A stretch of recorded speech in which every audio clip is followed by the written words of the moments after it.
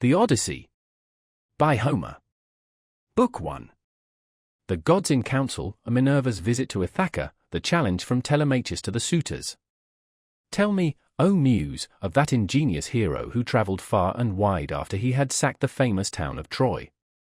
Many cities did he visit, and many were the nations with whose manners and customs he was acquainted. Moreover, he suffered much by sea while trying to save his own life and bring his men safely home. But do what he might, he could not save his men, for they perished through their own sheer folly in eating the cattle of the sun god Hyperion, so the god prevented them from ever reaching home. Tell me, too, about all these things, O daughter of Jove, from whatsoever source you may know them. So now all who escaped death in battle or by shipwreck had got safely home except Ulysses, and he, though he was longing to return to his wife and country, was detained by the goddess Calypso, who had got him into a large cave and wanted to marry him. But as years went by, there came a time when the god settled that he should go back to Ithaca. Even then, however, when he was among his own people, his troubles were not yet over. Nevertheless, all the gods had now begun to pity him except Neptune, who still persecuted him without ceasing and would not let him get home. Now Neptune had gone off to the Ethiopians, who are at the world's end, and lie in two halves, the one looking west and the other east. He had gone there to accept a hecatomb of sheep and oxen, and was enjoying himself at his festival, but the other gods met in the house of Olympian Jove, and the sire of gods and men spoke first. At that moment he was thinking of Aegisthus, who had been killed by Agamemnon's son Orestes, so he said to the other gods, "See now, how men lay blame upon us gods for what is after all nothing but their own folly. Look at Aegisthus, he must needs make love to Agamemnon's wife unrighteously and then kill Agamemnon, though he knew it would be the death of him, for I sent Mercury to warn him not to do either of these things, inasmuch as Orestes would be sure to take his revenge when he grew up and wanted to return home. Mercury told him this in all goodwill, but he would not listen, and now he has paid for everything in full." Then Minerva said, "Father, son of Saturn, king of kings, it served Aegisthus right, and so it would anyone else who does as he did, but Aegisthus is neither here nor there. It is for Ulysses that my heart bleeds, when I think of his sufferings in that lonely sea-girt island, far away, poor man, from all his friends. It is an island covered with forest, in the very middle of the sea, and a goddess lives there, daughter of the magician Atlas, who looks after the bottom of the ocean, and carries the great columns that keep heaven and earth asunder.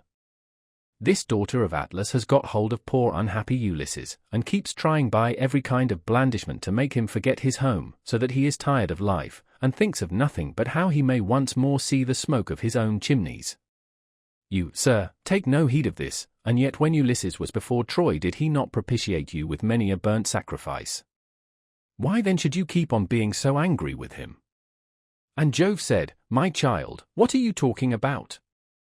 How can I forget Ulysses, than whom there is no more capable man on earth, nor more liberal in his offerings to the immortal gods that live in heaven? Bear in mind, however, that Neptune is still furious with Ulysses for having blinded an eye of Polyphemus, king of the Cyclopes.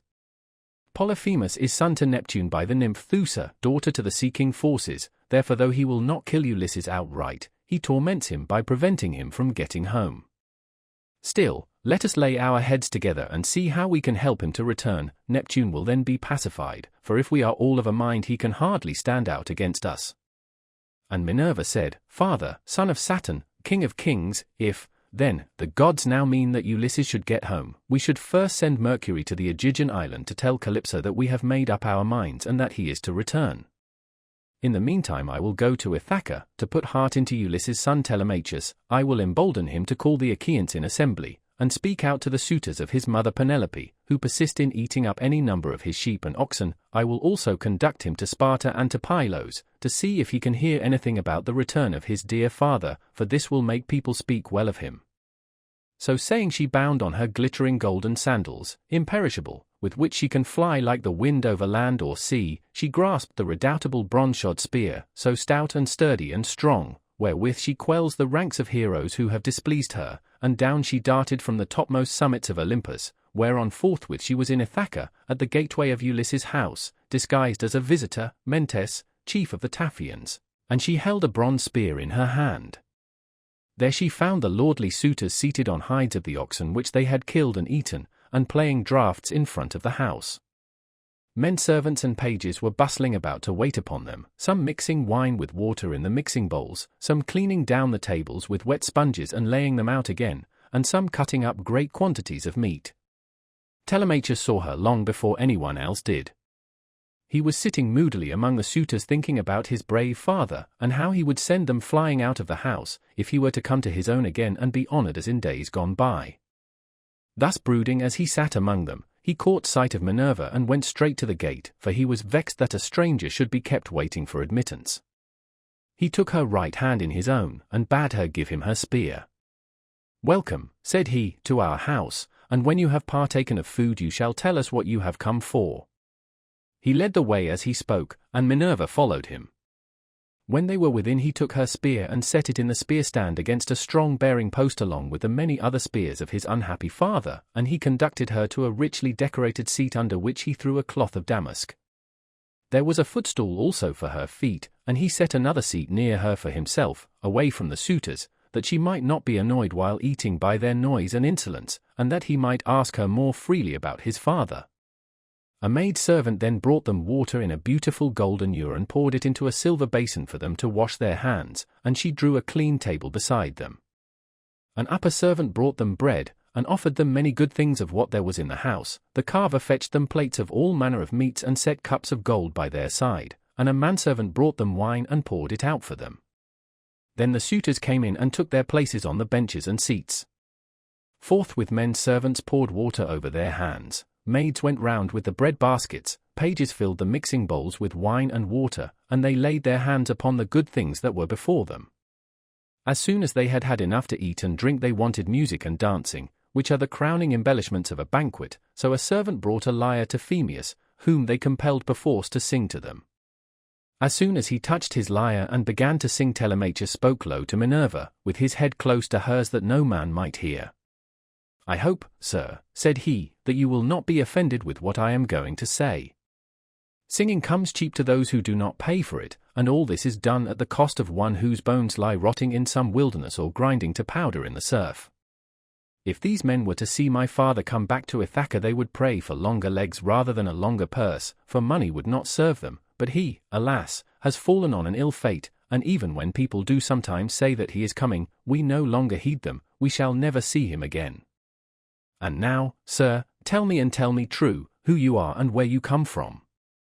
Tell me of your town and parents, what manner of ship you came in, how your crew brought you to Ithaca, and of what nation they declared themselves to be, for you cannot have come by land. Tell me also truly, for I want to know, are you a stranger to this house, or have you been here in my father's time? In the old days we had many visitors, for my father went about much himself." And Minerva answered, "I will tell you truly and particularly all about it. I am Mentes, son of Anchialus, and I am king of the Taphians. I have come here with my ship and crew, on a voyage to men of a foreign tongue, being bound for Temesa with a cargo of iron, and I shall bring back copper. As for my ship, it lies over yonder off the open country away from the town, in the harbour Rhythron under the wooded mountain Neritum. Our fathers were friends before us, as old Laertes will tell you, if you will go and ask him. They say, however, that he never comes to town now, and lives by himself in the country, faring hardly, with an old woman to look after him and get his dinner for him, when he comes in tired from pottering about his vineyard. They told me your father was at home again, and that was why I came, but it seems the gods are still keeping him back, for he is not dead yet, not on the mainland. It is more likely he is on some sea-girt island in mid-ocean, or a prisoner among savages who are detaining him against his will. I am no prophet, and know very little about omens, but I speak as it is borne in upon me from heaven, and assure you that he will not be away much longer, for he is a man of such resource that even though he were in chains of iron he would find some means of getting home again. But tell me, and tell me true, can Ulysses really have such a fine-looking fellow for a son? You are indeed wonderfully like him about the head and eyes, for we were close friends before he set sail for Troy, where the flower of all the Argives went also. Since that time we have never either of us seen the other. My mother, answered Telemachus, tells me I am son to Ulysses, but it is a wise child that knows his own father. Would that I were son to one who had grown old upon his own estates, for, since you ask me, there is no more ill-starred man under heaven than he who they tell me is my father. And Minerva said, there is no fear of your race dying out yet, while Penelope has such a fine son as you are. But tell me, and tell me true, what is the meaning of all this feasting, and who are these people? What is it all about? Have you some banquet, or is there a wedding in the family, for no one seems to be bringing any provisions of his own? And the guests, how atrociously they are behaving, what riot they make over the whole house, it is enough to disgust any respectable person who comes near them. Sir, said Telemachus, as regards your question, so long as my father was here it was well with us and with the house, but the gods in their displeasure have willed it otherwise, and have hidden him away more closely than mortal man was ever yet hidden. I could have borne it better even though he were dead, if he had fallen with his men before Troy, or had died with friends around him when the days of his fighting were done, for then the Achaeans would have built a mound over his ashes, and I should myself have been heir to his renown, but now the storm winds have spirited him away we know not whither, he is gone without leaving so much as a trace behind him, and I inherit nothing but dismay. Nor does the matter end simply with grief for the loss of my father, heaven has laid sorrows upon me of yet another kind, for the chiefs from all our islands, Dulichium, Same, and the woodland island of Zacynthus, as also all the principal men of Ithaca itself, are eating up my house under the pretext of paying their court to my mother, who will neither point blank say that she will not marry, nor yet bring matters to an end. So they are making havoc of my estate, and before long will do so. Also with myself. Is that so? Exclaimed Minerva, then you do indeed want Ulysses home again. Give him his helmet, shield, and a couple of lances, and if he is the man he was when I first knew him in our house, drinking and making merry, he would soon lay his hands about these rascally suitors, were he to stand once more upon his own threshold. He was then coming from Ephyra, where he had been to beg poison for his arrows from Ilus, son of Murmurus. Ilus feared the ever-living gods and would not give him any, but my father let him have some, for he was very fond of him. If Ulysses is the man he then was, these suitors will have a short shrift and a sorry wedding. But there! It rests with heaven to determine whether he is to return, and take his revenge in his own house or no. I would, however, urge you to set about trying to get rid of these suitors at once. Take my advice, call the Achaean heroes in assembly tomorrow morning, lay your case before them, and call heaven to bear you witness. Bid the suitors take themselves off, each to his own place, and if your mother's mind is set on marrying again, let her go back to her father, who will find her a husband and provide her with all the marriage gifts that so dear a daughter may expect. As for yourself, let me prevail upon you to take the best ship you can get, with a crew of 20 men, and go in quest of your father who has so long been missing. Some one may tell you something, or, and people often hear things in this way, some heaven-sent message may direct you. First go to Pylos and ask Nestor, thence go on to Sparta and visit Menelaus, for he got home last of all the Achaeans. If you hear that your father is alive and on his way home, you can put up with the waste these suitors will make for yet another 12 months. If on the other hand you hear of his death, come home at once, celebrate his funeral rites with all due pomp, build a barrow to his memory, and make your mother marry again. Then, having done all this, think it well over in your mind how, by fair means or foul, you may kill these suitors in your own house. You are too old to plead infancy any longer. Have you not heard how people are singing Orest's praises for having killed his father's murderer Aegis thus? You are a fine, smart-looking fellow, show your mettle, then, and make yourself a name in story. Now, however, I must go back to my ship and to my crew, who will be impatient if I keep them waiting longer. Think the matter over for yourself, and remember what I have said to you. Sir, answered Telemachus, it has been very kind of you to talk to me in this way, as though I were your own son, and I will do all you tell me. I know you want to be getting on with your voyage, but stay a little longer till you have taken a bath and refreshed yourself. I will then give you a present, and you shall go on your way rejoicing. I will give you one of great beauty and value, a keepsake such as only dear friends give to one another. Minerva answered, do not try to keep me, for I would be on my way at once. As for any present you may be disposed to make me, keep it till I come again, and I will take it home with me. You shall give me a very good one, and I will give you one of no less value in return. With these words she flew away like a bird into the air, but she had given Telemachus courage, and had made him think more than ever about his father. He felt the change, wondered at it, and knew that the stranger had been a god, so he went straight to where the suitors were sitting. Phemius was still singing, and his hearers sat wrapped in silence as he told the sad tale of the return from Troy, and the ills Minerva had laid upon the Achaeans. Penelope, daughter of Icarius, heard his song from her room upstairs, and came down by the great staircase, not alone, but attended by 2 of her handmaids. When she reached the suitors, she stood by one of the bearing posts that supported the roof of the cloisters, with a staid maiden on either side of her. She held a veil, moreover, before her face, and was weeping bitterly. "Phemius," she cried, "you know many another feat of gods and heroes, such as poets love to celebrate. Sing the suitors some one of these, and let them drink their wine in silence, but cease this sad tale, for it breaks my sorrowful heart, and reminds me of my lost husband whom I mourn ever without ceasing, and whose name was great over all Hellas and middle Argos." "Mother," answered Telemachus, "let the bard sing what he has a mind to. Bards do not make the ills they sing of, it is Jove, not they, who makes them, and who sends weal or woe upon mankind according to his own good pleasure.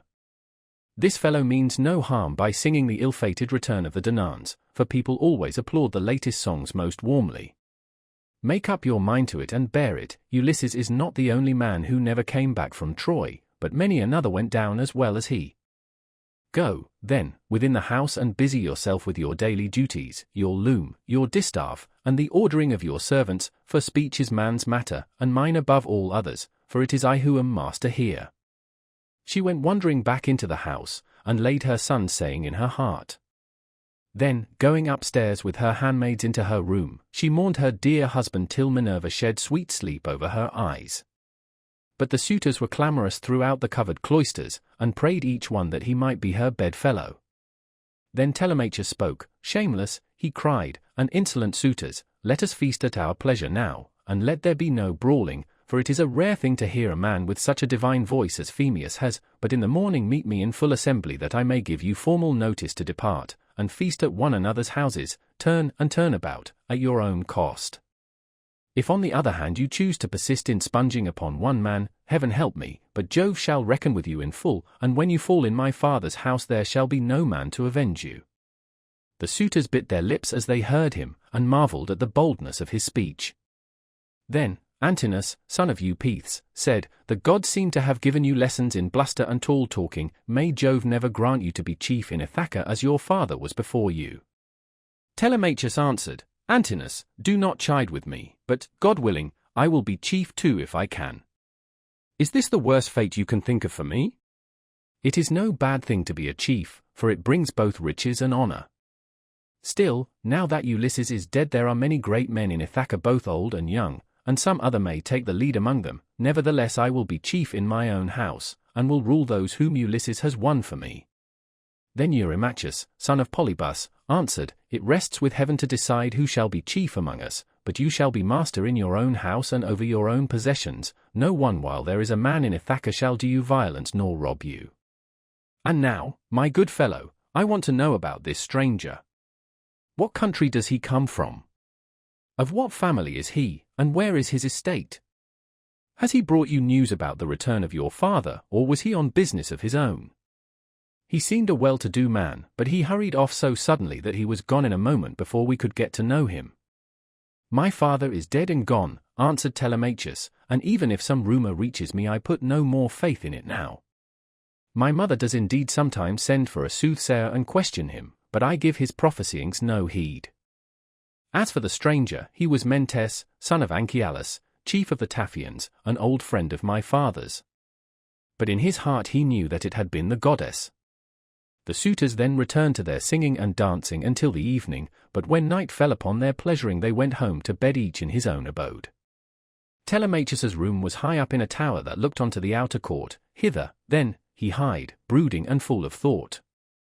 A good old woman, Euryclea, daughter of Ops, the son of Pisenor, went before him with a couple of blazing torches.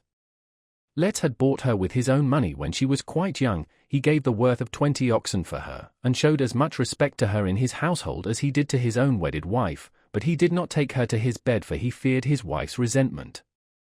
She it was who now lighted Telemachus to his room, and she loved him better than any of the other women in the house did, for she had nursed him when he was a baby. he opened the door of his bedroom and sat down upon the bed. As he took off his shirt he gave it to the good old woman, who folded it tidily up, and hung it for him over a peg by his bedside, after which she went out, pulled the door to by a silver catch, and drew the bolt home by means of the strap. But Telemachus, as he lay covered with a woolen fleece, kept thinking all night through of his intended voyage and of the counsel that Minerva had given him. Book 2. Assembly of the people of Ithaca, speeches of Telemachus and of the suitors. Telemachus makes his preparations and starts for Pylos with Minerva disguised as Mentor. Now when the child of morning, rosy-fingered dawn, appeared, Telemachus rose and dressed himself. He bound his sandals onto his comely feet, girded his sword about his shoulder, and left his room looking like an immortal god. He at once sent the criers round to call the people in assembly, so they called them and the people gathered thereon. Then, when they were got together, he went to the place of assembly spear in hand, not alone, for his 2 hounds went with him. Minerva endowed him with a presence of such divine comeliness that all marvelled at him as he went by, and when he took his place in his father's seat even the oldest counsellors made way for him. Aegyptius, a man bent double with age, and of infinite experience, was the first to speak. His son Antiphus had gone with Ulysses to Ilius, land of noble steeds, but the savage Cyclops had killed him when they were all shut up in the cave, and had cooked his last dinner for him. He had 3 sons left, of whom 2 still worked on their father's land, while the third, Eurynomus, was one of the suitors. Nevertheless their father could not get over the loss of Antiphus, and was still weeping for him when he began his speech. Men of Ithaca, he said, hear my words. From the day Ulysses left us there has been no meeting of our counsellors until now. Who then can it be, whether old or young, that finds it so necessary to convene us? Has he got wind of some host approaching, and does he wish to warn us, or would he speak upon some other matter of public moment? I am sure he is an excellent person, and I hope Jove will grant him his heart's desire. Telemachus took this speech as of good omen and rose at once, for he was bursting with what he had to say. He stood in the middle of the assembly, and the good herald Pisanor brought him his staff. Then, turning to Aegyptius, Sir, said he, it is I, as you will shortly learn, who have convened you, for it is I who am the most aggrieved. I have not got wind of any host approaching about which I would warn you, nor is there any matter of public moment on which I would speak. My grievance is purely personal, and turns on 2 great misfortunes which have fallen upon my house. The first of these is the loss of my excellent father, who was chief among all you here present, and was like a father to every one of you. The second is much more serious, and ere long will be the utter ruin of my estate. The sons of all the chief men among you are pestering my mother to marry them against her will. They are afraid to go to her father Icarius, asking him to choose the one he likes best, and to provide marriage gifts for his daughter. But day by day they keep hanging about my father's house, sacrificing our oxen, sheep, and fat goats for their banquets, and never giving so much as a thought to the quantity of wine they drink. No estate can stand such recklessness. We have now no Ulysses to ward off harm from our doors, and I cannot hold my own against them. I shall never all my days be as good a man as he was, still I would indeed defend myself if I had power to do so, for I cannot stand such treatment any longer. My house is being disgraced and ruined. Have respect, therefore, to your own consciences and to public opinion. Fear, too, the wrath of heaven, lest the gods should be displeased and turn upon you. I pray you by Jove and the Miss, who is the beginning and the end of counsels, do not hold back, my friends, and leave me single-handed, unless it be that my brave father Ulysses did some wrong to the Achaeans which you would now avenge on me, by aiding and abetting these suitors. Moreover, if I am to be eaten out of house and home at all, I had rather you did the eating yourselves, for I could then take action against you to some purpose, and serve you with notices from house to house till I got paid in full, whereas now I have no remedy. With this Telemachus dashed his staff to the ground and burst into tears. Everyone was very sorry for him, but they all sat still, and no one ventured to make him an angry answer, save only Antinous, who spoke thus. Telemachus, insolent braggart that you are, how dare you try to throw the blame upon us suitors? It is your mother's fault, not ours, for she is a very artful woman. This 3 years past, and close on 4, she had been driving us out of our minds, by encouraging each one of us, and sending him messages without meaning one word of what she says. And then there was that other trick she played us. She set up a great tambour frame in her room, and began to work on an enormous piece of fine needlework. Sweethearts, said she, Ulysses is indeed dead, still do not press me to marry again immediately. Wait, for I would not have skill in needlework perish unrecorded, till I have completed a pall for the hero Let's, to be in readiness against the time when death shall take him. He is very rich, and the women of the place will talk if he is laid out without a pall. This was what she said, and we assented, whereon we could see her working on her great web all day long, but at night she would unpick the stitches again by torchlight. She fooled us in this way for 3 years and we never found her out, but as time wore on and she was now in her 4th year, one of her maids who knew what she was doing told us, and we caught her in the act of undoing her work, so she had to finish it whether she would or no. The suitors, therefore, make you this answer, that both you and the Achaeans may understand, send your mother away, and bid her marry the man of her own and of her father's choice, for I do not know what will happen if she goes on plaguing us much longer with the airs she gives herself on the score of the accomplishments Minerva has taught her, and because she is so clever. We never yet heard of such a woman. We know all about Tyro, Alcmena, Mycene, and the famous women of old, but they were nothing to your mother, any one of them. It was not fair of her to treat us in that way, and as long as she continues in the mind with which heaven has now endowed her, so long shall we go on eating up your estate, and I do not see why she should change, for she gets all the honor and glory, and it is you who pay for it, not she. Understand, then, that we will not go back to our lands, neither here nor elsewhere, till she has made her choice and married some one or other of us. Telemachus answered, Antinous, how can I drive the mother who bore me from my father's house? My father is abroad and we do not know whether he is alive or dead. It will be hard on me if I have to pay Icarius the large sum which I must give him if I insist on sending his daughter back to him. Not only will he deal rigorously with me, but heaven will also punish me, for my mother when she leaves the house will call on the Erinyes to avenge her. Besides, it would not be a creditable thing to do, and I will have nothing to say to it. If you choose to take offense at this, leave the house and feast elsewhere at one another's houses at your own cost, turn and turn about. If, on the other hand, you elect to persist in sponging upon one man, heaven help me, but Jove shall reckon with you in full, and when you fall in my father's house there shall be no man to avenge you. As he spoke, Jove sent 2 eagles from the top of the mountain, and they flew on and on with the wind, sailing side by side in their own lordly flight. When they were right over the middle of the assembly they wheeled and circled about, beating the air with their wings and glaring death into the eyes of them that were below. Then, fighting fiercely and tearing at one another, they flew off towards the right over the town. The people wondered as they saw them, and asked each other what all this might be, whereon Halitherses, who was the best prophet and reader of omens among them, spoke to them plainly and in all honesty, saying, Hear me, men of Ithaca, and I speak more particularly to the suitors, for I see mischief brewing for them. Ulysses is not going to be away much longer, indeed he is close at hand to deal out death and destruction, not on them alone, but on many another of us who live in Ithaca. Let us then be wise in time, and put a stop to this wickedness before he comes. Let the suitors do so of their own accord, it will be better for them, for I am not prophesying without due knowledge. Everything has happened to Ulysses as I foretold when the Argives set out for Troy, and he with them. I said that after going through much hardship and losing all his men he should come home again in the 20th year and that no one would know him, and now all this is coming true. Eurymachus son of Polybus then said, Go home, old man, and prophesy to your own children, or it may be worse for them. I can read these omens myself much better than you can. Birds are always flying about in the sunshine somewhere or other, but they seldom mean anything.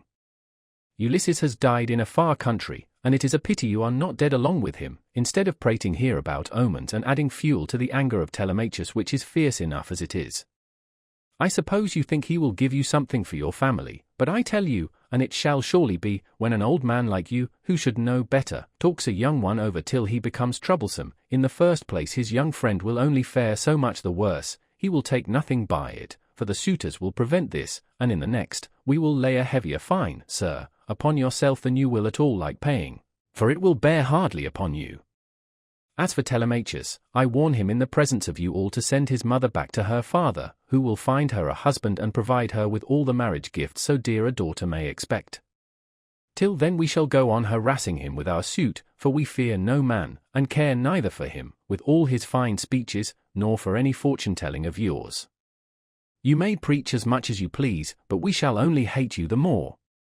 We shall go back and continue to eat up Telemachus's estate without paying him, till such time as his mother leaves off tormenting us by keeping us day after day on the tiptoe of expectation, each vying with the other in his suit for a prize of such rare perfection. Besides, we cannot go after the other women whom we should marry in due course, but for the way in which she treats us." Then Telemachus said, "Eurymachus, and you other suitors, I shall say no more, and entreat you no further, for the gods and the people of Ithaca now know my story. Give me, then, a ship and a crew of 20 men to take me hither and thither, and I will go to Sparta and to Pylos in quest of my father who has so long been missing. Some one may tell me something, or, and people often hear things in this way, some heaven-sent message may direct me. If I can hear of him as alive and on his way home, I will put up with the waste you suitors will make for yet another 12 months. If on the other hand I hear of his death, I will return at once, celebrate his funeral rites with all due pomp, build a barrow to his memory, and make my mother marry again." With these words he sat down, and Mentor, who had been a friend of Ulysses, and had been left in charge of everything with full authority over the servants, rose to speak. He, then, plainly and in all honesty addressed them thus: "Hear me, men of Ithaca, I hope that you may never have a kind and well-disposed ruler any more, nor one who will govern you equitably. I hope that all your chiefs henceforward may be cruel and unjust, for there is not one of you but has forgotten Ulysses, who ruled you as though he were your father. I am not half so angry with the suitors, for if they choose to do violence in the naughtiness of their hearts, and wager their heads that Ulysses will not return, they can take the high hand and eat up his estate. But as for you others, I am shocked at the way in which you all sit still without even trying to stop such scandalous goings-on, which you could do if you chose, for you are many and they are few." Leiocritus, son of Evander, answered him saying, "Mentor, what folly is all this, that you should set the people to stay us? It is a hard thing for one man to fight with many about his victuals. Even though Ulysses himself were to set upon us while we are feasting in his house, and do his best to oust us, his wife, who wants him back so very badly, would have small cause for rejoicing, and his blood would be upon his own head if he fought against such great odds. There is no sense in what you have been saying.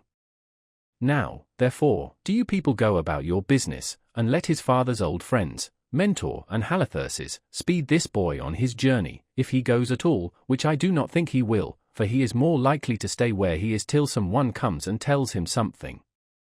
On this he broke up the assembly, and every man went back to his own abode, while the suitors returned to the house of Ulysses. Then Telemachus went all alone by the seaside, washed his hands in the grey waves, and prayed to Minerva. "Hear me," he cried, "you god who visited me yesterday, and bade me sail the seas in search of my father who has so long been missing. I would obey you, but the Achaeans, and more particularly the wicked suitors, are hindering me that I cannot do so." As he thus prayed, Minerva came close up to him in the likeness and with the voice of Mentor. "Telemachus," said she, "if you are made of the same stuff as your father, you will be neither fool nor coward henceforward, for Ulysses never broke his word nor left his work half done.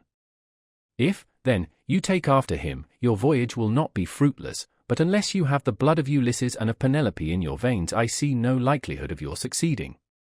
Sons are seldom as good men as their fathers, they are generally worse, not better. Still, as you are not going to be either fool or coward henceforward, and are not entirely without some share of your father's wise discernment, I look with hope upon your undertaking.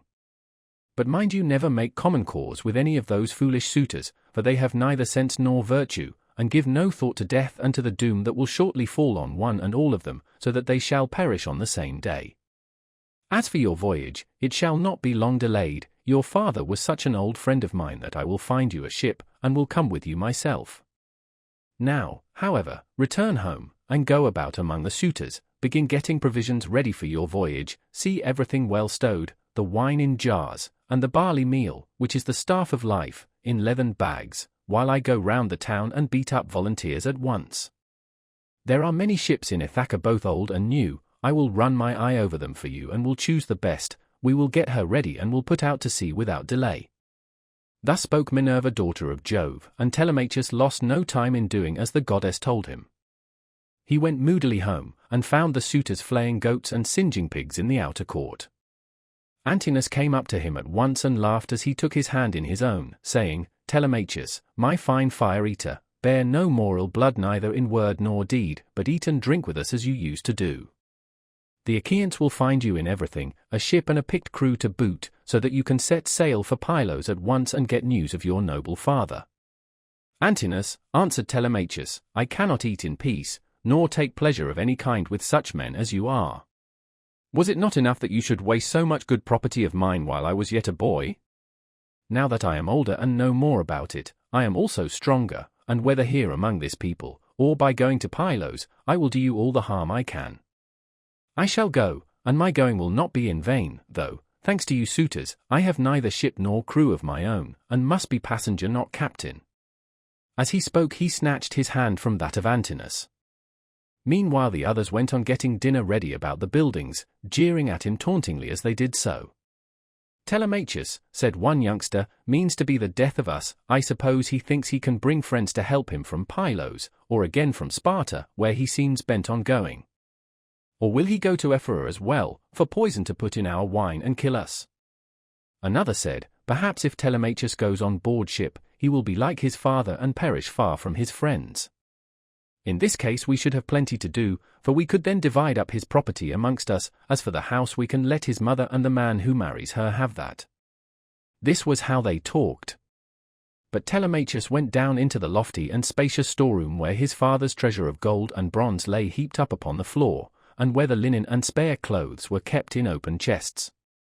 Here, too, there was a store of fragrant olive oil, while casks of old, well-ripened wine, and blended and fit for a god to drink, were ranged against the wall in case Ulysses should come home again after all. The room was closed with well-made doors opening in the middle. Moreover, the faithful old housekeeper Euryclea, daughter of Ops the son of Pisenor, was in charge of everything both night and day. Telemachus called her to the storeroom and said, "Nurse, draw me off some of the best wine you have, after what you are keeping for my father's own drinking, in case, poor man, he should escape death, and find his way home again after all. Let me have 12 jars, and see that they all have lids. Also fill me some well-sewn leathern bags with barley meal, about 20 measures in all. Get these things put together at once, and say nothing about it. I will take everything away this evening as soon as my mother has gone upstairs for the night. I am going to Sparta and to Pylos to see if I can hear anything about the return of my dear father." When Euryclea heard this she began to cry, and spoke fondly to him, saying, "My dear child, whatever can have put such notion as that into your head? Where in the world do you want to go to, you, who are the one hope of the house?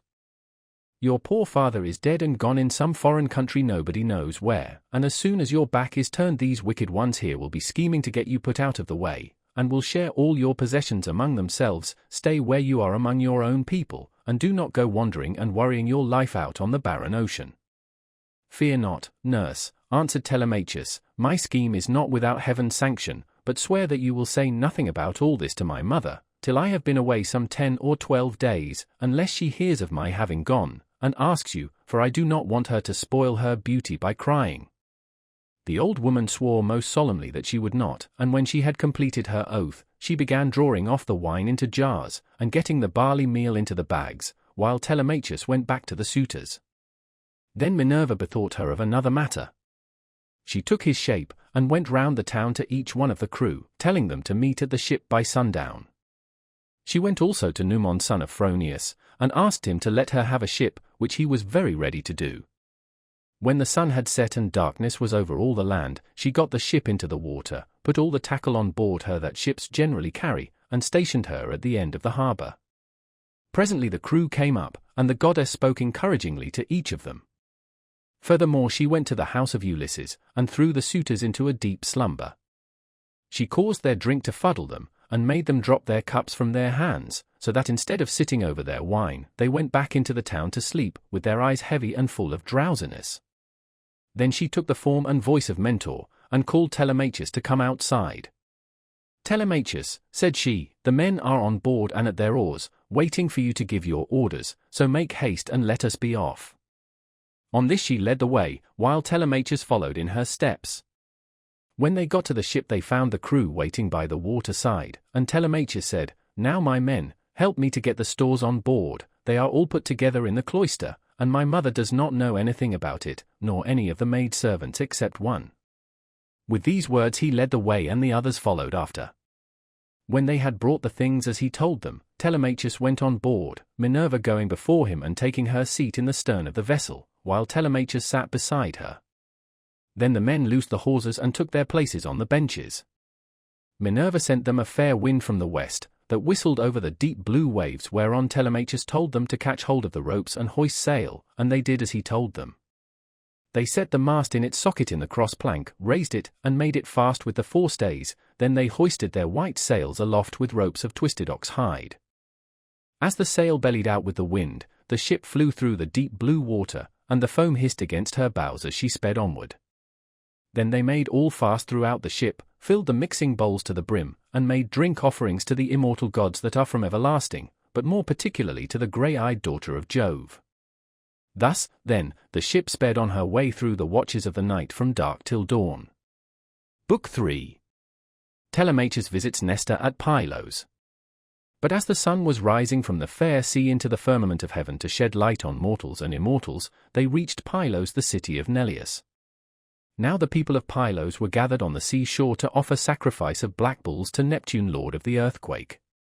There were 9 guilds with 500 men in each, and there were 9 bulls to each guild. As they were eating the inward meats and burning the thigh bones, on the embers, in the name of Neptune, Telemachus and his crew arrived, furled their sails, brought their ship to anchor, and went ashore. Minerva led the way and Telemachus followed her. Presently she said, Telemachus, you must not be in the least shy or nervous. You have taken this voyage to try and find out where your father is buried and how he came by his end, so go straight up to Nestor that we may see what he has got to tell us. Beg of him to speak the truth, and he will tell no lies, for he is an excellent person. But how, Mentor, replied Telemachus, dare I go up to Nestor, and how am I to address him? I have never yet been used to holding long conversations with people, and am ashamed to begin questioning one who is so much older than myself. Some things, Telemachus, answered Minerva, will be suggested to you by your own instinct, and heaven will prompt you further, for I am assured that the gods have been with you from the time of your birth until now. She then went quickly on, and Telemachus followed in her steps till they reached the place where the guilds of the Pylian people were assembled. There they found Nestor sitting with his sons, while his company round him were busy getting dinner ready, and putting pieces of meat onto the spits while other pieces were cooking. When they saw the strangers they crowded round them, took them by the hand and bade them take their places. Nestor's son Pisistratus at once offered his hand to each of them, and seated them on some soft sheepskins that were lying on the sands near his father and his brother Thrasymedes. Then he gave them their portions of the inward meats and poured wine for them into a golden cup, handing it to Minerva first, and saluting her at the same time. Offer a prayer, sir, said he, to King Neptune, for it is his feast that you are joining. When you have duly prayed and made your drink offering, pass the cup to your friend that he may do so also. I doubt not that he too lifts his hands in prayer, for man cannot live without God in the world. Still he is younger than you are, and is much of an age with myself, so I will give you the precedence. As he spoke he handed her the cup. Minerva thought it very right and proper of him to have given it to herself first. She accordingly began praying heartily to Neptune. O thou, she cried, that encirclest the earth, vouchsafe to grant the prayers of thy servants that call upon thee. More especially we pray thee send down thy grace on Nestor and on his sons, thereafter also make the rest of the Pylian people some handsome return for the goodly hecatomb they are offering you. Lastly, grant Telemachus and myself a happy issue, in respect of the matter that has brought us in our ship to Pylos. When she had thus made an end of praying, she handed the cup to Telemachus and he prayed likewise. By and by, when the outer meats were roasted and had been taken off the spits, the carvers gave every man his portion and they all made an excellent dinner. As soon as they had had enough to eat and drink, Nestor, knight of Gerene, began to speak. Now, said he, that our guests have done their dinner, it will be best to ask them who they are. Who, then, sir strangers, are you, and from what port have you sailed? Are you traders? Or do you sail the seas as rovers with your hand against every man, and every man's hand against you? Telemachus answered boldly, for Minerva had given him courage to ask about his father and get himself a good name. Nestor, said he, son of Neleus, honor to the Achaean name, you ask whence we come, and I will tell you. We come from Ithaca under Neritum, and the matter about which I would speak is of private not public import. I seek news of my unhappy father Ulysses, who is said to have sacked the town of Troy in company with yourself. We know what fate befell each one of the other heroes who fought at Troy, but as regards Ulysses, heaven has hidden from us the knowledge even that he is dead at all, for no one can certify us in what place he perished, nor say whether he fell in battle on the mainland, or was lost at sea amid the waves of Amphitrite. Therefore I am suppliant at your knees, if haply you may be pleased to tell me of his melancholy end, whether you saw it with your own eyes, or heard it from some other traveller, for he was a man born to trouble. Do not soften things out of any pity for me, but tell me in all plainness exactly what you saw. If my brave father Ulysses ever did you loyal service, either by word or deed, when you Achaeans were harassed among the Trojans, bear it in mind now as in my favour and tell me truly all.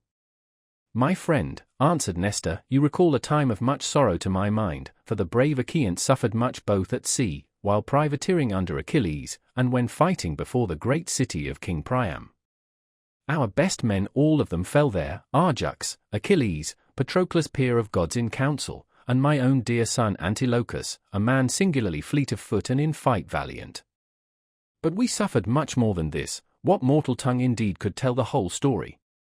Though you were to stay here and question me for 5 years, or even 6, I could not tell you all that the Achaeans suffered, and you would turn homeward weary of my tale before it ended.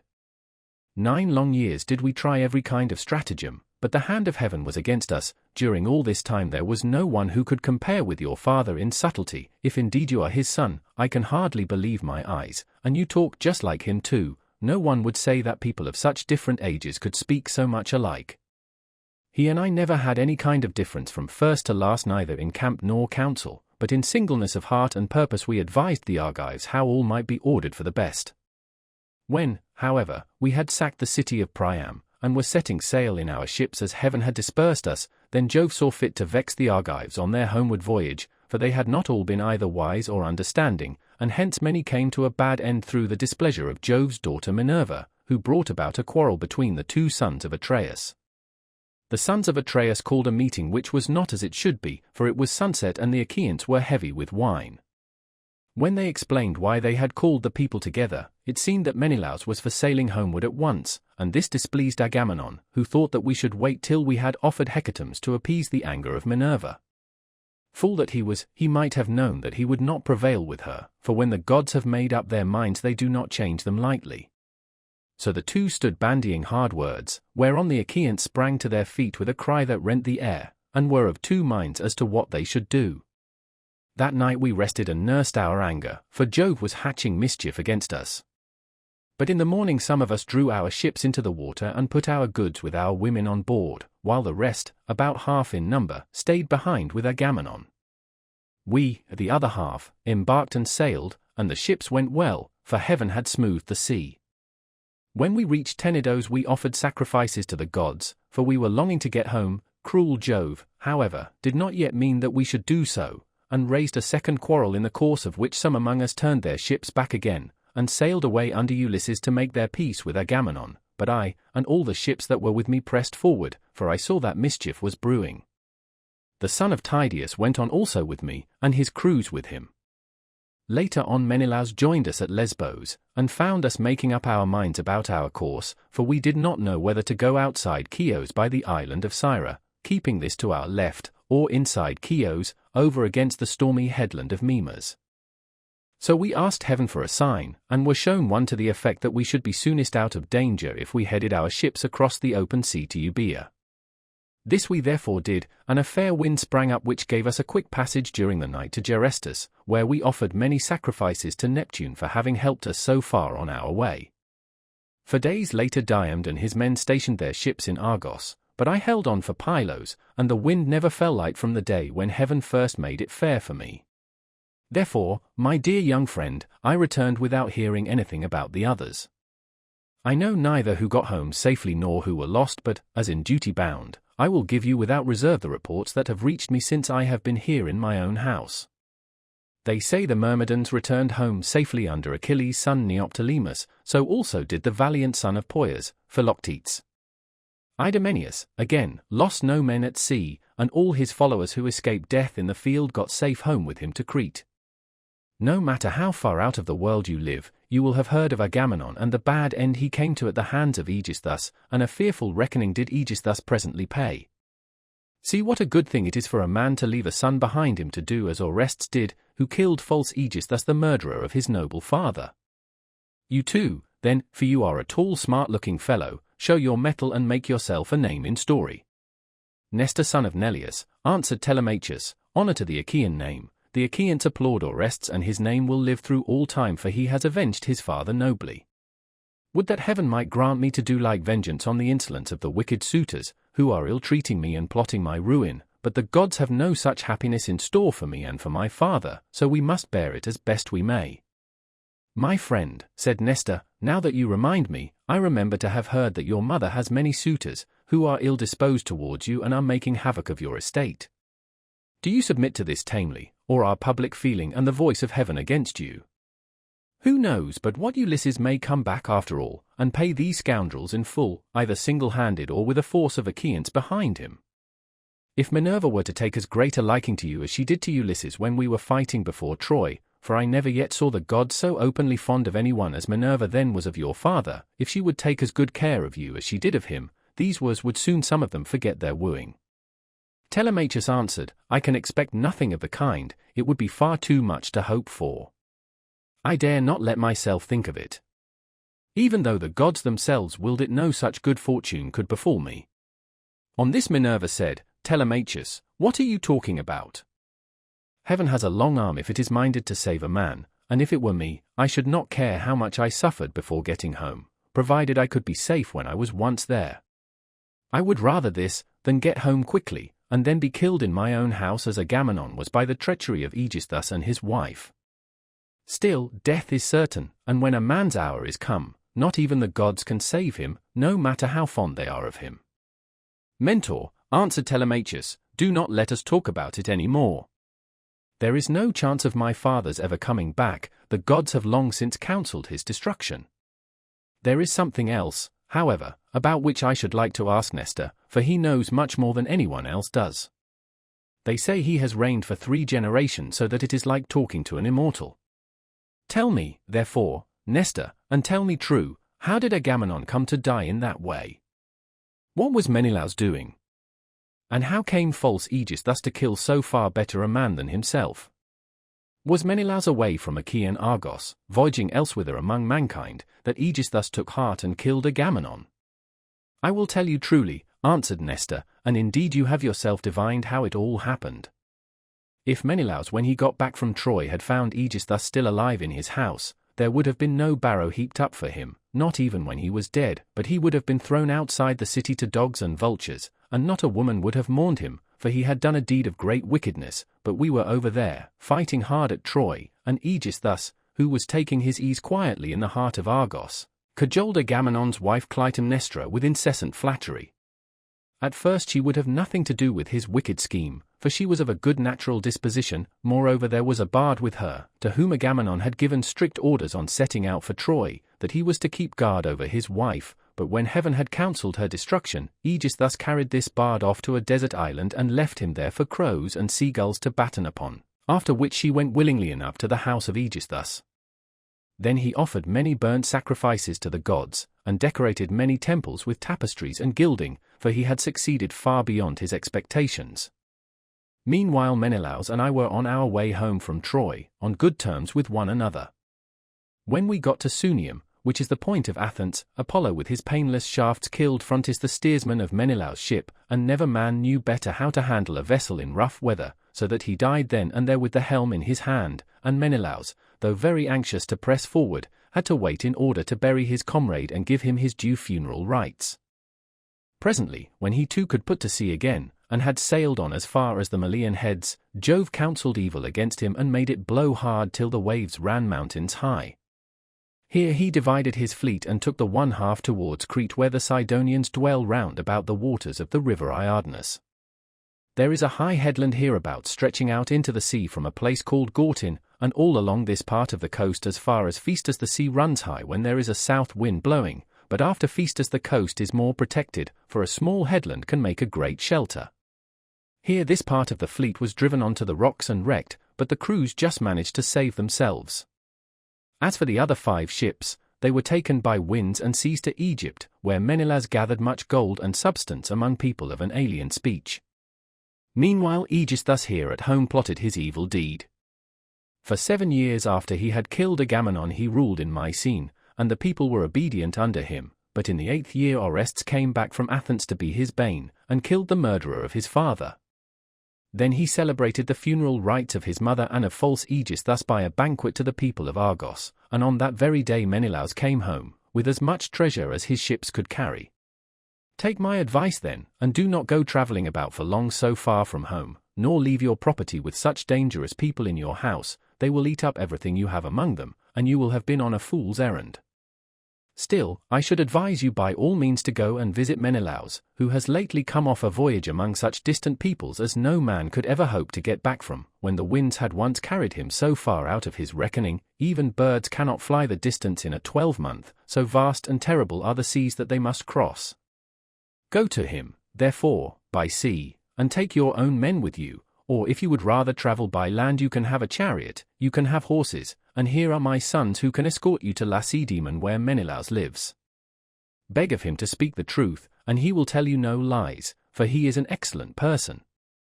As he spoke the sun set and it came on dark, whereon Minerva said, Sir, all that you have said is well. Now, however, order the tongues of the victims to be cut, and mix wine that we may make drink offerings to Neptune, and the other immortals, and then go to bed, for it is bedtime.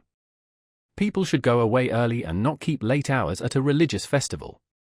Thus spoke the daughter of Jove, and they obeyed her saying.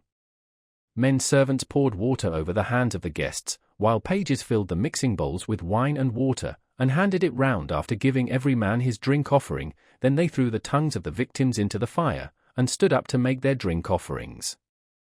When they had made their offerings and had drunk each as much as he was minded, Minerva and Telemachus were for going on board their ship, but Nestor caught them up at once and stayed them. Heaven and the immortal gods, he exclaimed, forbid that you should leave my house to go on board of a ship. Do you think I am so poor and short of clothes, or that I have so few cloaks and as to be unable to find comfortable beds both for myself and for my guests? Let me tell you I have store both of rugs and cloaks, and shall not permit the son of my old friend Ulysses to camp down on the deck of a ship, not while I live, nor yet will my sons after me, but they will keep open house as I have done. Then Minerva answered, Sir, you have spoken well, and it will be much better that Telemachus should do as you have said. He, therefore, shall return with you and sleep at your house, but I must go back to give orders to my crew, and keep them in good heart. I am the only older person among them, the rest are all young men of Telemachus' own age, who have taken this voyage out of friendship, so I must return to the ship and sleep there. Moreover tomorrow I must go to the Corconians where I have a large sum of money long owing to me. As for Telemachus, now that he is your guest, send him to Lacedaemon in a chariot, and let one of your sons go with him. Be pleased to also provide him with your best and fleetest horses. When she had thus spoken, she flew away in the form of an eagle, and all marveled as they beheld it.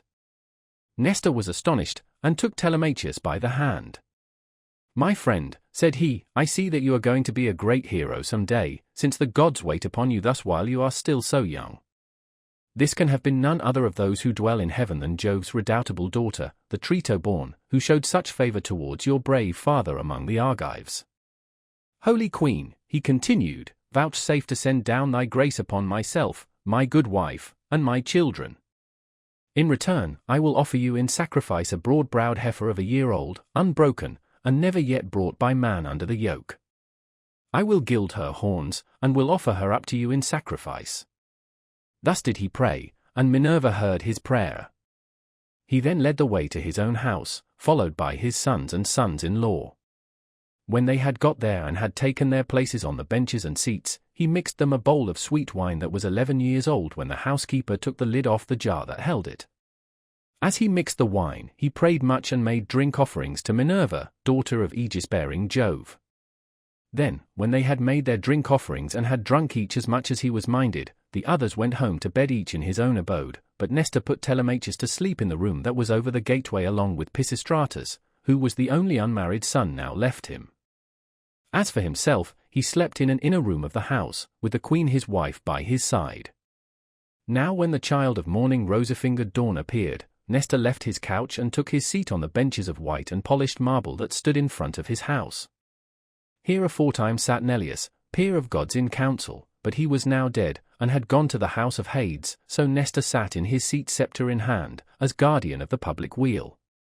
His sons as they left their rooms gathered round him, Echephron, Stratius, Perseus, Aretus, and Thrasymedes. The sixth son was Pisistratus, and when Telemachus joined them they made him sit with them.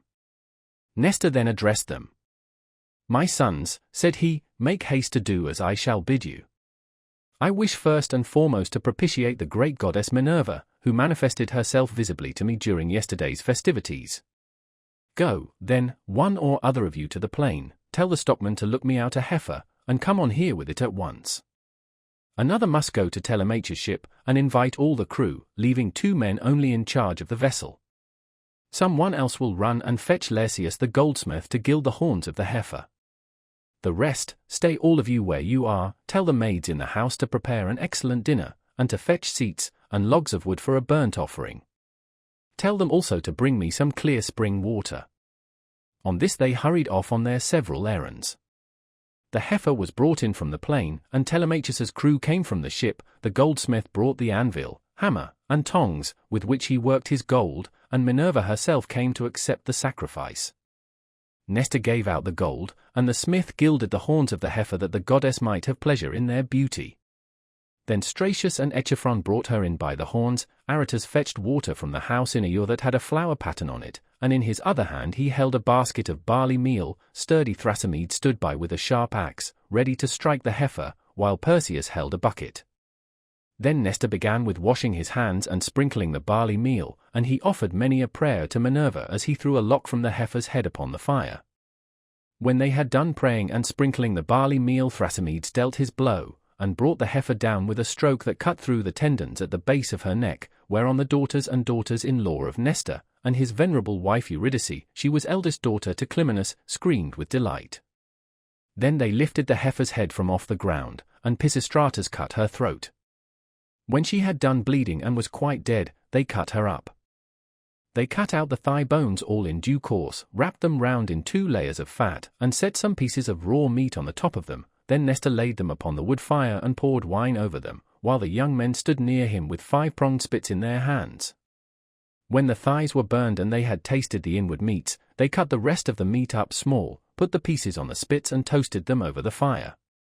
Meanwhile lovely Polycaste, Nestor's youngest daughter, washed Telemachus. When she had washed him and anointed him with oil, she brought him a fair mantle and shirt, and he looked like a god as he came from the bath and took his seat by the side of Nestor. When the outer meats were done they drew them off the spits and sat down to dinner, where they were waited upon by some worthy henchmen, who kept pouring them out their wine in cups of gold. As soon as they had had enough to eat and drink, Nestor said, "Sons, put Telemachus's horses to the chariot that he may start at once." Thus did he speak, and they did even as he had said, and yoked the fleet horses to the chariot. The housekeeper packed them up a provision of bread, wine, and sweetmeats fit for the sons of princes. Then Telemachus got into the chariot, while Pisistratus gathered up the reins and took his seat beside him. He lashed the horses on and they flew forward nothing loath into the open country, leaving the high citadel of Pylos behind them. All that day did they travel, swaying the yoke upon their necks till the sun went down and darkness was over all the land. Then they reached Pheræ, where Diocles lived, who was son to Autolycus and grandson to Alpheus. Here they passed the night and Diocles entertained them hospitably. When the child of morning, rosy-fingered dawn, appeared, they again yoked their horses and drove out through the gateway under the echoing gatehouse. Pisistratus lashed the horses on and they flew forward nothing loath. Presently they came to the cornlands of the open country, and in the course of time completed their journey, so well did their steeds take them. Now when the sun had set and darkness was over the land. Book 4. The visit to King Menelaus, who tells his story. Meanwhile the suitors in Ithaca plot against Telemachus. They reached the low-lying city of Lacedaemon, where they drove straight to the abode of Menelaus, and found him in his own house, feasting with his many clansmen in honor of the wedding of his son, and also of his daughter, whom he was marrying to the son of that valiant warrior Achilles. He had given his consent and promised her to him while he was still at Troy, and now the gods were bringing the marriage about, so he was sending her with chariots and horses to the city of the Myrmidons over whom Achilles' son was reigning. For his only son he had found a bride from Sparta, the daughter of Alector. This son, Megapenthes, was born to him of a bondwoman, for heaven vouchsafed Helen no more children after she had borne Hermione, who was fair as golden Venus herself. So the neighbors and kinsmen of Menelaus were feasting and making merry in his house. There was a bard also to sing to them and play his lyre, while 2 tumblers went about performing in the midst of them when the man struck up with his tune. Telemachus and the son of Nestor stayed their horses at the gate, whereon Eteoneus' servant to Menelaus came out, and as soon as he saw them ran hurrying back into the house to tell his master. He went close up to him and said, "Menelaus, there are some strangers come here, 2 men, who look like sons of Jove. What are we to do? Shall we take their horses out, or tell them to find friends elsewhere as they best can?" Menelaus was very angry and said, "Eteoneus, son of Boethus, you never used to be a fool, but now you talk like a simpleton. Take their horses out, of course, and show the strangers in that they may have supper. You and I have stayed often enough at other people's houses before we got back here, where heaven grant that we may rest in peace henceforward." So Eteoneus bustled back and bade the other servants come with him.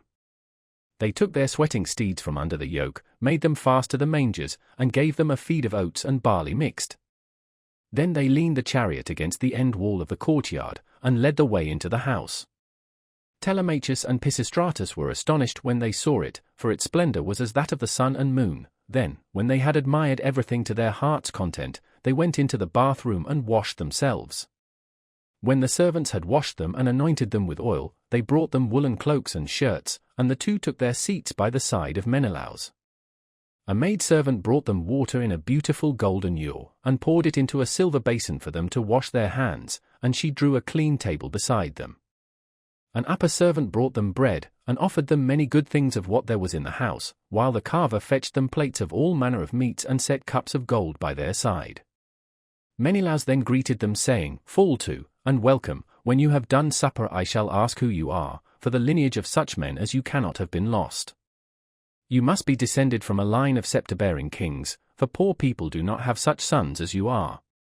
On this he handed them a piece of fat roast loin, which had been set near him as being a prime part, and they laid their hands on the good things that were before them. As soon as they had had enough to eat and drink, Telemachus said to the son of Nestor, with his head so close that no one might hear, "Look, Pisistratus, man after my own heart, see the gleam of bronze and gold, of amber, ivory, and silver. Everything is so splendid that it is like seeing the palace of Olympian Jove. I am lost in admiration." Menelaus overheard him and said, "No one, my sons, can hold his own with Jove, for his house and everything about him is immortal, but among mortal men, well, there may be another who has as much wealth as I have, or there may not, but at all events I have traveled much and have undergone much hardship, for it was nearly 8 years before I could get home with my fleet.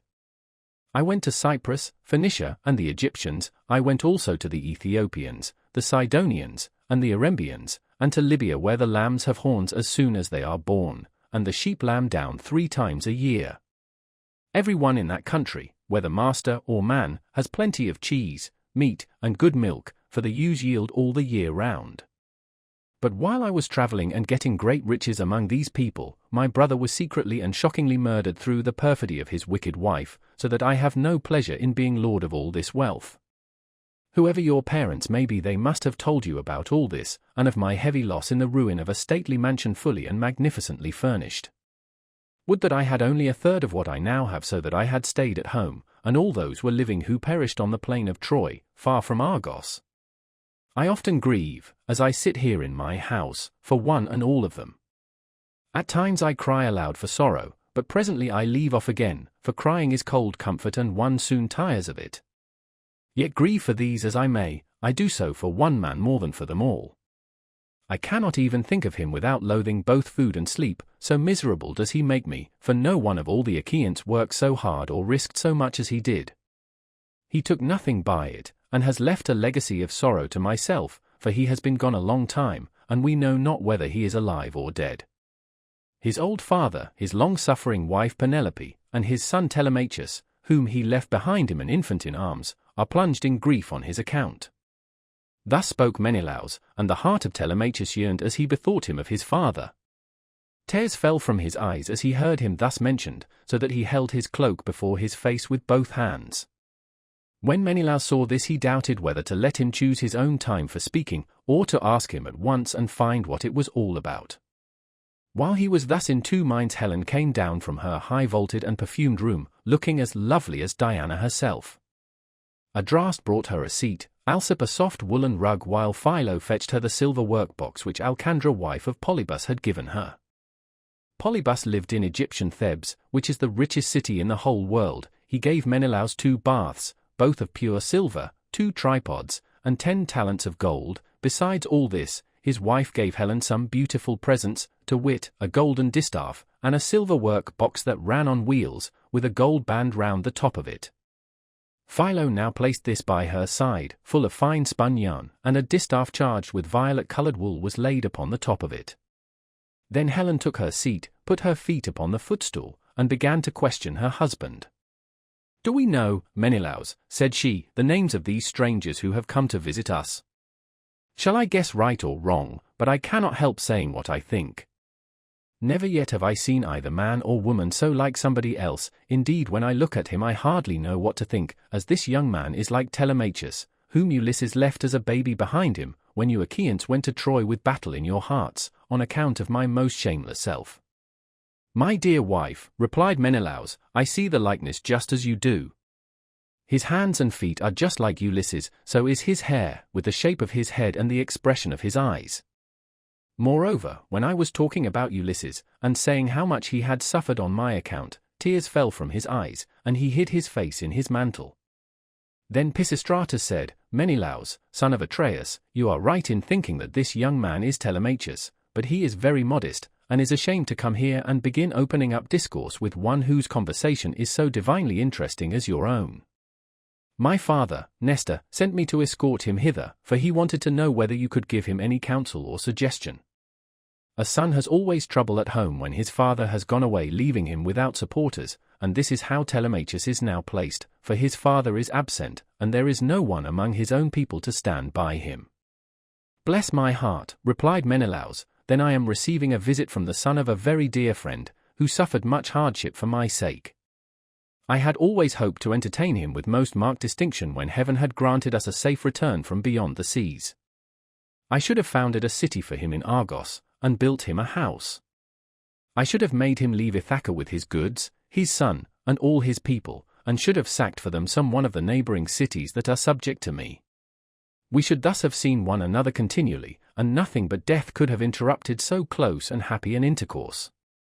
I suppose, however, that heaven grudged us such great good fortune, for it has prevented the poor fellow from ever getting home at all." Thus did he speak, and his words set them all a-weeping. Helen wept, Telemachus wept, and so did Menelaus, nor could Pisistratus keep his eyes from filling, when he remembered his dear brother Antilochus, whom the son of bright dawn had killed. Thereon he said to Menelaus, "Sir, my father Nestor, when we used to talk about you at home, told me you were a person of rare and excellent understanding. If, then, it be possible, do as I would urge you. I am not fond of crying while I am getting my supper. Morning will come in due course, and in the forenoon I care not how much I cry for those that are dead and gone. This is all we can do for the poor things. We can only shave our heads for them and wring the tears from our cheeks. I had a brother who died at Troy. He was by no means the worst man there. You are sure to have known him. His name was Antilochus. I never set eyes upon him myself, but they say that he was singularly fleet of foot and in fight valiant." "Your discretion, my friend," answered Menelaus, "is beyond your years. It is plain you take after your father. One can soon see when a man is son to one whom heaven has blessed both as regards wife and offspring, and it has blessed Nestor from first to last all his days, giving him a green old age in his own house, with sons about him who are both well disposed and valiant. We will put an end therefore to all this weeping, and attend to our supper again. Let water be poured over our hands. Telemachus and I can talk with one another fully in the morning." On this Asphalion, one of the servants, poured water over their hands, and they laid their hands on the good things that were before them. Then Jove's daughter Helen bethought her of another matter. She drugged the wine with an herb that banishes all care, sorrow, and ill humor. Whoever drinks wine thus drugged cannot shed a single tear all the rest of the day, not even though his father and mother both of them drop down dead, or he sees a brother or a son hewn in pieces before his very eyes. This drug, of such sovereign power and virtue, had been given to Helen by Polydamna, wife of Thon, a woman of Egypt, where there grow all sorts of herbs, some good to put into the mixing bowl and others poisonous. Moreover, every one in the whole country is a skilled physician, for they are of the race of Paeon. When Helen had put this drug in the bowl, and had told the servants to serve the wine round, she said, Menelaus, son of Atreus, and you my good friends, sons of honorable men, which is as Jove wills, for he is the giver both of good and evil, and can do what he chooses, feast here as you will, and listen while I tell you a tale in season. I cannot indeed name every single one of the exploits of Ulysses, but I can say what he did when he was before Troy, and you Achaeans were in all sorts of difficulties. He covered himself with wounds and bruises, dressed himself all in rags, and entered the enemy's city looking like a menial or a beggar, and quite different from what he did when he was among his own people. In this disguise he entered the city of Troy, and no one said anything to him. I alone recognized him and began to question him, but he was too cunning for me. When, however, I had washed and anointed him and had given him clothes, and after I had sworn a solemn oath not to betray him to the Trojans till he had got safely back to his own camp and to the ships, he told me all that the Achaeans meant to do. He killed many Trojans and got much information before he reached the Argive camp, for all which things the Trojan women made lamentation, but for my own part one was glad, for my heart was beginning to yearn after my home, and I was unhappy about the wrong that Venus had done me in taking me over there, away from my country, my girl, and my lawful wedded husband, who is indeed by no means deficient either in person or understanding. Then Menelaus said, All that you have been saying, my dear wife, is true. I have traveled much, and have had much to do with heroes, but I have never seen such another man as Ulysses. What endurance too, and what courage he displayed within the wooden horse, wherein all the bravest of the Argives were lying in wait to bring death and destruction upon the Trojans. At that moment you came up to us, some god who wished well to the Trojans must have set you onto it, and you had Deiphobus with you. 3 times did you go all round our hiding place and pat it, you called our chiefs each by his own name, and mimicked all our wives, Diomed, Ulysses, and I from our seats inside heard what a noise you made. Diomed and I could not make up our minds whether to spring out then and there, or to answer you from inside, but Ulysses held us all in check, so we sat quite still, all except Anticlus, who was beginning to answer you, when Ulysses clapped his 2 brawny hands over his mouth, and kept them there. It was this that saved us all, for he muzzled Anticlus till Minerva took you away again. How sad, exclaimed Telemachus, that all this was of no avail to save him, nor yet his own iron courage. But now, sir, be pleased to send us all to bed, that we may lie down and enjoy the blessed boon of sleep. On this Helen told the maid servants to set beds in the room that was in the gatehouse, and to make them with good red rugs, and spread coverlets on the top of them with woolen cloaks for the guests to wear. So the maids went out, carrying a torch, and made the beds, to which a manservant presently conducted the strangers. Thus, then, did Telemachus and Pisistratus sleep there in the forecourt, while the son of Atreus lay in an inner room with lovely Helen by his side. When the child of morning, rosy-fingered dawn appeared, Menelaus rose and dressed himself. He bound his sandals onto his comely feet, girded his sword about his shoulders, and left his room looking like an immortal god. Then, taking a seat near Telemachus, he said, And what, Telemachus, has led you to take this long sea voyage to Lacedaemon? Are you on public or private business? Tell me all about it. I have come, sir, replied Telemachus, to see if you can tell me anything about my father. I am being eaten out of house and home, my fair estate is being wasted, and my house is full of miscreants who keep killing great numbers of my sheep and oxen, on the pretence of paying their addresses to my mother. Therefore, I am suppliant at your knees if haply you may tell me about my father's melancholy end, whether you saw it with your own eyes, or heard it from some other traveller, for he was a man born to trouble. Do not soften things out of any pity for myself, but tell me in all plainness exactly what you saw.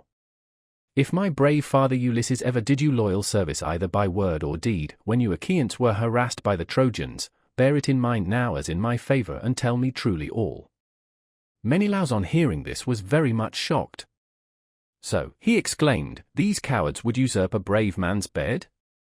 A hind might as well lay her new-born young in the lair of a lion, and then go off to feed in the forest or in some grassy dell. The lion when he comes back to his lair will make short work with the pair of them, and so will Ulysses with these suitors.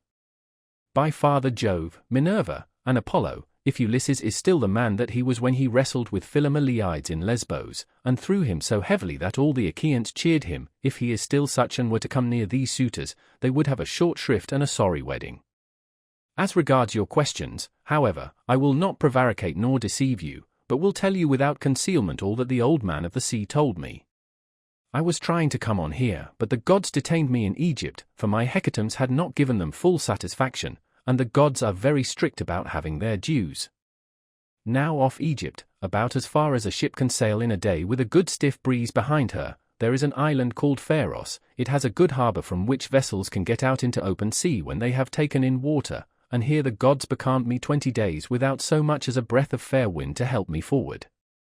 We should have run clean out of provisions and my men would have starved, if a goddess had not taken pity upon me and saved me in the person of Idothea, daughter to Proteus, the old man of the sea, for she had taken a great fancy to me. She came to me one day when I was by myself, as I often was, for the men used to go with their barbed hooks, all over the island in the hope of catching a fish or two to save them from the pangs of hunger. Stranger, said she, it seems to me that you like starving in this way. At any rate it does not greatly trouble you, for you stick here day after day, without even trying to get away though your men are dying by inches. Let me tell you, said I, whichever of the goddesses you may happen to be, that I am not staying here of my own accord, but must have offended the gods that live in heaven. Tell me, therefore, for the gods know everything, which of the immortals it is that is hindering me in this way, and tell me also how I may sail the sea so as to reach my home. Stranger, replied she, I will make it all quite clear to you. There is an old immortal who lives under the sea hereabouts and whose name is Proteus. He is an Egyptian, and people say he is my father. He is Neptune's head man and knows every inch of ground all over the bottom of the sea. If you can snare him and hold him tight, he will tell you about your voyage, what courses you are to take, and how you are to sail the sea so as to reach your home. He will also tell you, if you so will, all that has been going on at your house both good and bad, while you have been away on your long and dangerous journey. Can you show me, said I, some stratagem by means of which I may catch this old god without his suspecting it and finding me out? For a god is not easily caught, not by a mortal man. Stranger, said she, I will make it all quite clear to you. About the time when the sun shall have reached mid-heaven, the old man of the sea comes up from under the waves, heralded by the west wind that furs the water over his head.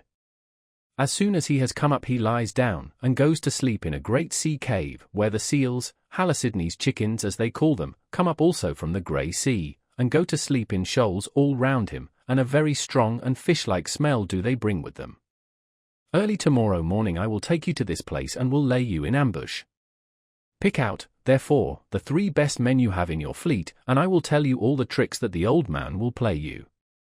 First he will look over all his seals, and count them, then, when he has seen them and tallied them on his 5 fingers, he will go to sleep among them, as a shepherd among his sheep. The moment you see that he is asleep seize him, put forth all your strength and hold him fast, for he will do his very utmost to get away from you. He will turn himself into every kind of creature that goes upon the earth, and will become also both fire and water, but you must hold him fast and grip him tighter and tighter, till he begins to talk to you and comes back to what he was when you saw him go to sleep. Then you may slacken your hold and let him go, and you can ask him which of the gods it is that is angry with you, and what you must do to reach your home over the seas. Having so said she dived under the waves, whereon I turned back to the place where my ships were ranged upon the shore, and my heart was clouded with care as I went along. When I reached my ship we got supper ready, for night was falling, and camped down upon the beach. When the child of morning rosy-fingered dawn appeared, I took the 3 men on whose prowess of all kinds I could most rely, and went along by the seaside, praying heartily to heaven. Meanwhile the goddess fetched me up for seal skins from the bottom of the sea, all of them just skinned, for she meant playing a trick upon her father. Then she dug for pits for us to lie in, and sat down to wait till we should come up. When we were close to her, she made us lie down in the pits one after the other, and threw a seal skin over each of us. Our ambuscade would have been intolerable, for the stench of the fishy seals was most distressing. Who would go to bed with a sea monster if he could help it? But here, too, the goddess helped us, and thought of something that gave us great relief, for she put some ambrosia under each man's nostrils, which was so fragrant that it killed the smell of the seals. We waited the whole morning and made the best of it, watching the seals come up in hundreds to bask upon the seashore, till at noon the old man of the sea came up too, and when he had found his fat seals he went over them and counted them. We were among the first he counted, and he never suspected any guile, but laid himself down to sleep as soon as he had done counting. Then we rushed upon him with a shout and seized him, on which he began at once with his old tricks, and changed himself first into a lion with a great manner, then all of a sudden he became a dragon, a leopard, a wild boar, the next moment he was running water, and then again directly he was a tree, but we stuck to him and never lost hold, till at last the cunning old creature became distressed, and said, "Which of the gods was it, son of Atreus, that hatched this plot with you for snaring me and seizing me against my will? What do you want? You know that yourself, old man," I answered. "You will gain nothing by trying to put me off. It is because I have been kept so long in this island, and see no sign of my being able to get away. I am losing all heart. Tell me, then, for you gods know everything, which of the immortals it is that is hindering me, and tell me also how I may sail the sea so as to reach my home." Then, he said, "If you would finish your voyage and get home quickly, you must offer sacrifices to Jove and to the rest of the gods before embarking, for it is decreed that you shall not get back to your friends, and to your own house, till you have returned to the heaven-fed stream of Egypt, and offered holy hecatombs to the immortal gods that reign in heaven. When you have done this they will let you finish your voyage."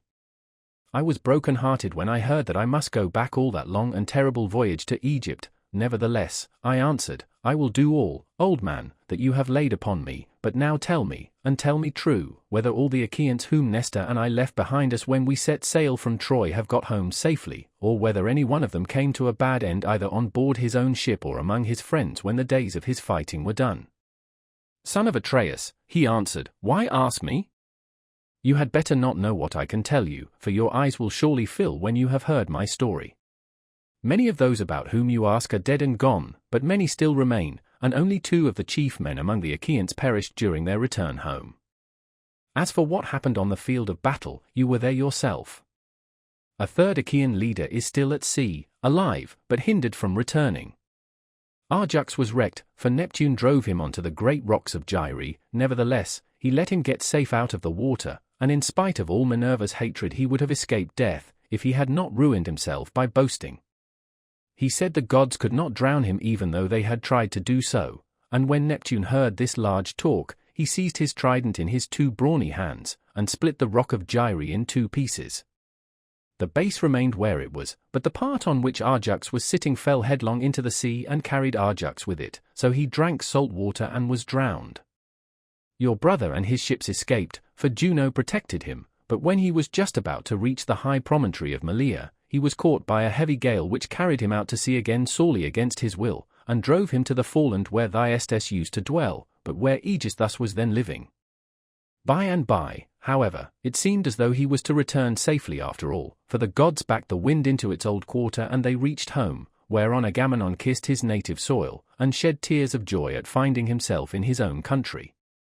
Now there was a watchman whom Aegisthus kept always on the watch, and to whom he had promised 2 talents of gold.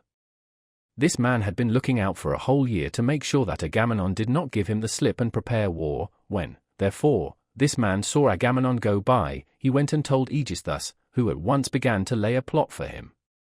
He picked 20 of his bravest warriors and placed them in ambuscade on one side the cloister, while on the opposite side he prepared a banquet.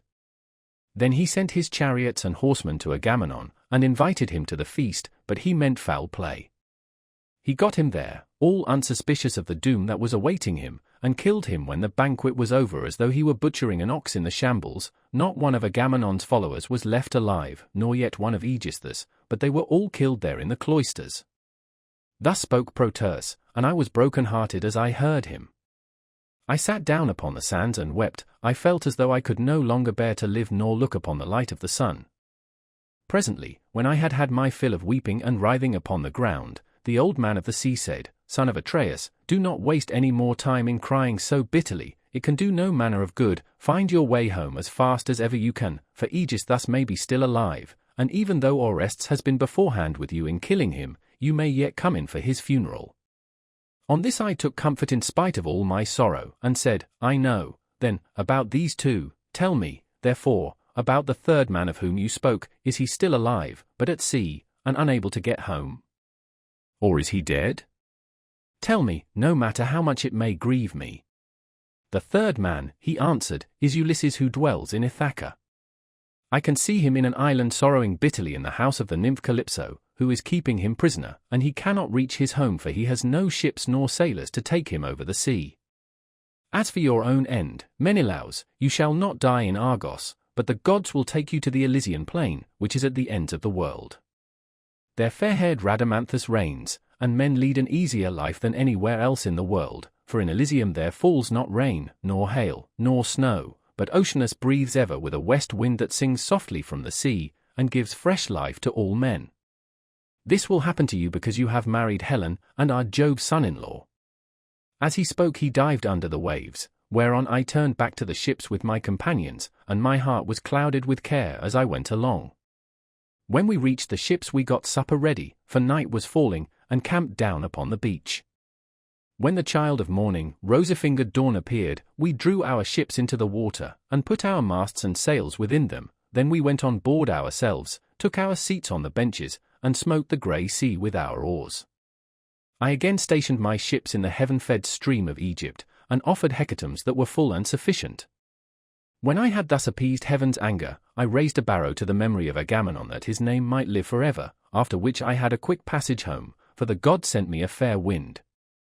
And now for yourself, stay here some 10 or 12 days longer, and I will then speed you on your way. I will make you a noble present of a chariot and 3 horses. I will also give you a beautiful chalice that so long as you live you may think of me whenever you make a drink offering to the immortal gods." "Son of Atreus," replied Telemachus, "do not press me to stay longer. I should be contented to remain with you for another 12 months. I find your conversation so delightful that I should never once wish myself at home with my parents, but my crew whom I have left at Pylos are already impatient, and you are detaining me from them. As for any present you may be disposed to make me, I had rather that it should be a piece of plate. I will take no horses back with me to Ithaca, but will leave them to adorn your own stables, for you have much flat ground in your kingdom where lotus thrives, as also meadow-sweet and wheat and barley, and oats with their white and spreading ears, whereas in Ithaca we have neither open fields nor racecourses, and the country is more fit for goats than horses, and I like it the better for that. None of our islands have much level ground, suitable for horses, and Ithaca least of all." Menelaus smiled and took Telemachus's hand within his own. "What you say," said he, "shows that you come of good family. I both can, and will, make this exchange for you, by giving you the finest and most precious piece of plate in all my house. It is a mixing bowl by Vulcan's own hand, of pure silver, except the rim, which is inlaid with gold. Phaedimus, king of the Sidonians, gave it me in the course of a visit which I paid him when I returned thither on my homeward journey. I will make you a present of it." Thus did they converse, and guests kept coming to the king's house. They brought sheep and wine, while their wives had put up bread for them to take with them, so they were busy cooking their dinners in the courts. Meanwhile the suitors were throwing discs or aiming with spears at a mark on the levelled ground in front of Ulysses' house, and were behaving with all their old insolence.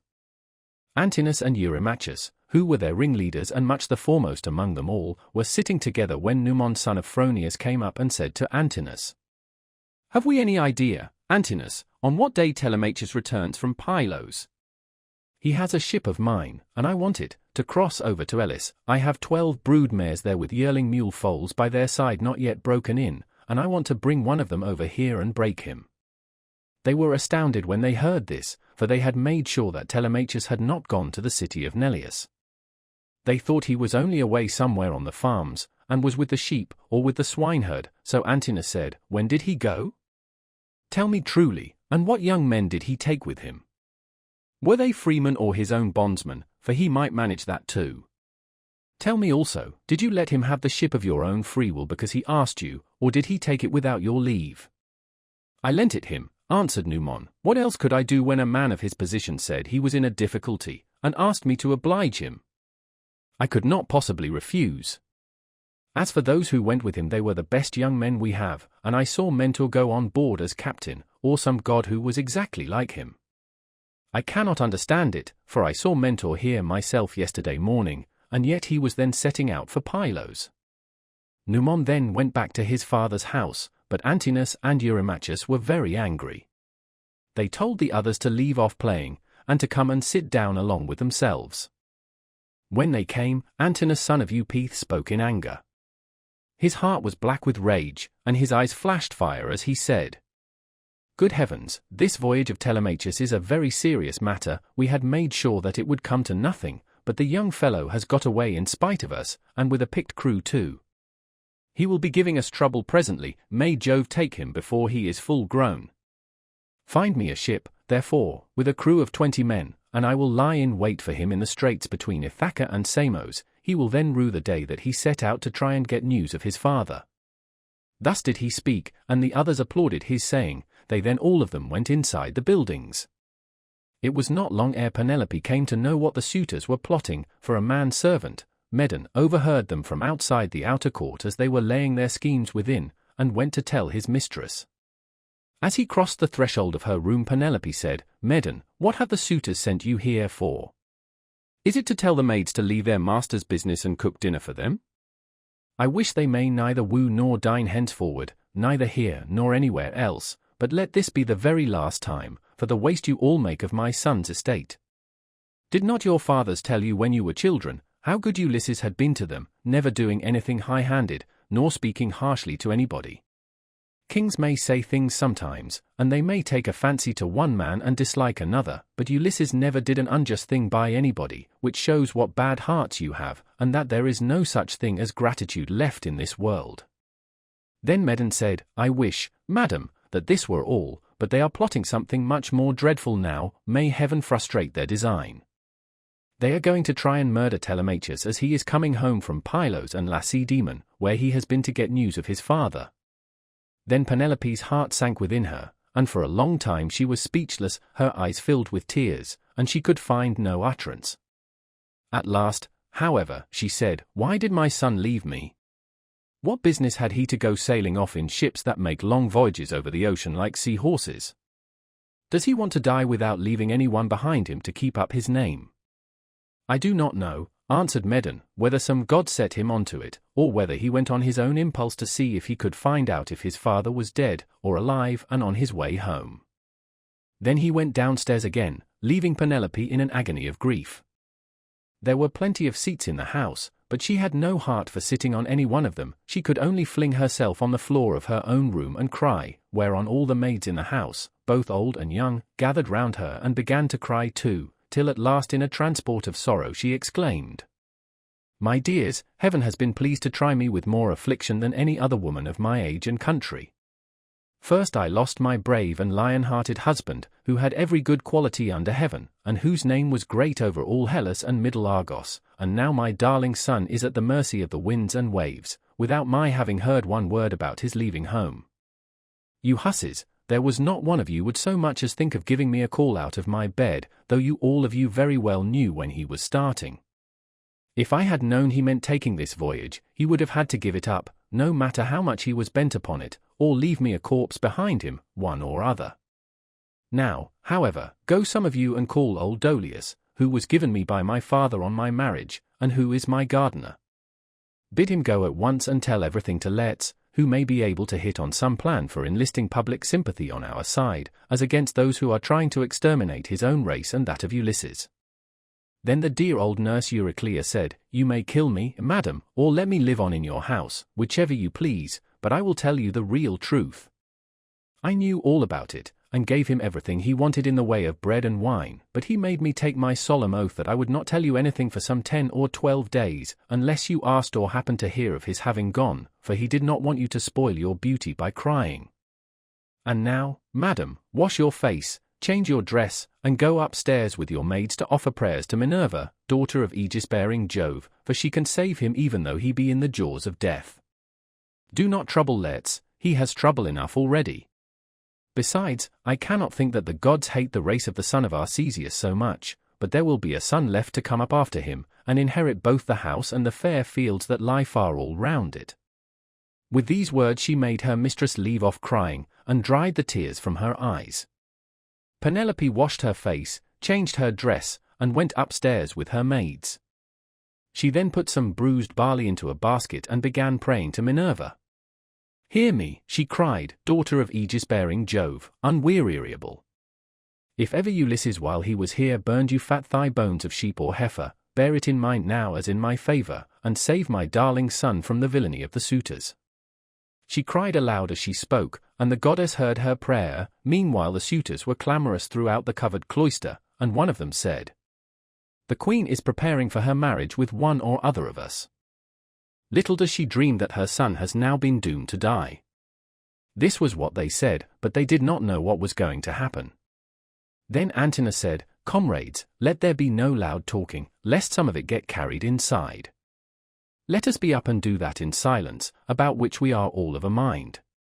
He then chose 20 men, and they went down to their ship and to the seaside. They drew the vessel into the water and got her mast and sails inside her. They bound the oars to the thole pins with twisted thongs of leather, all in due course, and spread the white sails aloft, while their fine servants brought them their armor. Then they made the ship fast a little way out, came on shore again, got their suppers, and waited till night should fall. But Penelope lay in her own room upstairs unable to eat or drink, and wondering whether her brave son would escape, or be overpowered by the wicked suitors. Like a lioness caught in the toils with huntsmen hemming her in on every side, she thought and thought till she sank into a slumber, and lay on her bed bereft of thought and motion. Then Minerva bethought her of another matter, and made a vision in the likeness of Penelope's sister Iphthime, daughter of Icarius, who had married Eumelus and lived in Pheræ. She told the vision to go to the house of Ulysses, and to make Penelope leave off crying, so it came into her room by the hole through which the thong went for pulling the door to, and hovered over her head, saying, "You are asleep, Penelope, the gods who live at ease will not suffer you to weep and be so sad. Your son has done them no wrong, so he will yet come back to you." Penelope, who was sleeping sweetly at the gates of dreamland, answered, "Sister, why have you come here? You do not come very often, but I suppose that is because you live such a long way off. Am I, then, to leave off crying and refrain from all the sad thoughts that torture me? I, who have lost my brave and lion-hearted husband, who had every good quality under heaven, and whose name was great over all Hellas and middle Argos, and now my darling son has gone off on board of a ship, a foolish fellow who has never been used to roughing it, nor to going about among gatherings of men. I am even more anxious about him than about my husband. I am all in a tremble when I think of him, lest something should happen to him, either from the people among whom he has gone, or by sea, for he has many enemies who are plotting against him, and are bent on killing him before he can return home." Then the vision said, "Take heart, and be not so much dismayed. There is one gone with him whom many a man would be glad enough to have stand by his side. I mean Minerva. It is she who has compassion upon you, and who has sent me to bear you this message." Then, said Penelope, "If you are a god or have been sent here by divine commission, tell me also about that other unhappy one. Is he still alive, or is he already dead and in the house of Hades?" And the vision said, "I shall not tell you for certain whether he is alive or dead, and there is no use in idle conversation." Then it vanished through the thong-hole of the door and was dissipated into thin air, but Penelope rose from her sleep refreshed and comforted, so vivid had been her dream. Meantime the suitors went on board and sailed their ways over the sea, intent on murdering Telemachus. Now there is a rocky islet called Asteris, of no great size, in mid-channel between Ithaca and Samos, and there is a harbour on either side of it where a ship can lie. Here then the Achaeans placed themselves in ambush. Book 5. Calypso, Ulysses reaches Scheria on a raft. And now, as dawn rose from her couch beside Tithonus, harbinger of light alike to mortals and immortals, the gods met in council, and with them, Jove the Lord of Thunder, who is their king. Thereon Minerva began to tell them of the many sufferings of Ulysses, for she pitied him away there in the house of the nymph Calypso. "Father Jove," said she, "and all you other gods that live in everlasting bliss, I hope there may never be such a thing as a kind and well-disposed ruler any more, nor one who will govern equitably. I hope they will be all henceforth cruel and unjust, for there is not one of his subjects but has forgotten Ulysses, who ruled them as though he were their father. There he is, lying in great pain in an island where dwells the nymph Calypso, who will not let him go, and he cannot get back to his own country, for he can find neither ships nor sailors to take him over the sea. Furthermore, wicked people are now trying to murder his only son Telemachus, who is coming home from Pylos and Lacedaemon, where he has been to see if he can get news of his father. "What, my dear, are you talking about?" replied her father. "Did you not send him there yourself, because you thought it would help Ulysses to get home and punish the suitors? Besides, you are perfectly able to protect Telemachus, and to see him safely home again, while the suitors have to come scurrying back without having killed him." When he had thus spoken, he said to his son Mercury, "Mercury, you are our messenger, go therefore and tell Calypso we have decreed that poor Ulysses is to return home. He is to be convoyed neither by gods nor men, but after a perilous voyage of 20 days upon a raft he is to reach fertile Scheria, the land of the Phaeacians, who are near of kin to the gods, and will honor him as though he were one of ourselves. They will send him in a ship to his own country, and will give him more bronze and gold and raiment than he would have brought back from Troy if he had had all his prize money and had got home without disaster. This is how we have settled that he shall return to his country and his friends." Thus he spoke, and Mercury, guide and guardian, slayer of Argus, did as he was told. Forthwith he bound on his glittering golden sandals with which he could fly like the wind over land and sea. He took the wand with which he seals men's eyes in sleep or wakes them just as he pleases, and flew holding it in his hand over Pieria. Then he swooped down through the firmament till he reached the level of the sea, whose waves he skimmed like a cormorant that flies fishing every hole and corner of the ocean, and drenching its thick plumage in the spray. He flew and flew over many a weary wave, but when at last he got to the island which was his journey's end, he left the sea and went on by land till he came to the cave where the nymph Calypso lived. He found her at home. There was a large fire burning on the hearth, and one could smell from far the fragrant reek of burning cedar and sandalwood. As for herself, she was busy at her loom, shooting her golden shuttle through the warp and singing beautifully. Round her cave there was a thick wood of alder, poplar, and sweet-smelling cypress trees, wherein all kinds of great birds had built their nests, owls, hawks, and chattering sea-crows that occupy their business in the waters. A vine loaded with grapes was trained and grew luxuriantly about the mouth of the cave. There were also for running rills of water in channels cut pretty close together, and turned hither and thither so as to irrigate the beds of violets and luscious herbage over which they flowed. Even a god could not help being charmed with such a lovely spot, so Mercury stood still and looked at it, but when he had admired it sufficiently he went inside the cave. Calypso knew him at once, for the gods all know each other, no matter how far they live from one another, but Ulysses was not within. He was on the seashore as usual, looking out upon the barren ocean with tears in his eyes, groaning and breaking his heart for sorrow. Calypso gave Mercury a seat and said, "Why have you come to see me, Mercury, honored, and ever welcome, for you do not visit me often? Say what you want, I will do it for you at once if I can, and if it can be done at all, but come inside, and let me set refreshment before you." As she spoke she drew a table loaded with ambrosia beside him and mixed him some red nectar, so Mercury ate and drank till he had had enough, and then said, "We are speaking god and goddess to one another, and you ask me why I have come here, and I will tell you truly as you would have me do.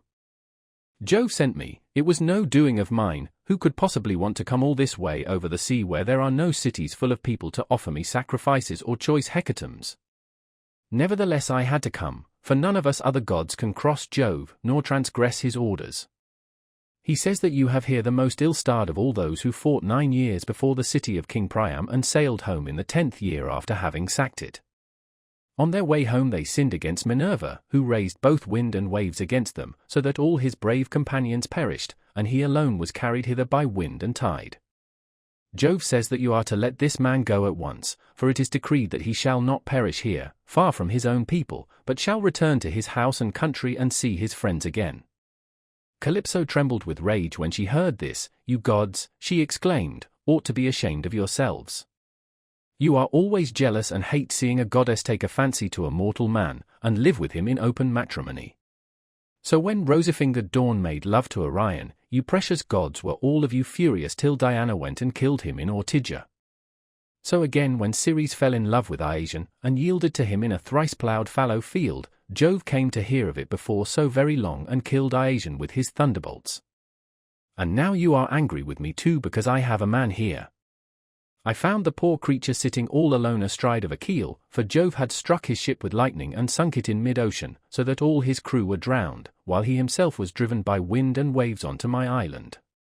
I got fond of him and cherished him, and had set my heart on making him immortal, so that he should never grow old all his days. Still I cannot cross Jove, nor bring his counsels to nothing. Therefore, if he insists upon it, let the man go beyond the seas again, but I cannot send him anywhere myself, for I have neither ships nor men who can take him.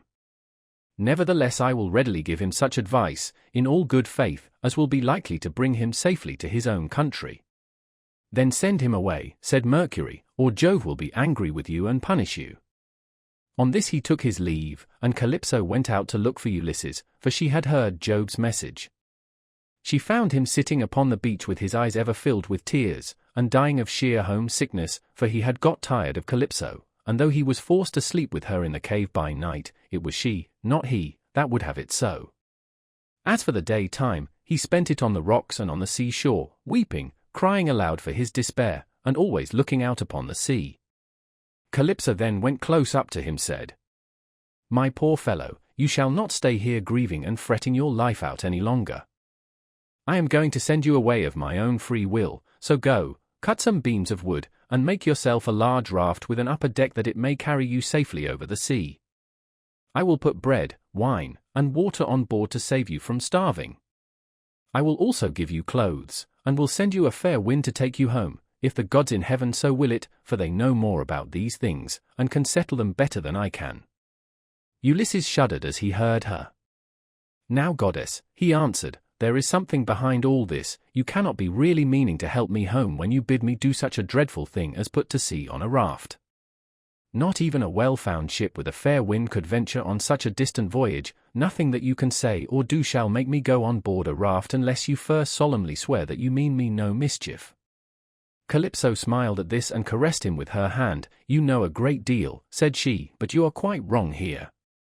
May heaven above and earth below be my witnesses, with the waters of the river Styx, and this is the most solemn oath which a blessed god can take, that I mean you no sort of harm, and am only advising you to do exactly what I should do myself in your place.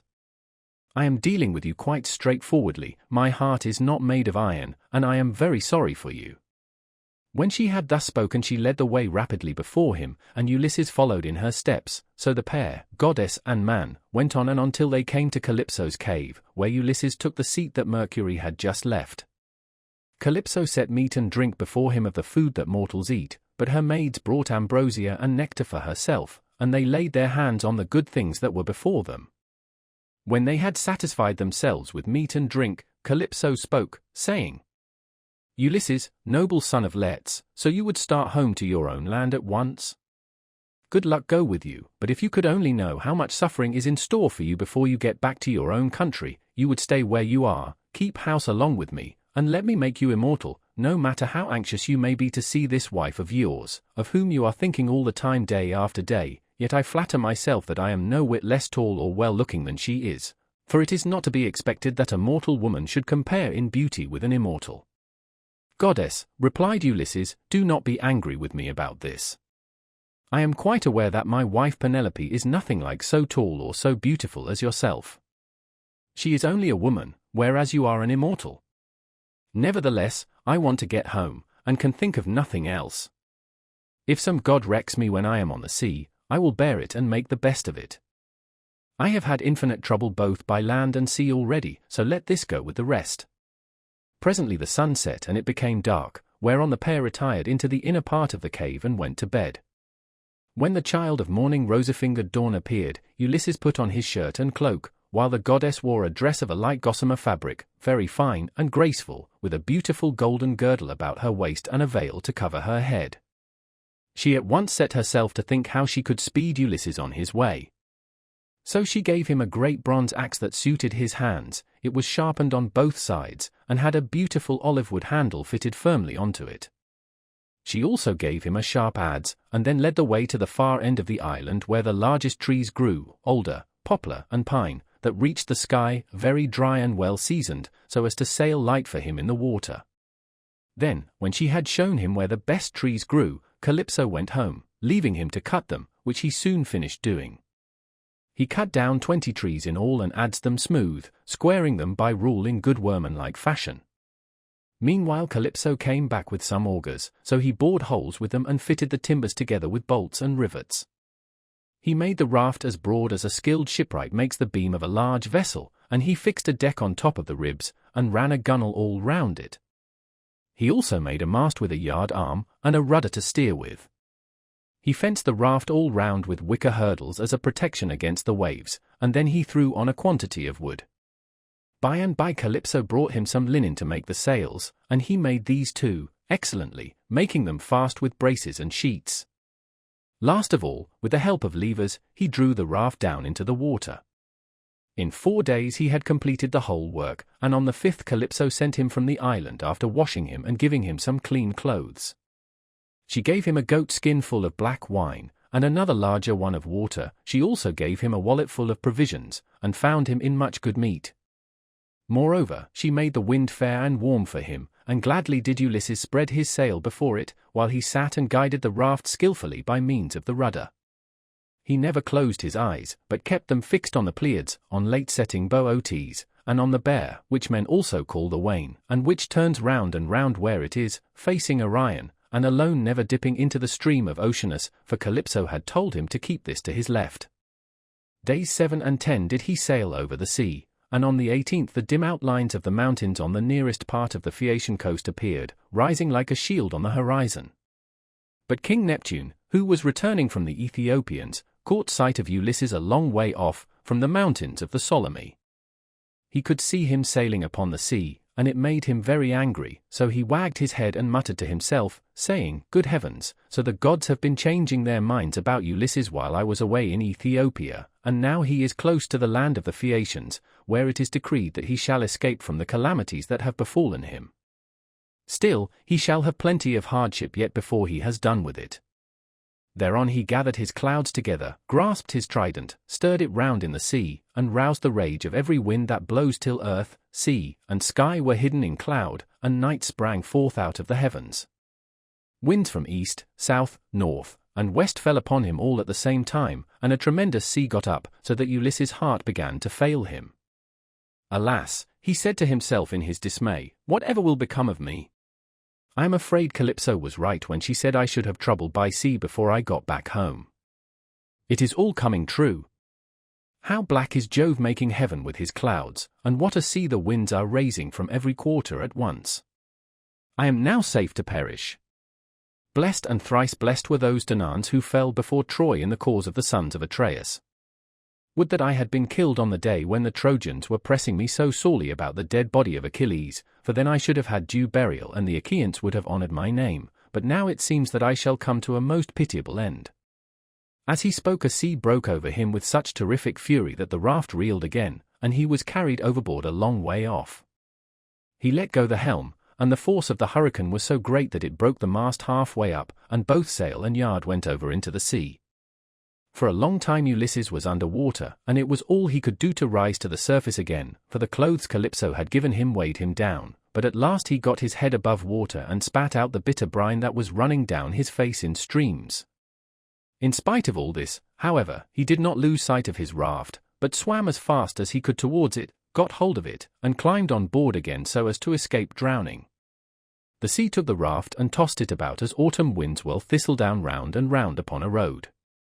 It was as though the south, north, east, and west winds were all playing battledore and shuttlecock with it at once. When he was in this plight, Ino, daughter of Cadmus, also called Leucothea, saw him. She had formerly been a mere mortal, but had been since raised to the rank of a marine goddess. Seeing in what great distress Ulysses now was, she had compassion upon him, and, rising like a seagull from the waves, took her seat upon the raft. "My poor good man," said she, "why is Neptune so furiously angry with you? He is giving you a great deal of trouble, but for all his bluster he will not kill you. You seem to be a sensible person. Do then as I bid you, strip, leave your raft to drive before the wind, and swim to the Phaeacian coast where better luck awaits you. And here, take my veil and put it round your chest. It is enchanted, and you can come to no harm so long as you wear it. As soon as you touch land take it off, throw it back as far as you can into the sea, and then go away again." With these words she took off her veil and gave it him. Then she dived down again like a seagull and vanished beneath the dark blue waters. But Ulysses did not know what to think. "Alas," he said to himself in his dismay, "this is only some one or other of the gods who is luring me to ruin by advising me to quit my raft. At any rate I will not do so at present, for the land where she said I should be quit of all troubles seemed to be still a good way off. I know what I will do, I am sure it will be best. No matter what happens I will stick to the raft as long as her timbers hold together, but when the sea breaks her up I will swim for it. I do not see how I can do any better than this." While he was thus in two minds, Neptune sent a terrible great wave that seemed to rear itself above his head till it broke right over the raft, which then went to pieces as though it were a heap of dry chaff tossed about by a whirlwind. Ulysses got astride of one plank and rode upon it as if he were on horseback. He then took off the clothes Calypso had given him, bound Ino's veil under his arms, and plunged into the sea, meaning to swim on shore. King Neptune watched him as he did so, and wagged his head, muttering to himself and saying, "There now, swim up and down as you best can till you fall in with well-to-do people. I do not think you will be able to say that I have let you off too lightly." On this he lashed his horses and drove to Aegae where his palace is. But Minerva resolved to help Ulysses, so she bound the ways of all the winds except one, and made them lie quite still, but she roused a good stiff breeze from the north that should lay the waters till Ulysses reached the land of the Phaeacians where he would be safe. Thereon he floated about for 2 nights and 2 days in the water, with a heavy swell on the sea and death staring him in the face, but when the 3rd day broke, the wind fell and there was a dead calm without so much as a breath of air stirring. As he rose on the swell he looked eagerly ahead, and could see land quite near. Then, as children rejoice when their dear father begins to get better after having for a long time borne sore affliction sent him by some angry spirit, but the gods deliver him from evil, so was Ulysses thankful when he again saw land and trees, and swam on with all his strength that he might once more set foot upon dry ground. When, however, he got within earshot, he began to hear the surf thundering up against the rocks, for the swell still broke against them with a terrific roar. Everything was enveloped in spray. There were no harbors where a ship might ride, nor shelter of any kind, but only headlands, low-lying rocks, and mountain tops. Ulysses' heart now began to fail him, and he said despairingly to himself, "Alas, Jove has let me see land after swimming so far that I had given up all hope, but I can find no landing place, for the coast is rocky and surf-beaten, the rocks are smooth and rise sheer from the sea, with deep water close under them so that I cannot climb out for want of foothold. I am afraid some great wave will lift me off my legs and dash me against the rocks as I leave the water, which would give me a sorry landing.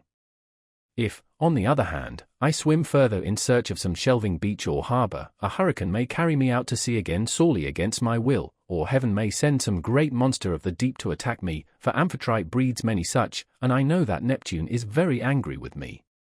While he was thus in two minds a wave caught him and took him with such force against the rocks that he would have been smashed and torn to pieces if Minerva had not shown him what to do. He caught hold of the rock with both hands and clung to it groaning with pain till the wave retired, so he was saved that time, but presently the wave came on again and carried him back with it far into the sea, tearing his hands as the suckers of a polypus are torn when some one plucks it from its bed, and the stones come up along with it. Even so did the rocks tear the skin from his strong hands, and then the wave drew him deep down under the water. Here poor Ulysses would have certainly perished even in spite of his own destiny, if Minerva had not helped him to keep his wits about him. He swam seaward again, beyond reach of the surf that was beating against the land, and at the same time he kept looking towards the shore to see if he could find some haven, or a spit that should take the waves aslant. By and by, as he swam on, he came to the mouth of a river, and here he thought would be the best place, for there were no rocks, and it afforded shelter from the wind.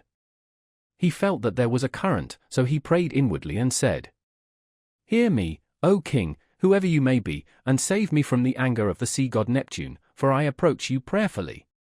Anyone who has lost his way has at all times a claim even upon the gods, wherefore in my distress I draw near to your stream, and cling to the knees of your riverhood. Have mercy upon me, O king, for I declare myself your suppliant." Then the god stayed his stream and stilled the waves, making all calm before him, and bringing him safely into the mouth of the river. Here at last Ulysses' knees and strong hands failed him, for the sea had completely broken him. His body was all swollen, and his mouth and nostrils ran down like a river with sea water, so that he could neither breathe nor speak, and lay swooning from sheer exhaustion. Presently, when he had got his breath and came to himself again, he took off the scarf that Ino had given him and threw it back into the salt stream of the river, whereon Ino received it into her hands from the wave that bore it towards her. Then he left the river, laid himself down among the rushes, and kissed the bounteous earth. Alas, he cried to himself in his dismay, whatever will become of me, and how is it all to end? If I stay here upon the river bed through the long watches of the night, I am so exhausted that the bitter cold and damp may make an end of me, for towards sunrise there will be a keen wind blowing from off the river. If, on the other hand, I climb the hillside, find shelter in the woods, and sleep in some thicket, I may escape the cold and have a good night's rest, but some savage beast may take advantage of me and devour me. In the end he deemed it best to take to the woods, and he found one upon some high ground not far from the water. There he crept beneath 2 shoots of olive that grew from a single stock, the one an ungrafted sucker, while the other had been grafted. No wind, however squally, could break through the cover they afforded, nor could the sun's rays pierce them, nor the rain get through them, so closely did they grow into one another. Ulysses crept under these and began to make himself a bed to lie on, for there was a great litter of dead leaves lying about, enough to make a covering for 2 or 3 men even in hard winter weather. He was glad enough to see this, so he laid himself down and heaped the leaves all round him. Then, as one who lives alone in the country, far from any neighbor, hides a brand as fire seed in the ashes to save himself from having to get a light elsewhere, even so did Ulysses cover himself up with leaves, and Minerva shed a sweet sleep upon his eyes, closed his eyelids, and made him lose all memories of his sorrows. Book 6. The meeting between Nausicaa and Ulysses. So here Ulysses slept, overcome by sleep and toil, but Minerva went off to the country and city of the Phaeacians, a people who used to live in the fair town of Hypereiae, near the lawless Cyclopes. Now the Cyclopes were stronger than they and plundered them, so their king Nausithous moved them thence and settled them in Scheria, far from all other people. He surrounded the city with a wall, built houses and temples, and divided the lands among his people, but he was dead and gone to the house of Hades, and King Alcinous, whose counsels were inspired of heaven, was now reigning. To his house, then, did Minerva hie in furtherance of the return of Ulysses. She went straight to the beautifully decorated bedroom in which there slept a girl who was as lovely as a goddess, Nausicaa, daughter to King Alcinous. 2 maidservants were sleeping near her, both very pretty, one on either side of the doorway, which was closed with well-made folding doors.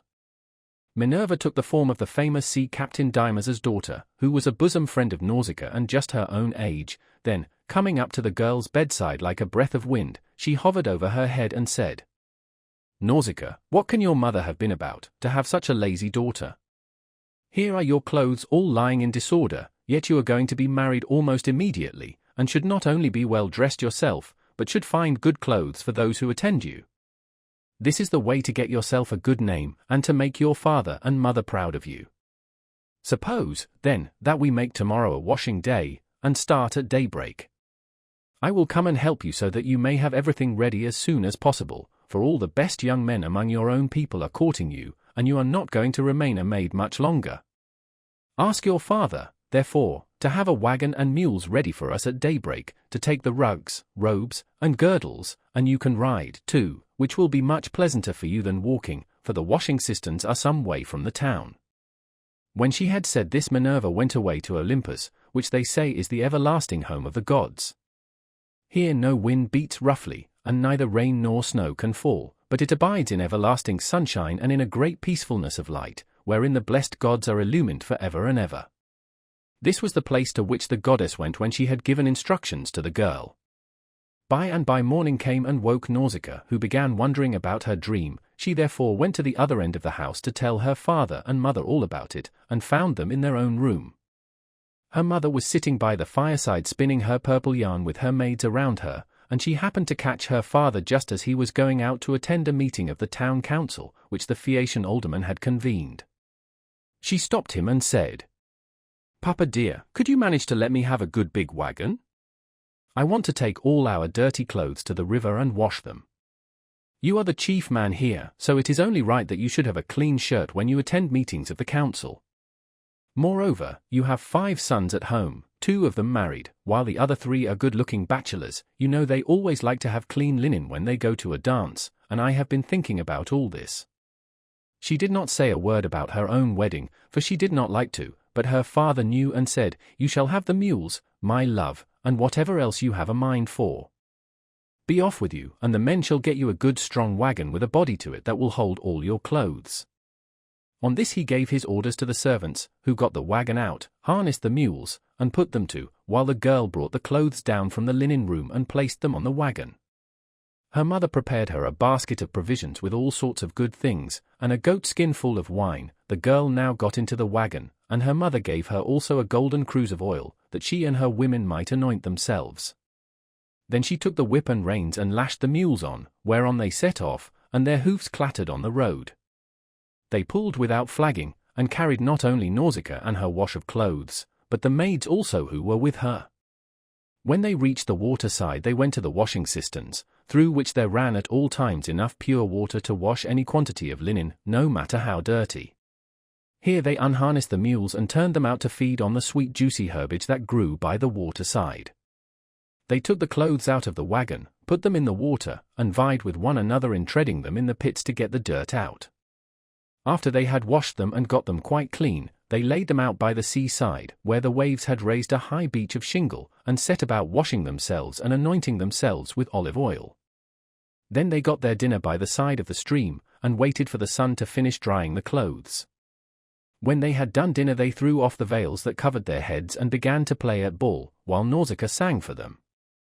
As the huntress Diana goes forth upon the mountains of Taygetus or Erymanthus to hunt wild boars or deer, and the wood nymphs, daughters of Aegis-bearing Jove, take their sport along with her, then is Leto proud at seeing her daughter stand a full head taller than the others, and eclipse the loveliest amid a whole bevy of beauties. Even so did the girl outshine her handmaids. When it was time for them to start home, and they were folding the clothes and putting them into the wagon, Minerva began to consider how Ulysses should wake up and see the handsome girl who was to conduct him to the city of the Phaeacians. The girl, therefore, threw a ball at one of the maids, which missed her and fell into deep water. On this they all shouted, and the noise they made woke Ulysses, who sat up in his bed of leaves and began to wonder what it might all be. "Alas," said he to himself, "what kind of people have I come amongst? Are they cruel, savage, and uncivilized, or hospitable and humane? I seem to hear the voices of young women, and they sound like those of the nymphs that haunt mountain tops, or springs of rivers and meadows of green grass. At any rate I am among a race of men and women. Let me try if I cannot manage to get a look at them." As he said this he crept from under his bush, and broke off a bough covered with thick leaves to hide his nakedness. He looked like some lion of the wilderness that stalks about exulting in his strength and defying both wind and rain. His eyes glare as he prowls in quest of oxen, sheep, or deer, for he is famished, and will dare break even into a well-fenced homestead, trying to get at the sheep. Even such did Ulysses seem to the young women, as he drew near to them all naked as he was, for he was in great want. On seeing one so unkempt and so begrimed with salt water, the others scampered off along the spits that jutted out into the sea, but the daughter of Alcinous stood firm, for Minerva put courage into her heart and took away all fear from her. She stood right in front of Ulysses, and he doubted whether he should go up to her, throw himself at her feet, and embrace her knees as a suppliant, or stay where he was and entreat her to give him some clothes and show him the way to the town. In the end he deemed it best to entreat her from a distance in case the girl should take offense at his coming near enough to clasp her knees, so he addressed her in honeyed and persuasive language. "O Queen," he said, "I implore your aid, but tell me, are you a goddess or are you a mortal woman? If you are a goddess and dwell in heaven, I can only conjecture that you are Jove's daughter Diana, for your face and figure resemble none but hers. If on the other hand you are a mortal and live on earth, thrice happy are your father and mother, thrice happy, too, are your brothers and sisters. How proud and delighted they must feel when they see so fair a scion as yourself going out to a dance. Most happy, however, of all will he be whose wedding gifts have been the richest, and who takes you to his own home. I never yet saw anyone so beautiful, neither man nor woman, and am lost in admiration as I behold you. I can only compare you to a young palm tree which I saw when I was at Delos growing near the altar of Apollo, for I was there, too, with much people after me, when I was on that journey which has been the source of all my troubles. Never yet did such a young plant shoot out of the ground as that was, and I admired and wondered at it exactly as I now admire and wonder at yourself. I dare not clasp your knees, but I am in great distress. Yesterday made the 20th day that I had been tossing about upon the sea. The winds and waves have taken me all the way from the Aegean island, and now fate has flung me upon this coast that I may endure still further suffering, for I do not think that I have yet come to the end of it, but rather that heaven has still much evil in store for me. And now, O Queen, have pity upon me, for you are the first person I have met, and I know no one else in this country. Show me the way to your town, and let me have anything that you may have brought hither to wrap your clothes in. May heaven grant you in all things your heart's desire, husband, house, and a happy, peaceful home, for there is nothing better in this world than that man and wife should be of one mind in a house. It discomfits their enemies, makes the hearts of their friends glad, and they themselves know more about it than anyone. To this Nausicaa answered, Stranger, you appear to be a sensible, well-disposed person. There is no accounting for luck. Jove gives prosperity to rich and poor just as he chooses, so you must take what he has seen fit to send you, and make the best of it. Now, however, that you have come to this our country, you shall not want for clothes nor for anything else that a foreigner in distress may reasonably look for. I will show you the way to the town, and will tell you the name of our people. We are called Phaeacians, and I am daughter to Alcinous, in whom the whole power of the state is vested. Then she called her maids and said, Stay where you are, you girls. Can you not see a man without running away from him? Do you take him for a robber or a murderer? Neither he nor anyone else can come here to do us Phaeacians any harm, for we are dear to the gods, and live apart on a land's end that juts into the sounding sea, and have nothing to do with any other people. This is only some poor man who has lost his way, and we must be kind to him, for strangers and foreigners in distress are under Jove's protection, and will take what they can get and be thankful. So, girls, give the poor fellow something to eat and drink, and wash him in the stream at some place that is sheltered from the wind. On this the maids left off running away and began calling one another back. They made Ulysses sit down in the shelter as Nausicaa had told them, and brought him a shirt and cloak. They also brought him the little golden cruse of oil, and told him to go and wash in the stream.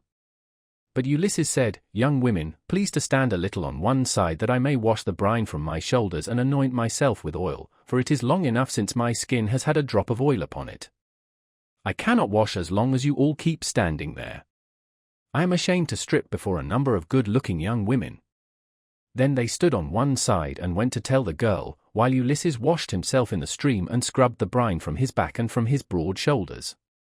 When he had thoroughly washed himself, and had got the brine out of his hair, he anointed himself with oil, and put on the clothes which the girl had given him. Minerva then made him look taller and stronger than before. She also made the hair grow thick on the top of his head, and flow down in curls like hyacinth blossoms. She glorified him about the head and shoulders as a skillful workman who has studied art of all kinds under Vulcan, and Minerva enriches a piece of silver plate by gilding it. And his work is full of beauty. Then he went and sat down a little way off upon the beach, looking quite young and handsome, and the girl gazed on him with admiration. Then she said to her maids, Hush, my dears, for I want to say something. I believe the gods who live in heaven have sent this man to the Phaeacians. When I first saw him I thought him plain, but now his appearance is like that of the gods who dwell in heaven. I should like my future husband to be just such another as he is, if he would only stay here and not want to go away. However, give him something to eat and drink. They did as they were told, and set food before Ulysses, who ate and drank ravenously, for it was long since he had had food of any kind. Meanwhile, Nausicaa bethought her of another matter. She got the linen folded and placed in the wagon. She then yoked the mules, and, as she took her seat, she called Ulysses. Stranger, said she, rise and let us be going back to the town. I will introduce you at the house of my excellent father, where I can tell you that you will meet all the best people among the Phaeacians. But be sure and do as I bid you, for you seem to be a sensible person. As long as we are going past the fields and farmlands, follow briskly behind the wagon along with the maids, and I will lead the way myself. Presently, however, we shall come to the town, where you will find a high wall running all round it, and a good harbour on either side with a narrow entrance into the city, and the ships will be drawn up by the road side, for every one has a place where his own ship can lie. You will see the marketplace with a temple of Neptune in the middle of it, and paved with large stones bedded in the earth. Here people deal in ship's gear of all kinds, such as cables and sails, and here, too, are the places where oars are made, for the Phaeacians are not a nation of archers, they know nothing about bows and arrows, but are a seafaring folk, and pride themselves on their masts, oars, and ships, with which they travel far over the sea. I am afraid of the gossip and scandal that may be set on foot against me later on, for the people here are very ill-natured, and some low fellow, if he met us, might say, "Who is this fine-looking stranger that is going about with Nausicaa? Where did she find him? I suppose she is going to marry him. Perhaps he is a vagabond sailor whom she has taken from some foreign vessel, for we have no neighbors, or some god has at last come down from heaven in answer to her prayers, and she is going to live with him all the rest of her life. It would be a good thing if she would take herself off and find a husband somewhere else, for she will not look at one of the many excellent young Phaeacians who are in love with her." This is the kind of disparaging remark that would be made about me, and I could not complain, for I should myself be scandalized at seeing any other girl do the like, and go about with men in spite of everybody, while her father and mother were still alive, and without having been married in the face of all the world. If, therefore, you want my father to give you an escort and to help you home, do as I bid you. You will see a beautiful grove of poplars by the roadside dedicated to Minerva. It has a well in it and a meadow all round it. Here my father has a field of rich garden ground, about as far from the town as a man's voice will carry. Sit down there and wait for a while till the rest of us can get into the town and reach my father's house. Then, when you think we must have done this, come into the town and ask the way to the house of my father Alcinous. You will have no difficulty in finding it, any child will point it out to you, for no one else in the whole town has anything like such a fine house as he has. When you have got past the gates and through the outer court, go right across the inner court till you come to my mother. You will find her sitting by the fire and spinning her purple wool by firelight. It is a fine sight to see her as she leans back against one of the bearing posts with her maids all ranged behind her. Close to her seat stands that of my father, on which he sits and topes like an immortal god. Never mind him, but go up to my mother, and lay your hands upon her knees if you would get home quickly. If you can gain her over, you may hope to see your own country again, no matter how distant it may be." So saying, she lashed the mules with her whip and they left the river. The mules drew well, and their hoofs went up and down upon the road. She was careful not to go too fast for Ulysses and the maids who were following on foot along with the wagon, so she plied her whip with judgment. As the sun was going down they came to the sacred grove of Minerva, and there Ulysses sat down and prayed to the mighty daughter of Jove. "Hear me," he cried, "daughter of aegis-bearing Jove, unweariable, hear me now, for you gave no heed to my prayers when Neptune was wrecking me. Now, therefore, have pity upon me and grant that I may find friends and be hospitably received by the Phaeacians." Thus did he pray, and Minerva heard his prayer, but she would not show herself to him openly, for she was afraid of her uncle Neptune, who was still furious in his endeavors to prevent Ulysses from getting home. Book 7. Reception of Ulysses at the palace of King Alcinous. Thus, then, did Ulysses wait and pray, but the girl drove on to the town. When she reached her father's house she drew up at the gateway, and her brothers, comely as the gods, gathered round her, took the mules out of the wagon, and carried the clothes into the house, while she went to her own room, where an old servant, Eurymedusa of Apia, lit the fire for her. This old woman had been brought by sea from Apia, and had been chosen as a prize for Alcinous because he was king over the Phaeacians, and the people obeyed him as though he were a god.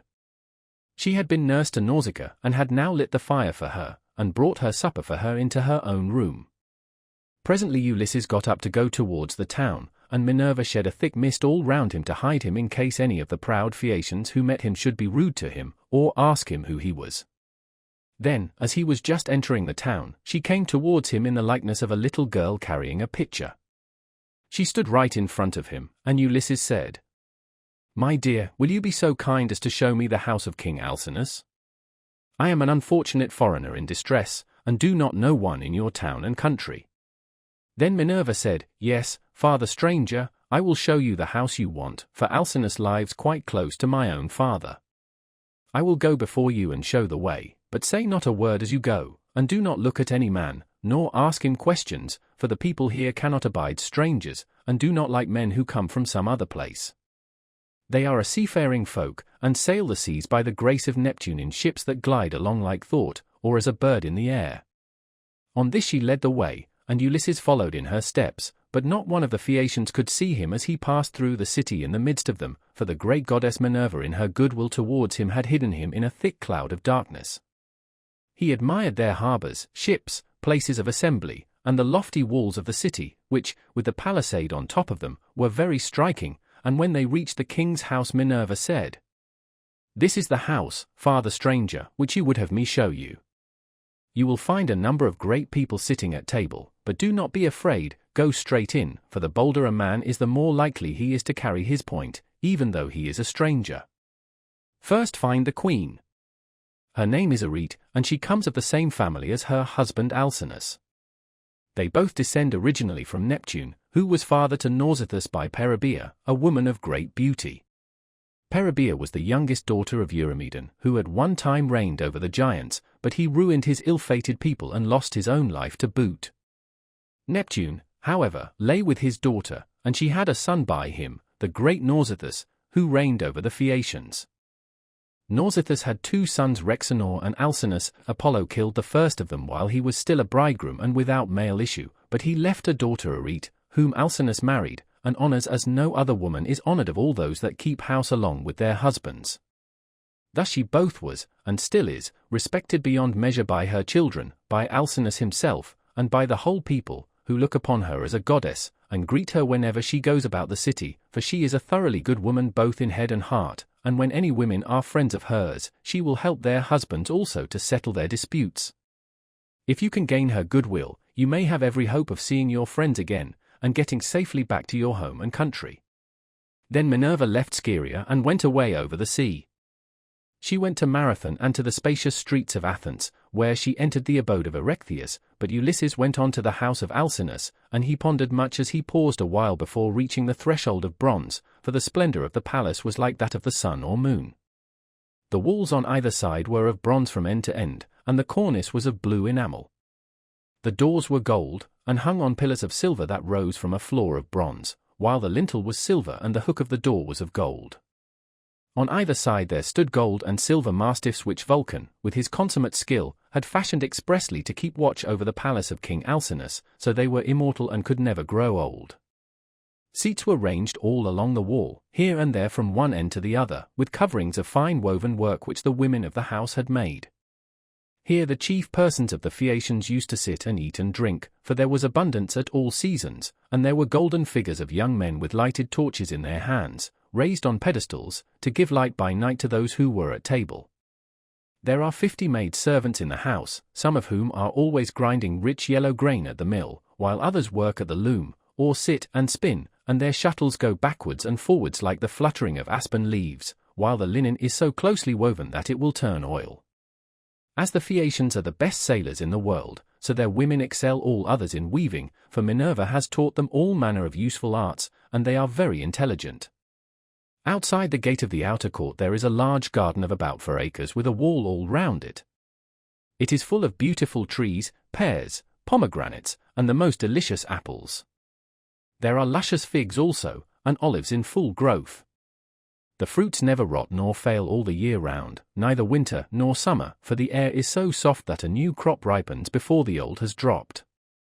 Pear grows on pear, apple on apple, and fig on fig, and so also with the grapes, for there is an excellent vineyard. On the level ground of a part of this, the grapes are being made into raisins, in another part they are being gathered, some are being trodden in the wine tubs, others further on have shed their blossom and are beginning to show fruit, others again are just changing color. In the furthest part of the ground there are beautifully arranged beds of flowers that are in bloom all the year round. 2 streams go through it, the one turned in ducts throughout the whole garden, while the other is carried under the ground of the outer court to the house itself, and the townspeople draw water from it. Such, then, were the splendors with which the gods had endowed the house of King Alcinous. So here Ulysses stood for a while and looked about him, but when he had looked long enough he crossed the threshold and went within the precincts of the house. There he found all the chief people among the Phaeacians making their drink offerings to Mercury, which they always did the last thing before going away for the night. he went straight through the court, still hidden by the cloak of darkness in which Minerva had enveloped him, till he reached Arete and King Alcinous. Then he laid his hands upon the knees of the queen, and at that moment the miraculous darkness fell away from him and he became visible. Everyone was speechless with surprise at seeing a man there, but Ulysses began at once with his petition. "Queen Arete," he exclaimed, "daughter of great Rhexenor, in my distress I humbly pray you, as also your husband and these your guests, whom may heaven prosper with long life and happiness, and may they leave their possessions to their children, and all the honors conferred upon them by the state, to help me home to my own country as soon as possible, for I have been long in trouble and away from my friends." Then he sat down on the hearth among the ashes and they all held their peace, till presently the old hero Aeneas, who was an excellent speaker and an elder among the Phaeacians, plainly and in all honesty addressed them thus. "Alcinous," said he, "it is not creditable to you that a stranger should be seen sitting among the ashes of your hearth. Every one is waiting to hear what you are about to say. Tell him, then, to rise and take a seat on a stool inlaid with silver, and bid your servants mix some wine and water that we may make a drink offering to Jove the Lord of Thunder, who takes all well-disposed suppliants under his protection, and let the housekeeper give him some supper, of whatever there may be in the house." When Alcinous heard this he took Ulysses by the hand, raised him from the hearth, and bade him take the seat of Laodamas, who had been sitting beside him, and was his favorite son. A maid-servant then brought him water in a beautiful golden ewer and poured it into a silver basin for him to wash his hands, and she drew a clean table beside him. An upper servant brought him bread and offered him many good things of what there was in the house, and Ulysses ate and drank. Then Alcinous said to one of the servants, "Pontonous, mix a cup of wine and hand it round that we may make drink offerings to Jove the Lord of Thunder, who is the protector of all well-disposed suppliants." Pontonous then mixed wine and water, and handed it round after giving every man his drink offering. When they had made their offerings, and had drunk each as much as he was minded, Alcinous said, "Aldermen and town councillors of the Phaeacians, hear my words. You have had your supper, so now go home to bed. Tomorrow morning I shall invite a still larger number of aldermen, and will give a sacrificial banquet in honor of our guest. We can then discuss the question of his escort, and consider how we may at once send him back rejoicing to his own country without trouble or inconvenience to himself, no matter how distant it may be. We must see that he comes to no harm while on his homeward journey, but when he is once at home he will have to take the luck he was born with for better or worse like other people. It is possible, however, that the stranger is one of the immortals who has come down from heaven to visit us, but in this case the gods are departing from their usual practice, for hitherto they have made themselves perfectly clear to us when we have been offering them hecatombs. They come and sit at our feasts just like one of ourselves, and if any solitary wayfarer happens to stumble upon some one or other of them, they affect no concealment, for we are as near of kin to the gods as the Cyclopes and the savage giants are." Then Ulysses said, "Pray, Alcinous, do not take any such notion into your head. I have nothing of the immortal about me, neither in body nor mind, and most resemble those among you who are the most afflicted. Indeed, were I to tell you all that heaven has seen fit to lay upon me, you would say that I was still worse off than they are. Nevertheless, let me sup in spite of sorrow, for an empty stomach is a very importunate thing, and thrusts itself on a man's notice no matter how dire is his distress. I am in great trouble, yet it insists that I shall eat and drink, bids me lay aside all memory of my sorrows and dwell only on the due replenishing of itself. As for yourselves, do as you propose, and at break of day set about helping me to get home. I shall be content to die if I may first once more behold my property, my bondsmen, and all the greatness of my house." Thus did he speak. Every one approved his saying, and agreed that he should have his escort inasmuch as he had spoken reasonably. Then when they had made their drink offerings, and had drunk each as much as he was minded, they went home to bed every man in his own abode, leaving Ulysses in the cloister with Arete and Alcinous while the servants were taking the things away after supper.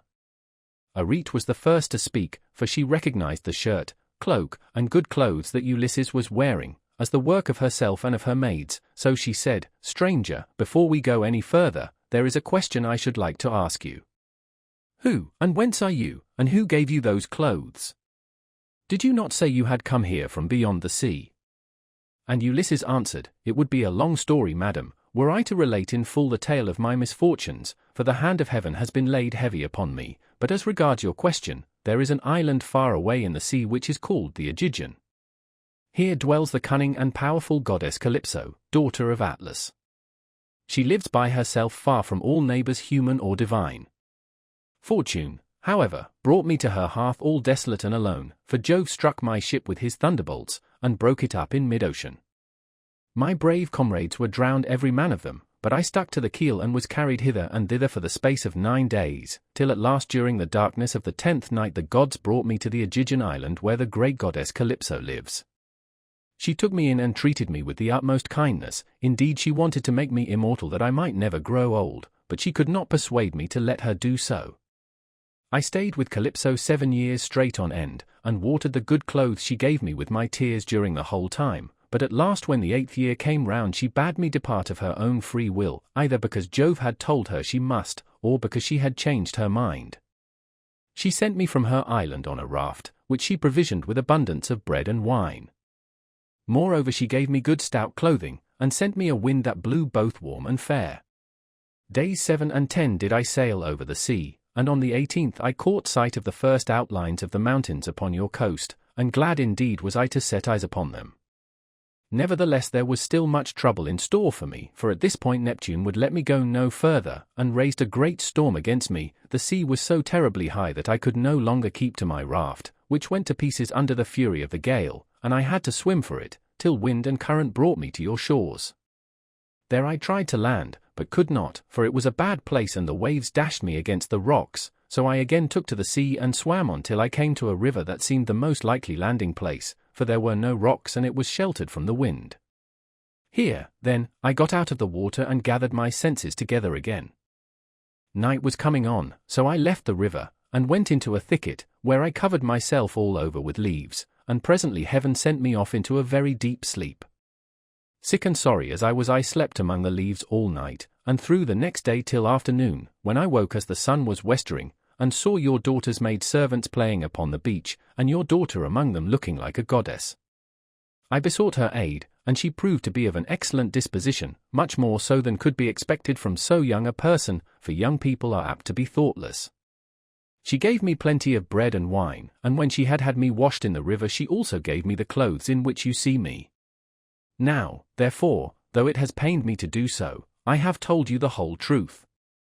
Then Alcinous said, Stranger, it was very wrong of my daughter not to bring you on at once to my house along with the maids, seeing that she was the first person whose aid you asked. Pray do not scold her, replied Ulysses, she is not to blame. She did tell me to follow along with the maids, but I was ashamed and afraid, for I thought you might perhaps be displeased if you saw me. Every human being is sometimes a little suspicious and irritable. Stranger, replied Alcinous, I am not the kind of man to get angry about nothing, it is always better to be reasonable, but by Father Jove, Minerva, and Apollo, now that I see what kind of person you are, and how much you think as I do, I wish you would stay here, marry my daughter, and become my son-in-law. If you will stay I will give you a house and an estate, but no one, heaven forbid, shall keep you here against your own wish, and that you may be sure of this I will attend tomorrow to the matter of your escort. You can sleep during the whole voyage if you like, and the men shall sail you over smooth waters either to your own home, or wherever you please, even though it be a long way further off than Euboea, which those of my people who saw it when they took yellow-haired Rhadamanthus to see Tityus the son of Gaia, tell me is the furthest of any place, and yet they did the whole voyage in a single day without distressing themselves, and came back again afterwards. You will thus see how much my ships excel all others, and what magnificent oarsmen my sailors are. Then was Ulysses glad and prayed aloud, saying, Father Jove, grant that Alcinous may do all as he has said, for so he will win an imperishable name among mankind, and at the same time I shall return to my country. Thus did they converse. Then Arete told her maids to set a bed in the room that was in the gatehouse, and make it with good red rugs, and to spread coverlets on the top of them with woolen cloaks for Ulysses to wear. The maids thereon went out with torches in their hands, and when they had made the bed they came up to Ulysses and said, Rise, Sir Stranger, and come with us for your bed is ready, and glad indeed was he to go to his rest. So Ulysses slept in a bed placed in a room over the echoing gateway, but Alcinous lay in the inner part of the house, with the queen his wife by his side. Book 8. Banquet in the house of Alcinous, the games. Now when the child of morning, rosy-fingered Dawn, appeared, Alcinous and Ulysses both rose, and Alcinous led the way to the Phaeacian place of assembly, which was near the ships. When they got there they sat down side by side on a seat of polished stone, while Minerva took the form of one of Alcinous' servants, and went round the town in order to help Ulysses to get home. She went up to the citizens, man by man, and said, "Aldermen and town councillors of the Phaeacians, come to the assembly all of you and listen to the stranger who has just come off a long voyage to the house of King Alcinous. He looks like an immortal god." With these words she made them all want to come, and they flocked to the assembly till seats and standing room were alike crowded. Every one was struck with the appearance of Ulysses, for Minerva had beautified him about the head and shoulders, making him look taller and stouter than he really was, that he might impress the Phaeacians favorably as being a very remarkable man, and might come off well in the many trials of skill to which they would challenge him. Then, when they were got together, Alcinous spoke. "Hear me," said he, "aldermen and town councillors of the Phaeacians, that I may speak even as I am minded. This stranger, whoever he may be, has found his way to my house from somewhere or other, either east or west. He wants an escort and wishes to have the matter settled. Let us then get one ready for him, as we have done for others before him. Indeed, no one who ever yet came to my house has been able to complain of me for not speeding on his way soon enough. Let us draw a ship into the sea, one that has never yet made a voyage, and man her with 52 of our smartest young sailors. Then when you have made fast your oars each by his own seat, leave the ship and come to my house to prepare a feast. I will find you in everything. I am giving these instructions to the young men who will form the crew, for as regards you aldermen and town councillors, you will join me in entertaining our guest in the cloisters. I can take no excuses, and we will have Demodocus to sing to us, for there is no bard like him whatever he may choose to sing about." Alcinous then led the way, and the others followed after, while a servant went to fetch Demodocus. The 52 picked oarsmen went to the seashore as they had been told, and when they got there they drew the ship into the water, got her mast and sails inside her, bound the oars to the thole pins with twisted thongs of leather, all in due course, and spread the white sails aloft. They moored the vessel a little way out from land, and then came on shore and went to the house of King Alcinous. The outhouses, yards, and all the precincts were filled with crowds of men in great multitudes both old and young, and Alcinous killed them 12 sheep, 8 full-grown pigs, and 2 oxen. These they skinned and dressed so as to provide a magnificent banquet. A servant presently led in the famous bard Demodocus, whom the muse had dearly loved, but to whom she had given both good and evil, for though she had endowed him with a divine gift of song, she had robbed him of his eyesight. Pontonous set a seat for him among the guests, leaning it up against a bearing post. He hung the lyre for him on a peg over his head, and showed him where he was to feel for it with his hands. He also set a fair table with a basket of victuals by his side, and a cup of wine from which he might drink whenever he was so disposed.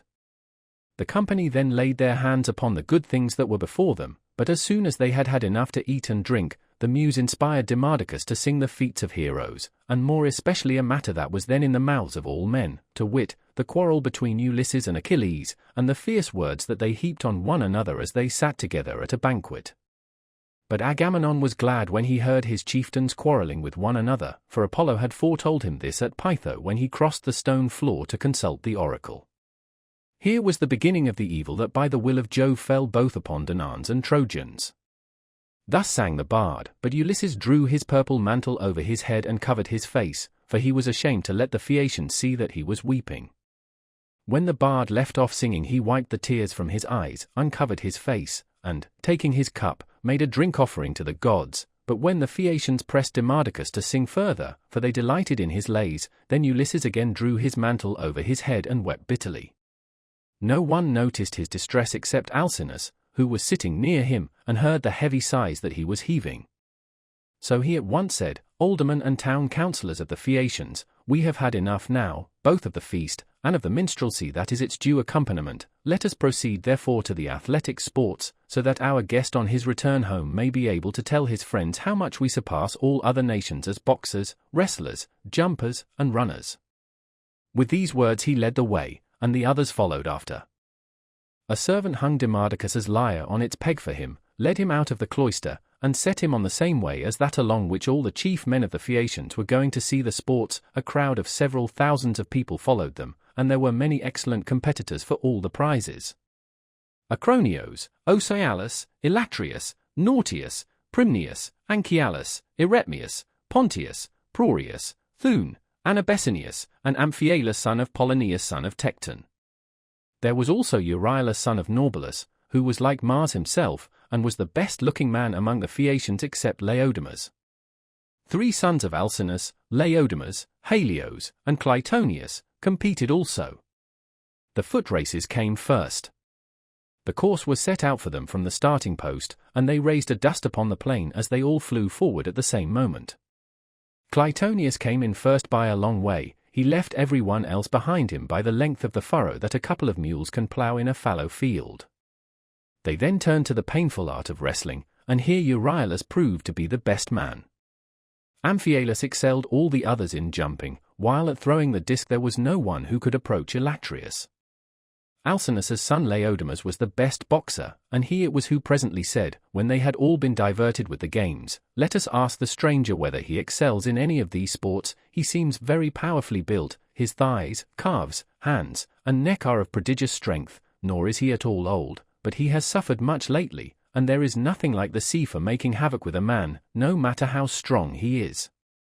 "You are quite right, Laodamas," replied Euryalus. "Go up to your guest and speak to him about it yourself." When Laodamas heard this, he made his way into the middle of the crowd and said to Ulysses, "I hope, sir, that you will enter yourself for some one or other of our competitions if you are skilled in any of them, and you must have gone in for many a one before now. There is nothing that does any one so much credit all his life long as the showing himself a proper man with his hands and feet. Have a try therefore at something, and banish all sorrow from your mind. Your return home will not be long delayed, for the ship is already drawn into the water, and the crew is found." Ulysses answered, "Laodamas, why do you taunt me in this way? My mind is set rather on cares than contests. I have been through infinite trouble, and am come among you now as a suppliant, praying your king and people to further me on my return home." Then Euryalus reviled him outright and said, "I gather, then, that you are unskilled in any of the many sports that men generally delight in. I suppose you are one of those grasping traders that go about in ships as captains or merchants, and who think of nothing but of their outward freights and homeward cargoes. There does not seem to be much of the athlete about you." "For shame, sir," answered Ulysses, fiercely, "you are an insolent fellow, so true is it that the gods do not grace all men alike in speech, person, and understanding. One man may be of weak presence, but heaven has adorned this with such a good conversation that he charms every one who sees him. His honeyed moderation carries his hearers with him so that he is leader in all assemblies of his fellows, and wherever he goes he is looked up to. Another may be as handsome as a god, but his good looks are not crowned with discretion. This is your case. No god could make a finer looking fellow than you are, but you are a fool. Your ill-judged remarks have made me exceedingly angry, and you are quite mistaken, for I excel in a great many athletic exercises. Indeed, so long as I had youth and strength, I was among the first athletes of the age. Now, however, I am worn out by labor and sorrow, for I have gone through much both on the field of battle and by the waves of the weary sea. Still, in spite of all this I will compete, for your taunts have stung me to the quick." So he hurried up without even taking his cloak off, and seized a disc, larger, more massive and much heavier than those used by the Phaeacians when disc-throwing among themselves. Then, swinging it back, he threw it from his brawny hand, and it made a humming sound in the air as he did so. The Phaeacians quailed beneath the rushing of its flight as it sped gracefully from his hand, and flew beyond any mark that had been made yet. Minerva, in the form of a man, came and marked the place where it had fallen. "A blind man, sir," said she, "could easily tell your mark by groping for it, it is so far ahead of any other. You may make your mind easy about this contest, for no Phaeacian can come near to such a throw as yours." Ulysses was glad when he found he had a friend among the lookers-on, so he began to speak more pleasantly. "Young men," said he, "come up to that throw if you can, and I will throw another disc as heavy or even heavier. If anyone wants to have a bout with me, let him come on, for I am exceedingly angry. I will box, wrestle, or run, I do not care what it is, with any man of you all except Laodamas, but not with him because I am his guest, and one cannot compete with one's own personal friend. At least I do not think it a prudent or a sensible thing for a guest to challenge his host's family at any game, especially when he is in a foreign country. He will cut the ground from under his own feet if he does, but I make no exception as regards anyone else, for I want to have the matter out and know which is the best man. I am a good hand at every kind of athletic sport known among mankind. I am an excellent archer. In battle I am always the first to bring a man down with my arrow, no matter how many more are taking aim at him alongside of me. Philoctetes was the only man who could shoot better than I could when we Achaeans were before Trojan in practice. I far excel everyone else in the whole world, of those who still eat bread upon the face of the earth, but I should not like to shoot against the mighty dead, such as Hercules, or Eurytus the Achaian, men who could shoot against the gods themselves. This in fact was how Eurytus came prematurely by his end, for Apollo was angry with him and killed him because he challenged him as an archer. I can throw a dart farther than anyone else can shoot an arrow. Running is the only point in respect of which I am afraid some of the Phaeacians might beat me, for I have been brought down very low at sea, my provisions ran short, and therefore I am still weak. They all held their peace except King Alcinous, who began, Sir, we have had much pleasure in hearing all that you have told us, from which I understand that you are willing to show your prowess, as having been displeased with some insolent remarks that have been made to you by one of our athletes, and which could never have been uttered by any one who knows how to talk with propriety. I hope you will apprehend my meaning, and will explain to any one of your chief men who may be dining with yourself and your family when you get home, that we have an hereditary aptitude for accomplishments of all kinds. We are not particularly remarkable for our boxing, nor yet as wrestlers, but we are singularly fleet of foot and are excellent sailors. We are extremely fond of good dinners, music, and dancing. We also like frequent changes of linen, warm baths, and good beds. So now, please, some of you who are the best dancers set about dancing, that our guest on his return home may be able to tell his friends how much we surpass all other nations as sailors, runners, dancers, and minstrels. Demodocus has left his lyre at my house, so run some one or other of you and fetch it for him. On this a servant hurried off to bring the lyre from the king's house, and the 9 men who had been chosen as stewards stood forward. It was their business to manage everything connected with the sports, so they made the ground smooth and marked a wide space for the dancers. Presently the servant came back with Demodocus's lyre, and he took his place in the midst of them, whereon the best young dancers in the town began to foot and trip it so nimbly that Ulysses was delighted with the merry twinkling of their feet. Meanwhile the bard began to sing the loves of Mars and Venus, and how they first began their intrigue in the house of Vulcan. Mars made Venus many presents, and defiled King Vulcan's marriage bed, so the sun, who saw what they were about, told Vulcan. Vulcan was very angry when he heard such dreadful news, so he went to his smithy brooding mischief, got his great anvil into its place, and began to forge some chains which none could either unloose or break, so that they might stay there in that place. When he had finished his snare he went into his bedroom and festooned the bedposts all over with chains like cobwebs. He also let many hang down from the great beam of the ceiling. Not even a god could see them, so fine and subtle were they. As soon as he had spread the chains all over the bed, he made as though he were setting out for the fair state of Lemnos, which of all places in the world was the one he was most fond of. But Mars kept no blind lookout, and as soon as he saw him start, hurried off to his house, burning with love for Venus.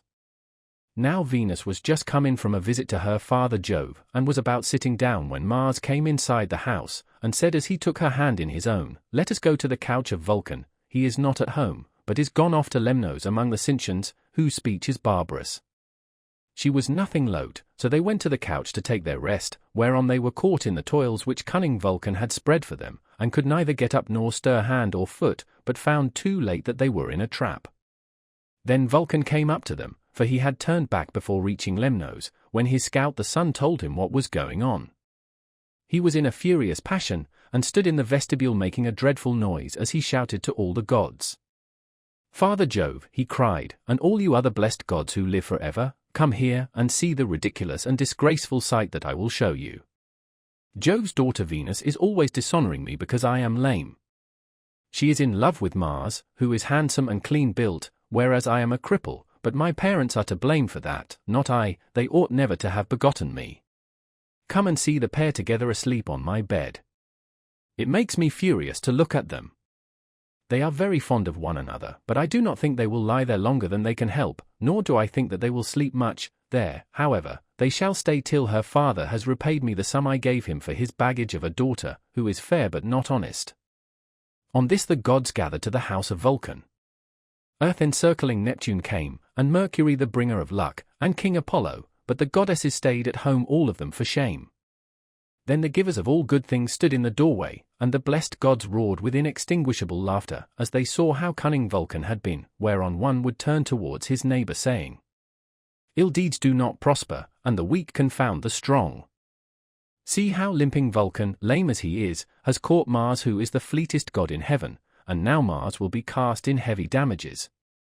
Thus did they converse, but King Apollo said to Mercury, "Messenger Mercury, giver of good things, you would not care how strong the chains were, would you, if you could sleep with Venus?" "King Apollo," answered Mercury, "I only wish I might get the chance, though there were 3 times as many chains, and you might look on, all of you, gods and goddesses, but I would sleep with her if I could."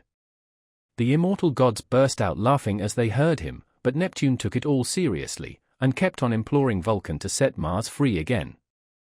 "Let him go," he cried, "and I will undertake, as you require, that he shall pay you all the damages that are held reasonable among the immortal gods." "Do not," replied Vulcan, "ask me to do this. A bad man's bond is bad security. What remedy could I enforce against you if Mars should go away and leave his debts behind him along with his chains?" "Vulcan," said Neptune, "if Mars goes away without paying his damages, I will pay you myself." So Vulcan answered, "In this case I cannot and must not refuse you." Thereon he loosed the bonds that bound them, and as soon as they were free they scampered off, Mars to Thrace and laughter-loving Venus to Cyprus and to Paphos, where is her grove and her altar fragrant with burnt offerings. Here the Graces bathed her, and anointed her with oil of ambrosia such as the immortal gods make use of, and they clothed her in raiment of the most enchanting beauty. Thus sang the bard, and both Ulysses and the seafaring Phaeacians were charmed as they heard him. Then Alcinous told Laodamas and Halius to dance alone, for there was no one to compete with them.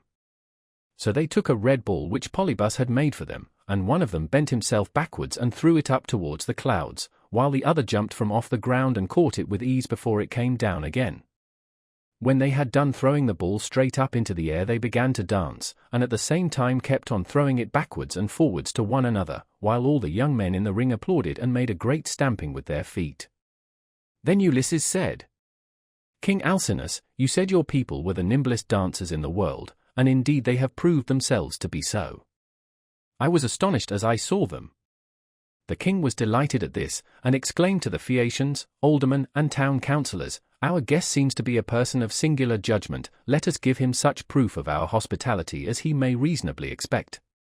There are 12 chief men among you, and counting myself there are 13, contribute, each of you, a clean cloak, a shirt, and a talent of fine gold. Let us give him all this in a lump down at once, so that when he gets his supper he may do so with a light heart. As for Euryalus, he will have to make a formal apology and a present too, for he has been rude." Thus did he speak. The others all of them applauded his saying, and sent their servants to fetch the presents.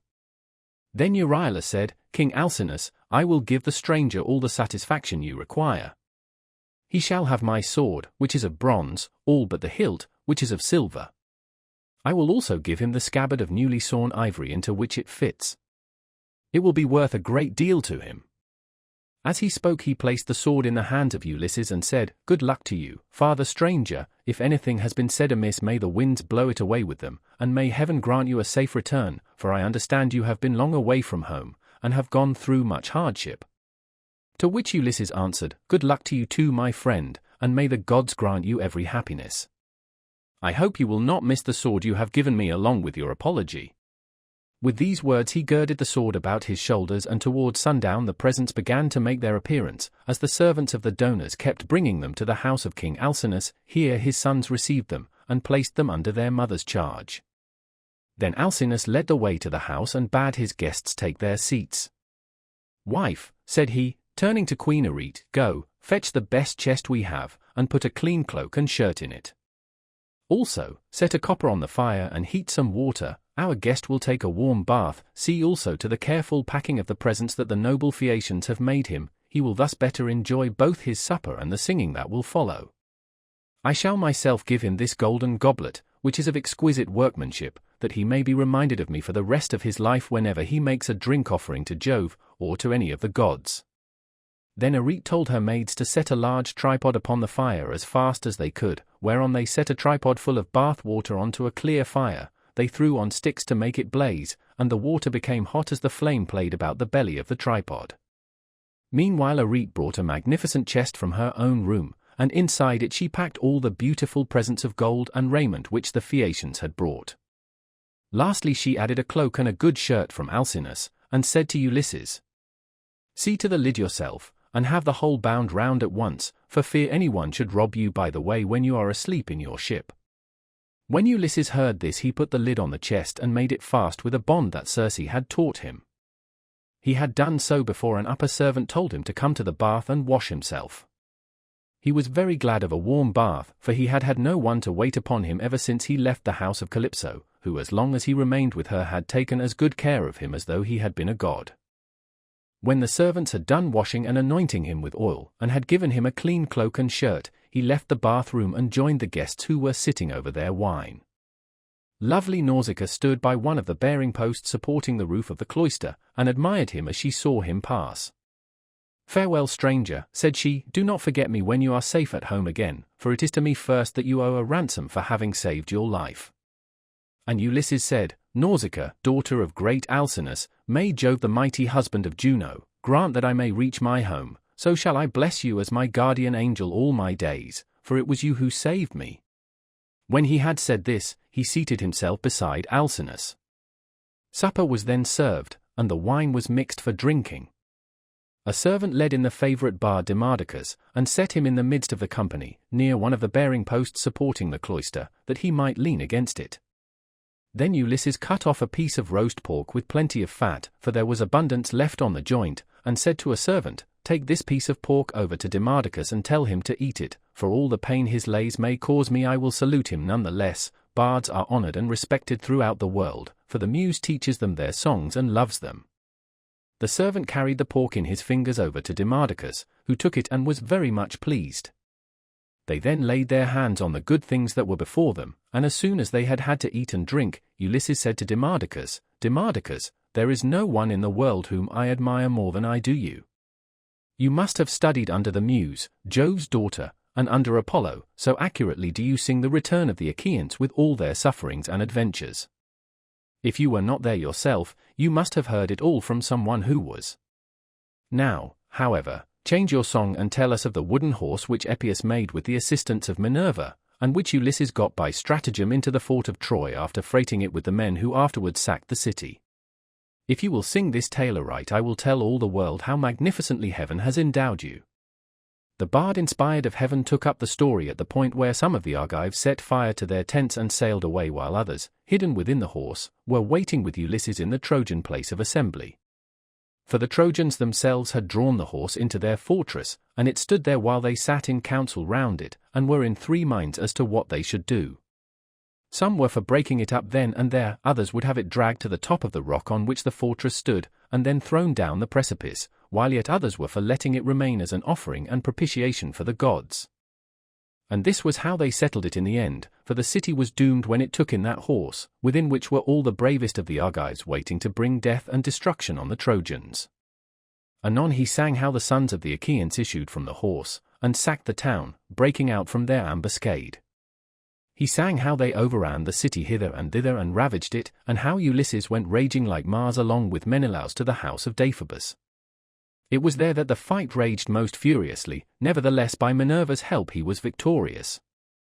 All this he told, but Ulysses was overcome as he heard him, and his cheeks were wet with tears. He wept as a woman weeps when she throws herself on the body of her husband who has fallen before his own city and people, fighting bravely in defense of his home and children. She screams aloud and flings her arms about him as he lies gasping for breath and dying, but her enemies beat her from behind about the back and shoulders, and carry her off into slavery, to a life of labor and sorrow, and the beauty fades from her cheeks. Even so piteously did Ulysses weep, but none of those present perceived his tears except Alcinous, who was sitting near him, and could hear the sobs and sighs that he was heaving. The king, therefore, at once rose and said, "Aldermen and town councillors of the Phaeacians, let Demodocus cease his song, for there are those present who do not seem to like it. From the moment that we had done supper and Demodocus began to sing, our guest has been all the time groaning and lamenting. He is evidently in great trouble, so let the bard leave off, that we may all enjoy ourselves, hosts and guest alike. This will be much more as it should be, for all these festivities, with the escort and the presents that we are making with so much goodwill are wholly in his honor, and anyone with even a moderate amount of right feeling knows that he ought to treat a guest and a suppliant as though he were his own brother. Therefore, sir, do you on your part affect no more concealment nor reserve in the matter about which I shall ask you. It will be more polite in you to give me a plain answer. Tell me the name by which your father and mother over yonder used to call you, and by which you were known among your neighbors and fellow citizens. There is no one, neither rich nor poor, who is absolutely without any name whatever, for people's fathers and mothers give them names as soon as they are born. Tell me also your country, nation, and city, that our ships may shape their purpose accordingly and take you there. For the Phaeacians have no pilots, their vessels have no rudders as those of other nations have, but the ships themselves understand what it is that we are thinking about and want. They know all the cities and countries in the whole world, and can traverse the sea just as well even when it is covered with mist and cloud, so that there is no danger of being wrecked or coming to any harm. Still I do remember hearing my father say that Neptune was angry with us for being too easygoing in the matter of giving people escorts. He said that one of these days he should wreck a ship of ours as it was returning from having escorted someone, and bury our city under a high mountain. This is what my father used to say, but whether the god will carry out his threat or no is a matter which he will decide for himself. And now, tell me and tell me true. Where have you been wandering, and in what countries have you traveled? Tell us of the peoples themselves, and of their cities, who were hostile, savage and uncivilized, and who, on the other hand, hospitable and humane. Tell us also why you are made so unhappy on hearing about the return of the Argive Danans from Troy. The gods arranged all this, and sent them their misfortunes in order that future generations might have something to sing about. Did you lose some brave kinsmen of your wife's when you were before Troy? A son-in-law or father-in-law, which are the nearest relations a man has outside his own flesh and blood? Or was it some brave and kindly-natured comrade, for a good friend is as dear to a man as his own brother? Book 9. Ulysses declares himself and begins his story, the Cicons, Lotophagi, and Cyclopes. And Ulysses answered, King Alcinous, it is a good thing to hear a bard with such a divine voice as this man has.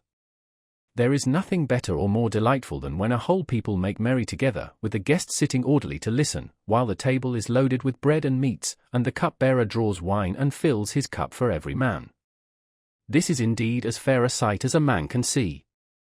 Now, however, since you are inclined to ask the story of my sorrows, and rekindle my own sad memories in respect of them, I do not know how to begin, nor yet how to continue and conclude my tale, for the hand of heaven has been laid heavily upon me.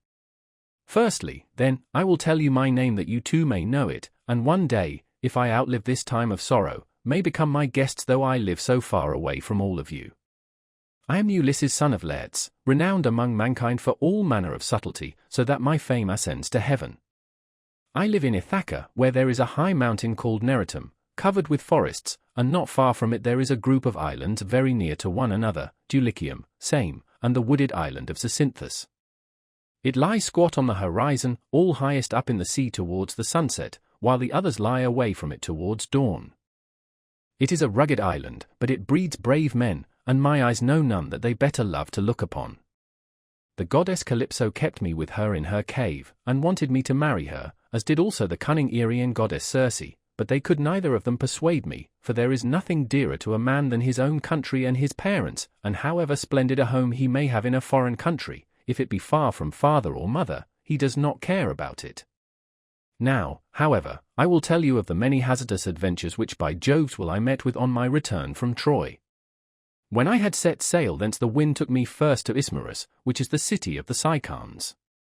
There I sacked the town and put the people to the sword. We took their wives and also much booty, which we divided equitably amongst us, so that none might have reason to complain. I then said that we had better make off at once, but my men very foolishly would not obey me, so they stayed there drinking much wine and killing great numbers of sheep and oxen on the sea-shore. Meanwhile the Cicons cried out for help to other Cicons who lived inland. These were more in number and stronger, and they were more skilled in the art of war, for they could fight, either from chariots or on foot as the occasion served. In the morning, therefore, they came as thick as leaves and bloom in summer, and the hand of heaven was against us, so that we were hard pressed. They set the battle in array near the ships, and the hosts aimed their bronze-shod spears at one another. So long as the day waxed and it was still morning, we held our own against them, though they were more in number than we. But as the sun went down, towards the time when men loose their oxen, the Cicons got the better of us, and we lost 6 men from every ship we had, so we got away with those that were left. Thence we sailed onward with sorrow in our hearts, but glad to have escaped death though we had lost our comrades, nor did we leave till we had thrice invoked each one of the poor fellows who had perished by the hands of the Cicons. Then Jove raised the north wind against us till it blew a hurricane, so that land and sky were hidden in thick clouds, and night sprang forth out of the heavens. We let the ships run before the gale, but the force of the wind tore our sails to tatters, so we took them down for fear of shipwreck, and rowed our hardest towards the land. There we lay 2 days and 2 nights, suffering much alike from toil and distress of mind, but on the morning of the 3rd day we again raised our masts, set sail, and took our places, letting the wind and steersman direct our ship. I should have got home at that time unharmed had not the north wind and the currents been against me as I was doubling Cape Malea, and set me off my course hard by the island of Cythera. I was driven thence by foul winds for a space of 9 days upon the sea, but on the 10th day we reached the land of the lotus-eaters, who live on a food that comes from a kind of flower. Here we landed to take in fresh water, and our crews got their midday meal on the shore near the ships. When they had eaten and drunk, I sent 2 of my company to see what manner of men the people of the place might be, and they had a 3rd man under them. They started at once, and went about among the lotus-eaters, who did them no hurt, but gave them to eat of the lotus, which was so delicious that those who ate of it left off caring about home, and did not even want to go back and say what had happened to them, but were for staying and munching lotus with the lotus-eaters without thinking further of their return. Nevertheless, though they wept bitterly, I forced them back to the ships and made them fast under the benches. Then I told the rest to go on board at once, lest any of them should taste of the lotus and leave off wanting to get home, so they took their places and smote the grey sea with their oars. We sailed hence, always in much distress, till we came to the land of the lawless and inhuman Cyclopes.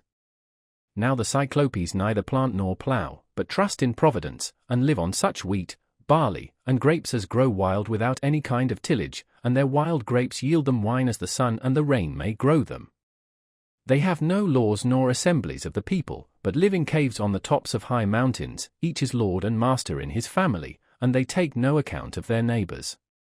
Now off their harbour there lies a wooded and fertile island not quite close to the land of the Cyclopes, but still not far. It is overrun with wild goats, that breed there in great numbers and are never disturbed by foot of man, for sportsmen, who as a rule will suffer so much hardship in forest or among mountain precipices, do not go there, nor yet again is it ever ploughed or fed down, but it lies a wilderness untilled and unsown from year to year, and has no living thing upon it but only goats. For the Cyclopes have no ships, nor yet shipwrights who could make ships for them. They cannot therefore go from city to city, or sail over the sea to one another's country as people who have ships can do. If they had had these they would have colonized the island, for it is a very good one, and would yield everything in due season. There are meadows that in some places come right down to the sea shore, well watered and full of luscious grass. Grapes would do there excellently. There is level land for ploughing, and it would always yield heavily at harvest time, for the soil is deep. There is a good harbour where no cables are wanted, nor yet anchors, nor need a ship be moored, but all one has to do is to beach one's vessel and stay there till the wind becomes fair for putting out to sea again. At the head of the harbour there is a spring of clear water coming out of a cave, and there are poplars growing all round it. Here we entered, but so dark was the night that some god must have brought us in, for there was nothing whatever to be seen. A thick mist hung all round our ships, the moon was hidden behind a mass of clouds so that no one could have seen the island if he had looked for it, nor were there any breakers to tell us we were close in shore before we found ourselves upon the land itself. When, however, we had beached the ships, we took down the sails, went ashore and camped upon the beach till daybreak. When the child of morning, rosy-fingered dawn appeared, we admired the island and wandered all over it, while the nymphs Jove's daughters roused the wild goats that we might get some meat for our dinner. On this we fetched our spears and bows and arrows from the ships, and dividing ourselves into 3 bands began to shoot the goats. Heaven sent us excellent sport. I had 12 ships with me, and each ship got 9 goats, while my own ship had 10. Thus through the livelong day to the going down of the sun we ate and drank our fill, and we had plenty of wine left, for each one of us had taken many jars full when we sacked the city of the Cicons, and this had not yet run out. While we were feasting we kept turning our eyes towards the land of the Cyclopes, which was hard by, and saw the smoke of their stubble fires. We could almost fancy we heard their voices and the bleating of their sheep and goats, but when the sun went down and it came on dark, we camped down upon the beach, and next morning I called a council. "Stay here, my brave fellows," said I, "all the rest of you, while I go with my ship and exploit these people myself. I want to see if they are uncivilized savages, or a hospitable and humane race." I went on board, bidding my men to do so also and loose the hawsers, so they took their places and smote the grey sea with their oars. When we got to the land, which was not far, there, on the face of a cliff near the sea, we saw a great cave overhung with laurels. It was a station for a great many sheep and goats, and outside there was a large yard, with a high wall round it made of stones built into the ground and of trees both pine and oak. This was the abode of a huge monster who was then away from home shepherding his flocks. He would have nothing to do with other people, but led the life of an outlaw. He was a horrid creature, not like a human being at all, but resembling rather some crag that stands out boldly against the sky on the top of a high mountain. I told my men to draw the ship ashore, and stay where they were, all but the 12 best among them, who were to go along with myself. I also took a goatskin of sweet black wine which had been given me by Maron, son of Euanthes, who was priest of Apollo the patron god of Ismarus, and lived within the wooded precincts of the temple. When we were sacking the city we respected him, and spared his life, as also his wife and child, so he made me some presents of great value, 7 talents of fine gold, and a bowl of silver, with 12 jars of sweet wine, unblended, and of the most exquisite flavour. Not a man nor maid in the house knew about it, but only himself, his wife, and one housekeeper. When he drank it he mixed 20 parts of water to 1 of wine, and yet the fragrance from the mixing bowl was so exquisite that it was impossible to refrain from drinking. I filled a large skin with this wine, and took a wallet full of provisions with me, for my mind misgave me that I might have to deal with some savage who would be of great strength, and would respect neither right nor law. We soon reached his cave, but he was out shepherding, so we went inside and took stock of all that we could see. His cheese racks were loaded with cheeses, and he had more lambs and kids than his pens could hold. They were kept in separate flocks. First there were the hoggets, then the oldest of the younger lambs, and lastly the very young ones, all kept apart from one another. As for his dairy, all the vessels, bowls, and milk pails into which he milked, were swimming with whey. When they saw all this, my men begged me to let them first steal some cheeses, and make off with them to the ship. They would then return, drive down the lambs and kids, put them on board and sail away with them. It would have been indeed better if we had done so, but I would not listen to them, for I wanted to see the owner himself, in the hope that he might give me a present. When, however, we saw him, my poor men found him ill to deal with. We lit a fire, offered some of the cheeses in sacrifice, ate others of them, and then sat waiting till the Cyclops should come in with his sheep.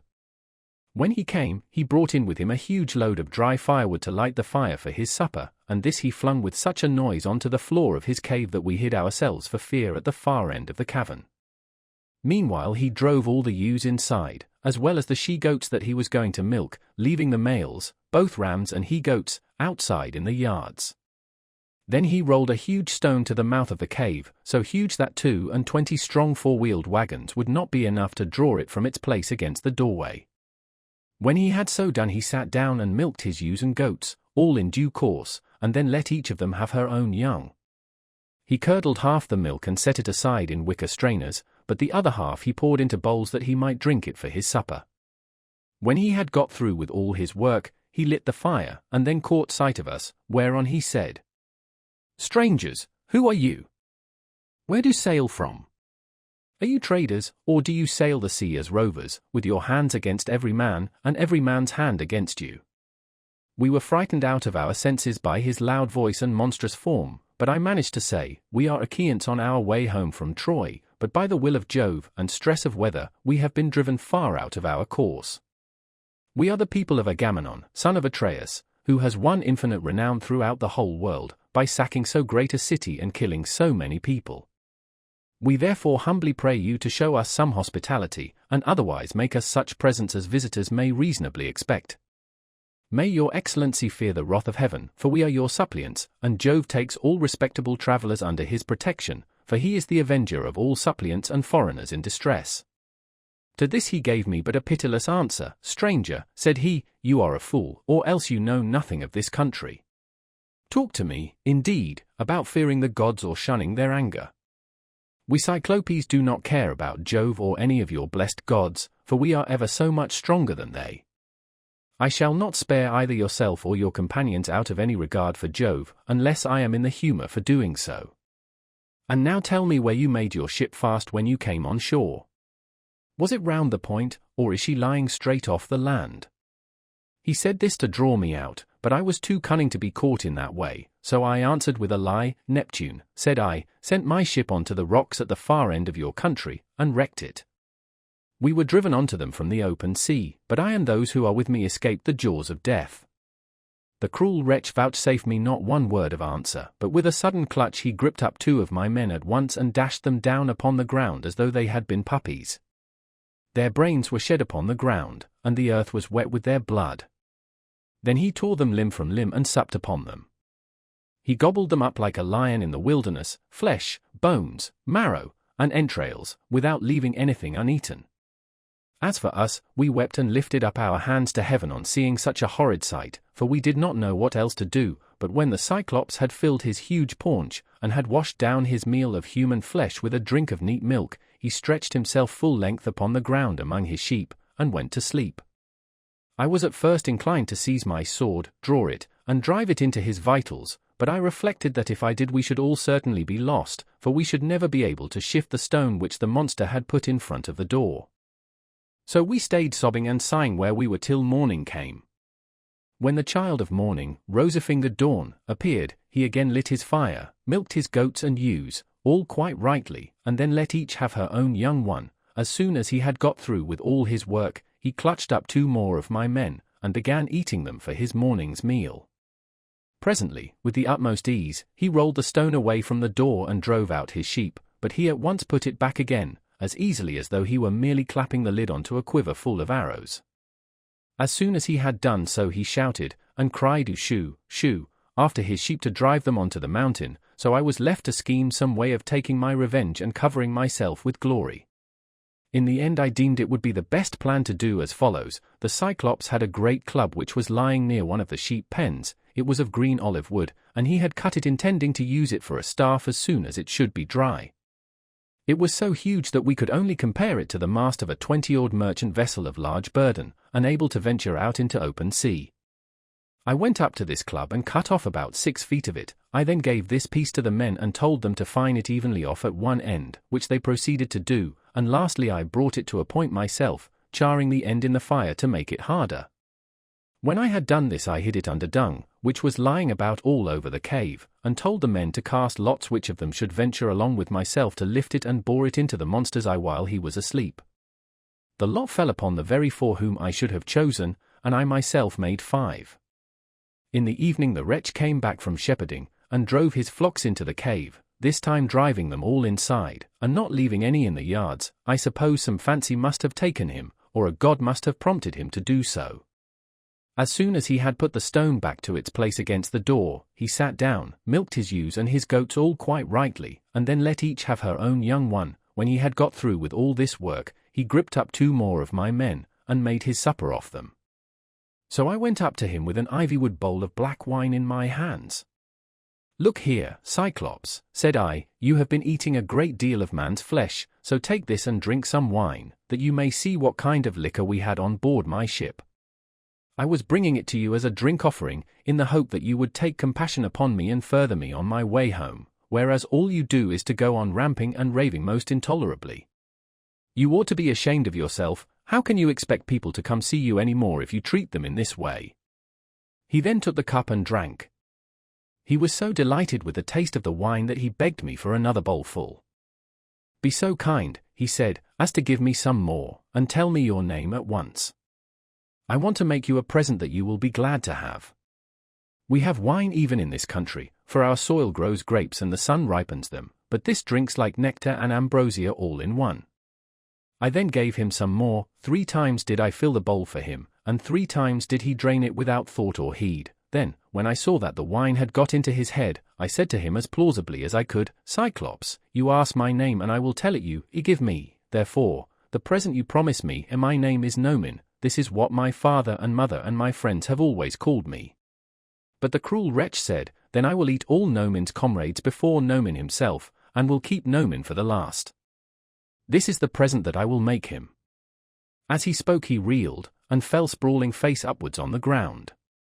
His great neck hung heavily backwards and a deep sleep took hold upon him. Presently he turned sick, and threw up both wine and the gobbets of human flesh on which he had been gorging, for he was very drunk. Then I thrust the beam of wood far into the embers to heat it, and encouraged my men lest any of them should turn faint-hearted. When the wood, green though it was about to blaze, I drew it out of the fire glowing with heat, and my men gathered round me, for heaven had filled their hearts with courage. We drove the sharp end of the beam into the monster's eye, and bearing upon it with all my weight I kept turning it round and round as though I were boring a hole in a ship's plank with an auger, which 2 men with a wheel and strap can keep on turning as long as they choose. Even thus did we bore the red-hot beam into his eye, till the boiling blood bubbled all over it as we worked it round and round, so that the steam from the burning eyeball scalded his eyelids and eyebrows, and the roots of the eye sputtered in the fire. As a blacksmith plunges an axe or hatchet into cold water to temper it, for it is this that gives strength to the iron, and it makes a great hiss as he does so, even thus did the Cyclops' eye hiss round the beam of olive wood, and his hideous yells made the cave ring again. We ran away in a fright, but he plucked the beam all besmirched with gore from his eye, and hurled it from him in a frenzy of rage and pain, shouting as he did so to the other Cyclopes who lived on the bleak headlands near him, so they gathered from all quarters round his cave when they heard him crying, and asked what was the matter with him. What ails you, Polyphemus, said they, that you make such a noise, breaking the stillness of the night, and preventing us from being able to sleep? Surely no man is carrying off your sheep? Surely no man is trying to kill you either by fraud or by force? But Polyphemus shouted to them from inside the cave, no man is killing me by fraud, no man is killing me by force. Then, said they, if no man is attacking you, you must be ill. When Jove makes people ill, there is no help for it, and you had better pray to your father Neptune. Then they went away, and I laughed inwardly at the success of my clever stratagem, but the Cyclops, groaning and in an agony of pain, felt about with his hands till he found the stone and took it from the door. Then he sat in the doorway and stretched his hands in front of it to catch anyone going out with the sheep, for he thought I might be foolish enough to attempt this. As for myself, I kept on puzzling to think how I could best save my own life and those of my companions. I schemed and schemed, as one who knows that his life depends upon it, for the danger was very great. In the end I deemed that this plan would be the best. The male sheep were well grown, and carried a heavy black fleece, so I bound them noiselessly in 3s together, with some of the withies on which the wicked monster used to sleep. There was to be a man under the middle sheep, and the 2 on either side were to cover him, so that there were 3 sheep to each man. As for myself, there was a ram finer than any of the others, so I caught hold of him by the back, ensconced myself in the thick wool under his belly, and hung on patiently to his fleece, face upwards, keeping a firm hold on it all the time. Thus, then, did we wait in great fear of mine till morning came, but when the child of morning, rosy-fingered dawn, appeared, the male sheep hurried out to feed, while the ewes remained bleating about the pens waiting to be milked, for their udders were full to bursting. But their master, in spite of all his pain, felt the backs of all the sheep as they stood upright, without being sharp enough to find out that the men were underneath their bellies. As the ram was going out, last of all, heavy with its fleece and with the weight of my crafty self, Polyphemus laid hold of it and said, My good ram, what is it that makes you the last to leave my cave this morning? You are not wont to let the ewes go before you, but lead the mob with a run whether to flowery mead or bubbling fountain, and are the first to come home again at night, but now you lag last of all. Is it because you know your master has lost his eye, and are sorry because that wicked Nomen and his horrid crew has got him down in his drink and blinded him? But I will have his life yet. If you could understand and talk, you would tell me where the wretch is hiding, and I would dash his brains upon the ground till they flew all over the cave. I should thus have some satisfaction for the harm this no-good Nomen has done me. As he spoke he drove the ram outside, but when we were a little way out from the cave and yards, I first got from under the ram's belly, and then freed my comrades. As for the sheep, which were very fat, by constantly heading them in the right direction we managed to drive them down to the ship. The crew rejoiced greatly at seeing those of us who had escaped death, but wept for the others whom the Cyclops had killed. However, I made signs to them by nodding and frowning that they were to hush their crying, and told them to get all the sheep on board at once and put out to sea. So they went aboard, took their places, and smote the grey sea with their oars. Then, when I had got as far out as my voice would reach, I began to jeer at the Cyclops. "Cyclops," said I, "you should have taken better measure of your man before eating up his comrades in your cave. You wretch, eat up your visitors in your own house? You might have known that your sin would find you out, and now Jove and the other gods have punished you."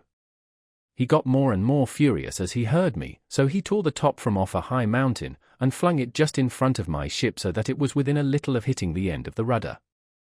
The sea quaked as the rock fell into it, and the wash of the wave it raised carried us back towards the mainland, and forced us towards the shore. But I snatched up a long pole and kept the ship off, making signs to my men by nodding my head, that they must row for their lives, whereon they laid out with a will. When we had got twice as far as we were before, I was for jeering at the Cyclops again, but the men begged and prayed of me to hold my tongue. "Do not," they exclaimed, "be mad enough to provoke this savage creature further. He has thrown one rock at us already which drove us back again to the mainland, and we made sure it had been the death of us. If he had then heard any further sound of voices he would have pounded our heads and our ship's timbers into a jelly with the rugged rocks he would have heaved at us, for he can throw them a long way." But I would not listen to them, and shouted out to him in my rage, "Cyclops, if anyone asks you who it was that put your eye out and spoiled your beauty, say it was the valiant warrior Ulysses, son of Laertes, who lives in Ithaca." On this he groaned, and cried out, "Alas, alas, then the old prophecy about me is coming true. There was a prophet here, at one time, a man both brave and of great stature, Telemus son of Eurymus, who was an excellent seer, and did all the prophesying for the Cyclopes till he grew old. He told me that all this would happen to me some day, and said I should lose my sight by the hand of Ulysses. I have been all along expecting some one of imposing presence and superhuman strength, whereas he turns out to be a little insignificant weakling, who has managed to blind my eye by taking advantage of me in my drink. Come here, then, Ulysses, that I may make you presents to show my hospitality, and urge Neptune to help you forward on your journey, for Neptune and I are father and son. He, if he so will, shall heal me, which no one else neither god nor man can do." Then I said, "I wish I could be as sure of killing you outright and sending you down to the house of Hades, as I am that it will take more than Neptune to cure that eye of yours." On this he lifted up his hands to the firmament of heaven and prayed, saying, "Hear me, great Neptune, if I am indeed your own true begotten son, grant that Ulysses may never reach his home alive, or if he must get back to his friends at last, let him do so late and in sore plight after losing all his men. Let him reach his home in another man's ship and find trouble in his house." Thus did he pray, and Neptune heard his prayer. Then he picked up a rock much larger than the first, swung it aloft and hurled it with prodigious force. It fell just short of the ship, but was within a little of hitting the end of the rudder. The sea quaked as the rock fell into it, and the wash of the wave it raised drove us onwards on our way towards the shore of the island. When at last we got to the island where we had left the rest of our ships, we found our comrades lamenting us, and anxiously awaiting our return. We ran our vessel upon the sands and got out of her onto the seashore. We also landed the Cyclops sheep, and divided them equitably amongst us so that none might have reason to complain. As for the ram, my companions agreed that I should have it as an extra share, so I sacrificed it on the seashore, and burned its thigh bones to Jove, who is the Lord of all. But he heeded not my sacrifice, and only thought how he might destroy both my ships and my comrades. Thus through the livelong day to the going down of the sun we feasted our fill on meat and drink, but when the sun went down and it came on dark, we camped upon the beach. When the child of morning rosy-fingered dawn appeared, I bade my men on board and loose the hawsers. Then they took their places and smote the grey sea with their oars, so we sailed on with sorrow in our hearts, but glad to have escaped death though we had lost our comrades. Book 10. Aeolus, the Laestrygones, Circe. Thence we went on to the Aeolian island where lived Aeolus son of Hippotas, dear to the immortal gods. It is an island that floats, as it were, out upon the sea, iron-bound with a wall that girds it. Now, Aeolus has 6 daughters and 6 lusty sons, so he made the sons marry the daughters, and they all live with their dear father and mother, feasting and enjoying every conceivable kind of luxury. All day long the atmosphere of the house is loaded with the savor of roasting meats till it groans again, yard and all, but by night they sleep on their well-made bedsteads, each with his own wife between the blankets. These were the people among whom we had now come. Aeolus entertained me for a whole month, asking me questions all the time about Troy, the Argive fleet, and the return of the Achaeans. I told him exactly how everything had happened, and when I said I must go, and asked him to further me on my way, he made no sort of difficulty, but set about doing so at once. Moreover, he flayed me a prime ox hide to hold the weight of the roaring winds, which he shut up in the hide as in a sack, for Jove had made him captain over the winds, and he could stir or still each one of them according to his own pleasure. He put the sack in the ship and bound the mouth so tightly with a silver thread that not even a breath of a side wind could blow from any quarter. The west wind which was fair for us did he alone let blow as it chose, but it all came to nothing, for we were lost through our own folly. 9 days and 9 nights did we sail, and on the 10th day our native land showed on the horizon. We got so close in that we could see the stubble fires burning, and I, being then dead beat, fell into a light sleep, for I had never let the rudder out of my own hands, that we might get home the faster. On this the men fell to talking among themselves, and said I was bringing back gold and silver in the sack that Aeolus had given me. Bless my heart, would one turn to his neighbor, saying, how this man gets honored and makes friends to whatever city or country he may go. See what fine prizes he is taking home from Troy, while we, who have traveled just as far as he has, come back with hands as empty as we set out with, and now Aeolus has given him ever so much more. Quick, let us see what it all is, and how much gold and silver there is in the sack he gave him. Thus they talked and evil counsels prevailed. They loosed the sack, whereupon the wind flew howling forth and raised a storm that carried us weeping out to sea and away from our own country. Then I awoke, and knew not whether to throw myself into the sea or to live on and make the best of it, but I bore it, covered myself up, and lay down in the ship, while the men lamented bitterly as the fierce winds bore our fleet back to the Aeolian island. When we reached it we went ashore to take in water, and dined hard by the ships. Immediately after dinner I took a herald and one of my men and went straight to the house of Aeolus, where I found him feasting with his wife and family, so we sat down as suppliants on the threshold. They were astounded when they saw us and said, Ulysses, what brings you here? What god has been ill-treating you? We took great pains to further you on your way home to Ithaca, or wherever it was that you wanted to go to. Thus did they speak, but I answered sorrowfully, my men have undone me, they, and cruel sleep, have ruined me. My friends, mend me this mischief, for you can if you will. I spoke as movingly as I could, but they said nothing, till their father answered, vilest of mankind, get you gone at once out of the island, him whom heaven hates will I in no wise help. Be off, for you come here as one abhorred of heaven. And with these words he sent me sorrowing from his door. Thence we sailed sadly on till the men were worn out with long and fruitless rowing, for there was no longer any wind to help them. 6 days, night and day did we toil, and on the 7th day we reached the rocky stronghold of Lamus, Telepolis, the city of the Laestrygonians, where the shepherd who is driving in his sheep and goats, to be milked, salutes him who is driving out his flock, to feed, and this last answers the salute. In that country a man who could do without sleep might earn double wages, one as a herdsman of cattle, and another as a shepherd, for they work much the same by night as they do by day. When we reached the harbour we found it landlocked under steep cliffs, with a narrow entrance between 2 headlands.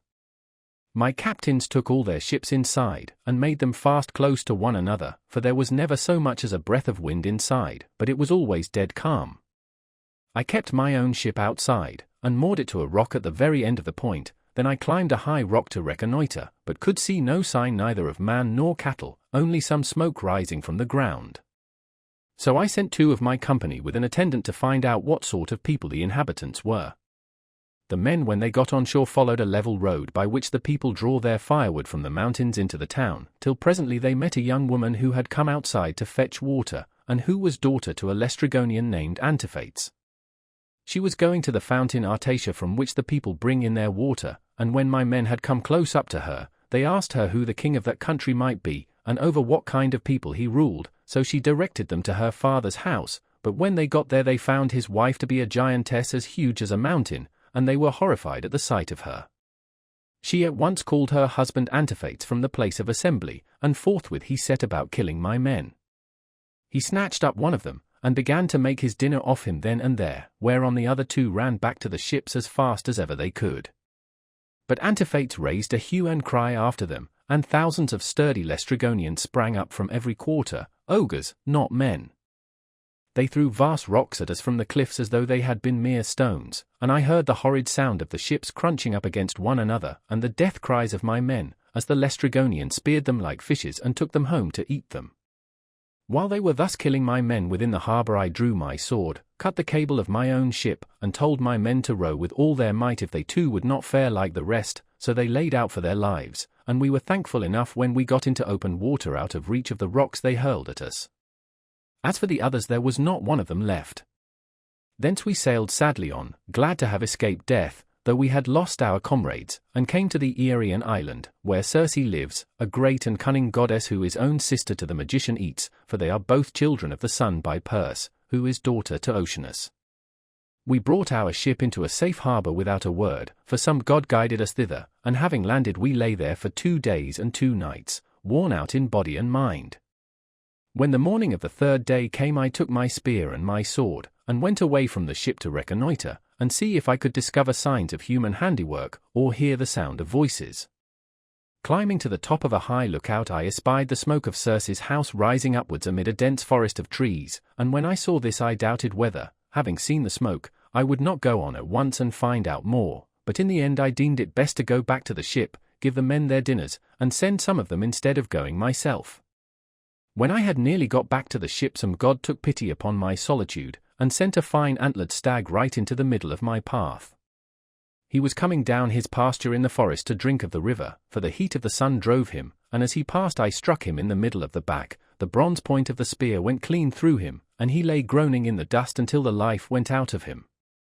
Then I set my foot upon him, drew my spear from the wound, and laid it down. I also gathered rough grass and rushes and twisted them into a fathom or so of good stout rope, with which I bound the 4 feet of the noble creature together. Having so done, I hung him round my neck and walked back to the ship leaning upon my spear, for the stag was much too big for me to be able to carry him on my shoulder, steadying him with one hand. As I threw him down in front of the ship, I called the men and spoke cheeringly man by man to each of them. "Look here, my friends," said I, "we are not going to die so much before our time after all, and at any rate we will not starve so long as we have got something to eat and drink on board." On this they uncovered their heads upon the sea-shore and admired the stag, for he was indeed a splendid fellow. Then, when they had feasted their eyes upon him sufficiently, they washed their hands and began to cook him for dinner. Thus through the livelong day to the going down of the sun we stayed there eating and drinking our fill, but when the sun went down and it came on dark, we camped upon the sea-shore. When the child of morning, rosy-fingered dawn, appeared, I called a council and said, "My friends, we are in very great difficulties, listen therefore to me. We have no idea where the sun either sets or rises, so that we do not even know east from west. I see no way out of it, nevertheless, we must try and find one. We are certainly on an island, for I went as high as I could this morning, and saw the sea reaching all round it to the horizon. It lies low, but towards the middle I saw smoke rising from out of a thick forest of trees." Their hearts sank as they heard me, for they remembered how they had been treated by the Laestrygonian Antiphates, and by the savage ogre Polyphemus. They wept bitterly in their dismay, but there was nothing to be got by crying, so I divided them into 2 companies and set a captain over each. I gave one company to Eurylochus, while I took command of the other myself. Then we cast lots in a helmet, and the lot fell upon Eurylochus, so he set out with his 22 men, and they wept, as also did we who were left behind. When they reached Circe's house they found it built of cut stones, on a site that could be seen from far, in the middle of the forest. There were wild mountain wolves and lions prowling all round it, poor bewitched creatures whom she had tamed by her enchantments and drugged into subjection. They did not attack my men, but wagged their great tails, fawned upon them, and rubbed their noses lovingly against them. As hounds crowd round their master when they see him coming from dinner, for they know he will bring them something, even so did these wolves and lions with their great claws fawn upon my men, but the men were terribly frightened at seeing such strange creatures.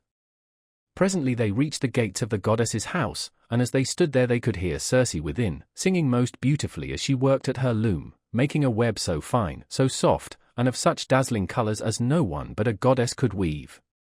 On this Polites, whom I valued and trusted more than any other of my men, said, "There is some one inside working at a loom and singing most beautifully, the whole place resounds with it, let us call her and see whether she is woman or goddess." They called her and she came down, unfastened the door, and bade them enter. They, thinking no evil, followed her, all except Eurylochus, who suspected mischief and stayed outside. When she had got them into her house, she set them upon benches and seats and mixed them a mess with cheese, honey, meal, and Pramnian wine, but she drugged it with wicked poisons to make them forget their homes, and when they had drunk she turned them into pigs by a stroke of her wand, and shut them up in her pigsties. They were like pigs, head, hair, and all, and they grunted just as pigs do, but their senses were the same as before, and they remembered everything. Thus then were they shut up squealing, and Circe threw them some acorns and beech mast such as pigs eat, but Eurylochus hurried back to tell me about the sad fate of our comrades. He was so overcome with dismay that though he tried to speak he could find no words to do so, his eyes filled with tears and he could only sob and sigh, till at last we forced his story out of him, and he told us what had happened to the others. "We went," said he, "as you told us, through the forest, and in the middle of it there was a fine house built with cut stones in a place that could be seen from far. There we found a woman, or else she was a goddess, working at her loom and singing sweetly, so the men shouted to her and called her, whereon she at once came down, opened the door, and invited us in. The others did not suspect any mischief, so they followed her into the house, but I stayed where I was, for I thought there might be some treachery. From that moment I saw them no more, for not one of them ever came out, though I sat a long time watching for them. Then I took my sword of bronze and slung it over my shoulders. I also took my bow, and told Eurylochus to come back with me and show me the way. But he laid hold of me with both his hands and spoke piteously, saying, "Sir, do not force me to go with you, but let me stay here, for I know you will not bring one of them back with you, nor even return alive yourself. Let us rather see if we cannot escape at any rate with the few that are left us, for we may still save our lives." "Stay where you are, then," answered I, "eating and drinking at the ship, but I must go, for I am most urgently bound to do so." With this I left the ship and went up inland.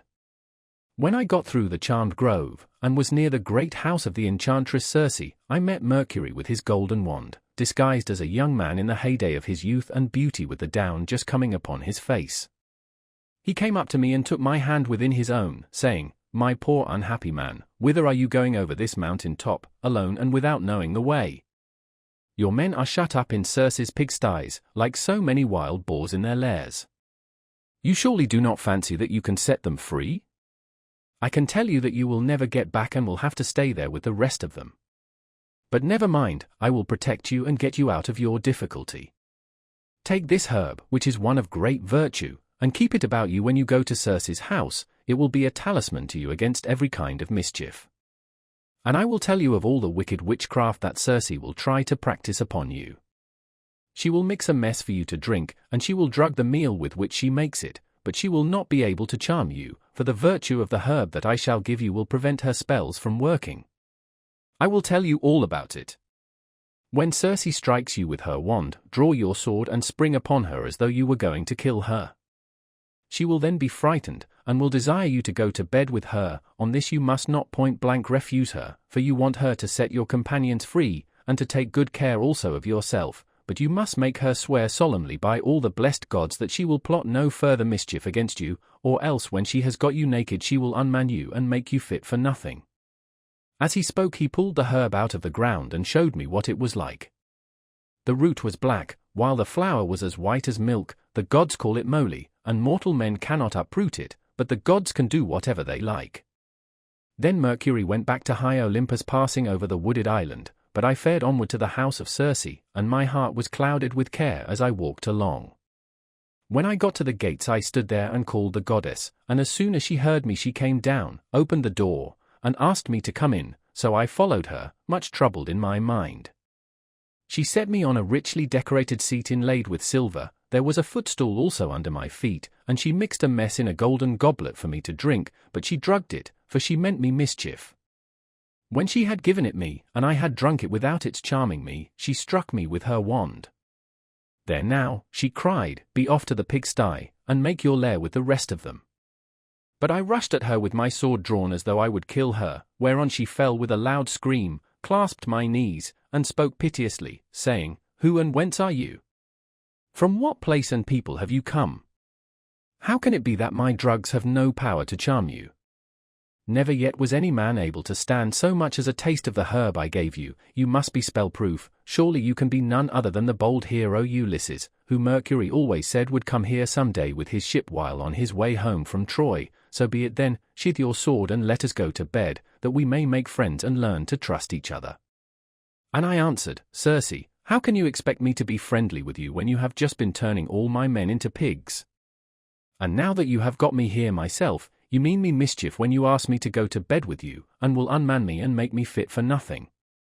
I shall certainly not consent to go to bed with you unless you will first take your solemn oath to plot no further harm against me. So she swore at once as I had told her, and when she had completed her oath then I went to bed with her. Meanwhile her 4 servants, who are her housemaids, set about their work. They are the children of the groves and fountains, and of the holy waters that run down into the sea. One of them spread a fair purple cloth over a seat, and laid a carpet underneath it. Another brought tables of silver up to the seats, and set them with baskets of gold. A third mixed some sweet wine with water in a silver bowl and put golden cups upon the tables, while the fourth brought in water and set it to boil in a large cauldron over a good fire which she had lighted. When the water in the cauldron was boiling, she poured cold into it till it was just as I liked it, and then she set me in a bath and began washing me from the cauldron about the head and shoulders, to take the tire and stiffness out of my limbs. As soon as she had done washing me and anointing me with oil, she arrayed me in a good cloak and shirt and led me to a richly decorated seat inlaid with silver. There was a footstool also under my feet. A maid-servant then brought me water in a beautiful golden ewer and poured it into a silver basin for me to wash my hands, and she drew a clean table beside me. An upper servant brought me bread and offered me many things of what there was in the house, and then Circe bade me eat, but I would not, and sat without heeding what was before me, still moody and suspicious. When Circe saw me sitting there without eating, and in great grief, she came to me and said, Ulysses, why do you sit like that as though you were dumb, gnawing at your own heart, and refusing both meat and drink? Is it that you are still suspicious? You ought not to be, for I have already sworn solemnly that I will not hurt you. And I said, Circe, no man with any sense of what is right can think of either eating or drinking in your house until you have set his friends free and let him see them. If you want me to eat and drink, you must free my men and bring them to me that I may see them with my own eyes. When I had said this she went straight through the court with her wand in her hand and opened the pigsty doors. My men came out like so many prime hogs and stood looking at her, but she went about among them and anointed each with a second drug, whereon the bristles that the bad drug had given them fell off, and they became men again, younger than they were before, and much taller and better looking. They knew me at once, seized me each of them by the hand, and wept for joy till the whole house was filled with the sound of their hullaballooing. And Circe herself was so sorry for them that she came up to me and said, Ulysses, noble son of Laertes, go back at once to the sea where you have left your ship, and first draw it onto the land. Then, hide all your ship's gear and property in some cave, and come back here with your men. I agreed to this, so I went back to the sea-shore, and found the men at the ship weeping and wailing most piteously. When they saw me the silly blubbering fellows began frisking round me as calves break out and gambol round their mothers, when they see them coming home to be milked after they have been feeding all day, and the homestead resounds with their lowing. They seemed as glad to see me as though they had got back to their own rugged Ithaca, where they had been born and bred. Sir, said the affectionate creatures, we are as glad to see you back as though we had got safe home to Ithaca, but tell us all about the fate of our comrades. I spoke comfortingly to them and said, we must draw our ship onto the land, and hide the ship's gear with all our property in some cave, then come with me all of you as fast as you can to Circe's house, where you will find your comrades eating and drinking in the midst of great abundance. On this the men would have come with me at once, but Eurylochus tried to hold them back and said, alas, poor wretches that we are, what will become of us? Rush not on your ruin by going to the house of Circe, who will turn us all into pigs or wolves or lions, and we shall have to keep guard over her house. Remember how the Cyclops treated us when our comrades went inside his cave, and Ulysses with them. It was all through his sheer folly that those men lost their lives. When I heard him I was in two minds whether or no to draw the keen blade that hung by my sturdy thigh and cut his head off in spite of his being a near relation of my own, but the men interceded for him and said, "Sir, if it may so be, let this fellow stay here and mind the ship, but take the rest of us with you to Circe's house." On this we all went inland, and Eurylochus was not left behind after all, but came on too, for he was frightened by the severe reprimand that I had given him. Meanwhile Circe had been seeing that the men who had been left behind were washed and anointed with olive oil. She had also given them woolen cloaks and shirts, and when we came we found them all comfortably at dinner in her house. As soon as the men saw each other face to face and knew one another, they wept for joy and cried aloud till the whole palace rang again. Thereon Circe came up to me and said, "Ulysses, noble son of Laertes, tell your men to leave off crying. I know how much you have all of you suffered at sea, and how ill you have fared among cruel savages on the mainland, but that is over now, so stay here, and eat and drink till you are once more as strong and hearty as you were when you left Ithaca, for at present you are weakened both in body and mind. You keep all the time thinking of the hardships you have suffered during your travels, so that you have no more cheerfulness left in you." Thus did she speak and we assented. We stayed with Circe for a whole 12-month, feasting upon an untold quantity both of meat and wine. But when the year had passed in the waning of moons and the long days had come round, my men called me apart and said, "Sir, it is time you began to think about going home, if so be you are to be spared to see your house and native country at all." Thus did they speak and I assented. Thereon through the livelong day to the going down of the sun we feasted our fill on meat and wine, but when the sun went down and it came on dark the men laid themselves down to sleep in the covered cloisters. I, however, after I had got into bed with Circe, besought her by her knees, and the goddess listened to what I had got to say. "Circe," said I, "please to keep the promise you made me about furthering me on my homeward voyage. I want to get back and so do my men, they are always pestering me with their complaints as soon as ever your back is turned."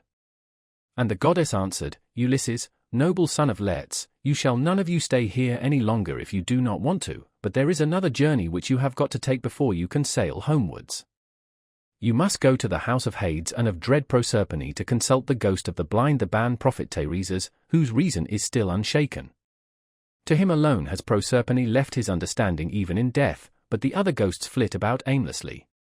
I was dismayed when I heard this.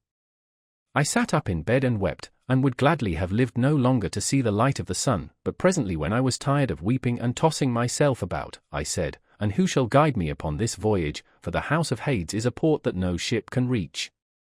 "You will want no guide," she answered, "raise your mast, set your white sails, sit quite still, and the north wind will blow you there of itself. When your ship has traversed the waters of Oceanus, you will reach the fertile shore of Proserpine's country with its groves of tall poplars and willows that shed their fruit untimely. Here beach your ship upon the shore of Oceanus, and go straight on to the dark abode of Hades. You will find it near the place where the rivers Pyriphlegethon and Cocytus, which is a branch of the river Styx, flow into Acron, and you will see a rock near it, just where the two roaring rivers run into one another. When you have reached this spot, as I now tell you, dig a trench a cubit or so in length, breadth, and depth, and pour into it as a drink offering to all the dead, first, honey mixed with milk, then wine, and in the third place water, sprinkling white barley meal over the whole. Moreover you must offer many prayers to the poor feeble ghosts, and promise them that when you get back to Ithaca you will sacrifice a barren heifer to them, the best you have, and will load the pyre with good things. More particularly you must promise that Teiresias shall have a black sheep all to himself, the finest in all your flocks. When you shall have thus besought the ghosts with your prayers, offer them a ram and a black ewe, bending their heads towards Erebus, but yourself turn away from them as though you would make towards the river. On this, many dead men's ghosts will come to you, and you must tell your men to skin the 2 sheep that you have just killed, and offer them as a burnt sacrifice with prayers to Hades and to Proserpine. Then draw your sword and sit there, so as to prevent any other poor ghost from coming near the spilt blood before Teiresias shall have answered your questions.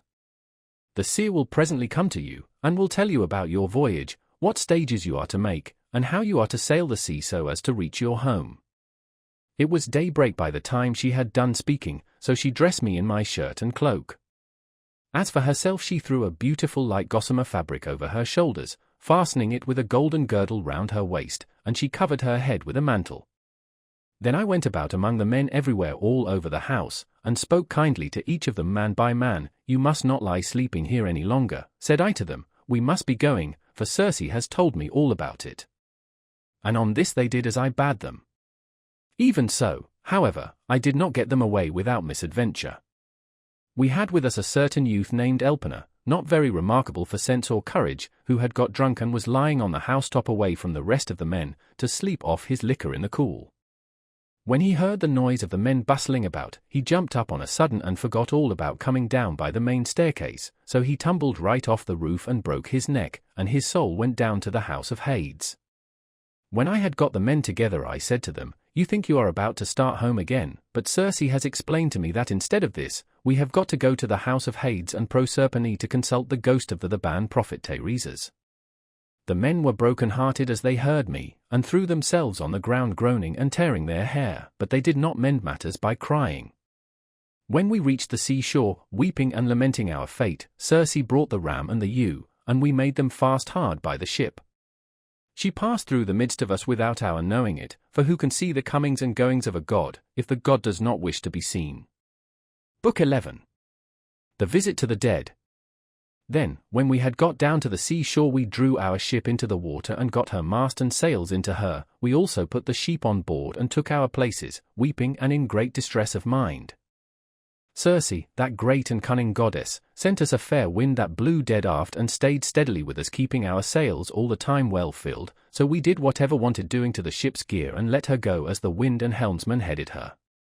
All day long her sails were full as she held her course over the sea, but when the sun went down and darkness was over all the earth, we got into the deep waters of the river Oceanus, where lie the land and city of the Cimmerians, who live enshrouded in mist and darkness, which the rays of the sun never pierce, neither at his rising nor as he goes down again out of the heavens, but the poor wretches live in one long melancholy night. When we got there, we beached the ship, took the sheep out of her, and went along by the waters of Oceanus till we came to the place of which Circe had told us. Here Perimedes and Eurylochus held the victims, while I drew my sword and dug the trench a cubit each way.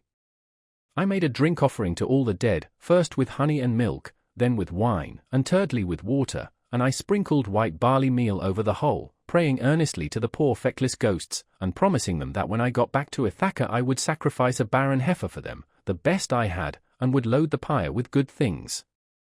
I also particularly promised that Teresus should have a black sheep to himself, the best in all my flocks.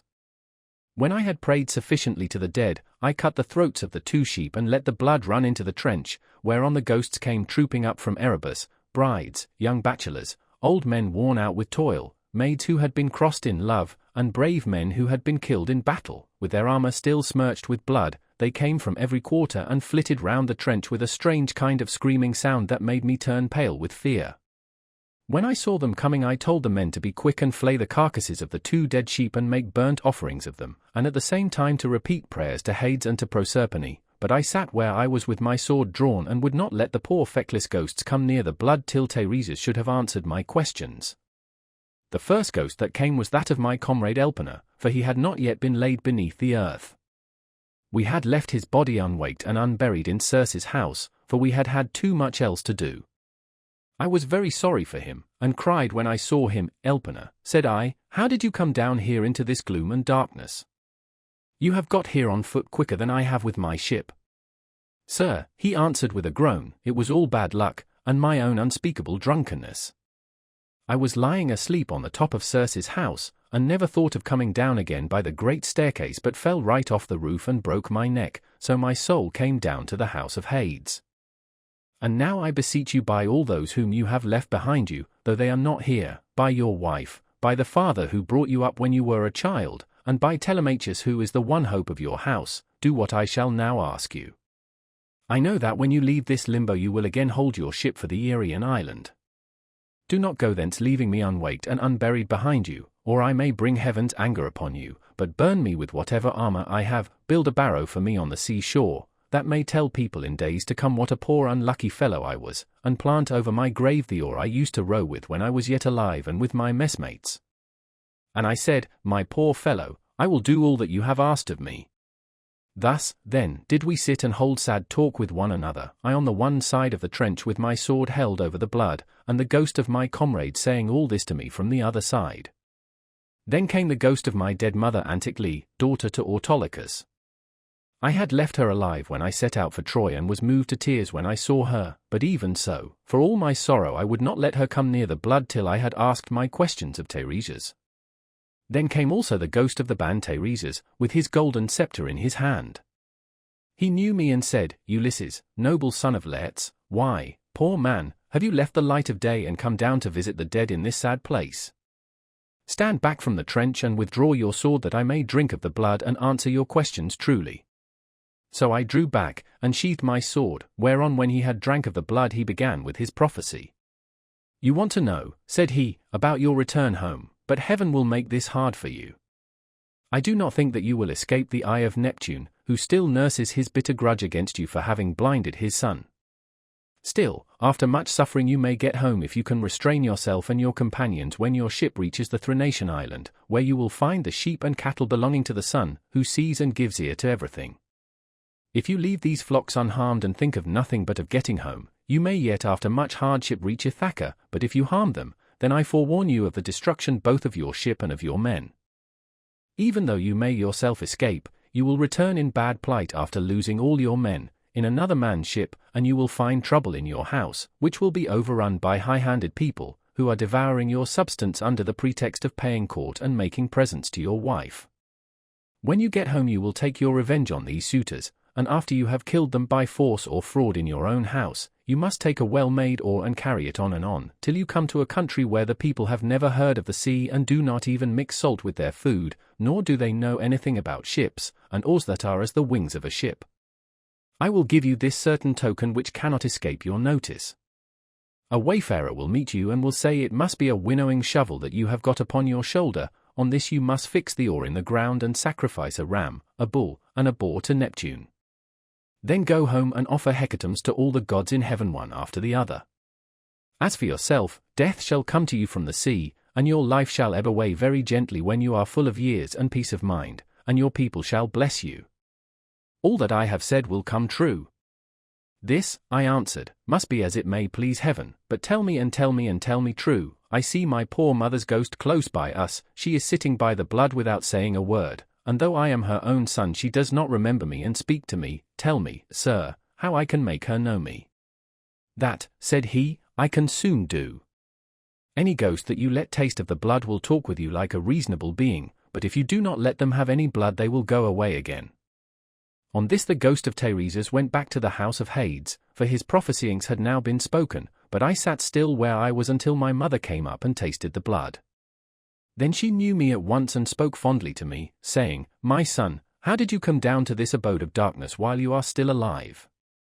It is a hard thing for the living to see these places, for between us and them there are great and terrible waters, and there is Oceanus, which no man can cross on foot, but he must have a good ship to take him.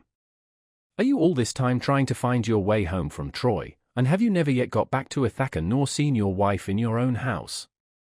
Mother, said I was forced to come here to consult the ghost of the Theban prophet Teiresias. I have never yet been near the Achaean land nor set foot on my native country, and I have had nothing but one long series of misfortunes from the very first day that I set out with Agamemnon for Ilius, the land of noble steeds, to fight the Trojans. But tell me, and tell me true, in what way did you die? Did you have a long illness, or did heaven vouchsafe you a gentle easy passage to eternity? Tell me also about my father, and the son whom I left behind me. Is my property still in their hands, or has some one else got hold of it, who thinks that I shall not return to claim it? Tell me again what my wife intends doing, and in what mind she is. Does she live with my son and guard my estate securely, or has she made the best match she could and married again? My mother answered, Your wife still remains in your house, but she is in great distress of mind and spends her whole time in tears both night and day.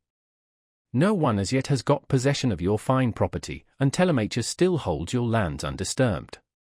He has to entertain largely, as of course he must, considering his position as a magistrate, and how every one invites him. Your father remains at his old place in the country and never goes near the town.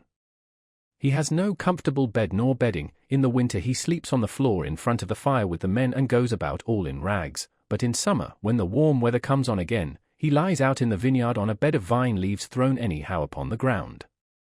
He grieves continually about your never having come home, and suffers more and more as he grows older. As for my own end, it was in this wise: heaven did not take me swiftly and painlessly in my own house, nor was I attacked by any illness such as those that generally wear people out and kill them, but my longing to know what you were doing and the force of my affection for you, this it was that was the death of me. Then I tried to find some way of embracing my poor mother's ghost. Thrice I sprang towards her and tried to clasp her in my arms, but each time she flitted from my embrace as it were a dream or phantom, and being touched to the quick I said to her, "Mother, why do you not stay still when I would embrace you? If we could throw our arms around one another we might find sad comfort in the sharing of our sorrows even in the house of Hades. Does Proserpine want to lay a still further load of grief upon me by mocking me with a phantom only?" "My son," she answered, "most ill-fated of all mankind, it is not Proserpine that is beguiling you, but all people are like this when they are dead. The sinews no longer hold the flesh and bones together, these perish in the fierceness of consuming fire as soon as life has left the body, and the soul flits away as though it were a dream. Now, however, go back to the light of day as soon as you can, and note all these things that you may tell them to your wife hereafter." Thus did we converse, and anon Proserpine sent up the ghosts of the wives and daughters of all the most famous men. They gathered in crowds about the blood, and I considered how I might question them severally. In the end I deemed that it would be best to draw the keen blade that hung by my sturdy thigh, and keep them from all drinking the blood at once. So they came up one after the other, and each one as I questioned her told me her race and lineage. The first I saw was Tyro. She was daughter of Salmoneus and wife of Cretheus the son of Aeolus. She fell in love with the river Enipeus, who is much the most beautiful river in the whole world. Once when she was taking a walk by his side as usual, Neptune, disguised as her lover, lay with her at the mouth of the river, and a huge blue wave arched itself like a mountain over them to hide both woman and god, whereon he loosed her virgin girdle and laid her in a deep slumber. When the god had accomplished the deed of love, he took her hand in his own and said, "Tyro, rejoice in all good will, the embraces of the gods are not fruitless, and you will have fine twins about this time 12 months. Take great care of them. I am Neptune, so now go home, but hold your tongue and do not tell anyone." Then he dived under the sea, and she in due course bore Peleus and Neleus, who both of them served Jove with all their might. Peleus was a great breeder of sheep and lived in Iolcus, but the other lived in Pylos. The rest of her children were by Cretheus, namely, Aeson, Pheres, and Amithaon, who was a mighty warrior and charioteer. Next to her I saw Antiope, daughter to Asopus, who could boast of having slept in the arms of even Jove himself, and who bore him 2 sons Amphion and Zethus. These founded Thebes with its 7 gates, and built a wall all round it, for strong though they were they could not hold Thebes till they had walled it. Then I saw Alcmena, the wife of Amphitryon, who also bore to Jove indomitable Hercules, and Megara, who was daughter to great King Creon, and married the redoubtable son of Amphitryon. I also saw fair Epicaste, mother of King Oedipodes, whose awful lot it was to marry her own son without suspecting it. He married her after having killed his father, but the gods proclaimed the whole story to the world, whereon he remained king of Thebes, in great grief for the spite the gods had borne him. But Epicaste went to the house of the mighty jailer Hades, having hanged herself for grief, and the avenging spirits haunted him as for an outraged mother, to his ruing bitterly thereafter. Then I saw Chloris, whom Neleus married for her beauty, having given priceless presents for her. She was youngest daughter to Amphion son of Iasus and king of Minion or Commonus, and was queen in Pylos. She bore Nestor, Chromius, and Periclymenus, and she also bore that marvellously lovely woman Pero, who was wooed by all the country round, but Neleus would only give her to him who should raid the cattle of Iphicles from the grazing grounds of Phyllis, and this was a hard task. The only man who would undertake to raid them was a certain excellent seer, but the will of heaven was against him, for the rangers of the cattle caught him and put him in prison. Nevertheless, when a full year had passed and the same season came round again, Iphicles set him at liberty, after he had expounded all the oracles of heaven.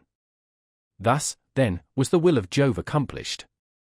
And I saw Leda the wife of Tyndarus, who bore him 2 famous sons, Castor breaker of horses, and Pollux the mighty boxer. Both these heroes are lying under the earth, though they are still alive, for by a special dispensation of Jove, they die and come to life again, each one of them every other day throughout all time, and they have the rank of gods. After her I saw Iphimedeia, wife of Aluus, who boasted the embrace of Neptune. She bore 2 sons, Otus and Ephialtes, but both were short-lived. They were the finest children that were ever born in this world, and the best-looking, Orion only excepted, for at 9 years old they were 9 fathoms high, and measured 9 cubits round the chest. They threatened to make war with the gods in Olympus, and tried to set Mount Ossa on the top of Mount Olympus, and Mount Pelion on the top of Ossa, that they might scale heaven itself, and they would have done it too if they had been grown up, but Apollo, son of Leto, killed both of them, before they had got so much as a sign of hair upon their cheeks or chin. Then I saw Phaedra, and Procris, and fair Ariadne, daughter of the magician Minos, whom Theseus was carrying off from Crete to Athens, but he did not enjoy her, for before he could do so Diana killed her in the island of Deir on account of what Bacchus had said against her. I also saw Mera and Clymene and hateful Eriphyle, who sold her own husband for gold. But it would take me all night if I were to name every single one of the wives and daughters of heroes whom I saw, and it is time for me to go to bed, either on board ship with my crew, or here. As for my escort, heaven and yourselves will see to it. Here he ended, and the guests sat all of them enthralled and speechless throughout the covered cloister. Then Arete said to them, "What do you think of this man, O Phaeacians? Is he not tall and good-looking, and is he not clever? True, he is my own guest, but all of you share in the distinction.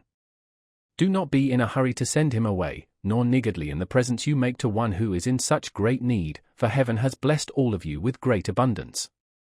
Then spoke the aged hero Aeschines, who was one of the oldest men among them. "My friends," said he, "what our august queen has just said to us is both reasonable and to the purpose, therefore be persuaded by it, but the decision whether in word or deed rests ultimately with King Alcinous." "The thing shall be done," exclaimed Alcinous, "as surely as I still live and reign over the Phaeacians. Our guest is indeed very anxious to get home, still we must persuade him to remain with us until tomorrow, by which time I shall be able to get together the whole sum that I mean to give him. As regards his escort, it will be a matter for you all, and mine above all others as the chief person among you." And Ulysses answered, "King Alcinous, if you were to bid me to stay here for a whole 12 months, and then speed me on my way, loaded with your noble gifts, I should obey you gladly, and it would redound greatly to my advantage, for I should return fuller-handed to my own people, and should thus be more respected and beloved by all who see me when I get back to Ithaca." "Ulysses," replied Alcinous, "not one of us who sees you has any idea that you are a charlatan or a swindler. I know there are many people going about who tell such plausible stories that it is very hard to see through them, but there is a style about your language which assures me of your good disposition.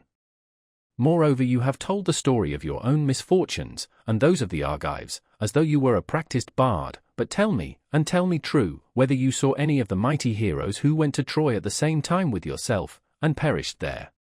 The evenings are still at their longest, and it is not yet bedtime. Go on, therefore, with your divine story, for I could stay here listening till tomorrow morning, so long as you will continue to tell us of your adventures." "Alcinous," answered Ulysses, "there is a time for making speeches, and a time for going to bed. Nevertheless, since you so desire, I will not refrain from telling you the still sadder tale of those of my comrades who did not fall fighting with the Trojans, but perished on their return, through the treachery of a wicked woman. When Proserpine had dismissed the female ghosts in all directions, the ghost of Agamemnon son of Atreus came sadly up to me, surrounded by those who had perished with him in the house of Aegis thus. As soon as he had tasted the blood, he knew me, and weeping bitterly stretched out his arms towards me to embrace me, but he had no strength nor substance any more, and I too wept and pitied him as I beheld him. 'How did you come by your death?' said I, 'King Agamemnon? Did Neptune raise his winds and waves against you when you were at sea, or did your enemies make an end of you on the mainland when you were cattle lifting or sheep stealing, or while they were fighting in defense of their wives and city?' Ulysses, he answered, 'Noble son of Laertes, I was not lost at sea in any storm of Neptune's raising, nor did my foes despatch me upon the mainland, but Aegis thus and my wicked wife were the death of me between them. He asked me to his house, feasted me, and then butchered me most miserably as though I were a fat beast in a slaughter-house, while all around me my comrades were slain like sheep or pigs for the wedding breakfast, or picnic, or gorgeous banquet of some great nobleman. You must have seen numbers of men killed either in a general engagement, or in single combat, but you never saw anything so truly pitiable as the way in which we fell in that cloister, with the mixing bowl and the loaded tables lying all about, and the ground reeking with our blood. I heard Priam's daughter Cassandra scream as Clytemnestra killed her close beside me. I lay dying upon the earth with the sword in my body, and raised my hands to kill the slut of a murderess, but she slipped away from me. She would not even close my lips nor my eyes when I was dying, for there is nothing in this world so cruel and so shameless as a woman when she has fallen into such guilt as hers was. Fancy murdering her own husband! I thought I was going to be welcomed home by my children and my servants, but her abominable crime has brought disgrace on herself and all women who shall come after, even on the good ones. And I said, in truth Jove has hated the house of Atreus from first to last in the matter of their women's counsels. See how many of us fell for Helen's sake, and now it seems that Clytemnestra hatched mischief against you too during your absence. Be sure, therefore, continued Agamemnon, and not be too friendly even with your own wife. Do not tell her all that you know perfectly well yourself. Tell her a part only, and keep your own counsel about the rest. Not that your wife, Ulysses, is likely to murder you, for Penelope is a very admirable woman, and has an excellent nature. We left her a young bride with an infant at her breast when we set out for Troy. This child no doubt is now grown up happily to man's estate, and he and his father will have a joyful meeting and embrace one another as it is right they should do, whereas my wicked wife did not even allow me the happiness of looking upon my son, but killed me ere I could do so. Furthermore I say, and lay my saying to your heart, do not tell people when you are bringing your ship to Ithaca, but steal a march upon them, for after all this there is no trusting women. But now tell me, and tell me true, can you give me any news of my son Orestes? Is he in Orchomenus, or at Pylos, or is he at Sparta with Menelaus, for I presume that he is still living? And I said, Agamemnon, why do you ask me? I do not know whether your son is alive or dead, and it is not right to talk when one does not know. As we two sat weeping and talking thus sadly with one another, the ghost of Achilles came up to us with Patroclus, Antilochus, and Ajax, who was the finest and goodliest man of all the Danaans after the son of Peleus. The fleet descendant of Aeacus knew me and spoke piteously, saying, Ulysses, noble son of Laertes, what deed of daring will you undertake next, that you venture down to the house of Hades among us silly dead, who are but the ghosts of them that can labour no more? And I said, Achilles, son of Peleus, foremost champion of the Achaeans, I came to consult Teiresias, and see if he could advise me about my return home to Ithaca, for I have never yet been able to get near the Achaean land, nor to set foot in my own country, but have been in trouble all the time. As for you, Achilles, no one was ever yet so fortunate as you have been, nor ever will be, for you were adored by all us Argives as long as you were alive, and now that you are here you are a great prince among the dead. Do not, therefore, take it so much to heart even if you are dead. Say not a word, he answered, in death's favour, I would rather be a paid servant in a poor man's house and be above ground than king of kings among the dead. But give me news about my son, is he gone to the wars and will he be a great soldier, or is this not so? Tell me also if you have heard anything about my father Peleus, does he still rule among the Myrmidons, or do they show him no respect throughout Hellas and Phthia now that he is old and his limbs fail him? Could I but stand by his side, in the light of day, with the same strength that I had when I killed the bravest of our foes upon the plain of Troy, could I but be as I then was and go even for a short time to my father's house, anyone who tried to do him violence or supersede him would soon rue it. I have heard nothing, I answered, of Peleus, but I can tell you all about your son Neoptolemus, for I took him in my own ship from Scyros with the Achaeans. In our councils of war before Troy he was always first to speak, and his judgment was unerring. Nestor and I were the only two who could surpass him, and when it came to fighting on the plain of Troy, he would never remain with the body of his men, but would dash on far in front, foremost of them all in valour. Many a man did he kill in battle, I cannot name every single one of those whom he slew while fighting on the side of the Argives, but will only say how he killed that valiant hero Eurypylus son of Telephus, who was the handsomest man I ever saw except Memnon. Many others also of the Cetians fell around him by reason of a woman's bribes.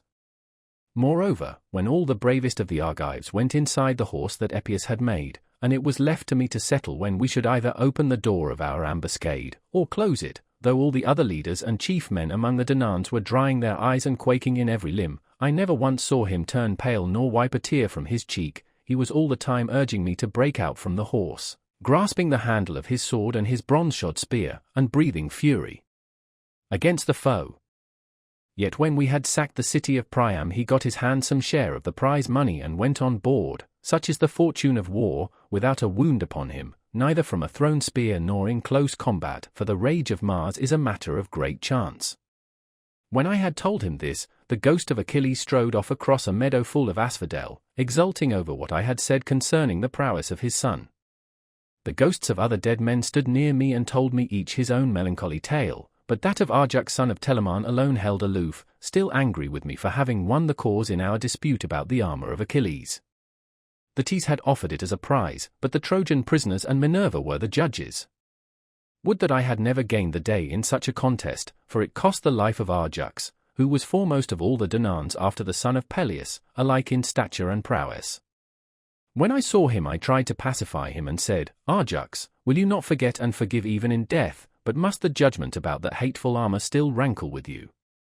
It cost us Argives dear enough to lose such a tower of strength as you were to us. We mourned you as much as we mourned Achilles son of Peleus himself, nor can the blame be laid on anything but on the spite which Jove bore against the Danaans, for it was this that made him counsel your destruction. Come hither, therefore, bring your proud spirit into subjection, and hear what I can tell you. He would not answer, but turned away to Erebus and to the other ghosts. Nevertheless, I should have made him talk to me in spite of his being so angry, or I should have gone on talking to him, only that there were still others among the dead whom I desired to see. Then I saw Minos son of Jove with his golden scepter in his hand sitting in judgment on the dead, and the ghosts were gathered sitting and standing round him in the spacious house of Hades, to learn his sentences upon them. After him I saw huge Orion in a meadow full of asphodel driving the ghosts of the wild beasts that he had killed upon the mountains, and he had a great bronze club in his hand, unbreakable for ever and ever. And I saw Tityus son of Gaia stretched upon the plain and covering some 9 acres of ground. 2 vultures on either side of him were digging their beaks into his liver, and he kept on trying to beat them off with his hands, but could not, for he had violated Jove's mistress Leto as she was going through Panopeus on her way to Pytho. I saw also the dreadful fate of Tantalus, who stood in a lake that reached his chin. He was dying to quench his thirst, but could never reach the water, for whenever the poor creature stooped to drink, it dried up and vanished, so that there was nothing but dry ground, parched by the spite of heaven.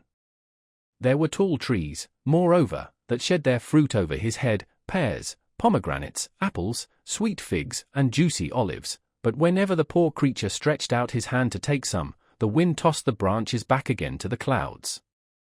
And I saw Sisyphus at his endless task raising his prodigious stone with both his hands.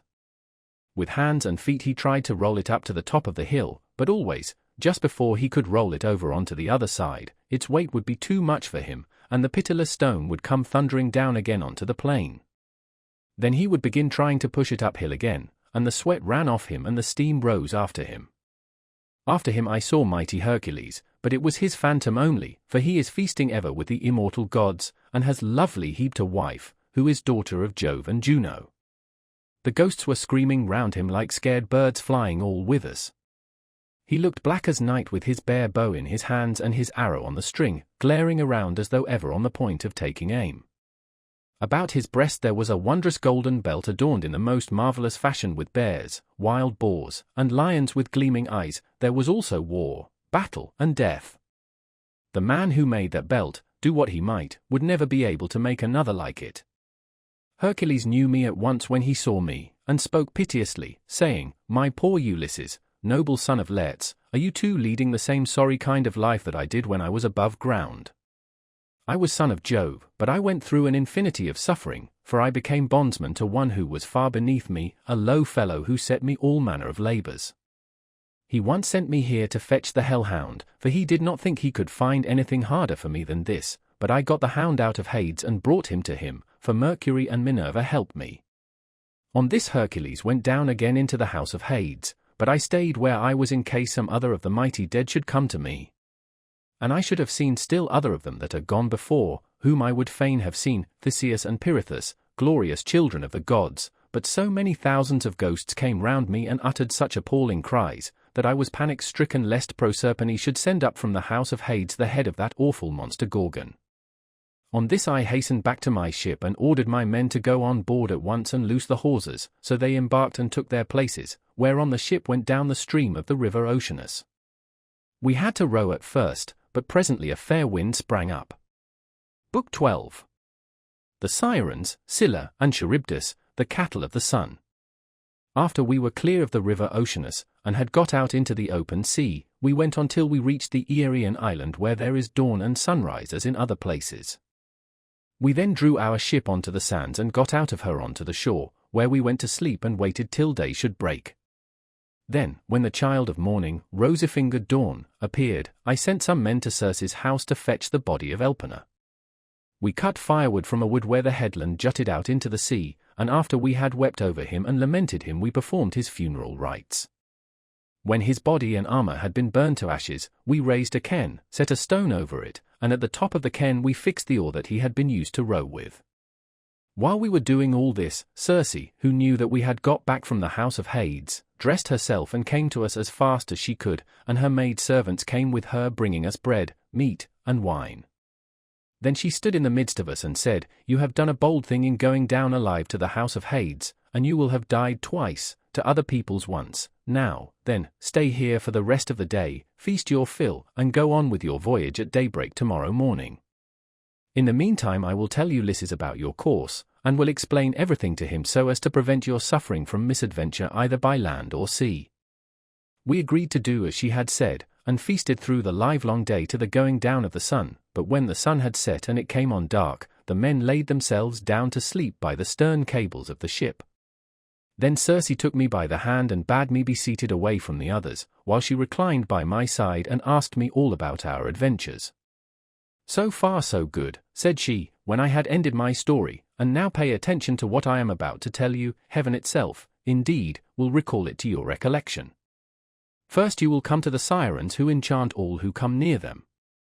If anyone unwarily draws in too close and hears the singing of the Sirens, his wife and children will never welcome him home again, for they sit in a green field and warble him to death with the sweetness of their song. There is a great heap of dead men's bones lying all around, with the flesh still rotting off them. Therefore pass these Sirens by, and stop your men's ears with wax that none of them may hear, but if you like you can listen yourself, for you may get the men to bind you as you stand upright on a cross-piece halfway up the mast, and they must lash the rope's ends to the mast itself, that you may have the pleasure of listening. If you beg and pray the men to unloose you, then they must bind you faster. When your crew have taken you past these Sirens, I cannot give you coherent directions as to which of two courses you are to take. I will lay the two alternatives before you, and you must consider them for yourself. On the one hand there are some overhanging rocks against which the deep blue waves of Amphitrite beat with terrific fury. The blessed gods call these rocks the Wanderers.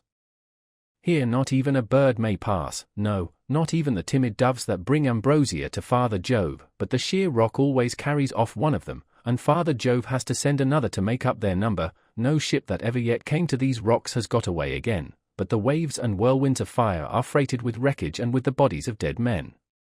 The only vessel that ever sailed and got through was the famous Argo on her way from the house of Eats, and she too would have gone against these great rocks, only that Juno piloted her past them for the love she bore to Jason. Of these two rocks the one reaches heaven and its peak is lost in a dark cloud. This never leaves it, so that the top is never clear, not even in summer and early autumn. No man though he had 20 hands and 20 feet could get a foothold on it and climb it, for it runs sheer up, as smooth as though it had been polished. In the middle of it there is a large cavern, looking west and turned towards Erebus. You must take your ship this way, but the cave is so high up that not even the stoutest archer could send an arrow into it. Inside it Scylla sits and yelps with a voice that you might take to be that of a young hound, but in truth she is a dreadful monster and no one, not even a god, could face her without being terror-struck. She has 12 misshapen feet, and 6 necks of the most prodigious length, and at the end of each neck she has a frightful head with 3 rows of teeth in each, all set very close together, so that they would crunch any one to death in a moment, and she sits deep within her shady cell thrusting out her heads and peering all round the rock, fishing for dolphins or dogfish or any larger monster that she can catch, of the thousands with which Amphitrite teems. No ship ever yet got past her without losing some men, for she shoots out all her heads at once, and carries off a man in each mouth. You will find the other rock lie lower, but they are so close together that there is not more than a bowshot between them. A large fig tree in full leaf grows upon it, and under it lies the sucking whirlpool of Charybdis.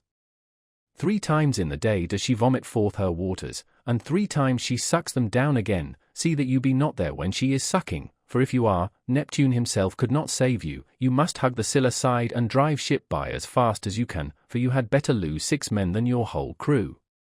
Is there no way, said I, of escaping Charybdis, and at the same time keeping Scylla off when she is trying to harm my men?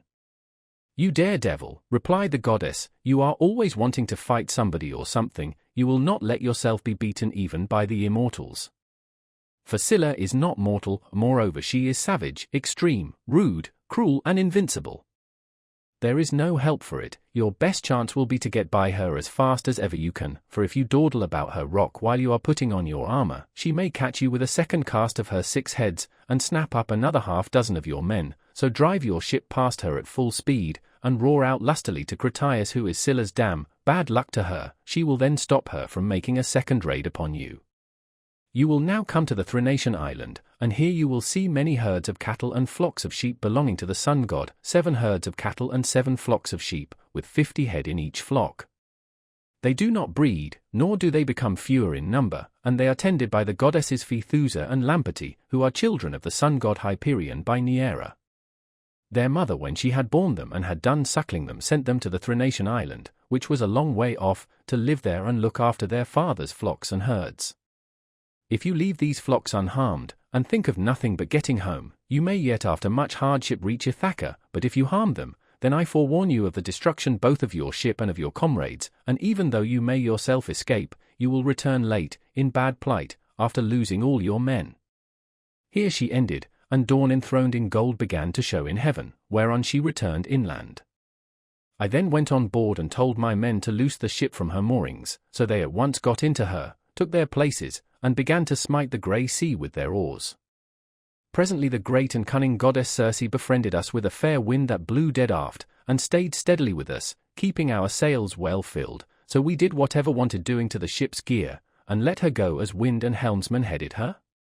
Then, being much troubled in mind, I said to my men, my friends, it is not right that 1 or 2 of us alone should know the prophecies that Circe has made me. I will therefore tell you about them, so that whether we live or die we may do so with our eyes open. First she said we were to keep clear of the sirens, who sit and sing most beautifully in a field of flowers, but she said I might hear them myself so long as no one else did. Therefore, take me and bind me to the crosspiece half-way up the mast, bind me as I stand upright, with a bond so fast that I cannot possibly break away, and lash the rope's ends to the mast itself. If I beg and pray you to set me free, then bind me more tightly still. I had hardly finished telling everything to the men before we reached the island of the 2 sirens, for the wind had been very favorable. Then all of a sudden it fell dead calm, there was not a breath of wind nor a ripple upon the water, so the men furled the sails and stowed them, then taking to their oars they whitened the water with the foam they raised in rowing. Meanwhile I took a large wheel of wax and cut it up small with my sword. Then I kneaded the wax in my strong hands till it became soft, which it soon did between the kneading and the rays of the sun god son of Hyperion. Then I stopped the ears of all my men, and they bound me hands and feet to the mast as I stood upright on the cross-piece, but they went on rowing themselves. When we had got within earshot of the land, and the ship was going at a good rate, the sirens saw that we were getting in shore and began with their singing. Come here, they sang, renowned Ulysses, honor to the Achaean name, and listen to our 2 voices.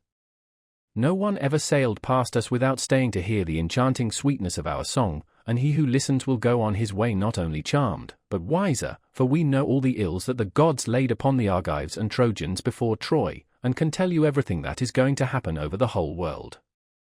They sang these words most musically, and as I longed to hear them further I made signs by frowning to my men that they should set me free, but they quickened their stroke, and Eurylochus and Perimedes bound me with still stronger bonds till we had got out of hearing of the sirens' voices. Then my men took the wax from their ears and unbound me. Immediately after we had got past the island I saw a great wave from which spray was rising, and I heard a loud roaring sound. The men were so frightened that they loosed hold of their oars, for the whole sea resounded with the rushing of the waters, but the ship stayed where it was, for the men had left off rowing. I went round, therefore, and exhorted them man by man not to lose heart. My friends, said I, this is not the first time that we have been in danger, and we are in nothing like so bad a case as when the Cyclops shut us up in his cave. Nevertheless, my courage and wise counsel saved us then, and we shall live to look back on all this as well. Now, therefore, let us all do as I say, trust in Jove and row on with might and main. As for you, coxswain, these are your orders, attend to them, for the ship is in your hands. Turn her head away from these steaming rapids and hug the rock, or she will give you the slip and be over yonder before you know where you are, and you will be the death of us. So they did as I told them, but I said nothing about the awful monster Scylla, for I knew the men would not go on rowing if I did, but would huddle together in the hold. In one thing only did I disobey Circe's strict instructions, I put on my armor. Then seizing 2 strong spears I took my stand on the ship's bows, for it was there that I expected first to see the monster of the rock, who was to do my men so much harm, but I could not make her out anywhere, though I strained my eyes with looking the gloomy rock all over and over. Then we entered the straits in great fear of mind, for on the one hand was Scylla, and on the other dread Charybdis kept sucking up the salt water. As she vomited it up, it was like the water in a cauldron when it is boiling over upon a great fire, and the spray reached the top of the rocks on either side. When she began to suck again, we could see the water all inside whirling round and round, and it made a deafening sound as it broke against the rocks. We could see the bottom of the whirlpool all black with sand and mud, and the men were at their wits' ends for fear. While we were taken up with this, and were expecting each moment to be our last, Scylla pounced down suddenly upon us and snatched up my 6 best men. I was looking at once after both ship and men, and in a moment I saw their hands and feet ever so high above me, struggling in the air as Scylla was carrying them off, and I heard them call out my name in one last despairing cry. As a fisherman, seated, spear in hand, upon some jutting rock throws bait into the water to deceive the poor little fishes, and spears them with the ox's horn with which his spear is shod, throwing them gasping onto the land as he catches them one by one, even so did Scylla land these panting creatures on her rock and munch them up at the mouth of her den, while they screamed and stretched out their hands to me in their mortal agony. This was the most sickening sight that I saw throughout all my voyages. When we had passed the wandering rocks, with Scylla and terrible Charybdis, we reached the noble island of the sun god, where were the goodly cattle and sheep belonging to the sun Hyperion. While still at sea in my ship I could bear the cattle lowing as they came home to the yards, and the sheep bleating. Then I remembered what the band prophet Teiresias had told me, and how carefully Eri and Circe had warned me to shun the island of the blessed sun god. So being much troubled I said to the men, my men, I know you are hard pressed, but listen while I tell you the prophecy that Teiresias made me, and how carefully Eri and Circe warned me to shun the island of the blessed sun god, for it was here, she said, that our worst danger would lie. Head the ship, therefore, away from the island. The men were in despair at this, and Eurylochus at once gave me an insolent answer. Ulysses, said he, you are cruel, you are very strong yourself and never get worn out, you seem to be made of iron, and now, though your men are exhausted with toil and want of sleep, you will not let them land and cook themselves a good supper upon this island, but bid them put out to sea and go faring fruitlessly on through the watches of the flying night. It is by night that the winds blow hardest and do so much damage. How can we escape should one of those sudden squalls spring up from southwest or west, which so often wreck a vessel when our lords the gods are unpropitious? Now, therefore, let us obey the behests of night and prepare our supper here hard by the ship. Tomorrow morning we will go on board again and put out to sea. Thus spoke Eurylochus, and the men approved his words. I saw that heaven meant us a mischief and said, you force me to yield, for you are many against one, but at any rate each one of you must take his solemn oath that if he meet with a herd of cattle or a large flock of sheep, he will not be so mad as to kill a single head of either, but will be satisfied with the food that Circe has given us. They all swore as I bade them, and when they had completed their oath we made the ship fast in a harbour that was near a stream of fresh water, and the men went ashore and cooked their suppers. As soon as they had had enough to eat and drink, they began talking about their poor comrades whom Scylla had snatched up and eaten. This set them weeping and they went on crying till they fell off into a sound sleep. In the third watch of the night, when the stars had shifted their places, Jove raised a great gale of wind that flew a hurricane so that land and sea were covered with thick clouds, and night sprang forth out of the heavens. When the child of morning, rosy-fingered dawn, appeared, we brought the ship to land and drew her into a cave wherein the sea nymphs hold their courts and dances, and I called the men together in council. My friends, said I, we have meat and drink in the ship, let us mind, therefore, and not touch the cattle, or we shall suffer for it, for these cattle and sheep belong to the mighty Sun, who sees and gives ear to everything. And again they promised that they would obey. For a whole month the wind blew steadily from the south, and there was no other wind, but only south and east.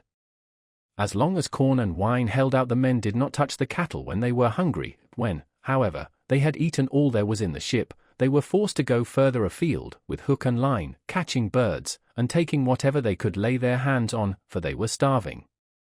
One day, therefore, I went up inland that I might pray heaven to show me some means of getting away. When I had gone far enough to be clear of all my men, and had found a place that was well sheltered from the wind, I washed my hands and prayed to all the gods in Olympus till by and by they sent me off into a sweet sleep. Meanwhile Eurylochus had been giving evil counsel to the men. Listen to me, said he, my poor comrades. All deaths are bad enough, but there is none so bad as famine. Why should not we drive in the best of these cows and offer them in sacrifice to the immortal gods? If we ever get back to Ithaca, we can build a fine temple to the sun god and enrich it with every kind of ornament. If, however, he is determined to sink our ship out of revenge for these horned cattle, and the other gods are of the same mind, I for one would rather drink salt water once for all and have done with it, than be starved to death by inches in such a desert island as this is. Thus spoke Eurylochus, and the men approved his words. Now the cattle, so fair and goodly, were feeding not far from the ship. The men, therefore, drove in the best of them, and they all stood round them saying their prayers, and using young oak shoots instead of barley meal, for there was no barley left. When they had done praying they killed the cows and dressed their carcasses. They cut out the thigh bones, wrapped them round in 2 layers of fat, and set some pieces of raw meat on top of them. They had no wine with which to make drink offerings over the sacrifice while it was cooking, so they kept pouring on a little water from time to time while the inward meats were being grilled. Then, when the thigh bones were burned and they had tasted the inward meats, they cut the rest up small and put the pieces upon the spits. By this time my deep sleep had left me, and I turned back to the ship and to the sea-shore. As I drew near I began to smell hot roast meat, so I groaned out a prayer to the immortal gods. Father Jove, I exclaimed, and all you other gods who live in everlasting bliss, you have done me a cruel mischief by the sleep into which you have sent me. See what fine work these men of mine have been making in my absence. Meanwhile Lampeter went straight off to the sun and told him we had been killing his cows, whereon he flew into a great rage, and said to the immortals, Father Jove, and all you other gods who live in everlasting bliss, I must have vengeance on the crew of Ulysses' ship. They have had the insolence to kill my cows, which were the one thing I loved to look upon, whether I was going up heaven or down again. If they do not square accounts with me about my cows, I will go down to Hades and shine there among the dead. Sun, said Jove, go on shining upon us gods and upon mankind over the fruitful earth. I will shiver their ship into little pieces with a bolt of white lightning as soon as they get out to sea. I was told all this by Calypso, who said she had heard it from the mouth of Mercury. As soon as I got down to my ship and to the seashore I rebuked each one of the men separately, but we could see no way out of it, for the cows were dead already. And indeed the gods began at once to show signs and wonders among us, for the hides of the cattle crawled about, and the joints upon the spits began to low like cows, and the meat, whether cooked or raw, kept on making a noise just as cows do. For 6 days my men kept driving in the best cows and feasting upon them, but when Jove the son of Saturn had added a 7th day, the fury of the gale abated. We therefore went on board, raised our masts, spread sail, and put out to sea. As soon as we were well away from the island, and could see nothing but sky and sea, the son of Saturn raised a black cloud over our ship, and the sea grew dark beneath it.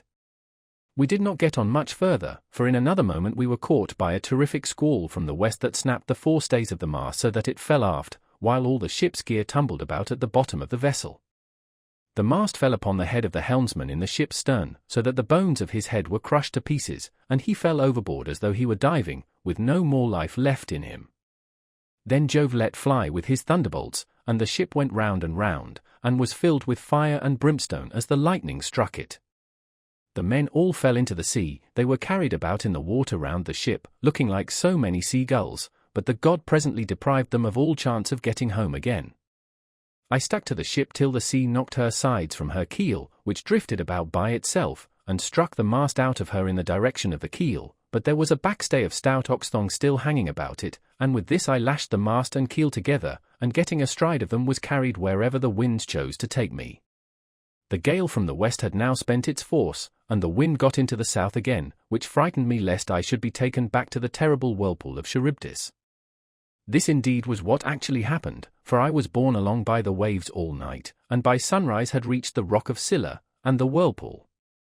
She was then sucking down the salt sea water, but I was carried aloft toward the fig tree, which I caught hold of and clung on to like a bat. I could not plant my feet anywhere so as to stand securely, for the roots were a long way off and the boughs that overshadowed the whole pool were too high, too vast, and too far apart for me to reach them, so I hung patiently on, waiting till the pool should discharge my mast and raft again, and a very long while it seemed. A juryman is not more glad to get home to supper, after having been long detained in court by troublesome cases, than I was to see my raft beginning to work its way out of the whirlpool again. At last I let go with my hands and feet, and fell heavily into the sea, hard by my raft onto which I then got, and began to row with my hands. As for Scylla, the father of gods and men would not let her get further sight of me, otherwise I should have certainly been lost. Hence I was carried along for 9 days till on the 10th night the gods stranded me on the Aegean island, where dwells the great and powerful goddess Calypso. She took me in and was kind to me, but I need say no more about this, for I told you and your noble wife all about it yesterday, and I hate saying the same thing over and over again. Book 13. Ulysses leaves Scheria and returns to Ithaca. Thus did he speak, and they all held their peace throughout the covered cloister, enthralled by the charm of his story, till presently Alcinous began to speak. Ulysses, said he, now that you have reached my house I doubt not you will get home without further misadventure no matter how much you have suffered in the past. To you others, however, who come here night after night to drink my choicest wine and listen to my bard, I would insist as follows. Our guest has already packed up the clothes, wrought gold, and other valuables which you have brought for his acceptance. Let us now, therefore, present him further, each one of us, with a large tripod and a cauldron. We will recoup ourselves by the levy of a general rate, for private individuals cannot be expected to bear the burden of such a handsome present. Every one approved of this, and then they went home to bed each in his own abode. When the child of morning, rosy-fingered dawn, appeared they hurried down to the ship and brought their cauldrons with them. Alcinous went on board and saw everything so securely stowed under the ship's benches that nothing could break adrift and injure the rowers. Then they went to the house of Alcinous to get dinner, and he sacrificed a bull for them in honor of Jove who is the Lord of all. They set the steaks to grill and made an excellent dinner, after which the inspired bard, Demodocus, who was a favorite with every one, sang to them, but Ulysses kept on turning his eyes towards the sun, as though to hasten his setting, for he was longing to be on his way. As one who has been all day ploughing a fallow field with a couple of oxen keeps thinking about his supper and is glad when night comes that he may go and get it, for it is all his legs can do to carry him, even so did Ulysses rejoice when the sun went down, and he at once said to the Phaeacians, addressing himself more particularly to King Alcinous, Sir, and all of you, farewell. Make your drink offerings and send me on my way rejoicing, for you have fulfilled my heart's desire by giving me an escort, and making me presents, which heaven grant that I may turn to good account. May I find my admirable wife living in peace among friends, and may you whom I leave behind me give satisfaction to your wives and children, may heaven vouchsafe you every good grace, and may no evil thing come among your people. Thus did he speak. His hearers all of them approved his saying and agreed that he should have his escort inasmuch as he had spoken reasonably. Alcinous therefore said to his servant, Pontonous, mix some wine and hand it round to everybody, that we may offer a prayer to Father Jove, and speed our guest upon his way. Pontonous mixed the wine and handed it to every one in turn, the others each from his own seat made a drink offering to the blessed gods that live in heaven, but Ulysses rose and placed the double cup in the hands of Queen Arete. Farewell, Queen, said he, henceforward and forever, till age and death, the common lot of mankind, lay their hands upon you. I now take my leave, be happy in this house with your children, your people, and with King Alcinous. As he spoke he crossed the threshold, and Alcinous sent a man to conduct him to his ship and to the sea shore. Arete also sent some maidservants with him, one with a clean shirt and cloak, another to carry his strong box, and a third with corn and wine. When they got to the waterside, the crew took these things and put them on board, with all the meat and drink, but for Ulysses they spread a rug and a linen sheet on deck that he might sleep soundly in the stern of the ship. Then he too went on board and lay down without a word, but the crew took every man his place and loosed the hawser from the pierced stone to which it had been bound. Thereon, when they began rowing out to sea, Ulysses fell into a deep, sweet, and almost death-like slumber. The ship bounded forward on her way as a four-in-hand chariot flies over the course when the horses feel the whip. Her prow curvetted as it were the neck of a stallion, and a great wave of dark blue water seethed in her wake. She held steadily on her course, and even a falcon, swiftest of all birds, could not have kept pace with her. Thus, then, she cut her way through the water, carrying one who was as cunning as the gods, but who was now sleeping peacefully, forgetful of all that he had suffered both on the field of battle and by the waves of the weary sea. When the bright star that heralds the approach of dawn began to show, the ship drew near to land.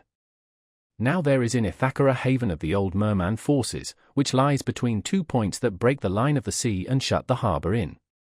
These shelter it from the storms of wind and sea that rage outside, so that, when once within it, a ship may lie without being even moored. At the head of this harbour there is a large olive tree, and at no great distance a fine overarching cavern sacred to the nymphs who are called naiads. There are mixing bowls within it and wine jars of stone, and the bees hive there.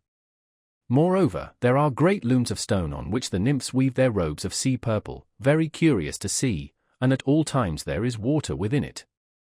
It has 2 entrances, one facing north by which mortals can go down into the cave, while the other comes from the south and is more mysterious. Mortals cannot possibly get in by it, it is the way taken by the gods. Into this harbour, then, they took their ship, for they knew the place. She had so much way upon her that she ran half her own length onto the shore. When, however, they had landed, the first thing they did was to lift Ulysses with his rug and linen sheet out of the ship, and lay him down upon the sand still fast asleep. Then they took out the presents which Minerva had persuaded the Phaeacians to give him when he was setting out on his voyage homewards. They put these all together by the root of the olive tree, away from the road, for fear some passer-by might come and steal them before Ulysses awoke, and then they made the best of their way home again.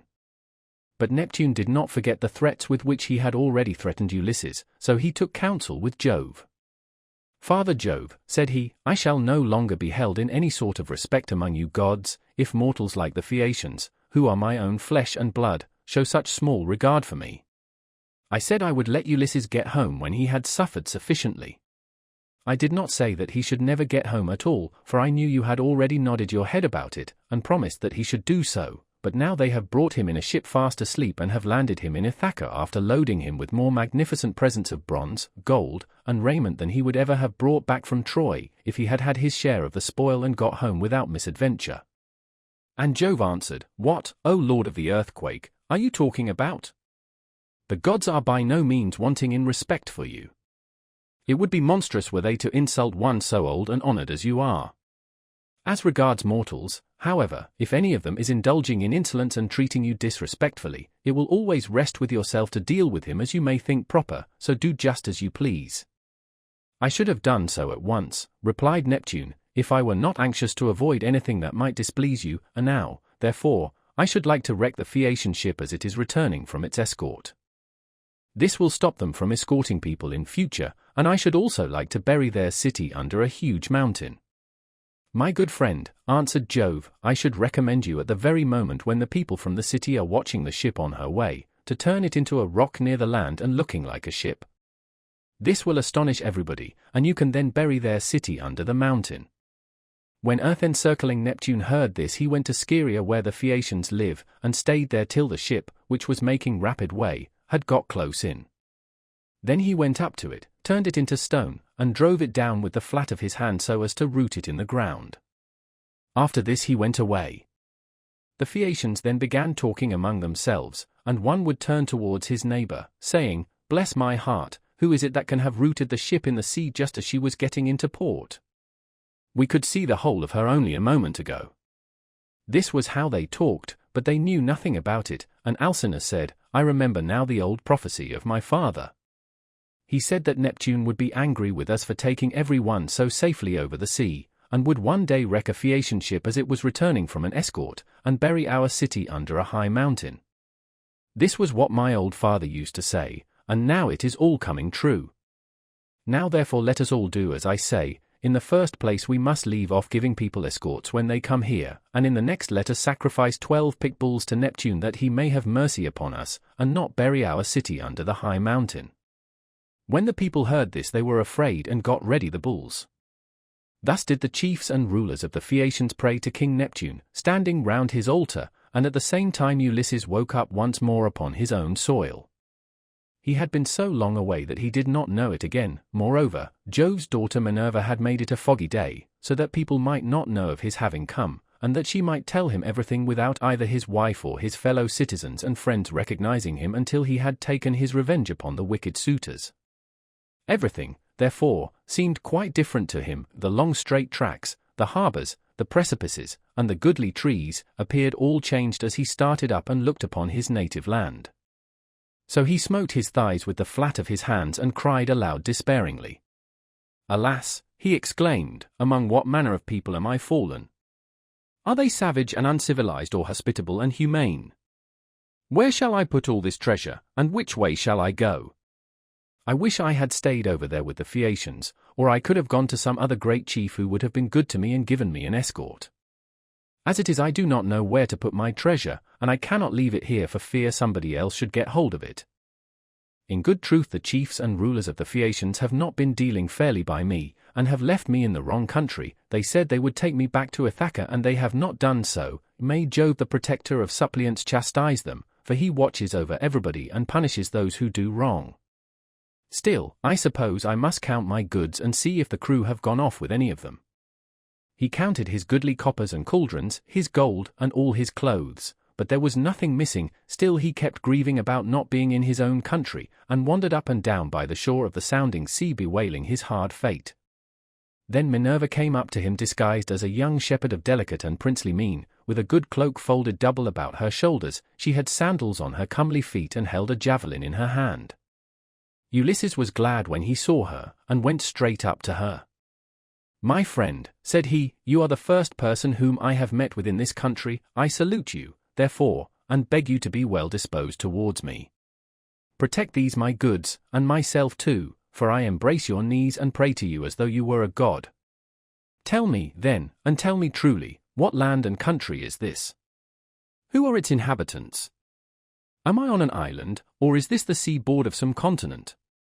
Minerva answered, "Stranger, you must be very simple, or must have come from somewhere a long way off, not to know what country this is. It is a very celebrated place, and everybody knows it east and west. It is rugged and not a good driving country, but it is by no means a bad island for what there is of it.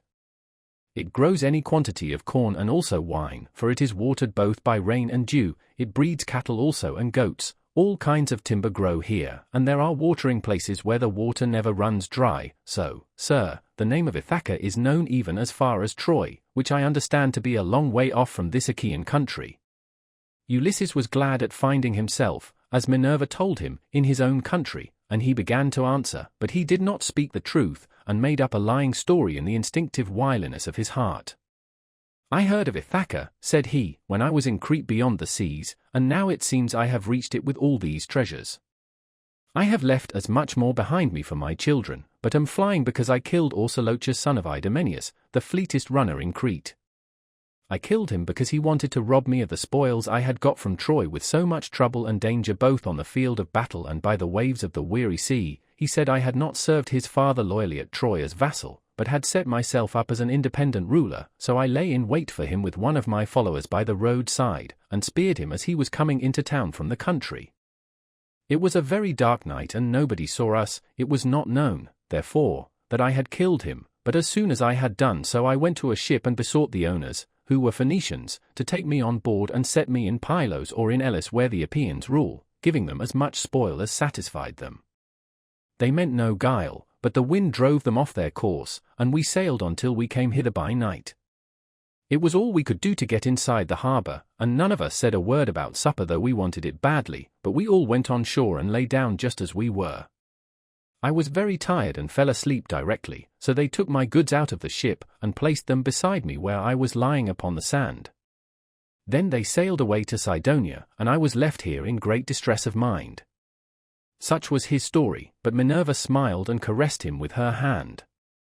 Then she took the form of a woman, fair, stately, and wise. "He must be indeed a shifty lying fellow," said she, "who could surpass you in all manner of craft even though you had a god for your antagonist.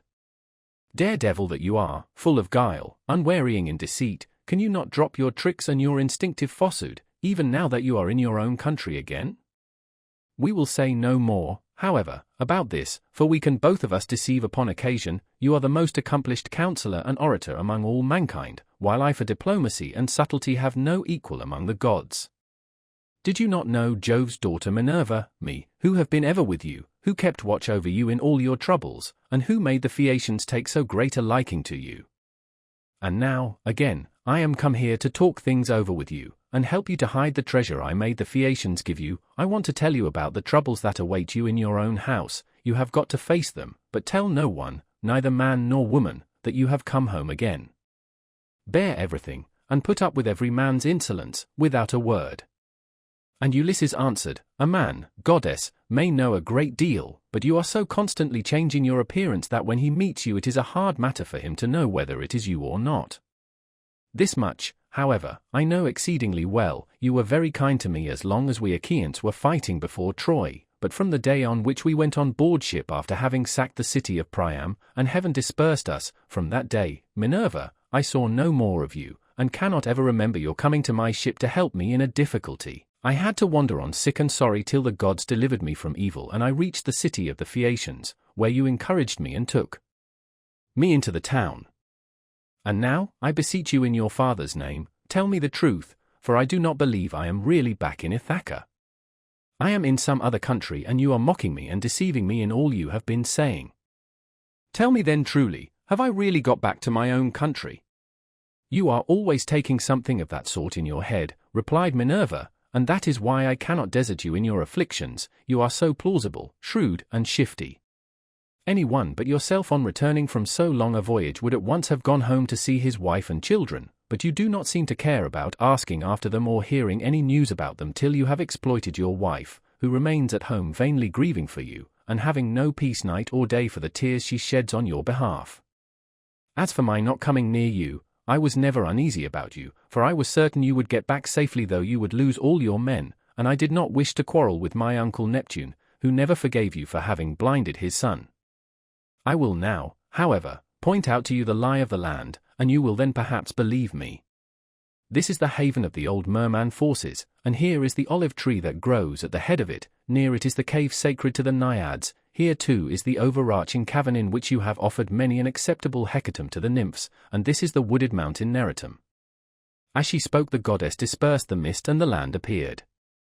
Then Ulysses rejoiced at finding himself again in his own land, and kissed the bounteous soil. He lifted up his hands and prayed to the nymphs, saying, "Naiad nymphs, daughters of Jove, I made sure that I was never again to see you. Now therefore I greet you with all loving salutations, and I will bring you offerings as in the old days, if Jove's redoubtable daughter will grant me life, and bring my son to manhood." "Take heart, and do not trouble yourself about that," rejoined Minerva. "Let us rather set about stowing your things at once in the cave, where they will be quite safe. Let us see how we can best manage it all." Therewith she went down into the cave to look for the safest hiding places, while Ulysses brought up all the treasure of gold, bronze, and good clothing which the Phaeacians had given him. They stowed everything carefully away, and Minerva set a stone against the door of the cave. Then the two sat down by the root of the great olive, and consulted how to compass the destruction of the wicked suitors. "Ulysses," said Minerva, "noble son of Laertes, think how you can lay hands on these disreputable people who have been lording it in your house these 3 years, courting your wife and making wedding presents to her, while she does nothing but lament your absence, giving hope and sending encouraging messages to every one of them, but meaning the very opposite of all she says." And Ulysses answered, "In good truth, goddess, it seems I should have come to much the same bad end in my own house as Agamemnon did, if you had not given me such timely information. Advise me how I shall best avenge myself. Stand by my side and put your courage into my heart as on the day when we loosed Troy's fair diadem from her brow." Help me now as you did then, and I will fight 300 men, if you, goddess, will be with me. Trust me for that, said she, I will not lose sight of you when once we set about it, and I imagine that some of those who are devouring your substance will then bespatter the pavement with their blood and brains. I will begin by disguising you so that no human being shall know you. I will cover your body with wrinkles, you shall lose all your yellow hair, I will clothe you in a garment that shall fill all who see it with loathing, I will blear your fine eyes for you, and make you an unseemly object in the sight of the suitors, of your wife, and of the son whom you left behind you. Then go at once to the swineherd who is in charge of your pigs, he has been always well affected towards you, and is devoted to Penelope and your son, you will find him feeding his pigs near the rock that is called Raven by the fountain Arethusa, where they are fattening on beechmast and spring water after their manner. Stay with him and find out how things are going, while I proceed to Sparta and see your son, who is with Menelaus at Lacedaemon, where he has gone to try and find out whether you are still alive. But why, said Ulysses, did you not tell him, for you knew all about it? Did you want him too to go sailing about amid all kinds of hardship while others are eating up his estate? Minerva answered, never mind about him, I sent him that he might be well spoken of for having gone. He is in no sort of difficulty, but is staying quite comfortably with Menelaus, and is surrounded with abundance of every kind. The suitors have put out to sea and are lying in wait for him, for they mean to kill him before he can get home. I do not much think they will succeed, but rather that some of those who are now eating up your estate will first find a grave themselves.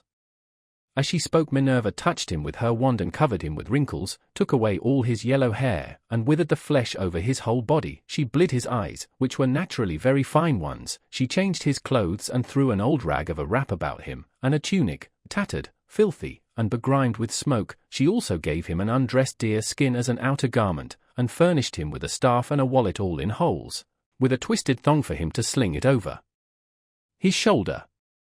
When the pair had thus laid their plans, they parted, and the goddess went straight to Lacedaemon to fetch Telemachus.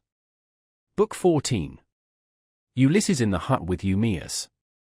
Ulysses now left the haven, and took the rough track up through the wooded country and over the crest of the mountain till he reached the place where Minerva had said that he would find the swineherd, who was the most thrifty servant he had. He found him sitting in front of his hut, which was by the yards that he had built on a site which could be seen from far. He had made them spacious and fair to see, with a free run for the pigs all round them. He had built them during his master's absence, of stones which he had gathered out of the ground, without saying anything to Penelope or Let's, and he had fenced them on top with thorn bushes. Outside the yard he had run a strong fence of oaken posts, split, and set pretty close together, while inside he had built 12 sties near one another for the sows to lie in. There were 50 pigs wallowing in each sty, all of them breeding sows, but the boars slept outside and were much fewer in number, for the suitors kept on eating them, and the swineherd had to send them the best he had continually. There were 360 boar pigs, and the herdsman's 4 hounds, which were as fierce as wolves, slept always with them. The swineherd was at that moment cutting out a pair of sandals from a good stout ox hide. 3 of his men were out herding the pigs in one place or another, and he had sent the 4th to town with a boar that he had been forced to send the suitors that they might sacrifice it and have their fill of meat. When the hounds saw Ulysses they set up a furious barking and flew at him, but Ulysses was cunning enough to sit down and loose his hold of the stick that he had in his hand. Still, he would have been torn by them in his own homestead had not the swineherd dropped his ox hide, rushed full speed through the gate of the yard and driven the dogs off by shouting and throwing stones at them. Then he said to Ulysses, "Old man, the dogs were likely to have made short work of you, and then you would have got me into trouble. The gods have given me quite enough worries without that, for I have lost the best of masters, and am in continual grief on his account. I have to attend swine for other people to eat, while he, if he yet lives to see the light of day, is starving in some distant land. But come inside, and when you have had your fill of bread and wine, tell me where you come from, and all about your misfortunes." On this the swineherd led the way into the hut and bade him sit down. He strewed a good thick bed of rushes upon the floor, and on the top of this he threw the shaggy chamois skin, a great thick one, on which he used to sleep by night. Ulysses was pleased at being made thus welcome, and said, "May Jove, sir, and the rest of the gods grant you your heart's desire in return for the kind way in which you have received me." To this you answered, "O swineherd Eumaeus, stranger, though a still poorer man should come here, it would not be right for me to insult him, for all strangers and beggars are from Jove. You must take what you can get and be thankful, for servants live in fear when they have young lords for their masters, and this is my misfortune now, for heaven has hindered the return of him who would have been always good to me and given me something of my own, a house, a piece of land, a good-looking wife, and all else that a liberal master allows a servant who has worked hard for him, and whose labor the gods have prospered as they have mine in the situation which I hold. If my master had grown old here he would have done great things by me, but he is gone, and I wish that Helen's whole race were utterly destroyed, for she has been the death of many a good man. It was this matter that took my master to Ilius, the land of noble steeds, to fight the Trojans in the cause of King Agamemnon. As he spoke he bound his girdle round him and went to the sties where the young sucking pigs were penned. He picked out 2 which he brought back with him and sacrificed. He singed them, cut them up, and spitted them. When the meat was cooked he brought it all in and set it before Ulysses, hot and still on the spit, whereon Ulysses sprinkled it over with white barley meal. The swineherd then mixed wine in a bowl of ivywood, and taking a seat opposite Ulysses told him to begin. "Fall to, stranger," said he, "on a dish of servants' pork. The fat pigs have to go to the suitors, who eat them up without shame or scruple, but the blessed gods love not such shameful doings, and respect those who do what is lawful and right. Even the fierce freebooters who go raiding on other people's land, and Jove gives them their spoil, even they, when they have filled their ships and got home again, live conscience-stricken, and look fearfully for judgment, but some god seems to have told these people that Ulysses is dead and gone. They will not, therefore, go back to their own homes and make their offers of marriage in the usual way, but waste his estate by force, without fear or stint. Not a day or night comes out of heaven, but they sacrifice not 1 victim nor 2 only, and they take the run of his wine, for he was exceedingly rich. No other great man either in Ithaca or on the mainland is as rich as he was. He had as much as 20 men put together. I will tell you what he had. There are 12 herds of cattle upon the mainland, and as many flocks of sheep. There are also 12 droves of pigs, while his own men and hired strangers feed him 12 widely spreading herds of goats. Here in Ithaca he runs even large flocks of goats on the far end of the island, and they are in the charge of excellent goat herds. Each one of these sends the suitors the best goat in the flock every day. As for myself, I am in charge of the pigs that you see here, and I have to keep picking out the best I have and sending it to them."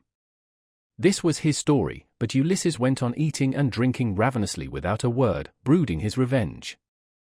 When he had eaten enough and was satisfied, the swineherd took the bowl from which he usually drank, filled it with wine, and gave it to Ulysses, who was pleased, and said as he took it in his hands, "My friend, who was this master of yours that bought you and paid for you, so rich and so powerful as you tell me? You say he perished in the cause of King Agamemnon. Tell me who he was, in case I may have met with such a person. Jove and the other gods know, but I may be able to give you news of him, for I have traveled much." Eumaeus answered, "Old man, no traveler who comes here with news will get Ulysses' wife and son to believe his story. Nevertheless, tramps in want of a lodging keep coming with their mouths full of lies, and not a word of truth. Every one who finds his way to Ithaca goes to my mistress and tells her falsehoods, whereon she takes them in, makes much of them, and asks them all manner of questions, crying all the time as women will when they have lost their husbands. And you too, old man, for a shirt and a cloak would doubtless make up a very pretty story. But the wolves and birds of prey have long since torn Ulysses to pieces, all the fishes of the sea have eaten him, and his bones are lying buried deep in sand upon some foreign shore. He is dead and gone, and a bad business it is for all his friends, for me especially. Go where I may, I shall never find so good a master, not even if I were to go home to my mother and father where I was bred and born. I do not so much care, however, about my parents now, though I should dearly like to see them again in my own country. It is the loss of Ulysses that grieves me most. I cannot speak of him without reverence though he is here no longer, for he was very fond of me, and took such care of me that wherever he may be I shall always honor his memory." "My friend," replied Ulysses, "you are very positive, and very hard of belief about your master's coming home again. Nevertheless I will not merely say, but will swear, that he is coming. Do not give me anything for my news till he has actually come. You may then give me a shirt and cloak of good wear if you will. I am in great want, but I will not take anything at all till then, for I hate a man, even as I hate hell-fire, who lets his poverty tempt him into lying. I swear by King Jove, by the rights of hospitality, and by that hearth of Ulysses to which I have now come, that all will surely happen as I have said it will. Ulysses will return in this self-same year, with the end of this moon and the beginning of the next. He will be here to do vengeance on all those who are ill-treating his wife and son." To this you answered, "O swineherd Eumaeus, old man, you will neither get paid for bringing good news, nor will Ulysses ever come home. Drink your wine in peace, and let us talk about something else. Do not keep on reminding me of all this. It always pains me when anyone speaks about my honored master. As for your oath, we will let it alone, but I only wish he may come, as do Penelope, his old father Laertes, and his son Telemachus. I am terribly unhappy too about this same boy of his. He was running up fast into manhood, and bade fair to be no worse man, face and figure, than his father, but someone, either God or man, has been unsettling his mind, so he has gone off to Pylos to try and get news of his father, and the suitors are lying in wait for him as he is coming home, in the hope of leaving the house of Arcesius without a name in Ithaca. But let us say no more about him, and leave him to be taken, or else to escape if the son of Saturn holds his hand over him to protect him. And now, old man, tell me your own story. Tell me also, for I want to know, who you are and where you come from. Tell me of your town and parents, what manner of ship you came in, how crew brought you to Ithaca, and from what country they profess to come, for you cannot have come by land." And Ulysses answered, "I will tell you all about it. If there were meat and wine enough, and we could stay here in the hut with nothing to do but to eat and drink while the others go to their work, I could easily talk on for a whole 12 months without ever finishing the story of the sorrows with which it has pleased heaven to visit me. I am by birth a Cretan. My father was a well-to-do man, who had many sons born in marriage, whereas I was the son of a slave whom he had purchased for a concubine. Nevertheless, my father cast a son of Hylax, whose lineage I claim, and who was held in the highest honor among the Cretans for his wealth, prosperity, and the valor of his sons, put me on the same level with my brothers who had been born in wedlock. When, however, death took him to the house of Hades, his sons divided his estate and cast lots for their shares, but to me they gave a holding and little else. Nevertheless, my valor enabled me to marry into a rich family, for I was not given to bragging, or shirking on the field of battle. It is all over now. Still, if you look at the straw you can see what the ear was, for I have had trouble enough and to spare. Mars and Minerva made me doughty in war. When I had picked my men to surprise the enemy with an ambuscade, I never gave death so much as a thought, but was the first to leap forward and spear all whom I could overtake. Such was I in battle, but I did not care about farm work, nor the frugal home life of those who would bring up children. My delight was in ships, fighting, javelins, and arrows, things that most men shudder to think of, but one man likes one thing and another, and this was what I was most naturally inclined to. Before the Achaeans went to Troy, 9 times was I in command of men and ships on foreign service, and I amassed much wealth. I had my pick of the spoil in the first instance, and much more was allotted to me later on. My house grew apace and I became a great man among the Cretans, but when Jove counselled that terrible expedition, in which so many perished, the people required me and Idomeneus to lead their ships to Troy, and there was no way out of it, for they insisted on our doing so. There we fought for 9 whole years, but in the 10th we sacked the city of Priam and sailed home again as heaven dispersed us. Then it was that Jove devised evil against me. I spent but 1 month happily with my children, wife, and property, and then I conceived the idea of making a descent on Egypt, so I fitted out a fine fleet and manned it. I had 9 ships, and the people flocked to fill them. For 6 days I and my men made feast, and I found them many victims both for sacrifice to the gods and for themselves, but on the 7th day we went on board and set sail from Crete with a fair north wind behind us, though we were going down a river. Nothing went ill with any of our ships, and we had no sickness on board, but sat where we were and let the ships go as the wind and steersman took them. On the 5th day we reached the river Aegyptus. There I stationed my ships in the river, bidding my men stay by them and keep guard over them while I sent out scouts to reconnoiter from every point of vantage. But the men disobeyed my orders, took to their own devices, and ravaged the land of the Egyptians, killing the men, and taking their wives and children captive. The alarm was soon carried to the city, and when they heard the war cry, the people came out at daybreak till the plain was filled with horsemen and foot soldiers and with the gleam of armor. Then Jove spread panic among my men, and they would no longer face the enemy, for they found themselves surrounded. The Egyptians killed many of us, and took the rest alive to do forced labor for them. Jove, however, put it in my mind to do thus, and I wish I had died then and there in Egypt instead, for there was much sorrow in store for me. I took off my helmet and shield and dropped my spear from my hand. Then I went straight up to the king's chariot, clasped his knees and kissed them, whereon he spared my life, bade me get into his chariot, and took me weeping to his own home. Many made at me with their ashen spears and tried to kill me in their fury, but the king protected me, for he feared the wrath of Jove, the protector of strangers, who punishes those who do evil. I stayed there for 7 years and got together much money among the Egyptians, for they all gave me something. But when it was now going on for 8 years, there came a certain Phoenician, a cunning rascal, who had already committed all sorts of villainy, and this man talked me over into going with him to Phoenicia, where his house and his possessions lay. I stayed there for a whole 12 months, but at the end of that time, when months and days had gone by till the same season had come round again, he set me on board a ship bound for Libya, on a pretence that I was to take a cargo along with him to that place, but really that he might sell me as a slave and take the money I fetched. I suspected his intention, but went on board with him, for I could not help it. The ship ran before a fresh north wind till we had reached the sea that lies between Crete and Libya. There, however, Jove counselled their destruction, for as soon as we were well out from Crete and could see nothing but sea and sky, he raised a black cloud over our ship and the sea grew dark beneath it. Then Jove let fly with his thunderbolts, and the ship went round and was filled with fire and brimstone as the lightning struck it. The men fell all into the sea. They were carried about in the water round the ship looking like so many seagulls, but the god presently deprived them of all chance of getting home again. I was all dismayed. Jove, however, sent the ship's mast within my reach, which saved my life, for I clung to it, and drifted before the fury of the gale. 9 days did I drift, but in the darkness of the 10th night a great wave bore me on to the Thesprotian coast.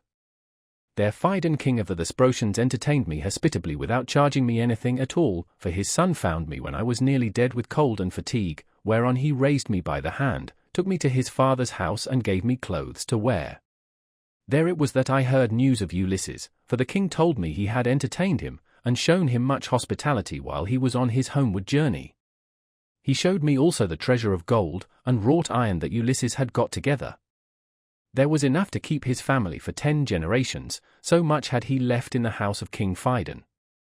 But the king said Ulysses had gone to Dodona that he might learn Jove's mind from the god's high oak tree, and know whether after so long an absence he should return to Ithaca openly, or in secret. Moreover, the king swore in my presence, making drink offerings in his own house as he did so, that the ship was by the waterside, and the crew found, that should take him to his own country. He sent me off, however, before Ulysses returned, for there happened to be a Thesprotian ship sailing for the wheat-growing island of Dulichium, and he told those in charge of her to be sure and take me safely to King Acastus. These men hatched a plot against me that would have reduced me to the very extreme of misery, for when the ship had got some way out from land they resolved on selling me as a slave. They stripped me of the shirt and cloak that I was wearing, and gave me instead the tattered old clouts in which you now see me. Then, towards nightfall, they reached the tilled lands of Ithaca, and there they bound me with a strong rope fast in the ship, while they went on shore to get supper by the seaside. But the gods soon undid my bonds for me, and having drawn my rags over my head I slid down the rudder into the sea, where I struck out and swam till I was well clear of them, and came ashore near a thick wood in which I lay concealed. They were very angry at my having escaped and went searching about for me, till at last they thought it was no further use and went back to their ship. The gods, having hidden me thus easily, then took me to a good man's door, for it seems that I am not to die yet a while. To this you answered, O swineherd Eumaeus, poor unhappy stranger, I have found the story of your misfortunes extremely interesting, but that part about Ulysses is not right, and you will never get me to believe it. Why should a man like you go about telling lies in this way? I know all about the return of my master. The gods one and all of them detest him, or they would have taken him before Troy, or let him die with friends around him when the days of his fighting were done, for then the Achaeans would have built a mound over his ashes and his son would have been heir to his renown, but now the storm winds have spirited him away we know not whither.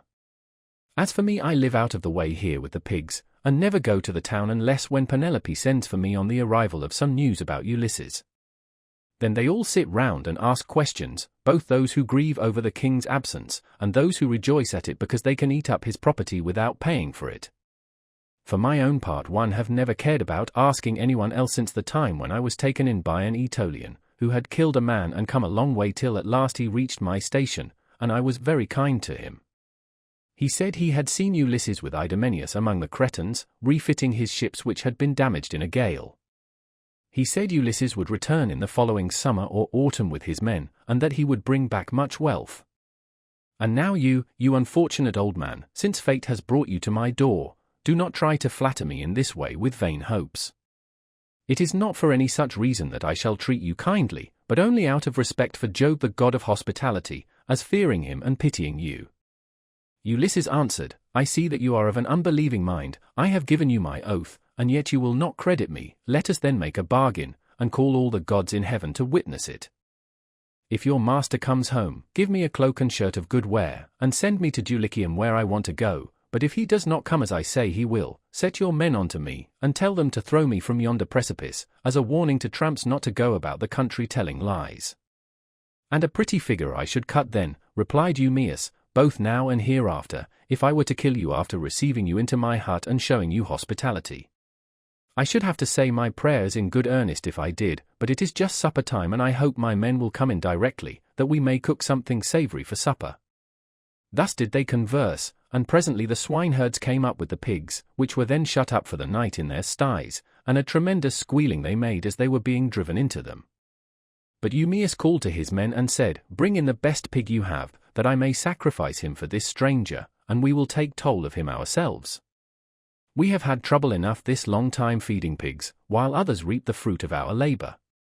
On this he began chopping firewood, while the others brought in a fine fat 5-year-old boar pig, and set it at the altar. Eumaeus did not forget the gods, for he was a man of good principles, so the first thing he did was to cut bristles from the pig's face and throw them into the fire, praying to all the gods as he did so that Ulysses might return home again. Then he clubbed the pig with a billet of oak which he had kept back when he was chopping the firewood, and stunned it, while the others slaughtered and singed it. Then they cut it up, and Eumaeus began by putting raw pieces from each joint onto some of the fat. These he sprinkled with barley meal and laid upon the embers. They cut the rest of the meat up small, put the pieces upon the spits and roasted them till they were done. When they had taken them off the spits they threw them onto the dresser in a heap. The swineherd, who was a most equitable man, then stood up to give every one his share. He made 7 portions, one of these he set apart for Mercury the son of Maia and the nymphs, praying to them as he did so. The others he dealt out to the men man by man. He gave Ulysses some slices cut lengthways down the loin as a mark of especial honor, and Ulysses was much pleased. I hope, Eumaeus, said he, that Jove will be as well disposed towards you as I am, for the respect you are showing to an outcast like myself. To this you answered, O swineherd Eumaeus, eat, my good fellow, and enjoy your supper, such as it is. God grants this, and withholds that, just as he thinks right, for he can do whatever he chooses. As he spoke he cut off the first piece and offered it as a burnt sacrifice to the immortal gods. Then he made them a drink offering, put the cup in the hands of Ulysses, and sat down to his own portion. Mesaulius brought them their bread. The swineherd had brought this man on his own account from among the Taphians during his master's absence, and had paid for him with his own money without saying anything either to his mistress or lets. They then laid their hands upon the good things that were before them, and when they had had enough to eat and drink, Mesaulius took away what was left of the bread, and they all went to bed after having made a hearty supper. Now the night came on stormy and very dark, for there was no moon. It poured without ceasing, and the wind blew strong from the west, which is a wet quarter, so Ulysses thought he would see whether Eumaeus, in the excellent care he took of him, would take off his own cloak and give it him, or make one of his men give him one. Listen to me, said he, Eumaeus and the rest of you, when I have said a prayer I will tell you something. It is the wine that makes me talk in this way. Wine will make even a wise man fall to singing, it will make him chuckle and dance and say many a word that he had better leave unspoken. Still, as I have begun, I will go on. Would that I were still young and strong as when we got up an ambuscade before Troy. Menelaus and Ulysses were the leaders, but I was in command also, for the other 2 would have it so. When we had come up to the wall of the city we crouched down beneath our armor and lay there under cover of the reeds and thick brushwood that grew about the swamp. It came on to freeze with a north wind blowing, the snow fell small and fine like hoarfrost, and our shields were coated thick with rime. The others had all got cloaks and shirts, and slept comfortably enough with their shields about their shoulders, but I had carelessly left my cloak behind me, not thinking that I should be too cold, and had gone off in nothing but my shirt and shield. When the night was 2/3 through and the stars had shifted their places, I nudged Ulysses, who was close to me, with my elbow, and he at once gave me his ear. "Ulysses," said I, "this cold will be the death of me, for I have no cloak. Some god fooled me into setting off with nothing on but my shirt, and I do not know what to do." Ulysses, who was as crafty as he was valiant, hit upon the following plan. "Keep still," said he in a low voice, "or the others will hear you." Then he raised his head on his elbow. "My friends," said he, "I have had a dream from heaven in my sleep. We are a long way from the ships. I wish someone would go down and tell Agamemnon to send us up more men at once." On this Thoas son of Andremon threw off his cloak and set out running to the ships, whereon I took the cloak and lay in it comfortably enough till morning. Would that I were still young and strong as I was in those days, for then some one of you swineherds would give me a cloak both out of goodwill and for the respect due to a brave soldier, but now people look down upon me because my clothes are shabby. And Eumaeus answered, "Old man, you have told us an excellent story, and have said nothing so far but what is quite satisfactory, for the present. Therefore, you shall want neither clothing nor anything else that a stranger in distress may reasonably expect, but tomorrow morning you have to shake your own old rags about your body again, for we have not many spare cloaks nor shirts up here, but every man has only one. When Ulysses' son comes home again he will give you both cloak and shirt, and send you wherever you may want to go." With this he got up and made a bed for Ulysses by throwing some goatskins and sheepskins on the ground in front of the fire. Here Ulysses lay down, and Eumaeus covered him over with a great heavy cloak that he kept for a change in case of extraordinarily bad weather. Thus did Ulysses sleep, and the young men slept beside him. But the swineherd did not like sleeping away from his pigs, so he got ready to go outside, and Ulysses was glad to see that he looked after his property during his master's absence. First he slung his sword over his brawny shoulders and put on a thick cloak to keep out the wind. He also took the skin of a large and well-fed goat, and a javelin in case of attack from men or dogs. Thus equipped he went to his rest where the pigs were camping under an overhanging rock that gave them shelter from the north wind. Book 15. Minerva summons Telemachus from Lacedaemon. He meets with Theoclymenus at Pylos and brings him to Ithaca. On landing he goes to the hut of Eumaeus. But Minerva went to the fair city of Lacedaemon to tell Ulysses' son that he was to return at once. She found him and Pisistratus sleeping in the forecourt of Menelaus's house. Pisistratus was fast asleep, but Telemachus could get no rest all night for thinking of his unhappy father, so Minerva went close up to him and said, "Telemachus, you should not remain so far away from home any longer, nor leave your property with such dangerous people in your house. They will eat up everything you have among them, and you will have been on a fool's errand. Ask Menelaus to send you home at once if you wish to find your excellent mother still there when you get back. Her father and brothers are already urging her to marry Eurymachus, who has given her more than any of the others, and has been greatly increasing his wedding presents. I hope nothing valuable may have been taken from the house in spite of you, but you know what women are. They always want to do the best they can for the man who marries them, and never give another thought to the children of their first husband, nor to their father either when he is dead and done with. Go home, therefore, and put everything in charge of the most respectable woman servant that you have, until it shall please heaven to send you a wife of your own. Let me tell you also of another matter which you had better attend to. The chief men among the suitors are lying in wait for you in the strait between Ithaca and Samos, and they mean to kill you before you can reach home. I do not much think they will succeed. It is more likely that some of those who are now eating up your property will find a grave themselves. Sail night and day, and keep your ship well away from the islands. The god who watches over you and protects you will send you a fair wind. As soon as you get to Ithaca, send your ship and men on to the town, but yourself go straight to the swineherd who has charge of your pigs. He is well disposed towards you. Stay with him, therefore, for the night, and then send him to Penelope to tell her that you have got back safe from Pylos." Then she went back to Olympus, but Telemachus stirred Pisistratus with his heel to rouse him, and said, "Wake up, Pisistratus, and yoke the horses to the chariot, for we must set off home." But Pisistratus said, "No matter what hurry we are in, we cannot drive in the dark. It will be morning soon. Wait till Menelaus has brought his presents and put them in the chariot for us, and let him say goodbye to us in the usual way. So long as he lives, a guest should never forget a host who has shown him kindness."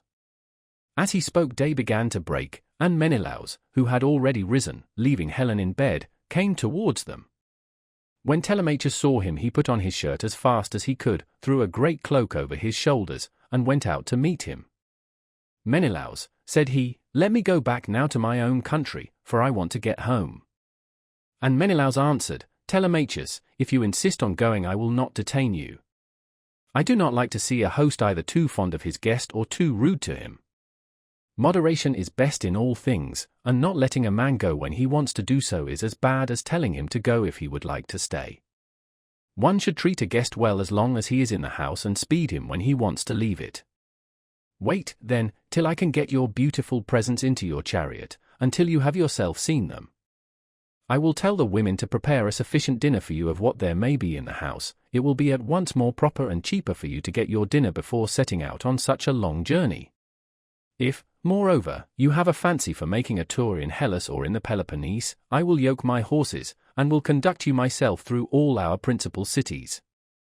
No one will send us away empty-handed, every one will give us something, a bronze tripod, a couple of mules, or a gold cup." "Menelaus," replied Telemachus, "I want to go home at once, for when I came away I left my property without protection, and fear that while looking for my father I shall come to ruin myself, or find that something valuable has been stolen during my absence." When Menelaus heard this, he immediately told his wife and servants to prepare a sufficient dinner from what there might be in the house. At this moment Eteoneus joined him, for he lived close by and had just got up, so Menelaus told him to light the fire and cook some meat, which he at once did. Then Menelaus went down into his fragrant storeroom, not alone, but Helen went too, with Megapenthes. When he reached the place where the treasures of his house were kept, he selected a double cup, and told his son Megapenthes to bring also a silver mixing bowl. Meanwhile Helen went to the chest where she kept the lovely dresses which she had made with her own hands, and took out one that was largest and most beautifully enriched with embroidery. It glittered like a star, and lay at the very bottom of the chest. Then they all came back through the house again till they got to Telemachus, and Menelaus said, "Telemachus, may Jove, the mighty husband of Juno, bring you safely home according to your desire. I will now present you with the finest and most precious piece of plate in all my house. It is a mixing bowl of pure silver, except the rim, which is inlaid with gold, and it is the work of Vulcan. Phaedimus, king of the Sidonians, made me a present of it in the course of a visit that I paid him while I was on my return home. I should like to give it to you." With these words he placed the double cup in the hands of Telemachus, while Megapenthes brought the beautiful mixing bowl and set it before him. Hard by stood lovely Helen with the robe ready in her hand. "I too, my son," said she, "have something for you as a keepsake from the hand of Helen. It is for your bride to wear upon her wedding day. Till then, get your dear mother to keep it for you, thus may you go back rejoicing to your own country and to your home." So saying, she gave the robe over to him, and he received it gladly. Then Pisistratus put the presents into the chariot, and admired them all as he did so. Presently Menelaus took Telemachus and Pisistratus into the house, and they both of them sat down to table. A maid-servant brought them water in a beautiful golden ewer, and poured it into a silver basin for them to wash their hands, and she drew a clean table beside them. An upper servant brought them bread and offered them many good things of what there was in the house. Eteoneus carved the meat and gave them each their portions, while Megapenthes poured out the wine.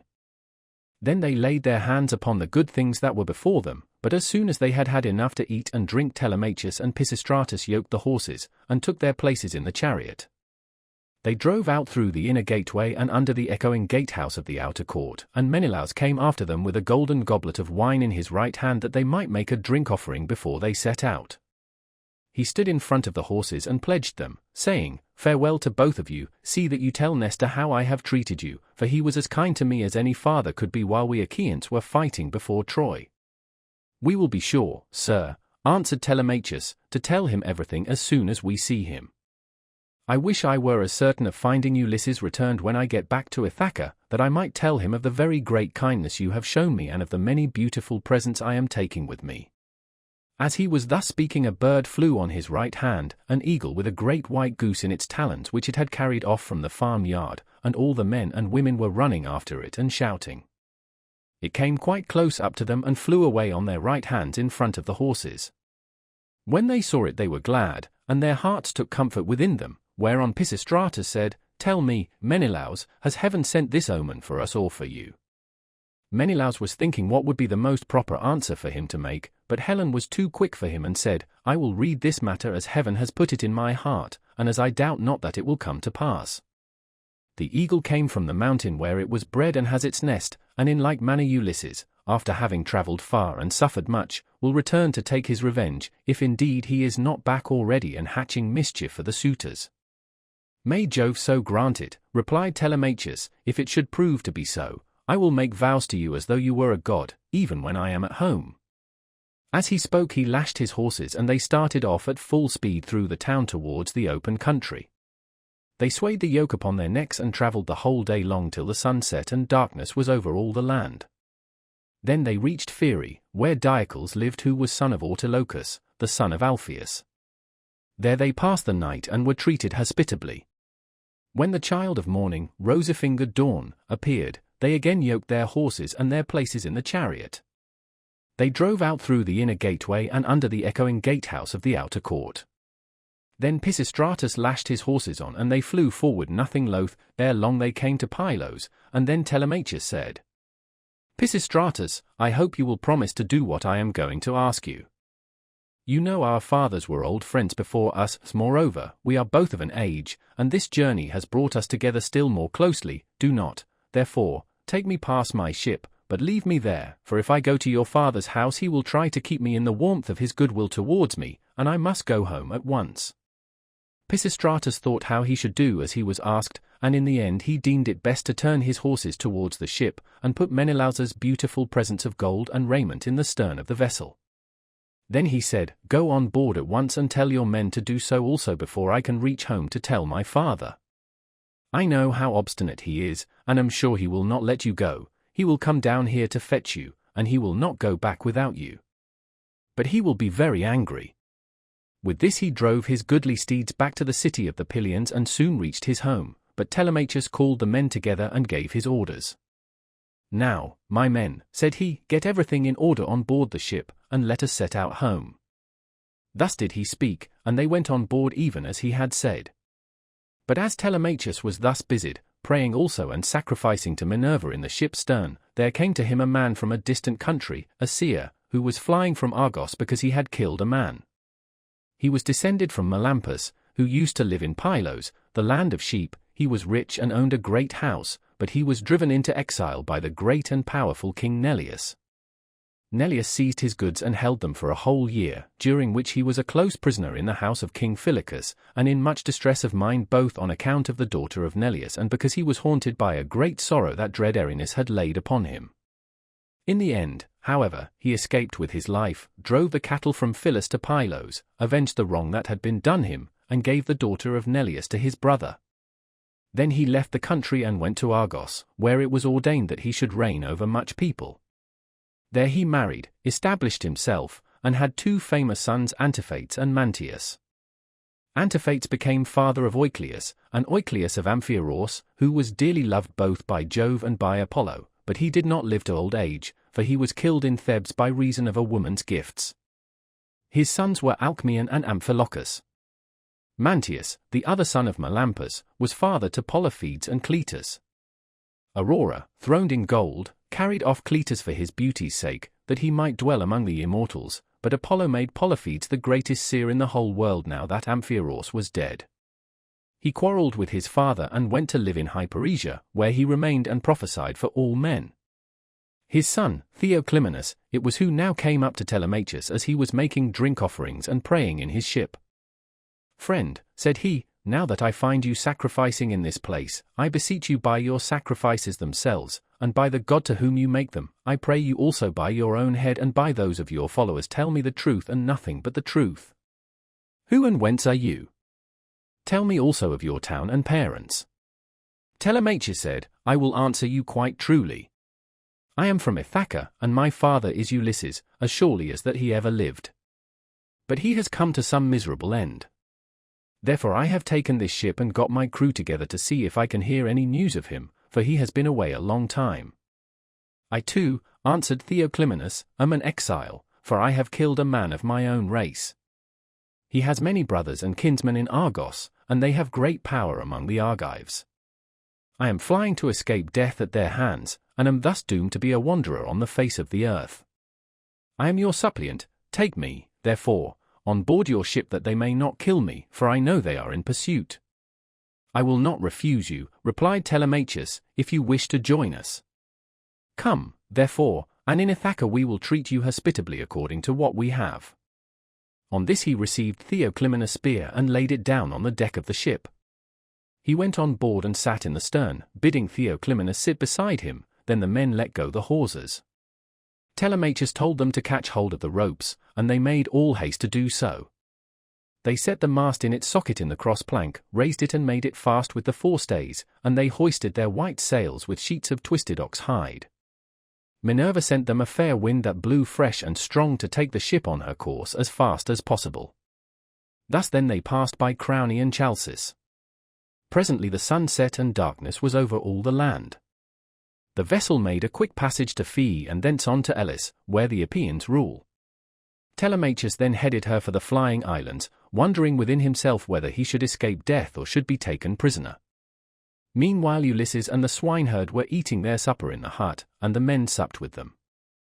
As soon as they had had to eat and drink, Ulysses began trying to prove the swineherd and see whether he would continue to treat him kindly, and ask him to stay on at the station or pack him off to the city. So he said, Eumaeus, and all of you, tomorrow I want to go away and begin begging about the town, so as to be no more trouble to you or to your men. Give me your advice therefore, and let me have a good guide to go with me and show me the way. I will go the round of the city begging as I needs must, to see if any one will give me a drink and a piece of bread. I should like also to go to the house of Ulysses and bring news of her husband to Queen Penelope. I could then go about among the suitors and see if out of all their abundance they will give me a dinner. I should soon make them an excellent servant in all sorts of ways. Listen and believe when I tell you that by the blessing of Mercury who gives grace and good name to the works of all men, there is no one living who would make a more handy servant than I should, to put fresh wood on the fire, chop fuel, carve, cook, pour out wine, and do all those services that poor men have to do for their betters. The swineherd was very much disturbed when he heard this. Heaven help me, he exclaimed, whatever can have put such a notion as that into your head? If you go near the suitors you will be undone to a certainty, for their pride and insolence reach the very heavens. They would never think of taking a man like you for a servant. Their servants are all young men, well dressed, wearing good cloaks and shirts, with well-looking faces and their hair always tidy. The tables are kept quite clean and are loaded with bread, meat, and wine. Stay where you are, then, you are not in anybody's way. I do not mind your being here, no more do any of the others, and when Telemachus comes home he will give you a shirt and cloak and will send you wherever you want to go. Ulysses answered, I hope you may be as dear to the gods as you are to me, for having saved me from going about and getting into trouble. There is nothing worse than being always on the tramp. Still, when men have once got low down in the world they will go through a great deal on behalf of their miserable bellies. Since, however, you press me to stay here and await the return of Telemachus, tell me about Ulysses' mother, and his father whom he left on the threshold of old age when he set out for Troy. Are they still living or are they already dead and in the house of Hades? I will tell you all about them, replied Eumaeus. Let's is still living and praise heaven to let him depart peacefully in his own house, for he is terribly distressed about the absence of his son, and also about the death of his wife, which grieved him greatly and aged him more than anything else did. She came to an unhappy end through sorrow for her son. May no friend or neighbor who has dealt kindly by me come to such an end as she did. As long as she was still living, though she was always grieving, I used to like seeing her and asking her how she did, for she brought me up along with her daughter Timene, the youngest of her children. We were boy and girl together, and she made little difference between us. When, however, we both grew up, they sent Timene to Same and received a splendid dowry for her. As for me, my mistress gave me a good shirt and cloak with a pair of sandals for my feet, and sent me off into the country, but she was just as fond of me as ever. This is all over now. Still it has pleased heaven to prosper my work in the situation which I now hold. I have enough to eat and drink, and can find something for any respectable stranger who comes here, but there is no getting a kind word or deed out of my mistress, for the house has fallen into the hands of wicked people. Servants want sometimes to see their mistress and have a talk with her, they like to have something to eat and drink at the house, and something too to take back with them into the country. This is what will keep servants in a good humor." Ulysses answered, "Then you must have been a very little fellow, Eumaeus, when you were taken so far away from your home and parents. Tell me, and tell me true, was the city in which your father and mother lived sacked and pillaged, or did some enemies carry you off when you were alone tending sheep or cattle, ship you off here, and sell you for whatever your master gave them?" "Stranger," replied Eumaeus, "as regards your question, sit still, make yourself comfortable, drink your wine, and listen to me. The nights are now at their longest, there is plenty of time both for sleeping and sitting up talking together. You ought not to go to bed till bedtime. Too much sleep is as bad as too little. If any one of the others wishes to go to bed, let him leave us and do so. He can then take my master's pigs out when he has done breakfast in the morning. We two will sit here eating and drinking in the hut, and telling one another stories about our misfortunes, for when a man has suffered much, and been buffeted about in the world, he takes pleasure in recalling the memory of sorrows that have long gone by. As regards your question, then, my tale is as follows. You may have heard of an island called Cirrha that lies over above Ortygia, where the land begins to turn round and look in another direction. It is not very thickly peopled, but the soil is good, with much pasture fit for cattle and sheep, and it abounds with wine and wheat. Dearth never comes there, nor are the people plagued by any sickness, but when they grow old Apollo comes with Diana and kills them with his painless shafts. It contains 2 communities, and the whole country is divided between these 2. My father Theseus, son of Ormenus, a man comparable to the gods, reigned over both. Now to this place there came some cunning traders from Phoenicia, for the Phoenicians are great mariners, in a ship which they had freighted with gewgaws of all kinds. There happened to be a Phoenician woman in my father's house, very tall and comely, and an excellent servant. These scoundrels got hold of her one day when she was washing near their ship, seduced her, and cajoled her in ways that no woman can resist, no matter how good she may be by nature. The man who had seduced her asked her who she was and where she came from, and on this she told him her father's name.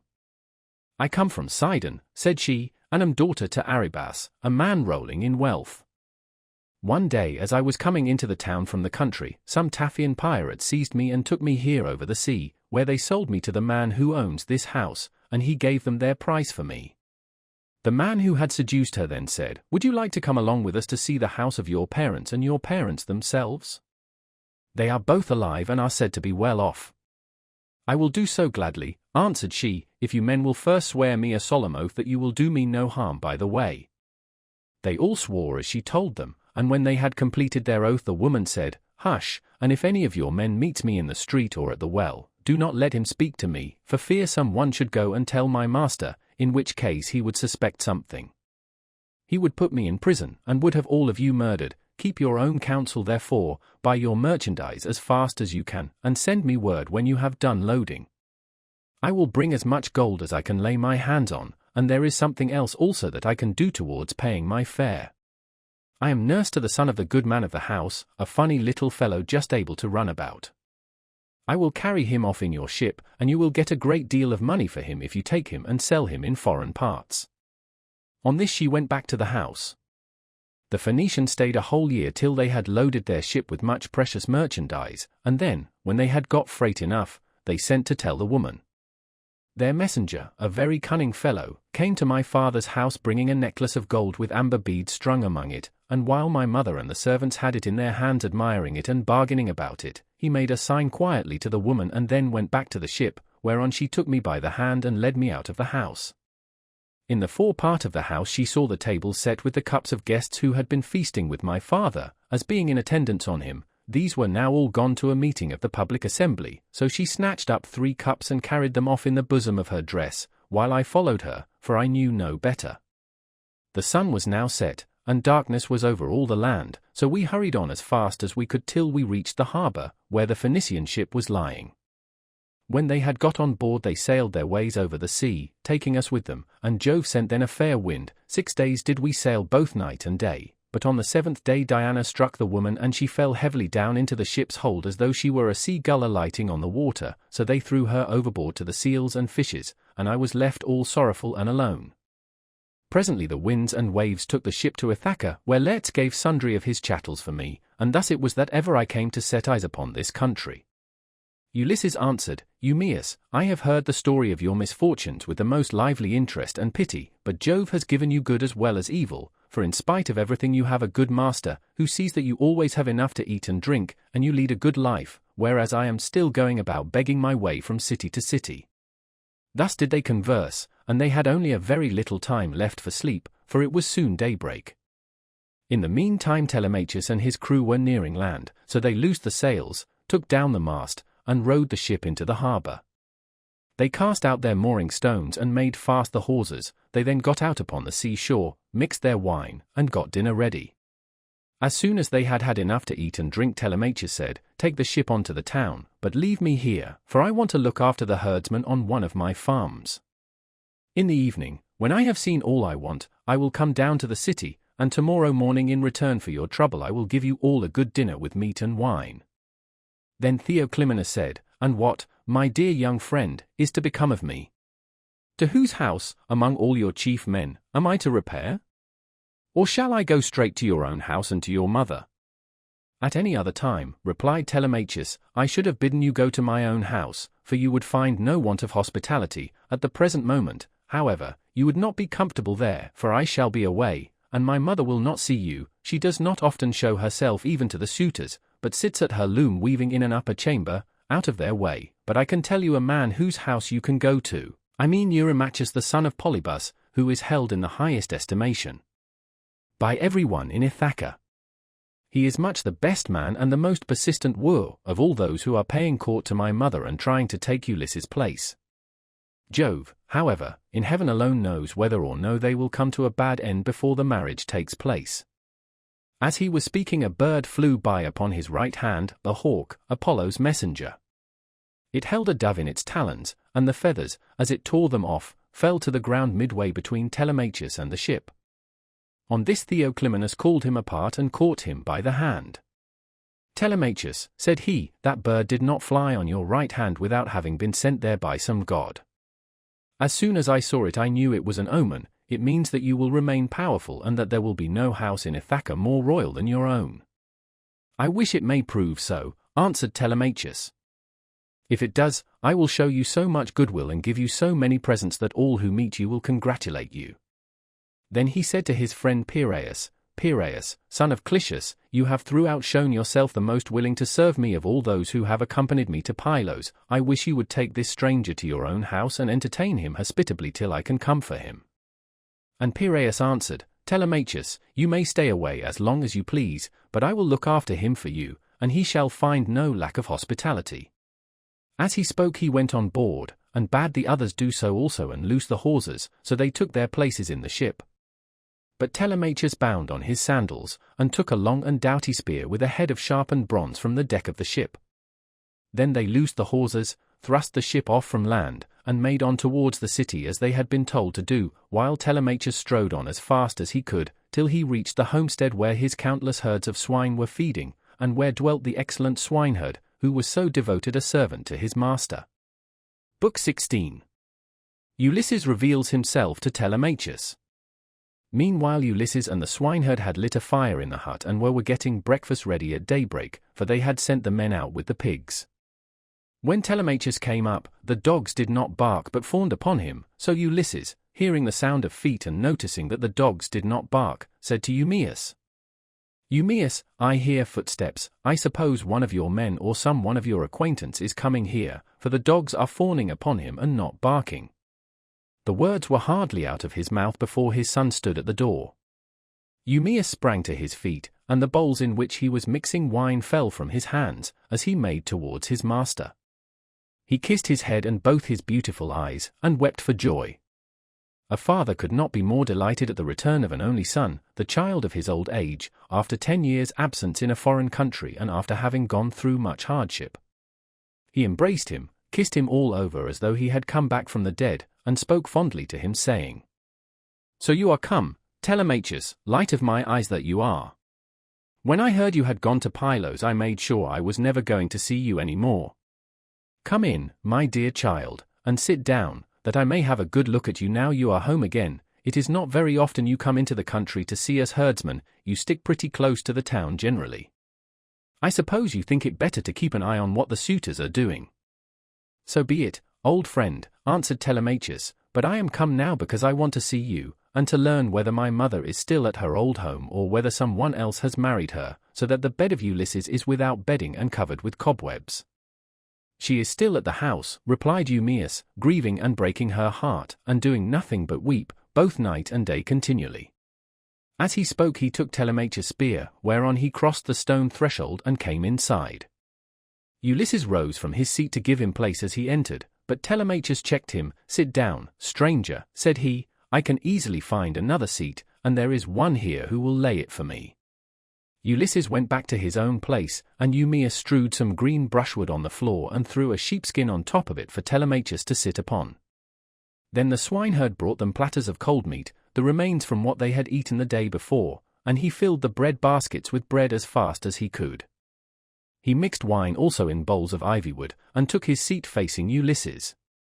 Then they laid their hands on the good things that were before them, and as soon as they had had enough to eat and drink, Telemachus said to Eumaeus, Old friend, where does this stranger come from? How did his crew bring him to Ithaca, and who were they, for assuredly he did not come here by land?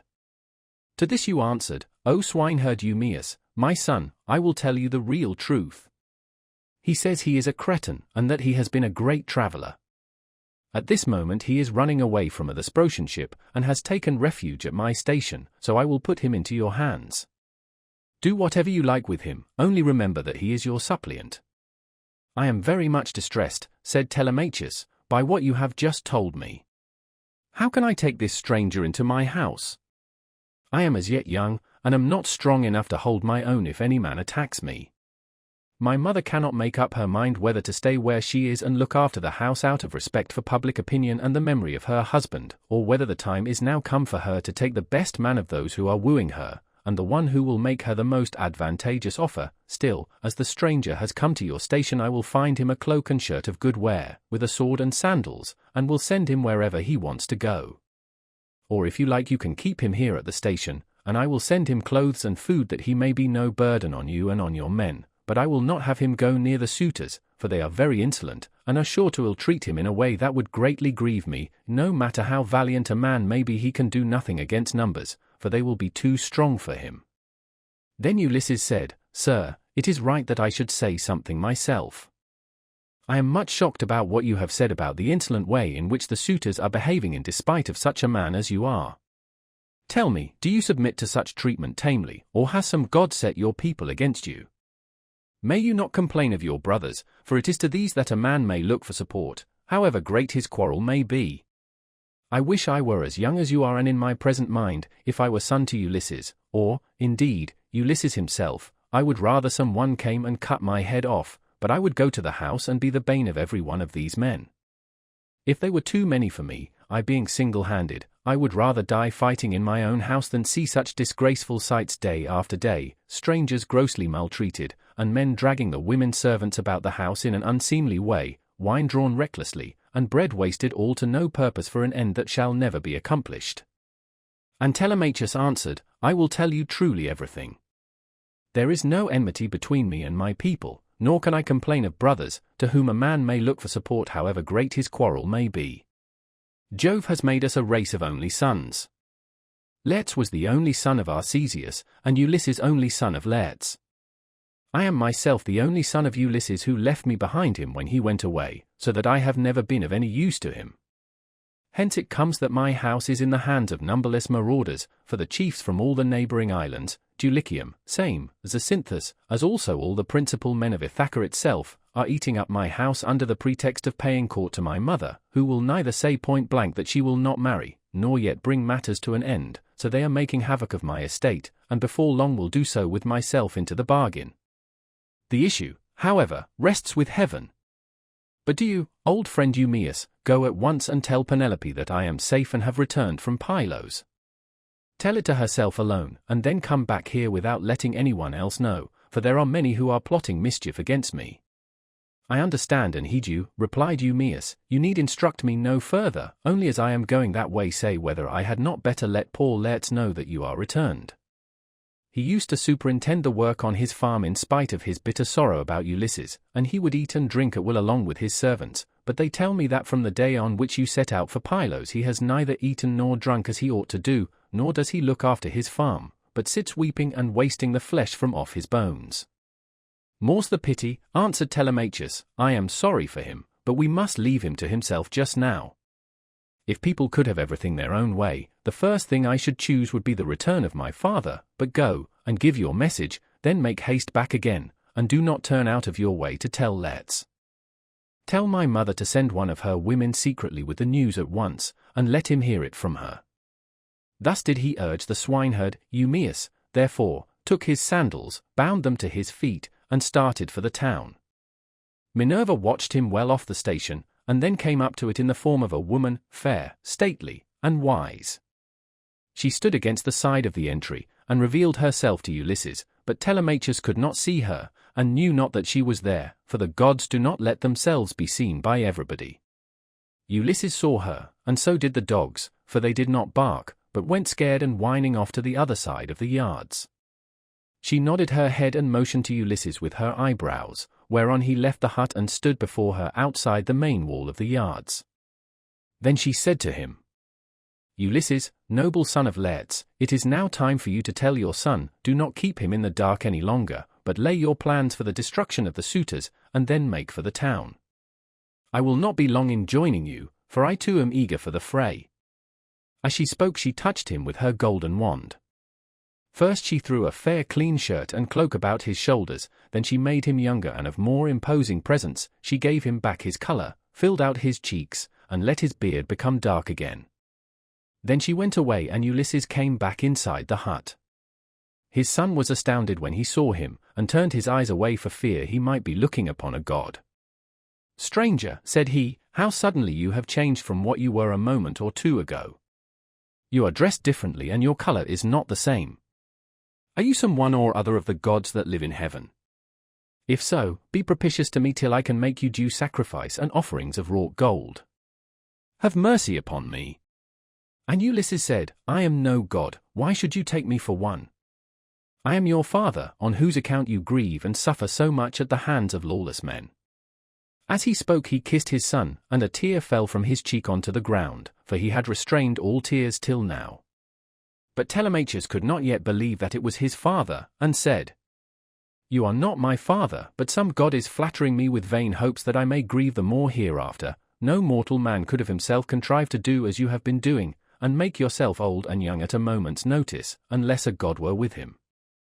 A second ago you were old and all in rags, and now you are like some god come down from heaven. Ulysses answered, Telemachus, you ought not to be so immeasurably astonished at my being really here. There is no other Ulysses who will come hereafter. Such as I am, it is I, who after long wandering and much hardship have got home in the 20th year to my own country. What you wonder at is the work of the redoubtable goddess Minerva, who does with me whatever she will, for she can do what she pleases. At one moment she makes me like a beggar, and the next I am a young man with good clothes on my back. It is an easy matter for the gods who live in heaven to make any man look either rich or poor. As he spoke he sat down, and Telemachus threw his arms about his father and wept. They were both so much moved that they cried aloud like eagles or vultures with crooked talons that have been robbed of their half-fledged young by peasants. Thus piteously did they weep, and the sun would have gone down upon their mourning if Telemachus had not suddenly said, In what ship, my dear father, did your crew bring you to Ithaca? Of what nation did they declare themselves to be, for you cannot have come by land? I will tell you the truth, my son, replied Ulysses. It was the Phaeacians who brought me here. They are great sailors, and are in the habit of giving escorts to anyone who reaches their coasts. They took me over the sea while I was fast asleep, and landed me in Ithaca, after giving me many presents in bronze, gold, and raiment. These things by heaven's mercy are lying concealed in a cave, and I am now come here on the suggestion of Minerva that we may consult about killing our enemies. First, therefore, give me a list of the suitors, with their number, that I may learn who, and how many, they are. I can then turn the matter over in my mind, and see whether we too can fight the whole body of them ourselves, or whether we must find others to help us. To this Telemachus answered, Father, I have always heard of your renown both in the field and in council, but the task you talk of is a very great one. I am awed at the mere thought of it. 2 men cannot stand against many and brave ones. There are not 10 suitors only, nor twice 10, but 10 many times over. You shall learn their number at once. There are 52 chosen youths from Dulichium, and they have 6 servants. From Same there are 24, 20 young Achaeans from Zacynthus, and 12 from Ithaca itself, all of them well born. They have with them a servant Medon, a bard, and 2 men who can carve at table. If we face such numbers as this, you may have bitter cause to rue your coming, and your revenge. See whether you cannot think of someone who would be willing to come and help us. Listen to me, replied Ulysses, and think whether Minerva and her father Jove may seem sufficient, or whether I am to try and find someone else as well. Those whom you have named, answered Telemachus, are a couple of good allies, for though they dwell high up among the clouds they have power over both gods and men. These two, continued Ulysses, will not keep long out of the fray, when the suitors and we join fight in my house. Now, therefore, return home early tomorrow morning, and go about among the suitors as before. Later on the swineherd will bring me to the city disguised as a miserable old beggar. If you see them ill-treating me, steel your heart against my sufferings, even though they drag me feet foremost out of the house, or throw things at me, look on and do nothing beyond gently trying to make them behave more reasonably, but they will not listen to you, for the day of their reckoning is at hand. Furthermore I say, and lay my saying to your heart, when Minerva shall put it in my mind, I will nod my head to you, and on seeing me do this you must collect all the armor that is in the house and hide it in the strong storeroom. Make some excuse when the suitors ask you why you are removing it, say that you have taken it to be out of the way of the smoke, inasmuch as it is no longer what it was when Ulysses went away, but has become soiled and begrimed with soot. Add to this more particularly that you are afraid Jove may set them on to quarrel over their wine, and that they may do each other some harm which may disgrace both banquet and wooing, for the sight of arms sometimes tempts people to use them. But leave a sword and a spear apiece for yourself and me, and a couple of ox-hide shields so that we can snatch them up at any moment. Jove and Minerva will then soon quiet these people. There is also another matter, if you are indeed my son and my blood runs in your veins, let no one know that Ulysses is within the house, neither Let's, nor yet the swineherd, nor any of the servants, nor even Penelope herself. Let you and me exploit the women alone, and let us also make trial of some other of the men's servants, to see who is on our side and whose hand is against us. Father, replied Telemachus, you will come to know me by and by, and when you do you will find that I can keep your counsel. I do not think, however, the plan you propose will turn out well for either of us. Think it over. It will take us a long time to go the round of the farms and exploit the men, and all the time the suitors will be wasting your estate with impunity and without compunction. Prove the women by all means, to see who are disloyal and who guiltless, but I am not in favor of going round and trying the men. We can attend to that later on, if you really have some sign from Jove that he will support you. Thus did they converse, and meanwhile the ship which had brought Telemachus and his crew from Pylos had reached the town of Ithaca. When they had come inside the harbour they drew the ship onto the land, their servants came and took their armour from them, and they left all the presents at the house of Clitius. Then they sent a servant to tell Penelope that Telemachus had gone into the country, but had sent the ship to the town to prevent her from being alarmed and made unhappy. This servant and Eumaeus happened to meet when they were both on the same errand of going to tell Penelope. When they reached the house, the servant stood up and said to the queen in the presence of the waiting women, your son, madam, is now returned from Pylos. But Eumaeus went close up to Penelope, and said privately all that her son had bidden him tell her. When he had given his message he left the house with its outbuildings and went back to his pigs again. The suitors were surprised and angry at what had happened, so they went outside the great wall that ran round the outer court, and held a council near the main entrance. Eurymachus, son of Polybus, was the first to speak. My friends, said he, this voyage of Telemachus's is a very serious matter. We had made sure that it would come to nothing. Now, however, let us draw a ship into the water, and get a crew together to send after the others and tell them to come back as fast as they can. He had hardly done speaking when Amphinomus turned in his place and saw the ship inside the harbour, with the crew lowering her sails, and putting by their oars, so he laughed, and said to the others, we need not send them any message, for they are here. Some god must have told them, or else they saw the ship go by, and could not overtake her? On this they rose and went to the water side. The crew then drew the ship on shore, their servants took their armour from them, and they went up in a body to the place of assembly, but they would not let anyone old or young sit along with them, and Antinous, son of Eupeithes, spoke first. "Good heavens," said he, "see how the gods have saved this man from destruction. We kept a succession of scouts upon the headlands all day long, and when the sun was down we never went on shore to sleep, but waited in the ship all night till morning in the hope of capturing and killing him, but some god has conveyed him home in spite of us. Let us consider how we can make an end of him. He must not escape us, our affair is never likely to come off while he is alive, for he is very shrewd, and public feeling is by no means all on our side. We must make haste before he can call the Achaeans in assembly. He will lose no time in doing so, for he will be furious with us, and will tell all the world how we plotted to kill him, but failed to take him. The people will not like this when they come to know of it. We must see that they do us no hurt, nor drive us from our own country into exile. Let us try and lay hold of him either on his farm away from the town, or on the road hither. Then we can divide up his property amongst us, and let his mother and the man who marries her have the house. If this does not please you, and you wish Telemachus to live on and hold his father's property, then we must not gather here and eat up his goods in this way, but must make our offers to Penelope each from his own house, and she can marry the man who will give the most for her, and whose lot it is to win her." They all held their peace until Amphinomus rose to speak. He was the son of Nisus, who was son to King Aretias, and he was foremost among all the suitors from the wheat-growing and well-grassed island of Dulichium. His conversation, moreover, was more agreeable to Penelope than that of any of the other suitors, for he was a man of good natural disposition. "My friends," said he, speaking to them plainly and in all honesty, "I am not in favor of killing Telemachus. It is a heinous thing to kill one who is of noble blood. Let us first take counsel of the gods, and if the oracles of Jove advise it, I will both help to kill him myself, and will urge everyone else to do so, but if they dissuade us, I would have you hold your hands." Thus did he speak, and his words pleased them well, so they rose forthwith and went to the house of Ulysses, where they took their accustomed seats. Then Penelope resolved that she would show herself to the suitors.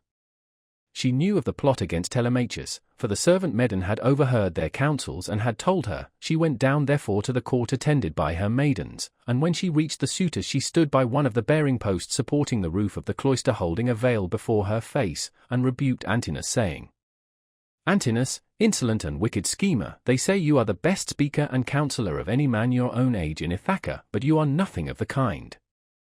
Madman, why should you try to compass the death of Telemachus, and take no heed of suppliants, whose witness is Jove himself? It is not right for you to plot thus against one another. Do you not remember how your father fled to this house in fear of the people, who were enraged against him for having gone with some Taphian pirates and plundered the Thesprotians who were at peace with us?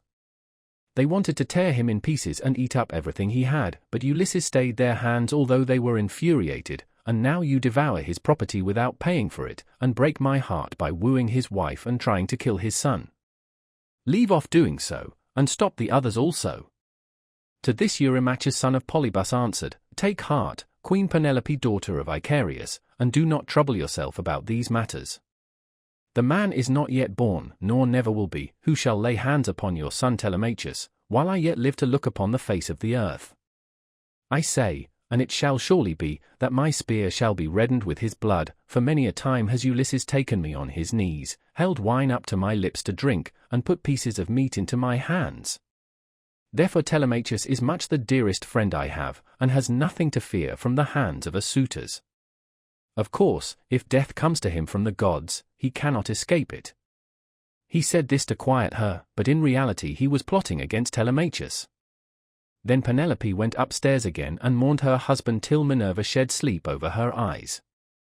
In the evening Eumaeus got back to Ulysses and his son, who had just sacrificed a young pig of a year old and were helping one another to get supper ready. Minerva therefore came up to Ulysses, turned him into an old man with a stroke of her wand, and clad him in his old clothes again, for fear that the swineherd might recognize him and not keep the secret, but go and tell Penelope. Telemachus was the first to speak. "So you have got back, Eumaeus," said he. "What is the news of the town? Have the suitors returned, or are they still waiting over yonder, to take me on my way home?" "I did not think of asking about that," replied Eumaeus, "when I was in the town. I thought I would give my message and come back as soon as I could."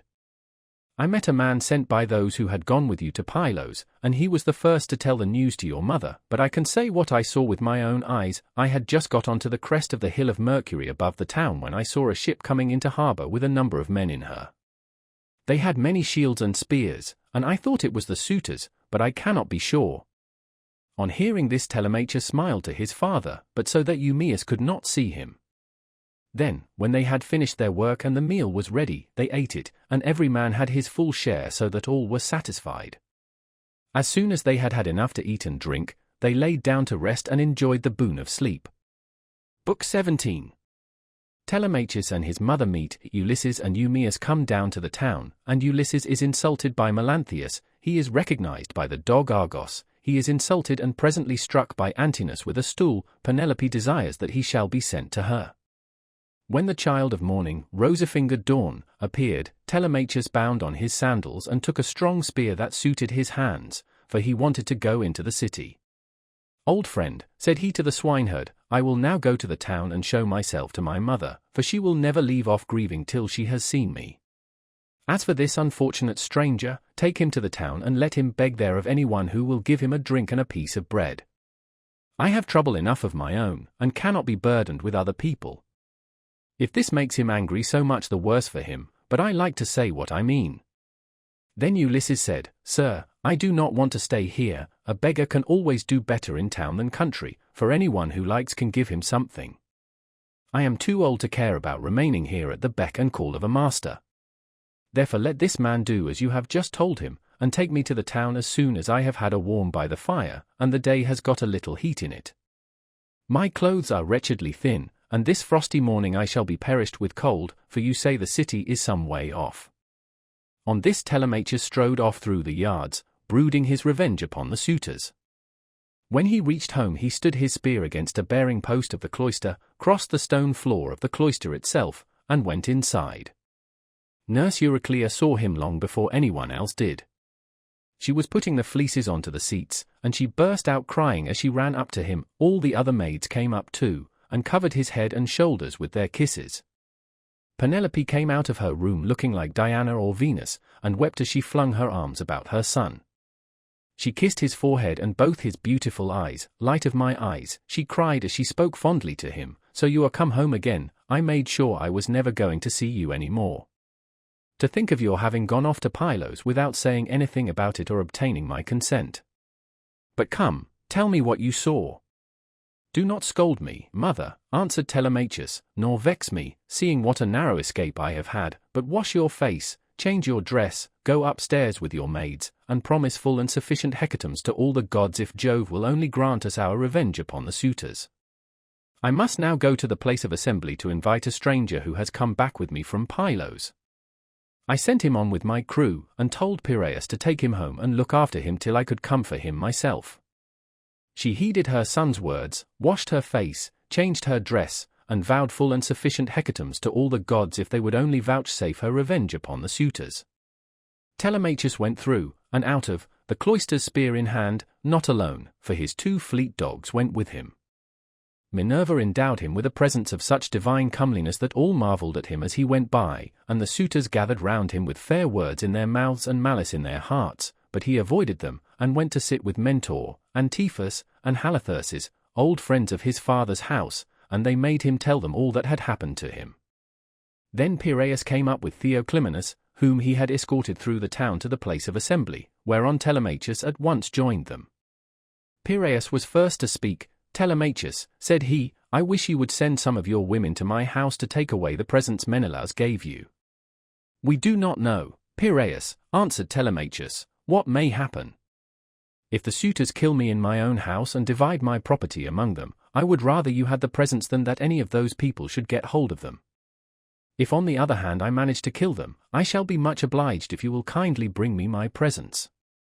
With these words he took Theoclymenus to his own house.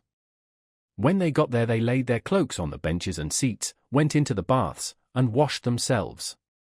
When the maids had washed and anointed them, and had given them cloaks and shirts, they took their seats at table.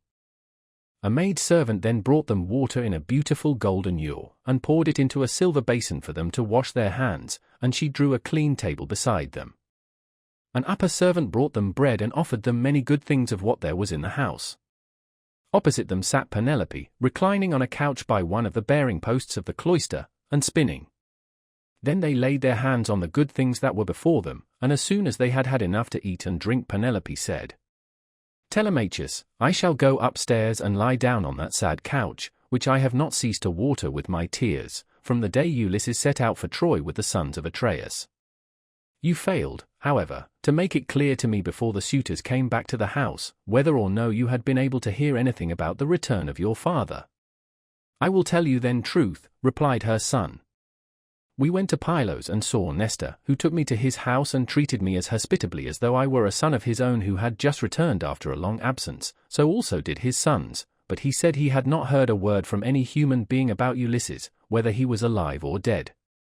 He sent me, therefore, with a chariot and horses to Menelaus. There I saw Helen, for whose sake so many, both Argives and Trojans, were in heaven's wisdom doomed to suffer. Menelaus asked me what it was that had brought me to Lacedaemon, and I told him the whole truth, whereon he said, 'So, then, these cowards would usurp a brave man's bed? A hind might as well lay her newborn young in the lair of a lion, and then go off to feed in the forest or in some grassy dell. The lion, when he comes back to his lair, will make short work with the pair of them, and so will Ulysses with these suitors. By Father Jove, Minerva, and Apollo, if Ulysses is still the man that he was when he wrestled with Philomeleides in Lesbos, and threw him so heavily that all the Greeks cheered him, if he is still such, and were to come near these suitors, they would have a short shrift and a sorry wedding. As regards your question, however, I will not prevaricate nor deceive you, but what the old man of the sea told me, so much will I tell you in full. He said he could see Ulysses on an island sorrowing bitterly in the house of the nymph Calypso, who was keeping him prisoner, and he could not reach his home, for he had no ships nor sailors to take him over the sea. This was what Menelaus told me, and when I had heard his story I came away. The gods then gave me a fair wind and soon brought me safe home again." With these words he moved the heart of Penelope. Then Theoclymenus said to her, "Madam, wife of Ulysses, Telemachus does not understand these things. Listen therefore to me, for I can divine them surely, and will hide nothing from you. May Jove the King of Heaven be my witness, and the rites of hospitality, with that hearth of Ulysses to which I now come, that Ulysses himself is even now in Ithaca, and, either going about the country or staying in one place, is inquiring into all these evil deeds and preparing a day of reckoning for the suitors. I saw an omen when I was on the ship which meant this, and I told Telemachus about it." "May it be even so," answered Penelope. "If your words come true, you shall have such gifts and such goodwill from me that all who see you shall congratulate you." Thus did they converse. Meanwhile the suitors were throwing discs, or aiming with spears at a mark on the levelled ground in front of the house, and behaving with all their old insolence. But when it was now time for dinner, and the flock of sheep and goats had come into the town from all the country round, with their shepherds as usual, then Medon, who was their favourite servant, and who waited upon them at table, said, "Now then, my young masters, you have had enough sport, so come inside that we may get dinner ready. Dinner is not a bad thing, at dinner time." They left their sports as he told them, and when they were within the house, they laid their cloaks on the benches and seats inside, and then sacrificed some sheep, goats, pigs, and a heifer, all of them fat and well grown. Thus they made ready for their meal.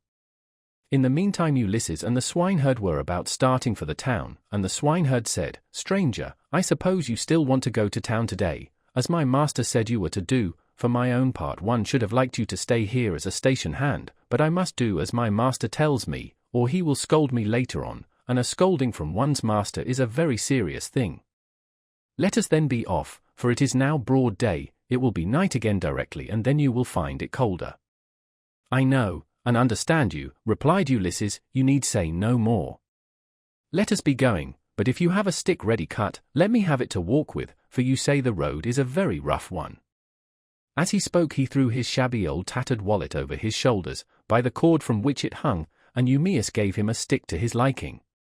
The two then started, leaving the station in charge of the dogs and herdsmen who remained behind. The swineherd led the way and his master followed after, looking like some broken-down old tramp as he leaned upon his staff, and his clothes were all in rags. When they had got over the rough steep ground and were nearing the city, they reached the fountain from which the citizens drew their water. This had been made by Ithacus, Neritus, and Polycta. There was a grove of water-loving poplars planted in a circle all round it, and the clear cold water came down to it from a rock high up, while above the fountain there was an altar to the nymphs, at which all wayfarers used to sacrifice. Here Melanthius son of Dolius overtook them as he was driving down some goats, the best in his flock, for the suitors' dinner, and there were 2 shepherds with him. When he saw Eumaeus and Ulysses he reviled them with outrageous and unseemly language, which made Ulysses very angry. "There you go," cried he, "and a precious pair you are. See how heaven brings birds of the same feather to one another. Where, pray, master swineherd, are you taking this poor miserable object? It would make any one sick to see such a creature at table. A fellow like this never won a prize for anything in his life, but will go about rubbing his shoulders against every man's door-post, and begging, not for swords and cauldrons like a man, but only for a few scraps not worth begging for. If you would give him to me for a hand on my station, he might do to clean out the folds, or bring a bit of sweet feed to the kids, and he could fatten his thighs as much as he pleased on way, but he has taken to bad ways and will not go about any kind of work. He will do nothing but beg victuals all the town over, to feed his insatiable belly. I say, therefore, and it shall surely be, if he goes near Ulysses' house he will get his head broken by the stools they will fling at him, till they turn him out." On this, as he passed, he gave Ulysses a kick on the hip out of pure wantonness, but Ulysses stood firm, and did not budge from the path. For a moment he doubted whether or no to fly at Melanthius and kill him with his staff, or fling him to the ground and beat his brains out. He resolved, however, to endure it and keep himself in check, but the swineherd looked straight at Melanthius and rebuked him, lifting up his hands and praying to heaven as he did so. "Fountain nymphs," he cried, "children of Jove, if ever Ulysses burned you thigh bones covered with fat whether of lambs or kids, grant my prayer that heaven may send him home. He would soon put an end to the swaggering threats with which such men as you go about insulting people, gadding all over the town while your flocks are going to ruin through bad shepherding." Then Melanthius the goatherd answered, "You ill conditioned cur, what are you talking about? Some day or other I will put you on board ship and take you to a foreign country, where I can sell you and pocket the money you will fetch. I wish I were as sure that Apollo would strike Telemachus dead this very day, or that the suitors would kill him, as I am that Ulysses will never come home again." With this he left them to come on at their leisure, while he went quickly forward and soon reached the house of his master. When he got there he went in and took his seat among the suitors opposite Eurymachus, who liked him better than any of the others. The servants brought him a portion of meat, and an upper woman servant set bread before him that he might eat. Presently Ulysses and the swineherd came up to the house and stood by it, amid a sound of music, for Phemius was just beginning to sing to the suitors. Then Ulysses took hold of the swineherd's hand, and said, "Eumaeus, this house of Ulysses is a very fine place. No matter how far you go, you will find few like it. One building keeps following on after another. The outer court has a wall with battlements all round it, the doors are double folding, and of good workmanship. It would be a hard matter to take it by force of arms. I perceive, too, that there are many people banqueting within it, for there is a smell of roast meat, and I hear a sound of music, which the gods have made to go along with feasting." Then Eumaeus said, "You have perceived aright, as indeed you generally do, but let us think what will be our best course. Will you go inside first and join the suitors, leaving me here behind you, or will you wait here and let me go in first? But do not wait long, or some one may see you loitering about outside, and throw something at you. Consider this matter, I pray you." And Ulysses answered, "I understand and heed. Go in first and leave me here where I am. I am quite used to being beaten and having things thrown at me. I have been so much buffeted about in war and by sea that I am case-hardened, and this too may go with the rest. But a man cannot hide away the cravings of a hungry belly. This is an enemy which gives much trouble to all men. It is because of this that ships are fitted out to sail the seas, and to make war upon other people." As they were thus talking, a dog that had been lying asleep raised his head and pricked up his ears. This was Argos, whom Ulysses had bred before setting out for Troy, but he had never had any work out of him. In the old days he used to be taken out by the young men when they went hunting wild goats, or deer, or hares, but now that his master was gone he was lying neglected on the heaps of mule and cow dung that lay in front of the stable doors till the men should come and draw it away to manure the great close, and he was full of fleas. As soon as he saw Ulysses standing there, he dropped his ears and wagged his tail, but he could not get close up to his master. When Ulysses saw the dog on the other side of the yard, he dashed a tear from his eyes without Eumaeus seeing it, and said, "Eumaeus, what a noble hound that is over yonder on the manure heap. His build is splendid. Is he as fine a fellow as he looks, or is he only one of those dogs that come begging about a table, and are kept merely for show?" "This hound," answered Eumaeus, "belonged to him who has died in a far country. If he were what he was when Ulysses left for Troy, he would soon show you what he could do. There was not a wild beast in the forest that could get away from him when he was once on its tracks. But now he has fallen on evil times, for his master is dead and gone, and the women take no care of him. Servants never do their work when their master's hand is no longer over them, for Jove takes half the goodness out of a man when he makes a slave of him." As he spoke he went inside the buildings to the cloister where the suitors were, but Argos died as soon as he had recognized his master. Telemachus saw Eumaeus long before anyone else did, and beckoned him to come and sit beside him, so he looked about and saw a seat lying near where the carver sat serving out their portions to the suitors. He picked it up, brought it to Telemachus's table, and sat down opposite him. Then the servant brought him his portion, and gave him bread from the bread basket. Immediately afterwards Ulysses came inside, looking like a poor miserable old beggar, leaning on his staff and with his clothes all in rags. He sat down upon the threshold of ashwood just inside the doors leading from the outer to the inner court, and against a bearing post of cypress wood which the carpenter had skillfully planed, and had made to join truly with rule and line. Telemachus took a whole loaf from the bread basket, with as much meat as he could hold in his 2 hands, and said to Eumaeus, "Take this to the stranger, and tell him to go the round of the suitors, and beg from them. A beggar must not be shamefaced." So Eumaeus went up to him and said, "Stranger, Telemachus sends you this, and says you are to go the round of the suitors begging, for beggars must not be shamefaced." Ulysses answered, "May King Jove grant all happiness to Telemachus, and fulfill the desire of his heart." Then with both hands he took what Telemachus had sent him, and laid it on the dirty old wallet at his feet. He went on eating it while the bard was singing, and had just finished his dinner as he left off.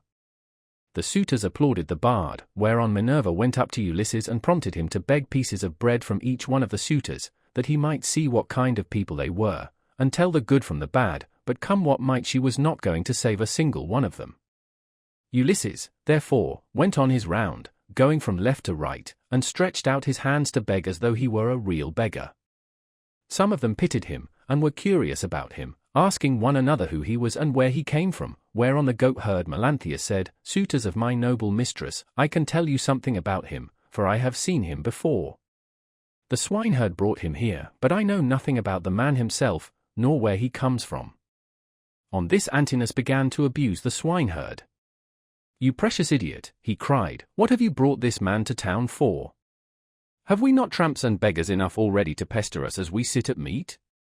Do you think it a small thing that such people gather here to waste your master's property, and must you needs bring this man as well?" And Eumaeus answered, "Antinous, your birth is good but your words evil. It was no doing of mine that he came here. Who is likely to invite a stranger from a foreign country, unless it be one of those who can do public service as a seer, a healer of hurts, a carpenter, or a bard who can charm us with his singing? Such men are welcome all the world over, but no one is likely to ask a beggar who will only worry him. You are always harder on Ulysses' servants than any of the other suitors are, and above all on me, but I do not care so long as Telemachus and Penelope are alive and here." But Telemachus said, "Hush, do not answer him. Antinous has the bitterest tongue of all the suitors, and he makes the others worse." Then turning to Antinous he said, "Antinous, you take as much care of my interests as though I were your son. Why should you want to see this stranger turned out of the house? Heaven forbid, take something and give it him yourself. I do not grudge it, I bid you take it. Never mind my mother, nor any of the other servants in the house, but I know you will not do what I say, for you are more fond of eating things yourself than of giving them to other people." "What do you mean, Telemachus," replied Antinous, "by this swaggering talk?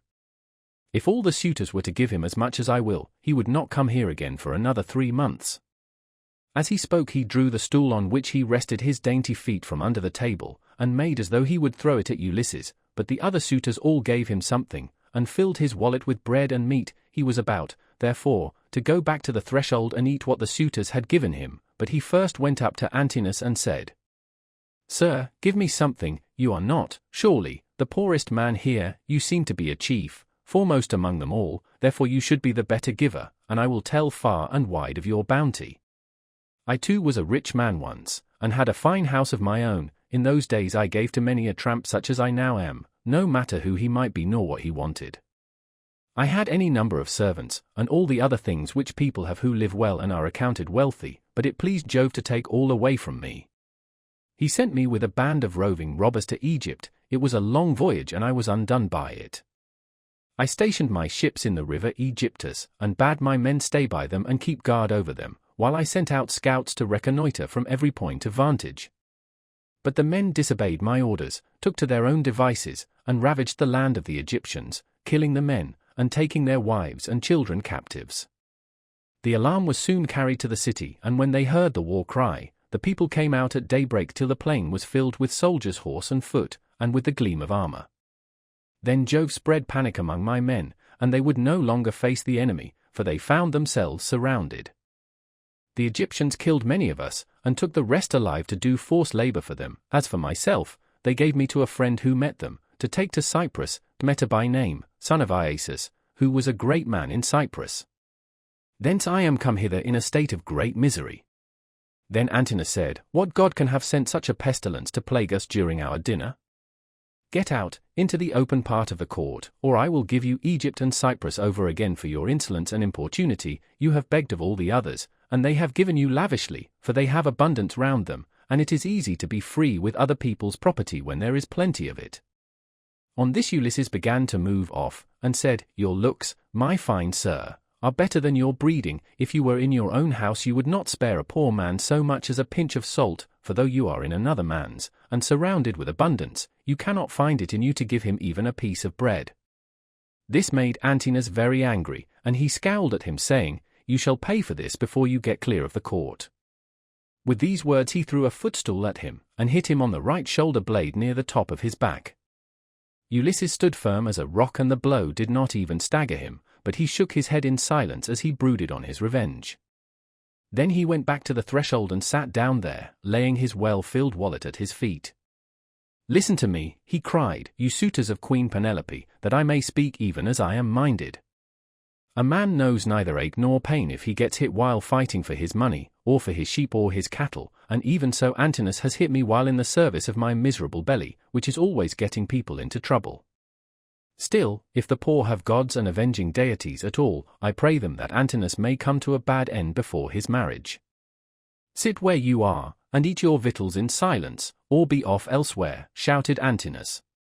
"If you say more I will have you dragged hand and foot through the courts, and the servants shall flay you alive."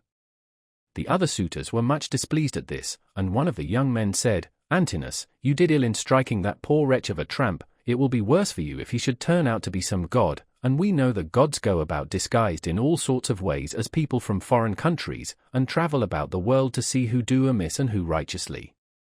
Thus said the suitors, but Antinous paid them no heed. Meanwhile Telemachus was furious about the blow that had been given to his father, and though no tear fell from him, he shook his head in silence and brooded on his revenge. Now when Penelope heard that the beggar had been struck in the banqueting cloister, she said before her maids, "Would that Apollo would so strike you, Antinous," and her waiting woman Eurynome answered, "If our prayers were answered not one of the suitors would ever again see the sun rise." Then Penelope said, "Nurse, I hate every single one of them, for they mean nothing but mischief, but I hate Antinous like the darkness of death itself. A poor unfortunate tramp has come begging about the house for sheer want. Everyone else has given him something to put in his wallet, but Antinous has hit him on the right shoulder blade with a footstool." Thus did she talk with her maids as she sat in her own room, and in the meantime Ulysses was getting his dinner. Then she called for the swineherd and said, "Eumaeus, go and tell the stranger to come here. I want to see him and ask him some questions. He seems to have traveled much, and he may have seen or heard something of my unhappy husband." To this you answered, O swineherd Eumaeus, if these Achaeans, madam, would only keep quiet, you would be charmed with the history of his adventures. I had him 3 days and 3 nights with me in my hut, which was the first place he reached after running away from his ship, and he has not yet completed the story of his misfortunes. If he had been the most heaven-taught minstrel in the whole world, on whose lips all hearers hang entranced, I could not have been more charmed as I sat in my hut and listened to him. He says there is an old friendship between his house and that of Ulysses, and that he comes from Crete where the descendants of Minos live, after having been driven hither and thither by every kind of misfortune. He also declares that he has heard of Ulysses as being alive and near at hand among the Thesprotians, and that he is bringing great wealth home with him. Call him here, then, said Penelope, that I too may hear his story. As for the suitors, let them take their pleasure indoors or out as they will, for they have nothing to fret about. Their corn and wine remain unwasted in their houses with none but servants to consume them, while they keep hanging about our house day after day sacrificing our oxen, sheep, and fat goats for their banquets, and never giving so much as a thought to the quantity of wine they drink. No estate can stand such recklessness, for we have now no Ulysses to protect us. If he were to come again, he and his son would soon have their revenge. As she spoke, Telemachus sneezed so loudly that the whole house resounded with it. Penelope laughed when she heard this, and said to Eumaeus, Go and call the stranger. Did you not hear how my son sneezed just as I was speaking? This can only mean that all the suitors are going to be killed, and that not one of them shall escape. Furthermore I say, and lay my saying to your heart, if I am satisfied that the stranger is speaking the truth, I shall give him a shirt and cloak of good wear. When Eumaeus heard this, he went straight to Ulysses and said, Father stranger, my mistress Penelope, mother of Telemachus, has sent for you. She is in great grief, but she wishes to hear anything you can tell her about her husband, and if she is satisfied that you are speaking the truth, she will give you a shirt and cloak, which are the very things that you are most in want of. As for bread, you can get enough of that to fill your belly, by begging about the town, and letting those give that will.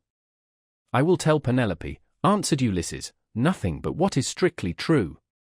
I know all about her husband, and have been partner with him in affliction, but I am afraid of passing through this crowd of cruel suitors, for their pride and insolence reach heaven.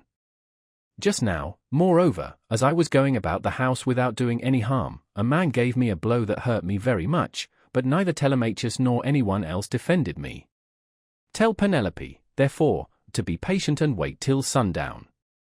Let her give me a seat close up to the fire, for my clothes are worn very thin, you know they are, for you have seen them ever since I first asked you to help me. She can then ask me about the return of her husband. The swineherd went back when he heard this, and Penelope said as she saw him cross the threshold, Why do you not bring him here, Eumaeus? Is he afraid that someone will ill-treat him, or is he shy of coming inside the house at all? Beggars should not be shamefaced. To this you answered, O swineherd Eumaeus, the stranger is quite reasonable. He is avoiding the suitors, and is only doing what anyone else would do. He asks you to wait till sundown, and it will be much better, madam, that you should have him all to yourself, when you can hear him and talk to him as you will. The man is no fool, answered Penelope, it would very likely be as he says, for there are no such abominable people in the whole world as these men are. When she had done speaking, Eumaeus went back to the suitors, for he had explained everything. Then he went up to Telemachus and said in his ear so that none could overhear him, My dear sir, I will now go back to the pigs, to see after your property and my own business. You will look to what is going on here, but above all be careful to keep out of danger, for there are many who bear you ill will. May Jove bring them to a bad end before they do us a mischief. Very well, replied Telemachus, go home when you have had your dinner, and in the morning come here with the victims we are to sacrifice for the day. Leave the rest to heaven and me. On this Eumaeus took his seat again, and when he had finished his dinner he left the courts and the cloister with the men at table, and went back to his pigs. As for the suitors, they presently began to amuse themselves with singing and dancing, for it was now getting on towards evening. Book 18. The fight with Iris, Ulysses warns Amphinomus, Penelope gets presents from the suitors, the braziers, Ulysses rebukes Eurymachus. Now there came a certain common tramp who used to go begging all over the city of Ithaca, and was notorious as an incorrigible glutton and drunkard. This man had no strength nor stay in him, but he was a great hulking fellow to look at, his real name, the one his mother gave him, was Aeneas, but the young men of the place called him Iris, because he used to run errands for anyone who would send him. As soon as he came he began to insult Ulysses, and to try and drive him out of his own house. "Be off, old man," he cried, "from the doorway, or you shall be dragged out neck and heels. Do you not see that they are all giving me the wink, and wanting me to turn you out by force, only I do not like to do so? Get up then, and go of yourself, or we shall come to blows." Ulysses frowned on him and said, "My friend, I do you no manner of harm, people give you a great deal, but I am not jealous. There is room enough in this doorway for the pair of us, and you need not grudge me things that are not yours to give. You seem to be just such another tramp as myself, but perhaps the gods will give us better luck by and by. Do not, however, talk too much about fighting or you will incense me, and old though I am, I shall cover your mouth and chest with blood. I shall have more peace tomorrow if I do, for you will not come to the house of Ulysses any more." Iris was very angry and answered, "You filthy glutton, you run on trippingly like an old fish-fag. I have a good mind to lay both hands about you, and knock your teeth out of your head like so many boar's tusks. Get ready, therefore, and let these people here stand by and look on. You will never be able to fight one who is so much younger than yourself." Thus roundly did they rate one another on the smooth pavement in front of the doorway, and when Antinous saw what was going on he laughed heartily and said to the others, "This is the finest sport that you ever saw, heaven never yet sent anything like it into this house. The stranger and Iris have quarreled and are going to fight, let us set them on to do so at once." The suitors all came up laughing, and gathered round the two ragged tramps. "Listen to me," said Antinous, "there are some goat's paunches down at the fire, which we have filled with blood and fat, and set aside for supper. He who is victorious and proves himself to be the better man shall have his pick of the lot, he shall be free of our table and we will not allow any other beggar about the house at all." The others all agreed, but Ulysses, to throw them off the scent, said, "Sirs, an old man like myself, worn out with suffering, cannot hold his own against a young one, but my irrepressible belly urges me on, though I know it can only end in my getting a drubbing. You must swear, however, that none of you will give me a foul blow to favor Iris and secure him the victory." They swore as he told them, and when they had completed their oath Telemachus put in a word and said, "Stranger, if you have a mind to settle with this fellow, you need not be afraid of any one here. Whoever strikes you will have to fight more than one.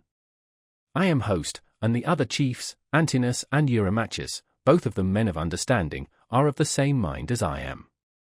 Every one assented, and Ulysses girded his old rags about his loins, thus baring his stalwart thighs, his broad chest and shoulders, and his mighty arms, but Minerva came up to him and made his limbs even stronger still. The suitors were beyond measure astonished, and one would turn towards his neighbor saying, "The stranger has brought such a thigh out of his old rags that there will soon be nothing left of Iris." Iris began to be very uneasy as he heard them, but the servants girded him by force, and brought him into the open part of the court, in such a fright that his limbs were all of a tremble. Antinous scolded him and said, "You swaggering bully, you ought never to have been born at all if you are afraid of such an old broken-down creature as this tramp is. I say, therefore, and it shall surely be, if he beats you and proves himself the better man, I shall pack you off on board ship to the mainland and send you to King Echetus, who kills every one that comes near him. He will cut off your nose and ears, and draw out your entrails for the dogs to eat." This frightened Iris still more, but they brought him into the middle of the court, and the two men raised their hands to fight. Then Ulysses considered whether he should let drive so hard at him as to make an end of him then and there, or whether he should give him a lighter blow that should only knock him down. In the end he deemed it best to give the lighter blow for fear the Achaeans should begin to suspect who he was. Then they began to fight, and Iris hit Ulysses on the right shoulder, but Ulysses gave Iris a blow on the neck under the ear that broke in the bones of his skull, and the blood came gushing out of his mouth. He fell groaning in the dust, gnashing his teeth and kicking on the ground, but the suitors threw up their hands and nearly died of laughter, as Ulysses caught hold of him by the foot and dragged him into the outer court as far as the gatehouse. There he propped him up against the wall and put his staff in his hands. "Sit here," said he, "and keep the dogs and pigs off. You are a pitiful creature, and if you try to make yourself king of the beggars any more you shall fare still worse."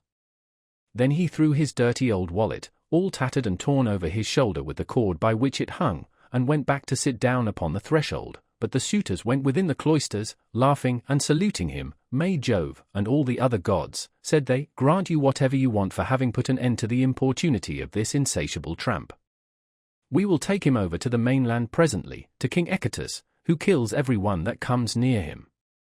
Ulysses hailed this as of good omen, and Antinous set a great goat's paunch before him filled with blood and fat.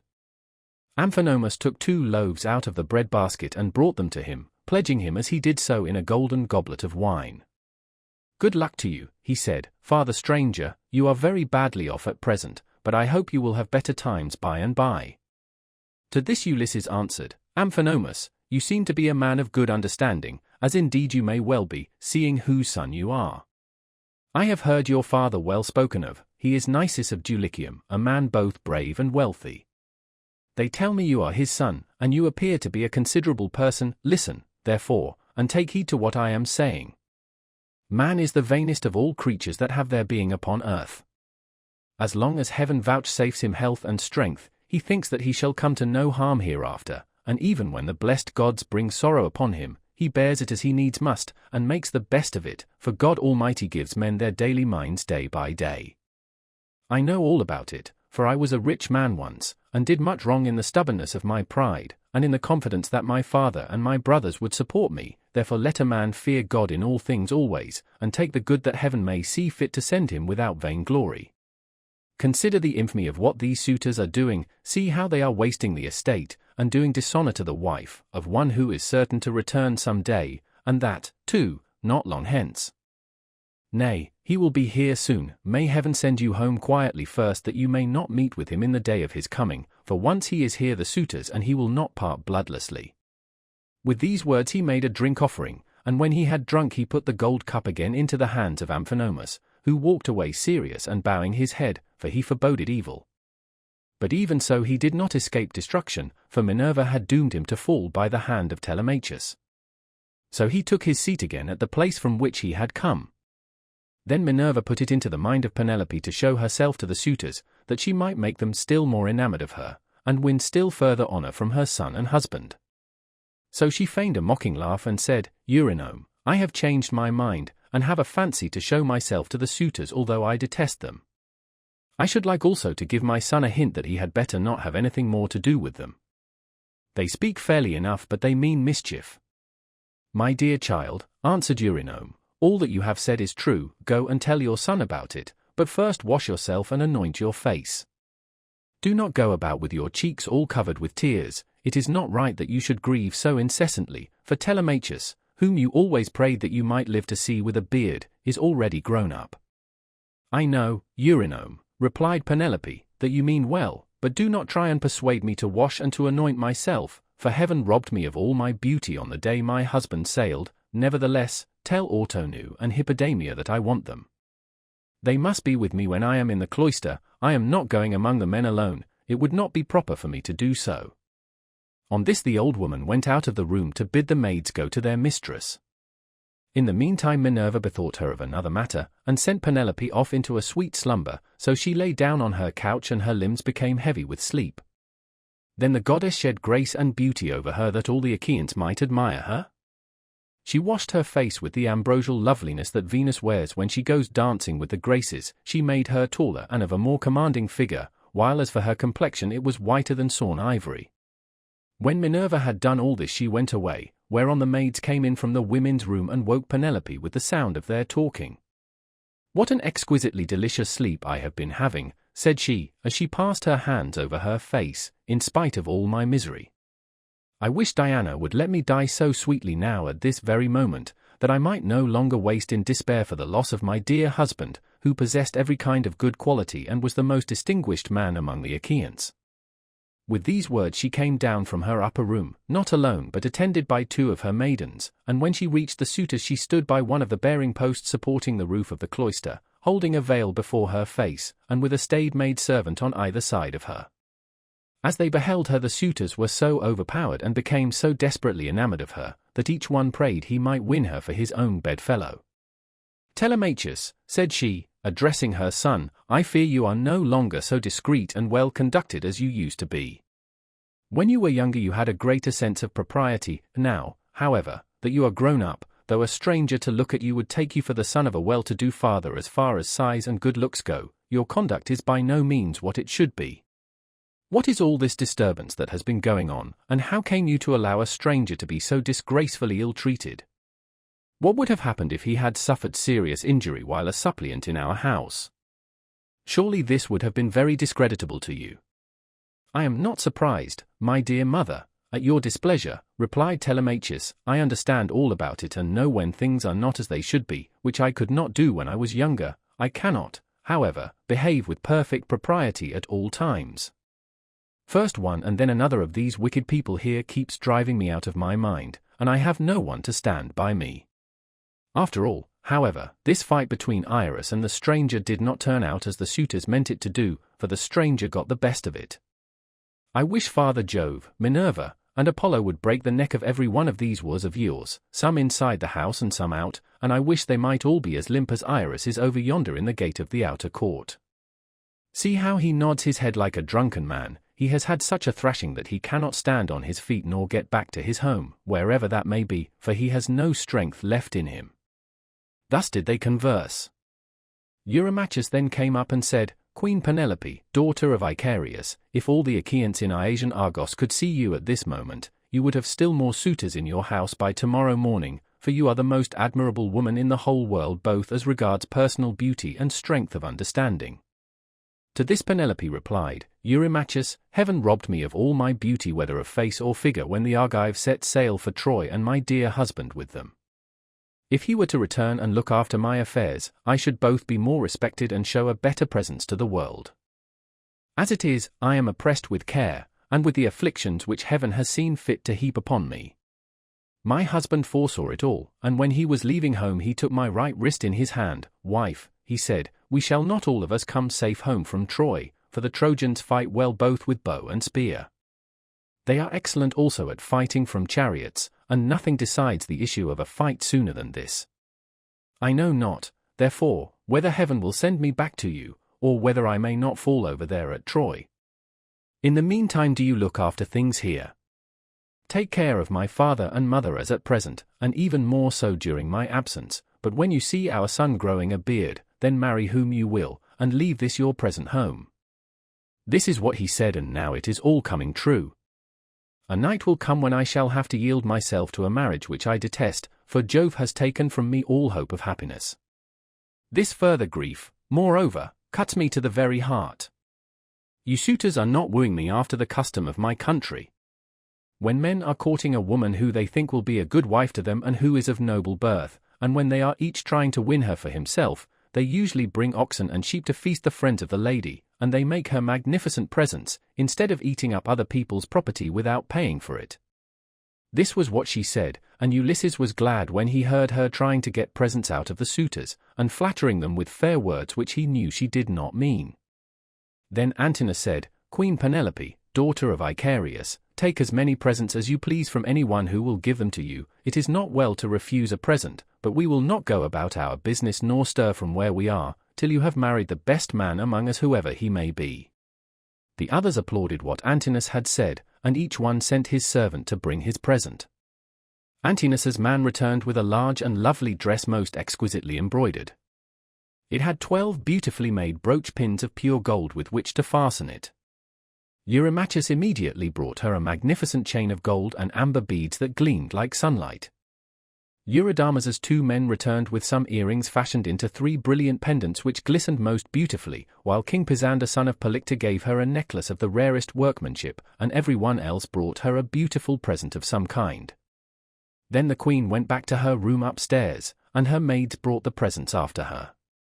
Meanwhile the suitors took to singing and dancing, and stayed till evening came. They danced and sang till it grew dark. They then brought in 3 braziers to give light, and piled them up with chopped firewood very old and dry, and they lit torches from them, which the maids held up turn and turn about.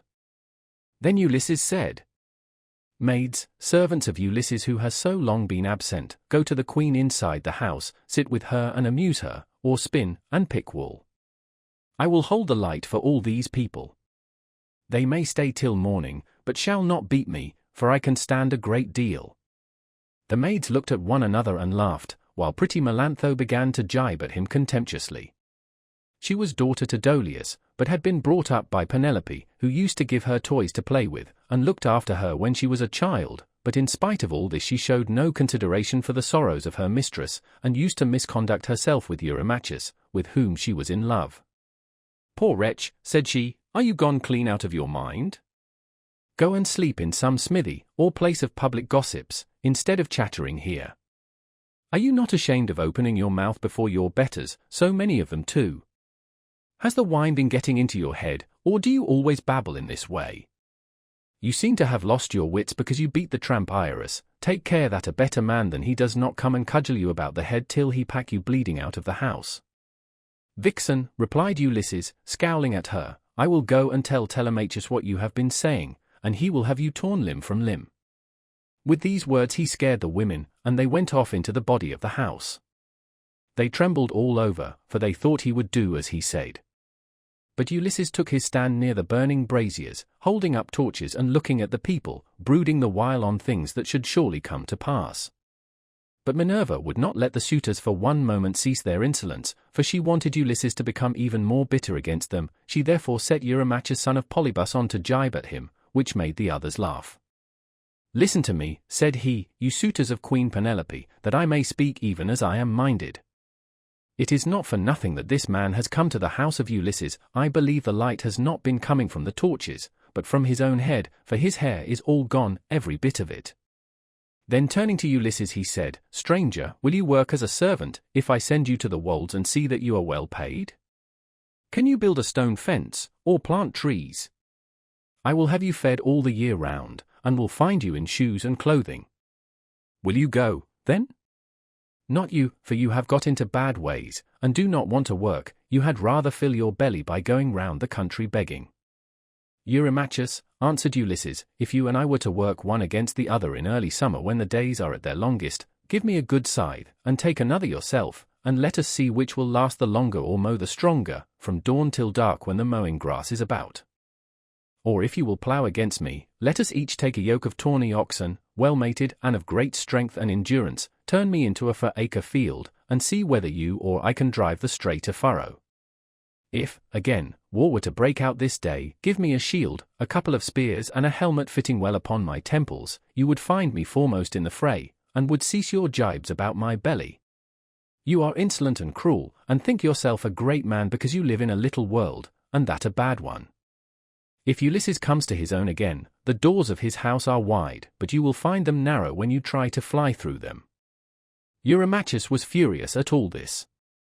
He scowled at him and cried, "You wretch, I will soon pay you out for daring to say such things to me, and in public too.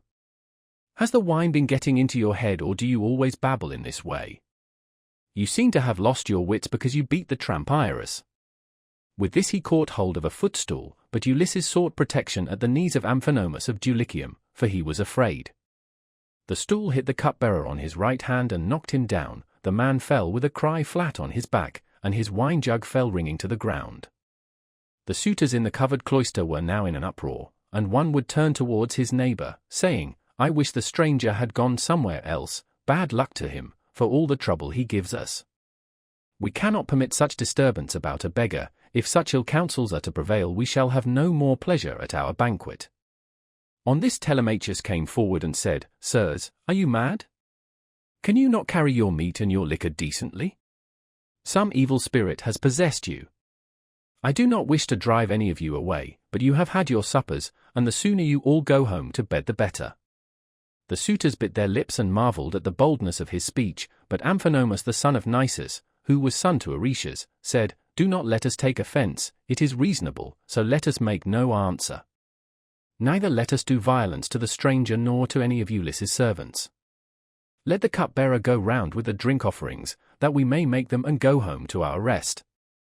As for the stranger, let us leave Telemachus to deal with him, for it is to his house that he has come." Thus did he speak, and his saying pleased them well, so Mulius of Dulichium, servant to Amphinomus, mixed them a bowl of wine and water and handed it round to each of them man by man, whereon they made their drink offerings to the blessed gods. Then, when they had made their drink offerings and had drunk each one as he was minded, they took their several ways each of them to his own abode. Book 19. Telemachus and Ulysses remove the armor. Ulysses interviews Penelope. Euryclea washes his feet and recognizes the scar on his leg. Penelope tells her dream to Ulysses. Ulysses was left in the cloister, pondering on the means whereby with Minerva's help he might be able to kill the suitors. Presently he said to Telemachus, "Telemachus, we must get the armor together and take it down inside. Make some excuse when the suitors ask you why you have removed it. Say that you have taken it to be out of the way of the smoke, inasmuch as it is no longer what it was when Ulysses went away, but has become soiled and begrimed with soot. Add to this more particularly that you are afraid Jove may set them on to quarrel over their wine, and that they may do each other some harm which may disgrace both banquet and wooing, for the sight of arms sometimes tempts people to use them." Telemachus approved of what his father had said, so he called nurse Euryclea and said, "Nurse, shut the women up in their room, while I take the armor that my father left behind him down into the storeroom. No one looks after it now my father is gone, and it has got all smirched with soot during my own boyhood. I want to take it down where the smoke cannot reach it." "I wish, child," answered Euryclea, "that you would take the management of the house into your own hands altogether, and look after all the property yourself. But who is to go with you and light you to the storeroom?" "The maids would have done so, but you would not let them." "The stranger," said Telemachus, "shall show me a light. When people eat my bread they must earn it, no matter where they come from." Euryclea did as she was told, and bolted the women inside their room. Then Ulysses and his son made all haste to take the helmets, shields, and spears inside, and Minerva went before them with a gold lamp in her hand that shed a soft and brilliant radiance, whereon Telemachus said, "Father, my eyes behold a great marvel. The walls, with the rafters, crossbeams, and the supports on which they rest are all aglow as with a flaming fire. Surely there is some god here who has come down from heaven." "Hush," answered Ulysses, "hold your peace and ask no questions, for this is the manner of the gods. Get you to your bed, and leave me here to talk with your mother and the maids. Your mother in her grief will ask me all sorts of questions." On this Telemachus went by torchlight to the other side of the inner court, to the room in which he always slept. There he lay in his bed till morning, while Ulysses was left in the cloister pondering on the means whereby with Minerva's help he might be able to kill the suitors.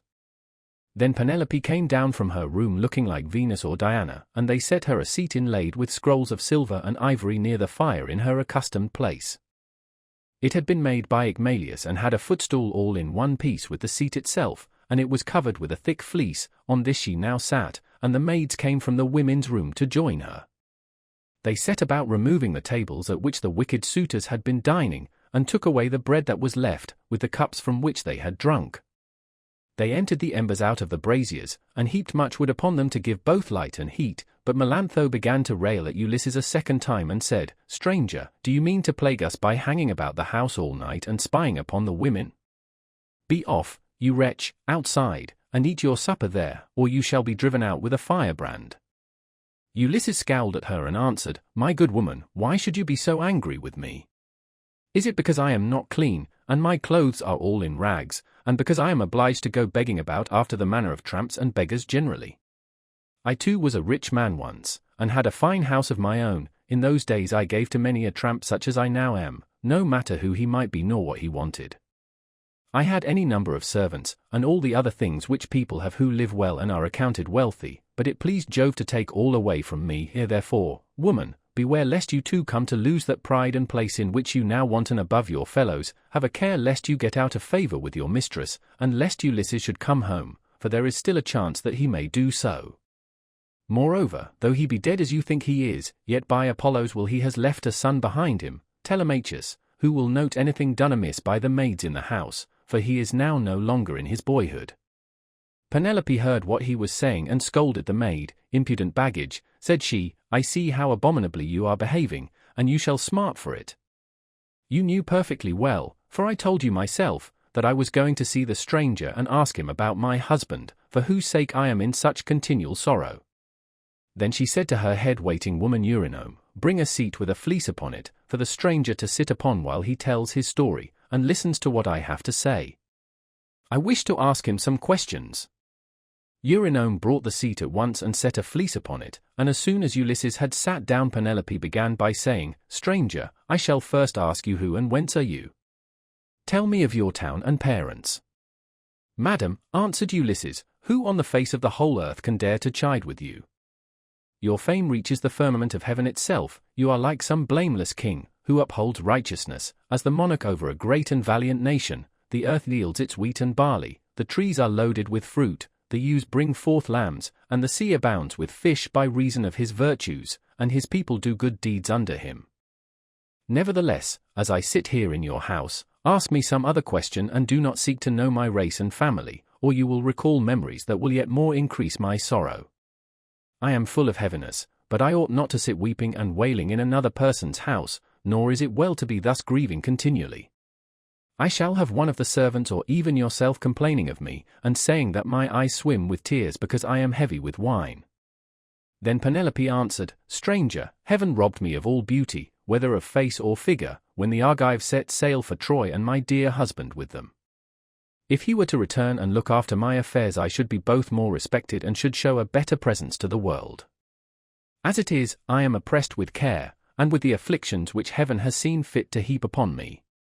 The chiefs from all our islands, Dulichium, Same, and Zacynthus, as also from Ithaca itself, are wooing me against my will and are wasting my estate. I can therefore show no attention to strangers, nor suppliants, nor to people who say that they are skilled artisans, but am all the time broken-hearted about Ulysses. They want me to marry again at once, and I have to invent stratagems in order to deceive them. In the first place, heaven put it in my mind to set up a great tambour frame in my room, and to begin working upon an enormous piece of fine needlework. Then I said to them, Sweethearts, Ulysses is indeed dead, still, do not press me to marry again immediately, wait, for I would not have my skill in needlework perish unrecorded, till I have finished making a pall for the hero Let's, to be ready against the time when death shall take him. He is very rich, and the women of the place will talk if he is laid out without a pall. This was what I said, and they assented, whereon I used to keep working at my great web all day long, but at night I would unpick the stitches again by torchlight. I fooled them in this way for 3 years without their finding it out, but as time wore on and I was now in my 4th year, in the waning of moons, and many days had been accomplished, those good-for-nothing hussies my maids betrayed me to the suitors, who broke in upon me and caught me. They were very angry with me, so I was forced to finish my work whether I would or no. And now I do not see how I can find any further shift for getting out of this marriage. My parents are putting great pressure upon me, and my son chafes at the ravages the suitors are making upon his estate, for he is now old enough to understand all about it and is perfectly able to look after his own affairs, for heaven has blessed him with an excellent disposition. Still, notwithstanding all this, tell me who you are and where you come from, for you must have had father and mother of some sort, you cannot be the son of an oak or of a rock. Then Ulysses answered, Madam, wife of Ulysses, since you persist in asking me about my family, I will answer, no matter what it costs me, people must expect to be pained when they have been exiles as long as I have, and suffered as much among as many peoples. Nevertheless, as regards your question, I will tell you all you ask.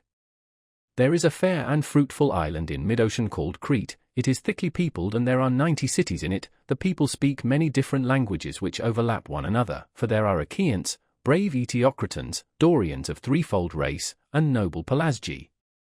There is a great town there, Knossos, where Minos reigned, who every 9 years had a conference with Jove himself. Minos was father to Deucalion, whose son I am, for Deucalion had 2 sons, Idomeneus and myself. Idomeneus sailed for Troy, and I, who am the younger, am called Ethan. My brother, however, was at once the older and the more valiant of the 2, hence it was in Crete that I saw Ulysses and showed him hospitality, for the winds took him there as he was on his way to Troy, carrying him out of his course from Cape Malea and leaving him in Amnisus off the cave of Ilithuia, where the harbours are difficult to enter, and he could hardly find shelter from the winds that were then raging. As soon as he got there he went into the town and asked for Idomeneus, claiming to be his old and valued friend, but Idomeneus had already set sail for Troy some 10 or 12 days earlier, so I took him to my own house and showed him every kind of hospitality, for I had abundance of everything. Moreover, I fed the men who were with him with barley meal from the public store, and got subscriptions of wine and oxen for them to sacrifice to their heart's content. They stayed with me 12 days, for there was a gale blowing from the north so strong that one could hardly keep one's feet on land. I suppose some unfriendly god had raised it for them, but on the 13th day the wind dropped, and they got away. Many a plausible tale did Ulysses further tell her, and Penelope wept as she listened, for her heart was melted. As the snow wastes upon the mountain tops when the winds from south, east and west have breathed upon it and thawed it till the rivers run bank full with water, even so did her cheeks overflow with tears for the husband who was all the time sitting by her side. Ulysses felt for her and was sorry for her, but he kept his eyes as hard as horn or iron without letting them so much as quiver, so cunningly did he restrain his tears. Then, when she had relieved herself by weeping, she turned to him again and said, "Now, stranger, I shall put you to the test and see whether or no you really did entertain my husband and his men, as you say you did.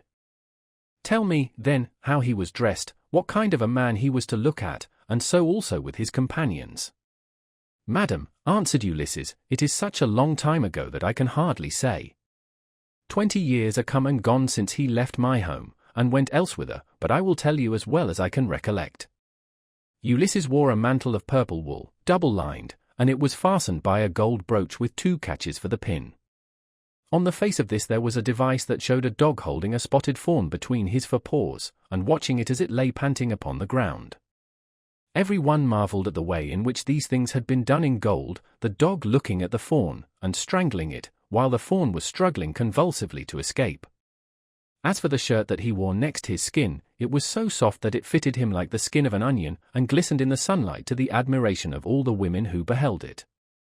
Furthermore I say, and lay my saying to your heart, that I do not know whether Ulysses wore these clothes when he left home, or whether one of his companions had given them to him while he was on his voyage, or possibly someone at whose house he was staying made him a present of them, for he was a man of many friends and had few equals among the Achaeans.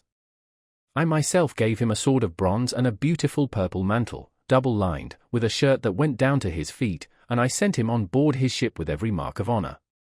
He had a servant with him, a little older than himself, and I can tell you what he was like. His shoulders were hunched, he was dark, and he had thick curly hair. His name was Eurybates, and Ulysses treated him with greater familiarity than he did any of the others, as being the most like-minded with himself.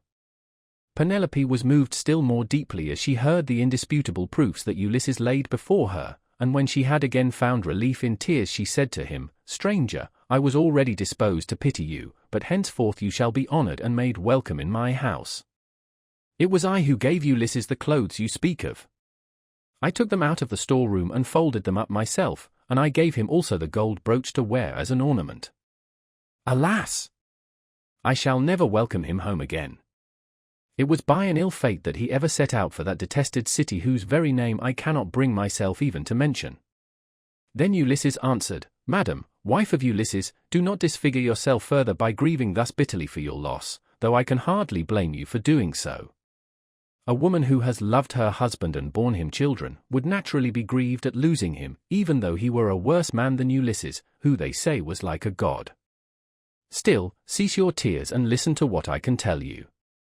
I will hide nothing from you, and can say with perfect truth that I have lately heard of Ulysses as being alive and on his way home. He is among the Thesprotians, and is bringing back much valuable treasure that he has begged from one and another of them, but his ship and all his crew were lost as they were leaving the Thrinacian island, for Jove and the sun god were angry with him because his men had slaughtered the sun god's cattle, and they were all drowned to a man. But Ulysses stuck to the keel of the ship and was drifted on to the land of the Phaeacians, who are near of kin to the immortals, and who treated him as though he had been a god, giving him many presents, and wishing to escort him home safe and sound. In fact, Ulysses would have been here long ago, had he not thought better to go from land to land gathering wealth, for there is no man living who is so wily as he is, there is no one can compare with him. Phidon, king of the Thesprotians, told me all this, and he swore to me, making drink offerings in his house as he did so, that the ship was by the water side and the crew found who would take Ulysses to his own country. He sent me off first, for there happened to be a Thesprotian ship sailing for the wheat-growing island of Dulichium, but he showed me all the treasure Ulysses had got together, and he had enough lying in the house of King Phidon to keep his family for 10 generations, but the king said Ulysses had gone to Dodona that he might learn Jove's mind from the high oak tree, and know whether after so long an absence he should return to Ithaca openly or in secret.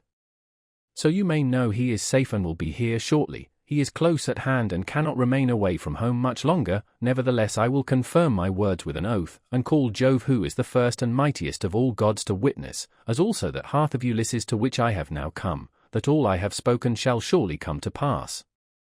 Ulysses will return in this selfsame year, with the end of this moon and the beginning of the next he will be here." "May it be even so," answered Penelope. "If your words come true you shall have such gifts and such goodwill from me that all who see you shall congratulate you, but I know very well how it will be. Ulysses will not return, neither will you get your escort hence, for so surely as that Ulysses ever was, there are now no longer any such masters in the house as he was, to receive honorable strangers or to further them on their way home. And now, you maids, wash his feet for him, and make him a bed on a couch with rugs and blankets, that he may be warm and quiet till morning. Then, at daybreak wash him and anoint him again, that he may sit in the cloister and take his meals with Telemachus. It shall be the worse for any one of these hateful people who is uncivil to him, like it or not, he shall have no more to do in this house. For how, sir, shall you be able to learn whether or no I am superior to others of my sex both in goodness of heart and understanding, if I let you dine in my cloisters squalid and ill-clad? Men live but for a little season, if they are hard, and deal hardly. People wish them ill so long as they are alive, and speak contemptuously of them when they are dead, but he that is righteous and deals righteously, the people tell of his praise among all lands, and many shall call him blessed.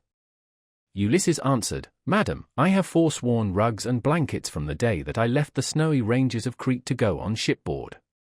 I will lie as I have lain on many a sleepless night hitherto. Night after night have I passed in any rough sleeping place, and waited for morning. Nor, again, do I like having my feet washed. I shall not let any of the young hussies about your house touch my feet, but if you have any old and respectable woman who has gone through as much trouble as I have, I will allow her to wash them." To this Penelope said, "My dear sir, of all the guests who ever yet came to my house there never was one who spoke in all things with such admirable propriety as you do. There happens to be in the house a most respectable old woman, the same who received my poor dear husband in her arms the night he was born, and nursed him in infancy. She is very feeble now, but she shall wash your feet. Come here," said she, "Euryclea, and wash your master's age-mate. I suppose Ulysses' hands and feet are very much the same now as his are, for trouble ages all of us dreadfully fast." On these words the old woman covered her face with her hands. She began to weep and made lamentation, saying, "My dear child, I cannot think whatever I am to do with you. I am certain no one was ever more God-fearing than yourself, and yet Jove hates you. No one in the whole world ever burned him more thigh bones, nor gave him finer hecatombs when you prayed you might come to a green old age yourself and see your son grow up to take after you, yet see how he has prevented you alone from ever getting back to your own home. I have no doubt the women in some foreign palace which Ulysses has got to are jibing at him as all these sluts here have been jibing at you. I do not wonder at your not choosing to let them wash you after the manner in which they have insulted you. I will wash your feet myself gladly enough, as Penelope has said that I am to do so. I will wash them both for Penelope's sake and for your own, for you have raised the most lively feelings of compassion in my mind, and let me say this moreover, which pray attend to, we have had all kinds of strangers in distress come here before now, but I make bold to say that no one ever yet came who was so like Ulysses in figure, voice, and feet as you are. Those who have seen us both, answered Ulysses, have always said we were wonderfully like each other, and now you have noticed it too."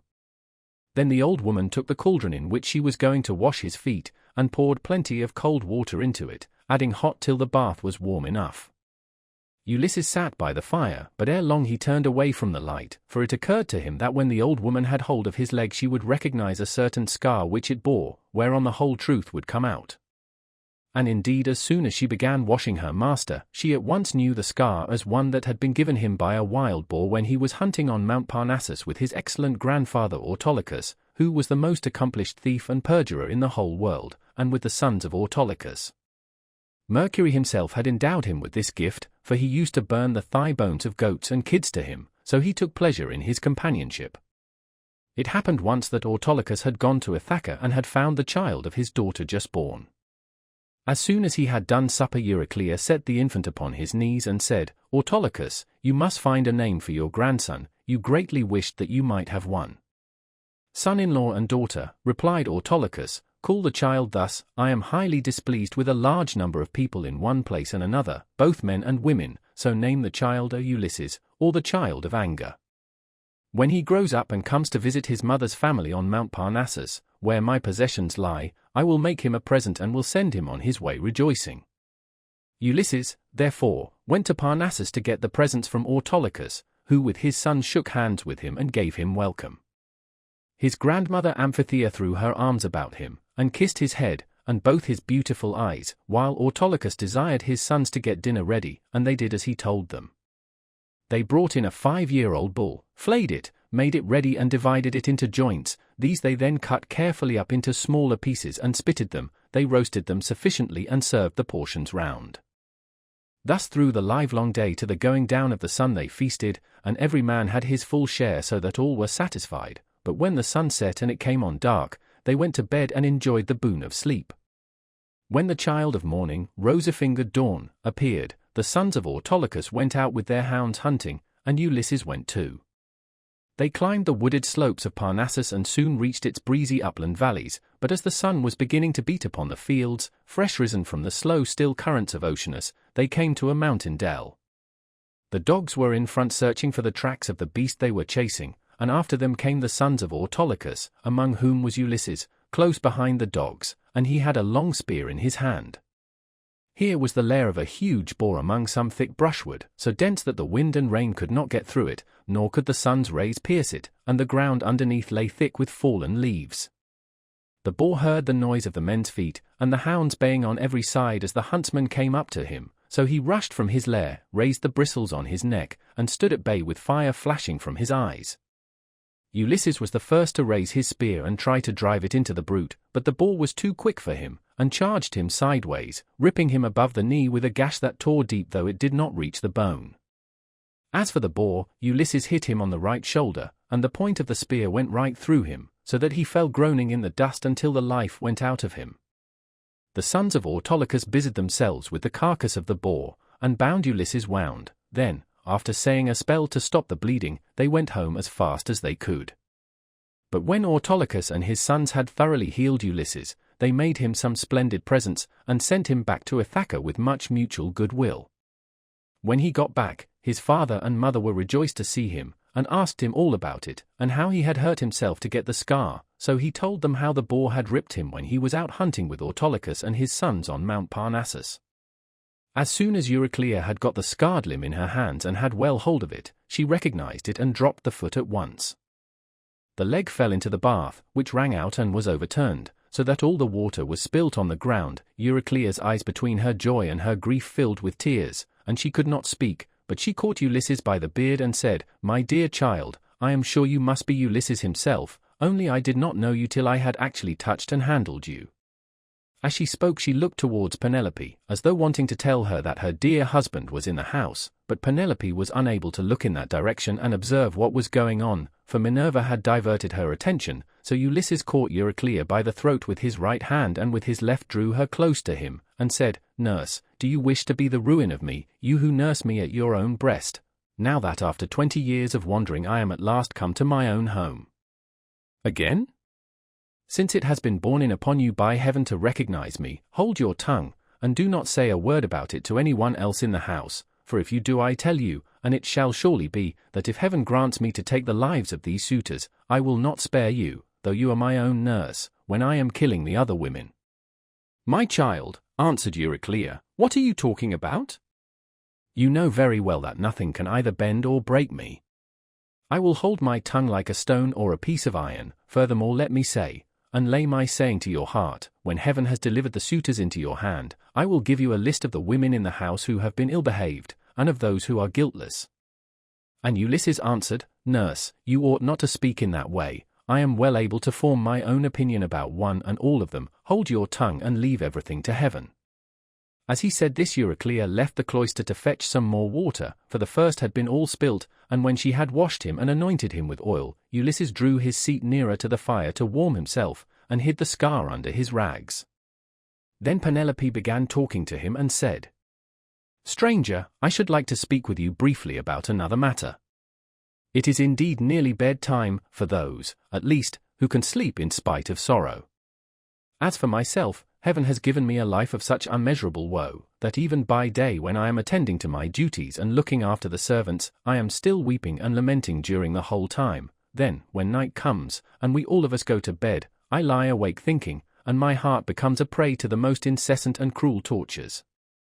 As the dun nightingale, daughter of Pandareus, sings in the early spring from her seat in shadiest covert hid, and with many a plaintive trill pours out the tale how by mishap she killed her own child Italus, son of King Zethus, even so does my mind toss and turn in its uncertainty whether I ought to stay with my son here, and safeguard my substance, my bondsman, and the greatness of my house, out of regard to public opinion and the memory of my late husband, or whether it is not now time for me to go with the best of these suitors who are wooing me and making me such magnificent presents. As long as my son was still young, and unable to understand, he would not hear of my leaving my husband's house, but now that he is full grown he begs and prays me to do so, being incensed at the way in which the suitors are eating up his property. Listen, then, to a dream that I have had and interpret it for me if you can. I have 20 geese about the house that eat mash out of a trough, and of which I am exceedingly fond. I dreamed that a great eagle came swooping down from a mountain, and dug his curved beak into the neck of each of them till he had killed them all. Presently he soared off into the sky, and left them lying dead about the yard, whereon I wept in my dream till all my maids gathered round me, so piteously was I grieving because the eagle had killed my geese. Then he came back again, and perching on a projecting rafter spoke to me with human voice, and told me to leave off crying. Be of good courage, he said, daughter of Icarius, this is no dream, but a vision of good omen that shall surely come to pass. The geese are the suitors, and I am no longer an eagle, but your own husband, who am come back to you, and who will bring these suitors to a disgraceful end. On this I woke, and when I looked out I saw my geese at the trough eating their mash as usual. This dream, madam, replied Ulysses, can admit but of one interpretation, for had not Ulysses himself told you how it shall be fulfilled? The death of the suitors is portended, and not one single one of them will escape. And Penelope answered, Stranger, dreams are very curious and unaccountable things, and they do not by any means invariably come true. There are 2 gates through which these unsubstantial fancies proceed, the one is of horn, and the other ivory. Those that come through the gate of ivory are fatuous, but those from the gate of horn mean something to those that see them. I do not think, however, that my own dream came through the gate of horn, though I and my son should be most thankful if it proves to have done so. Furthermore I say, and lay my saying to your heart, the coming dawn will usher in the ill-omened day that is to sever me from the house of Ulysses, for I am about to hold a tournament of axes. My husband used to set up 12 axes in the court, one in front of the other, like the stays upon which a ship is built. He would then go back from them and shoot an arrow through the whole 12. I shall make the suitors try to do the same thing, and whichever of them can string the bow most easily, and send his arrow through all the 12 axes, him will I follow, and quit this house of my lawful husband, so goodly and so abounding in wealth. But even so, I doubt not that I shall remember it in my dreams. Then Ulysses answered, Madam, wife of Ulysses, you need not defer your tournament, for Ulysses will return ere ever they can string the bow, handle it how they will, and send their arrows through the iron.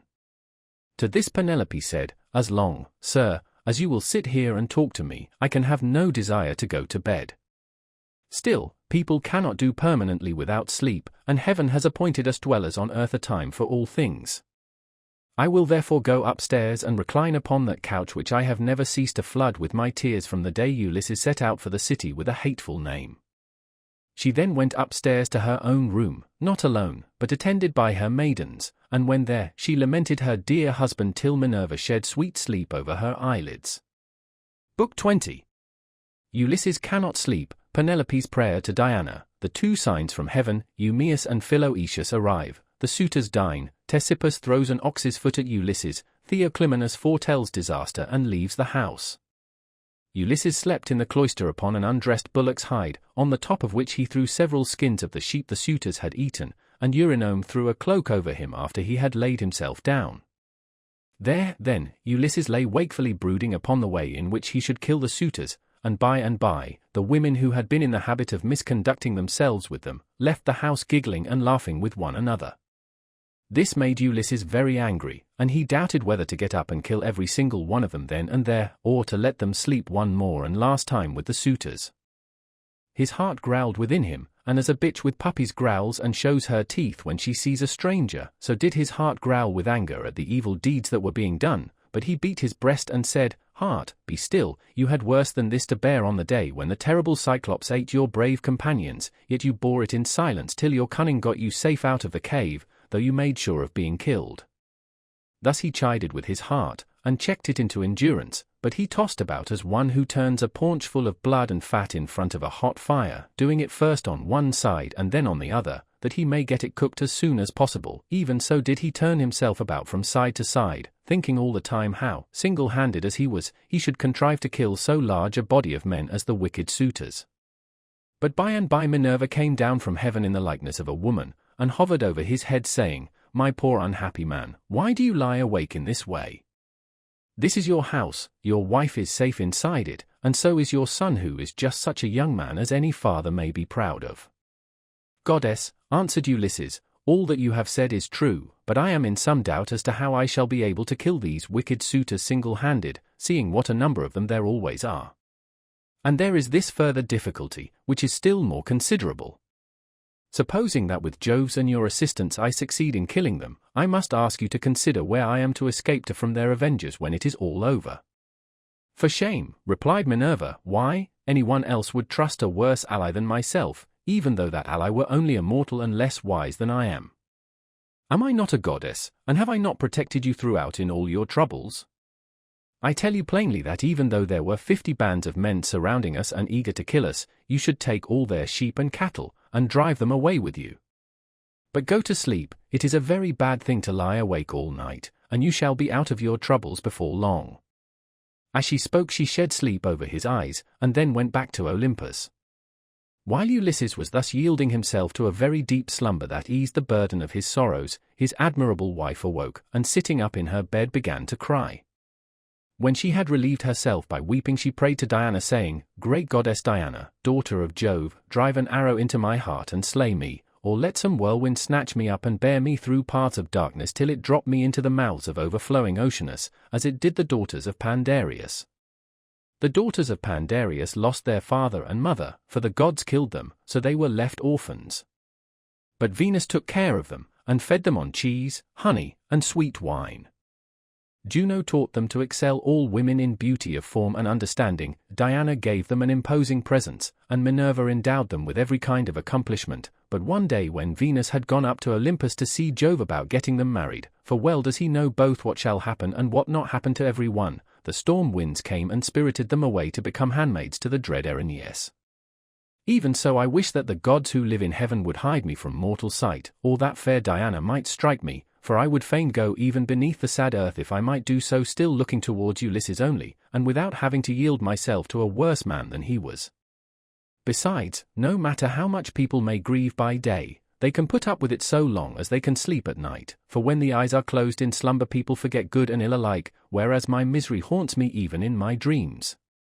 This very night methought there was one lying by my side who was like Ulysses as he was when he went away with his host, and I rejoiced, for I believed that it was no dream, but the very truth itself. On this the day broke, but Ulysses heard the sound of her weeping, and it puzzled him, for it seemed as though she already knew him and was by his side. Then he gathered up the cloak and the fleeces on which he had lain, and set them on a seat in the cloister, but he took the bullock's hide out into the open. He lifted up his hands to heaven, and prayed, saying, "Father Jove, since you have seen fit to bring me over land and sea to my own home after all the afflictions you have laid upon me, give me a sign out of the mouth of some one or other of those who are now waking within the house, and let me have another sign of some kind from outside." Thus did he pray. Jove heard his prayer and forthwith thundered high up among the clouds from the splendor of Olympus, and Ulysses was glad when he heard it. At the same time within the house, a miller-woman from hard by in the mill-room lifted up her voice and gave him another sign. There were 12 miller-women whose business it was to grind wheat and barley, which are the staff of life.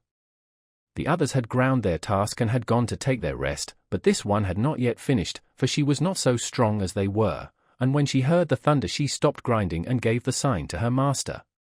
"Father Jove," said she, "you, who rule over heaven and earth, you have thundered from a clear sky without so much as a cloud in it, and this means something for somebody. Grant the prayer, then, of me your poor servant who calls upon you, and let this be the very last day that the suitors dine in the house of Ulysses. They have worn me out with labor of grinding meal for them, and I hope they may never have another dinner anywhere at all." Ulysses was glad when he heard the omens conveyed to him by the woman's speech and by the thunder, for he knew they meant that he should avenge himself on the suitors. Then the other maids in the house rose and lit the fire on the hearth. Telemachus also rose and put on his clothes. He girded his sword about his shoulder, bound his sandals onto his comely feet, and took a doughty spear with a point of sharpened bronze. Then he went to the threshold of the cloister and said to Euryclea, "Nurse, did you make the stranger comfortable both as regards bed and board, or did you let him shift for himself? For my mother, good woman though she is, has a way of paying great attention to second-rate people, and of neglecting others who are in reality much better men." "Do not find fault, child," said Euryclea, "when there is no one to find fault with. The stranger sat and drank his wine as long as he liked. Your mother did ask him if he would take any more bread, and he said he would not. When he wanted to go to bed, she told the servants to make one for him, but he said he was such a wretched outcast that he would not sleep on a bed and under blankets. He insisted on having an undressed bullock's hide and some sheepskins put for him in the cloister, and I threw a cloak over him myself." Then Telemachus went out of the court to the place where the Achaeans were meeting in assembly. He had his spear in his hand, and he was not alone, for his 2 dogs went with him. But Euryclea called the maids and said, "Come, wake up, set about sweeping the cloisters and sprinkling them with water to lay the dust, put the covers on the seats, wipe down the tables, some of you, with a wet sponge, clean out the mixing jugs and the cups, and go for water from the fountain at once. The suitors will be here directly, they will be here early, for it is a feast day." Thus did she speak, and they did even as she had said. 20 of them went to the fountain for water, and the others set themselves busily to work about the house. The men who were in attendance on the suitors also came up and began chopping firewood. By and by the women returned from the fountain, and the swineherd came after them with the 3 best pigs he could pick out. These he let feed about the premises, and then he said good-humoredly to Ulysses, "Stranger, are the suitors treating you any better now, or are they as insolent as ever?" "May heaven," answered Ulysses, "requite to them the wickedness with which they deal high-handedly in another man's house without any sense of shame." Thus did they converse. Meanwhile Melanthius the goatherd came up, for he too was bringing in his best goats for the suitors' dinner, and he had 2 shepherds with him. They tied the goats up under the gatehouse, and then Melanthius began gibing at Ulysses. "Are you still here, stranger," said he, "to pester people by begging about the house? Why can you not go elsewhere? You and I shall not come to an understanding before we have given each other a taste of our fists. You beg without any sense of decency. Are there not feasts elsewhere among the Achaeans, as well as here?" Ulysses made no answer, but bowed his head and brooded. Then a third man, Philoetius, joined them, who was bringing in a barren heifer and some goats. These were brought over by the boatmen who are there to take people over when anyone comes to them. So Philoetius made his heifer and his goats secure under the gatehouse, and then went up to the swineherd. "Who, swineherd," said he, "is this stranger that is lately come here? Is he one of your men? What is his family? Where does he come from? Poor fellow, he looks as if he had been some great man, but the gods give sorrow to whom they will, even to kings if it so pleases them." As he spoke he went up to Ulysses and saluted him with his right hand. "Good day to you, father stranger," said he, "you seem to be very poorly off now, but I hope you will have better times by and by. Father Jove, of all gods you are the most malicious. We are your own children, yet you show us no mercy in all our misery and afflictions." A sweat came over me when I saw this man, and my eyes filled with tears, for he reminds me of Ulysses, who I fear is going about in just such rags as this man's are, if indeed he is still among the living. If he is already dead and in the house of Hades, then, alas! For my good master, who made me his stockman when I was quite young among the Cephallenians, and now his cattle are countless, no one could have done better with them than I have, for they have bread like ears of corn. Nevertheless I have to keep bringing them in for others to eat, who take no heed to his son though he is in the house, and fear not the wrath of heaven, but are already eager to divide Ulysses' property among them because he has been away so long. I have often thought, only it would not be right while his son is living, of going off with the cattle to some foreign country. Bad as this would be, it is still harder to stay here and be ill-treated about other people's herds. My position is intolerable, and I should long since have run away and put myself under the protection of some other chief, only that I believe my poor master will yet return, and send all these suitors flying out of the house. "Stockman," answered Ulysses, "you seem to be a very well-disposed person, and I can see that you are a man of sense. Therefore I will tell you, and will confirm my words with an oath. By Jove, the chief of all gods, and by that hearth of Ulysses to which I am now come, Ulysses shall return before you leave this place, and if you are so minded you shall see him killing the suitors who are now masters here." "If Jove were to bring this to pass," replied the stockman, "you should see how I would do my very utmost to help him." And in like manner Eumaeus prayed that Ulysses might return home. Thus did they converse. Meanwhile the suitors were hatching a plot to murder Telemachus, but a bird flew near them on their left hand, an eagle with a dove in its talons. On this Amphinomus said, "My friends, this plot of ours to murder Telemachus will not succeed, let us go to dinner instead." The others assented, so they went inside and laid their cloaks on the benches and seats.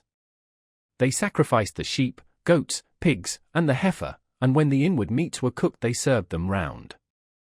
They mixed the wine in the mixing bowls, and the swineherd gave every man his cup, while Philoetius handed round the bread in the bread baskets, and Melanthius poured them out their wine. Then they laid their hands upon the good things that were before them. Telemachus purposely made Ulysses sit in the part of the cloister that was paved with stone. He gave him a shabby-looking seat at a little table to himself, and had his portion of the inward meats brought to him, with his wine in a gold cup. "Sit there," said he, "and drink your wine among the great people. I will put a stop to the gibes and blows of the suitors, for this is no public house, but belongs to Ulysses, and has passed from him to me. Therefore, suitors, keep your hands and your tongues to yourselves, or there will be mischief." The suitors bit their lips, and marveled at the boldness of his speech. Then Antinous said, "We do not like such language, but we will put up with it, for Telemachus is threatening us in good earnest. If Jove had let us we should have put a stop to his brave talk ere now." Thus spoke Antinous, but Telemachus heeded him not.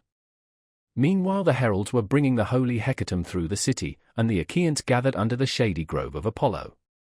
Then they roasted the outer meat, drew it off the spits, gave every man his portion, and feasted to their heart's content. Those who waited at table gave Ulysses exactly the same portion as the others had, for Telemachus had told them to do so.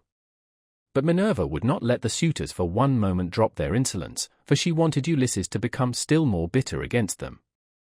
Now there happened to be among them a ribald fellow, whose name was Ctesippus, and who came from Same. This man, confident in his great wealth, was paying court to the wife of Ulysses, and said to the suitors, "Hear what I have to say. The stranger has already had as large a portion as anyone else. This is well, for it is not right nor reasonable to ill-treat any guest of Telemachus who comes here.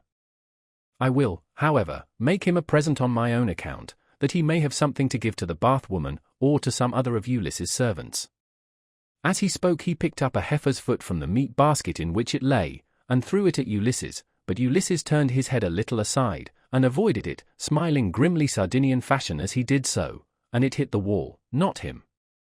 On this Telemachus spoke fiercely to Ctesippus. "It is a good thing for you," said he, "that the stranger turned his head so that you missed him. If you had hit him I should have run you through with my spear, and your father would have had to see about getting you buried rather than married in this house.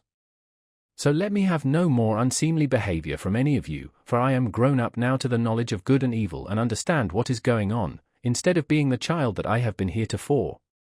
I have long seen you killing my sheep and making free with my corn and wine. I have put up with this, for one man is no match for many, but do me no further violence. Still, if you wish to kill me, I would far rather die than see such disgraceful scenes day after day, guests insulted, and men dragging the women servants about the house in an unseemly way." They all held their peace till at last Agelor's son of Damaestia said, "No one should take offense at what has just been said, nor gainsay it, for it is quite reasonable. Leave off, therefore, ill-treating the stranger, or anyone else of the servants who are about the house. I would say, however, a friendly word to Telemachus and his mother, which I trust may commend itself to both. As long, I would say, as you had ground for hoping that Ulysses would one day come home, no one could complain of your waiting and suffering the suitors to be in your house. It would have been better that he should have returned, but it is now sufficiently clear that he will never do so. Therefore talk all this quietly over with your mother, and tell her to marry the best man, and the one who makes her the most advantageous offer. Thus you will yourself be able to manage your own inheritance, and to eat and drink in peace, while your mother will look after some other man's house, not yours." To this Telemachus answered, "By Jove, Agelors, and by the sorrows of my unhappy father, who has either perished far from Ithaca, or is wandering in some distant land, I throw no obstacles in the way of my mother's marriage. On the contrary, I urge her to choose whomsoever she will, and I will give her numberless gifts into the bargain, but I dare not insist point blank that she shall leave the house against her own wishes. Heaven forbid that I should do this." Minerva now made the suitors fall to laughing immoderately, and set their wits wandering, but they were laughing with a forced laughter. Their meat became smeared with blood, their eyes filled with tears, and their hearts were heavy with forebodings. Theoclymenus saw this and said, "Unhappy men, what is it that ails you? There is a shroud of darkness drawn over you from head to foot, your cheeks are wet with tears, the air is alive with wailing voices, the walls and roof beams drip blood, the gate of the cloisters and the court beyond them are full of ghosts trooping down into the night of hell, the sun is blotted out of heaven, and a blighting gloom is over all the land." Thus did he speak, and they all of them laughed heartily. Eurymachus then said, "This stranger who has lately come here has lost his senses. Servants, turn him out into the streets, since he finds it so dark here."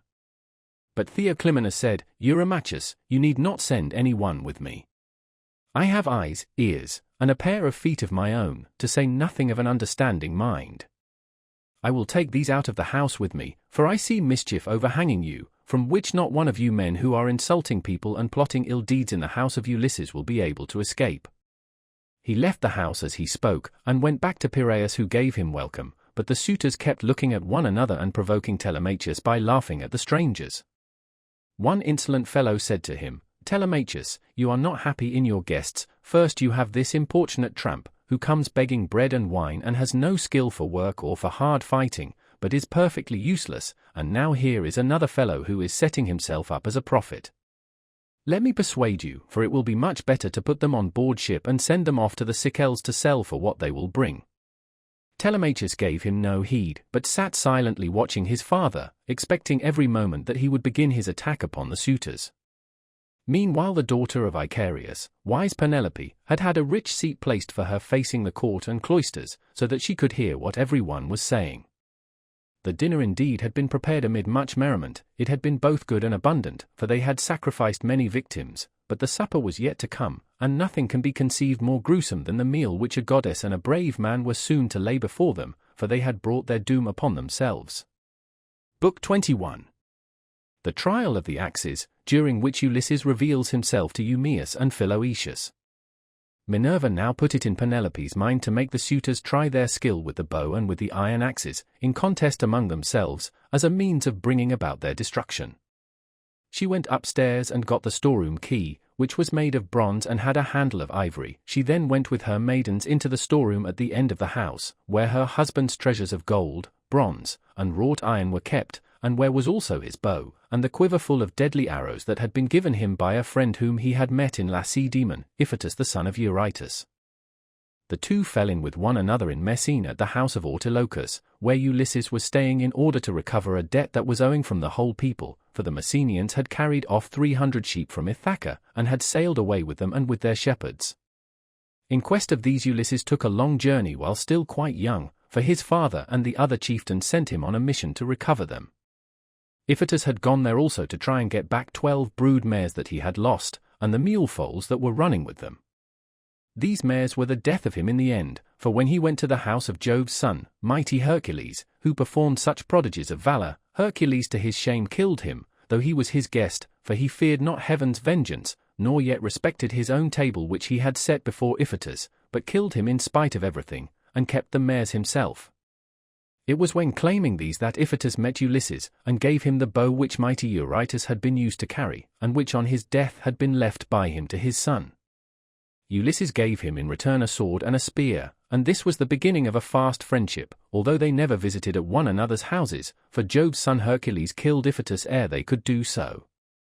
This bow, then, given him by Iphitus, had not been taken with him by Ulysses when he sailed for Troy. He had used it so long as he had been at home, but had left it behind as having been a keepsake from a valued friend. Penelope presently reached the oak threshold of the storeroom. The carpenter had planed this duly, and had drawn a line on it so as to get it quite straight. He had then set the door-posts into it and hung the doors. She loosed the strap from the handle of the door, put in the key, and drove it straight home to shoot back the bolts that held the doors. These flew open with a noise like a bull bellowing in a meadow, and Penelope stepped upon the raised platform, where the chest stood in which the fair linen and clothes were laid by along with fragrant herbs. Reaching thence, she took down the bow with its bow case from the peg on which it hung. She sat down with it on her knees, weeping bitterly as she took the bow out of its case, and when her tears had relieved her, she went to the cloister where the suitors were, carrying the bow and the quiver, with the many deadly arrows that were inside it. Along with her came her maidens, bearing a chest that contained much iron and bronze which her husband had won as prizes. When she reached the suitors, she stood by one of the bearing posts supporting the roof of the cloister, holding a veil before her face, and with a maid on either side of her.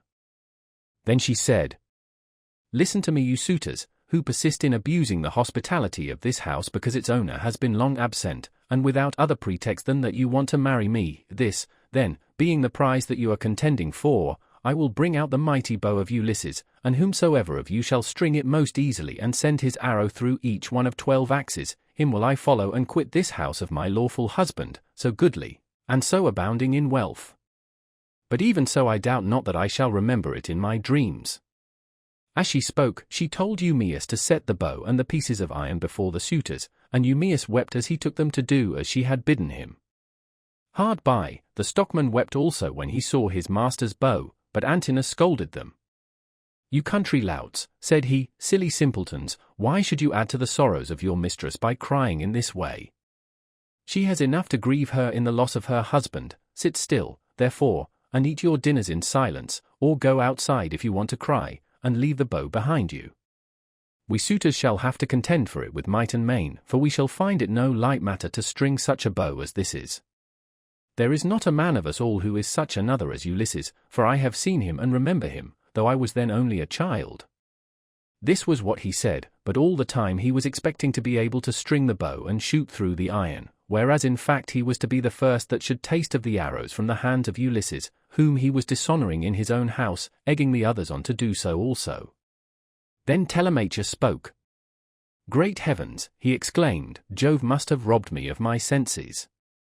Here is my dear and excellent mother saying she will quit this house and marry again, yet I am laughing and enjoying myself as though there were nothing happening. But, suitors, as the contest has been agreed upon, let it go forward.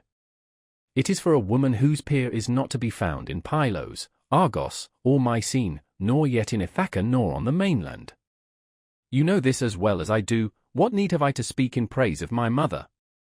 Come on, then, make no excuses for delay, but let us see whether you can string the bow or no. I too will make trial of it, for if I can string it and shoot through the iron, I shall not suffer my mother to quit this house with a stranger, not if I can win the prizes which my father won before me." As he spoke he sprang from his seat, threw his crimson cloak from him, and took his sword from his shoulder. First he set the axes in a row, in a long groove which he had dug for them, and had made straight by line. Then he stamped the earth tight round them, and everyone was surprised when they saw him set them up so orderly, though he had never seen anything of the kind before. This done, he went on to the pavement to make trial of the bow. Thrice did he tug at it, trying with all his might to draw the string, and thrice he had to leave off, though he had hoped to string the bow and shoot through the iron. He was trying for the 4th time, and would have strung it had not Ulysses made a sign to check him in spite of all his eagerness. So he said, "Alas! I shall either be always feeble and of no prowess, or I am too young, and have not yet reached my full strength so as to be able to hold my own if anyone attacks me. You others, therefore, who are stronger than I, make trial of the bow and get this contest settled." On this he put the bow down, letting it lean against the door that led into the house, with the arrow standing against the top of the bow. Then he sat down on the seat from which he had risen, and Antinous said, "Come on each of you in his turn, going towards the right from the place at which the cupbearer begins when he is handing round the wine." The rest agreed, and Laod son of Enops was the first to rise. He was sacrificial priest to the suitors, and sat in the corner near the mixing bowl. He was the only man who hated their evil deeds and was indignant with the others. He was now the first to take the bow and arrow, so he went on to the pavement to make his trial, but he could not string the bow, for his hands were weak and unused to hard work. They therefore soon grew tired, and he said to the suitors, my friends, I cannot string it, let another have it. This bow shall take the life and soul out of many a chief among us, for it is better to die than to live after having missed the prize that we have so long striven for, and which has brought us so long together. Some one of us is even now hoping and praying that he may marry Penelope, but when he has seen this bow and tried it, let him woo and make bridal offerings to some other woman, and let Penelope marry whoever makes her the best offer and whose lot it is to win her. On this he put the bow down, letting it lean against the door, with the arrow standing against the tip of the bow. Then he took his seat again on the seat from which he had risen, and Antinous rebuked him, saying, Laodes, what are you talking about? Your words are monstrous and intolerable, it makes me angry to listen to you. Shall, then, this bow take the life of many a chief among us, merely because you cannot bend it yourself? True, you were not born to be an archer, but there are others who will soon string it. Then he said to Melanthius the goatherd, Look sharp, light a fire in the court, and set a seat hard by with a sheep's skin on it, bring us also a large ball of lard, from what they have in the house. Let us warm the bow and grease it, we will then make trial of it again, and bring the contest to an end. Melanthius lit the fire, and set a seat covered with sheep's skins beside it. He also brought a great ball of lard from what they had in the house, and the suitors warmed the bow and again made trial of it, but they were none of them nearly strong enough to string it. Nevertheless there still remained Antinous and Eurymachus, who were the ringleaders among the suitors and much the foremost among them all. Then the swineherd and the stockman left the cloisters together, and Ulysses followed them. When they had got outside the gates and the outer yard, Ulysses said to them quietly, Stockman, and you swineherd, I have something in my mind which I am in doubt whether to say or no, but I think I will say it. What manner of men would you be to stand by Ulysses, if some god should bring him back here all of a sudden? Say which you are disposed to do, to side with the suitors, or with Ulysses. Father Jove, answered the stockman, would indeed that you might so ordain it. If some god were but to bring Ulysses back, you should see with what might and main I would fight for him. In like words Eumaeus prayed to all the gods that Ulysses might return. When, therefore, he saw for certain what mind they were of, Ulysses said, It is I, Ulysses, who am here.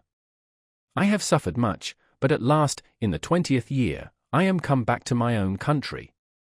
I find that you two alone of all my servants are glad that I should do so, for I have not heard any of the others praying for my return.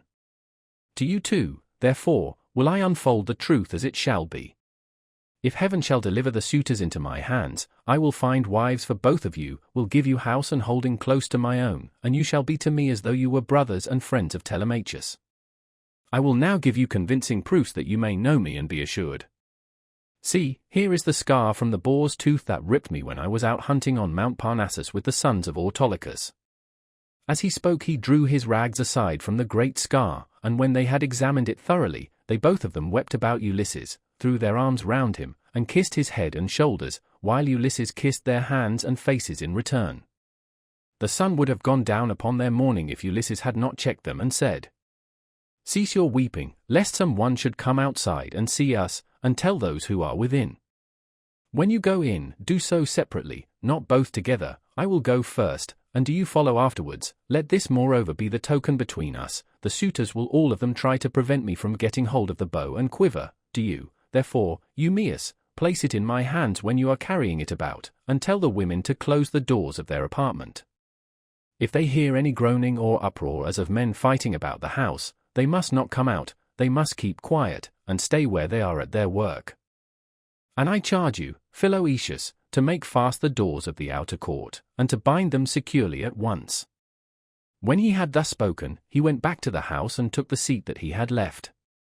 Presently, his two servants followed him inside. At this moment the bow was in the hands of Eurymachus, who was warming it by the fire, but even so he could not string it, and he was greatly grieved. He heaved a deep sigh and said, I grieve for myself and for us all, I grieve that I shall have to forego the marriage, but I do not care nearly so much about this, for there are plenty of other women in Ithaca and elsewhere. What I feel most is the fact of our being so inferior to Ulysses in strength that we cannot string his bow. This will disgrace us in the eyes of those who are yet unborn. It shall not be so, Eurymachus, said Antinous, and you know it yourself. Today is the feast of Apollo throughout all the land. Who can string a bow on such a day as this? put it on one side. As for the axes, they can stay where they are, for no one is likely to come to the house and take them away. Let the cupbearer go round with his cups, that we may make our drink offerings and drop this matter of the bow. We will tell Melanthius to bring us in some goats tomorrow, the best he has. We can then offer thigh bones to Apollo the mighty archer, and again make trial of the bow, so as to bring the contest to an end. The rest approved his words, and thereon men servants poured water over the hands of the guests, while pages filled the mixing bowls with wine and water and handed it round after giving every man his drink offering. Then, when they had made their offerings and had drunk each as much as he desired, Ulysses craftily said, "Suitors of the illustrious queen, listen that I may speak even as I am minded. I appeal more especially to Eurymachus, and to Antinous, who has just spoken with so much reason.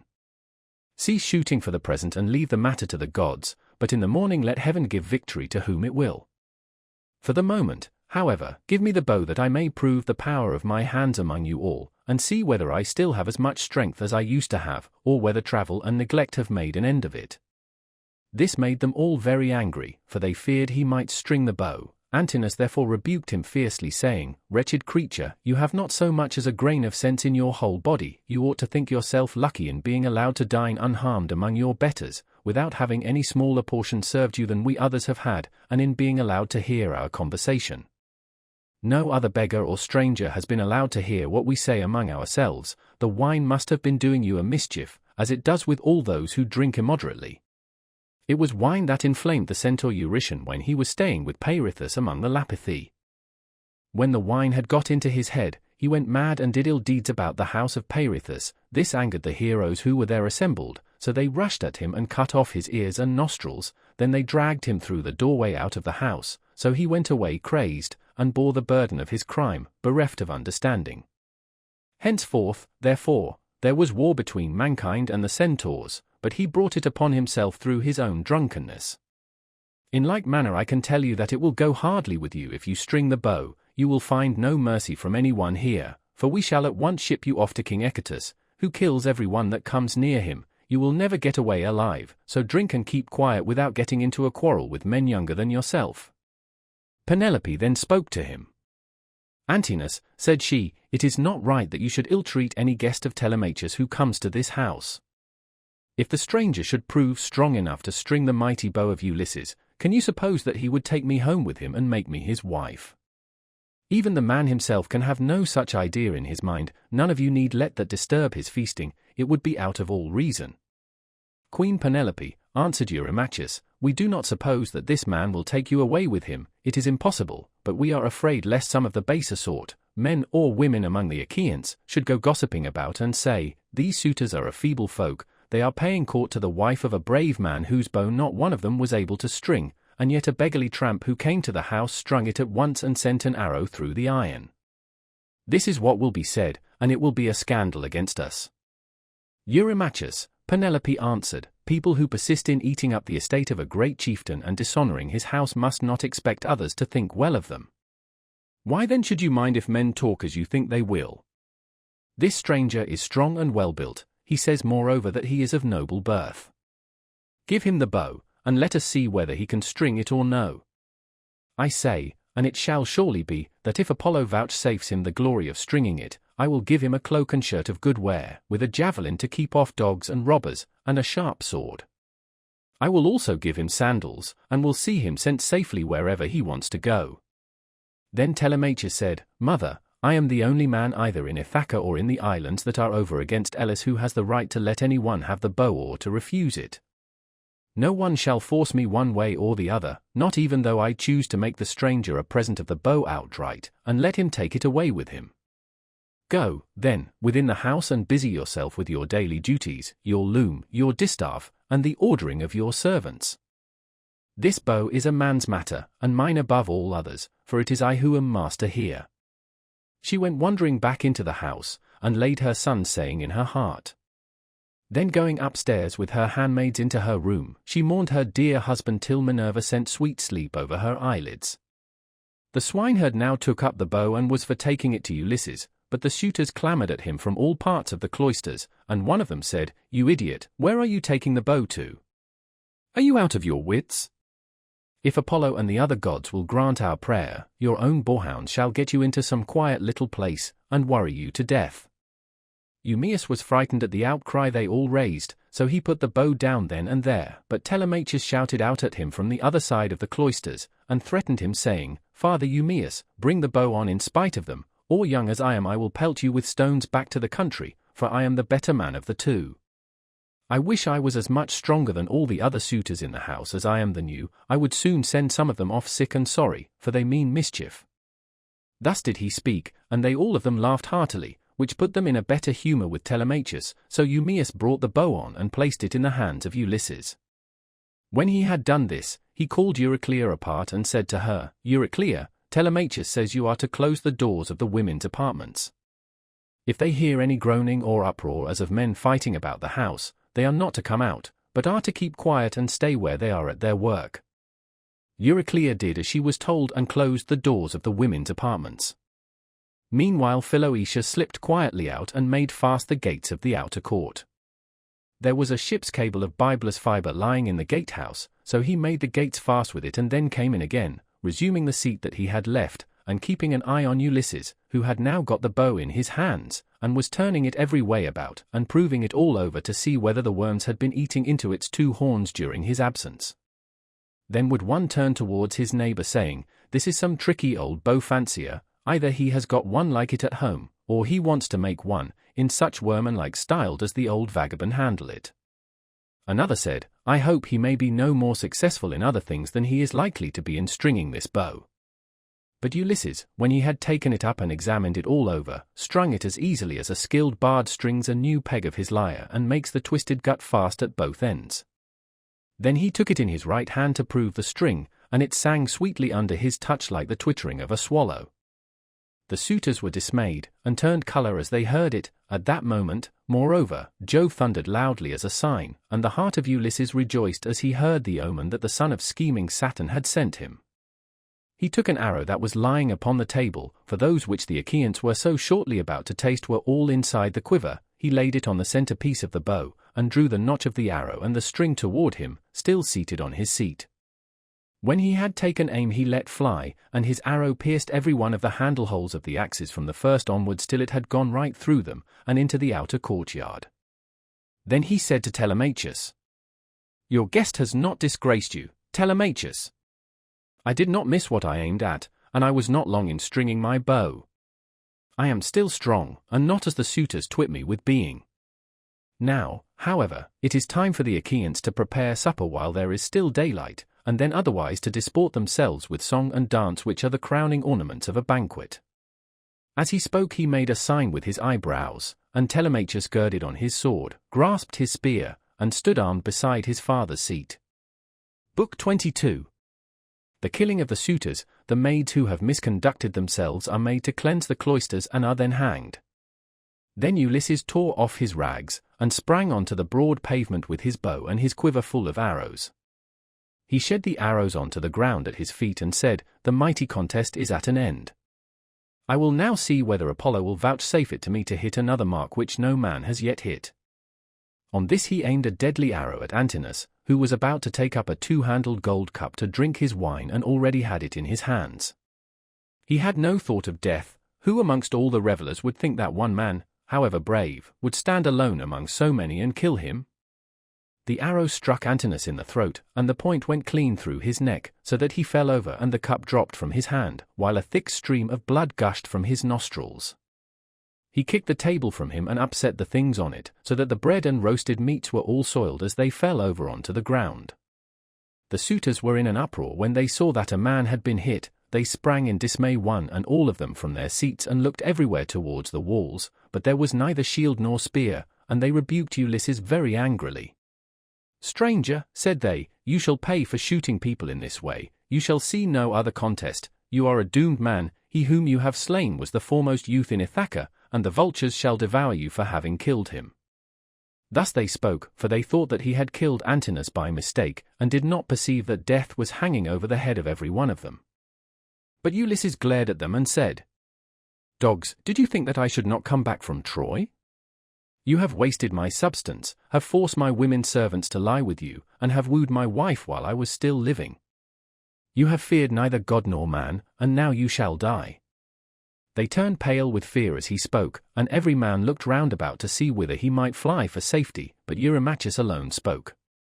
"If you are Ulysses," said he, "then what you have said is just. We have done much wrong on your lands and in your house." But Antinous, who was the head and front of the offending, lies low already. It was all his doing. It was not that he wanted to marry Penelope, he did not so much care about that. What he wanted was something quite different, and Jove has not vouchsafed it to him. He wanted to kill your son and to be chief man in Ithaca. Now, therefore, that he has met the death which was his due, spare the lives of your people. We will make everything good among ourselves, and pay you in full for all that we have eaten and drunk. Each one of us shall pay you a fine worth 20 oxen, and we will keep on giving you gold and bronze till your heart is softened. Until we have done this, no one can complain of your being enraged against us." Ulysses again glared at him and said, "Though you should give me all that you have in the world, both now and all that you ever shall have, I will not stay my hand till I have paid all of you in full. You must fight, or fly for your lives, and fly, not a man of you shall." Their hearts sank as they heard him, but Eurymachus again spoke, saying, "My friends, this man will give us no quarter. He will stand where he is and shoot us down till he has killed every man among us. Let us then show fight, draw your swords, and hold up the tables to shield you from his arrows. Let us have at him with a rush, to drive him from the pavement and doorway. We can then get through into the town, and raise such an alarm as shall soon stay his shooting." As he spoke he drew his keen blade of bronze, sharpened on both sides, and with a loud cry sprang towards Ulysses, but Ulysses instantly shot an arrow into his breast that caught him by the nipple and fixed itself in his liver. He dropped his sword and fell doubled up over his table.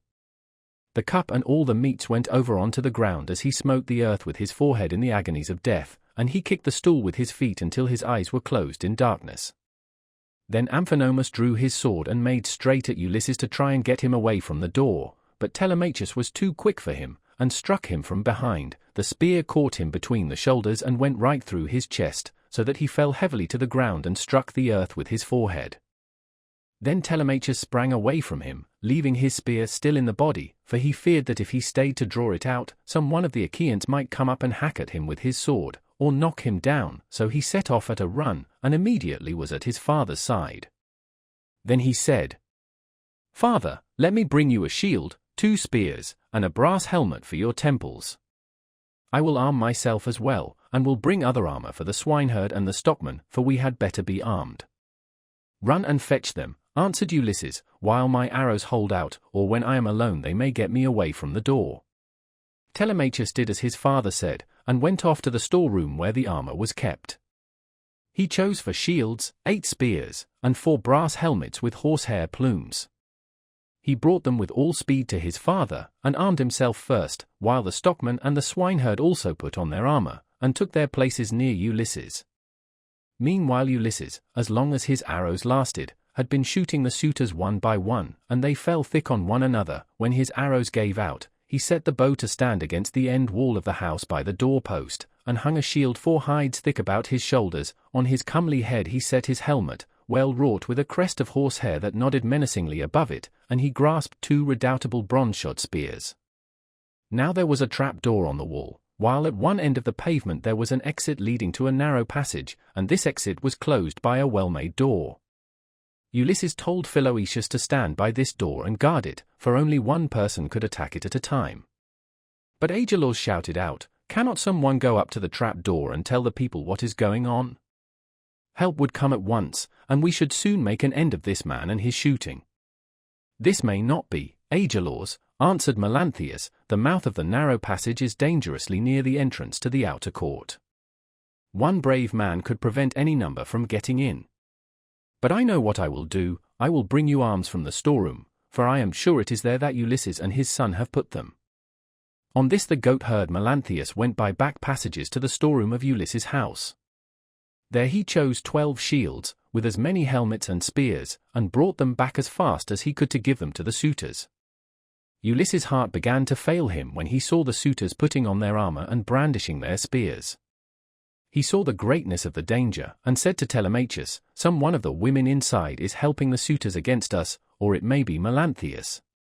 Telemachus answered, The fault, father, is mine, and mine only. I left the storeroom door open, and they have kept a sharper lookout than I have. Go, Eumaeus, put the door to, and see whether it is one of the women who is doing this, or whether, as I suspect, it is Melanthius the son of Dolius. Thus did they converse. Meanwhile Melanthius was again going to the storeroom to fetch more armor, but the swineherd saw him and said to Ulysses who was beside him, Ulysses, noble son of Laertes, it is that scoundrel Melanthius, just as we suspected, who is going to the storeroom. Say, shall I kill him, if I can get the better of him, or shall I bring him here that you may take your own revenge for all the many wrongs that he has done in your house?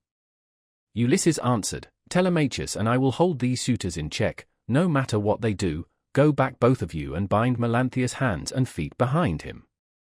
Throw him into the storeroom and make the door fast behind you, then fasten a noose about his body, and string him close up to the rafters from a high bearing post, that he may linger on in an agony. Thus did he speak, and they did even as he had said. They went to the storeroom, which they entered before Melanthius saw them, for he was busy searching for arms in the innermost part of the room, so the two took their stand on either side of the door and waited. By and by Melanthius came out with a helmet in one hand, and an old dry-rotted shield in the other, which had been borne by Laertes when he was young, but which had been long since thrown aside, and the straps had become unsewn. On this the two seized him, dragged him back by the hair, and threw him struggling to the ground. They bent his hands and feet well behind his back, and bound them tight with a painful bond as Ulysses had told them. Then they fastened a noose about his body and strung him up from a high pillar till he was close up to the rafters, and over him did you then vaunt, O swineherd Eumaeus, saying, Melanthius, you will pass the night on a soft bed as you deserve. You will know very well when morning comes from the streams of Oceanus, and it is time for you to be driving in your goats for the suitors to feast on. There, then, they left him in very cruel bondage, and having put on their armor they closed the door behind them and went back to take their places by the side of Ulysses, whereon the 4 men stood in the cloister, fierce and full of fury. Nevertheless, those who were in the body of the court were still both brave and many. Then Jove's daughter Minerva came up to them, having assumed the voice and form of Mentor. Ulysses was glad when he saw her and said, Mentor, lend me your help, and forget not your old comrade, nor the many good turns he has done you. Besides, you are my age-mate.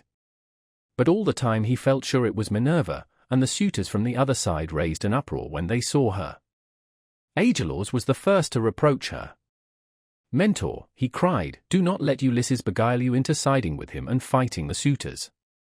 This is what we will do. When we have killed these people, father and son, we will kill you too. You shall pay for it with your head, and when we have killed you, we will take all you have, indoors or out, and bring it into hotchpot with Ulysses' property. We will not let your sons live in your house, nor your daughters, nor shall your widow continue to live in the city of Ithaca. This made Minerva still more furious, so she scolded Ulysses very angrily. Ulysses, said she, your strength and prowess are no longer what they were when you fought for 9 long years among the Trojans about the noble Lady Helen. You killed many a man in those days, and it was through your stratagem that Priam's city was taken. How comes it that you are so lamentably less valiant now that you are on your own ground, face to face with the suitors in your own house? Come on, my good fellow, stand by my side and see how Mentor, son of Alcimus, shall fight your foes and requite your kindnesses conferred upon him. But she would not give him full victory as yet, for she wished still further to prove his own prowess and that of his brave son, so she flew up to one of the rafters in the roof of the cloister and sat upon it in the form of a swallow. Meanwhile Agelaus son of Damaestia, Eurynomus, Amphimedon, Demoptolemus, Pisander, and Polybus son of Polyctor bore the brunt of the fight upon the suitors' side. Of all those who were still fighting for their lives they were by far the most valiant, for the others had already fallen under the arrows of Ulysses. Agelaus shouted to them and said, My friends, he will soon have to leave off, for Mentor has gone away after having done nothing for him but brag. They are standing at the doors unsupported. Do not aim at him all at once, but 6 of you throw your spears first, and see if you cannot cover yourselves with glory by killing him. When he has fallen we need not be uneasy about the others. They threw their spears as he bade them, but Minerva made them all of no effect. One hit the doorpost, another went against the door, the pointed shaft of another struck the wall, and as soon as they had avoided all the spears of the suitors, Ulysses said to his own men, "My friends, I should say we too had better let drive into the middle of them, or they will crown all the harm they have done us by killing us outright." They therefore aimed straight in front of them and threw their spears. Ulysses killed Demoptolemus, Telemachus Euryades, Eumaeus Elatus, while the stockman killed Pisander. These all bit the dust, and as the others drew back into a corner, Ulysses and his men rushed forward and regained their spears by drawing them from the bodies of the dead. The suitors now aimed a second time, but again Minerva made their weapons for the most part without effect. One hit a bearing post of the cloister, another went against the door, while the pointed shaft of another struck the wall. Still, Amphimedon just took a piece of the top skin from off Telemachus's wrist, and Ctesippus managed to graze Eumaeus's shoulder above his shield, but the spear went on and fell to the ground. Then Ulysses and his men let drive into the crowd of suitors. Ulysses hit Eurydamas, Telemachus Amphimedon, and Eumaeus Polybus. After this the stockman hit Ctesippus in the breast, and taunted him, saying, "Foul-mouthed son of Polytherses, do not be so foolish as to talk wickedly another time, but let heaven direct your speech, for the gods are far stronger than men. I make you a present of this advice to repay you for the foot which you gave Ulysses when he was begging about in his own house." Thus spoke the stockman, and Ulysses struck the son of Damaestia with a spear in close fight, while Telemachus hit Leocritus son of Evenor in the belly, and the dart went clean through him, so that he fell forward full on his face upon the ground. Then Minerva from her seat on the rafter held up her deadly aegis, and the hearts of the suitors quailed. They fled to the other end of the court like a herd of cattle maddened by the gadfly in early summer when the days are at their longest. As eagle-beaked, crook-taloned vultures from the mountain swoop down on the smaller birds that cower in flocks upon the ground, and kill them, for they cannot either fight or fly, and lookers-on enjoy the sport, even so did Ulysses and his men fall upon the suitors and smite them on every side. They made a horrible groaning as their brains were being battered in, and the ground seethed with their blood. Laodes then caught the knees of Ulysses and said, "Ulysses, I beseech you, have mercy upon me and spare me. I never wronged any of the women in your house either in word or deed, and I tried to stop the others. I saw them, but they would not listen, and now they are paying for their folly. I was their sacrificing priest. If you kill me, I shall die without having done anything to deserve it, and shall have got no thanks for all the good that I did." Ulysses looked sternly at him and answered, "If you were their sacrificing priest, you must have prayed many a time that it might be long before I got home again, and that you might marry my wife and have children by her. Therefore you shall die." With these words he picked up the sword that Agelaus had dropped when he was being killed, and which was lying upon the ground. Then he struck Laodes on the back of his neck, so that his head fell rolling in the dust while he was yet speaking. The minstrel Phemius son of Terpes, he who had been forced by the suitors to sing to them, now tried to save his life. He was standing near towards the trap door, and held his lyre in his hand. He did not know whether to fly out of the cloister and sit down by the altar of Jove that was in the outer court, and on which both Laertes and Ulysses had offered up the thigh bones of many an ox, or whether to go straight up to Ulysses and embrace his knees, but in the end he deemed it best to embrace Ulysses' knees. So he laid his lyre on the ground between the mixing bowl and the silver-studded seat. Then going up to Ulysses he caught hold of his knees and said, "Ulysses, I beseech you, have mercy on me and spare me.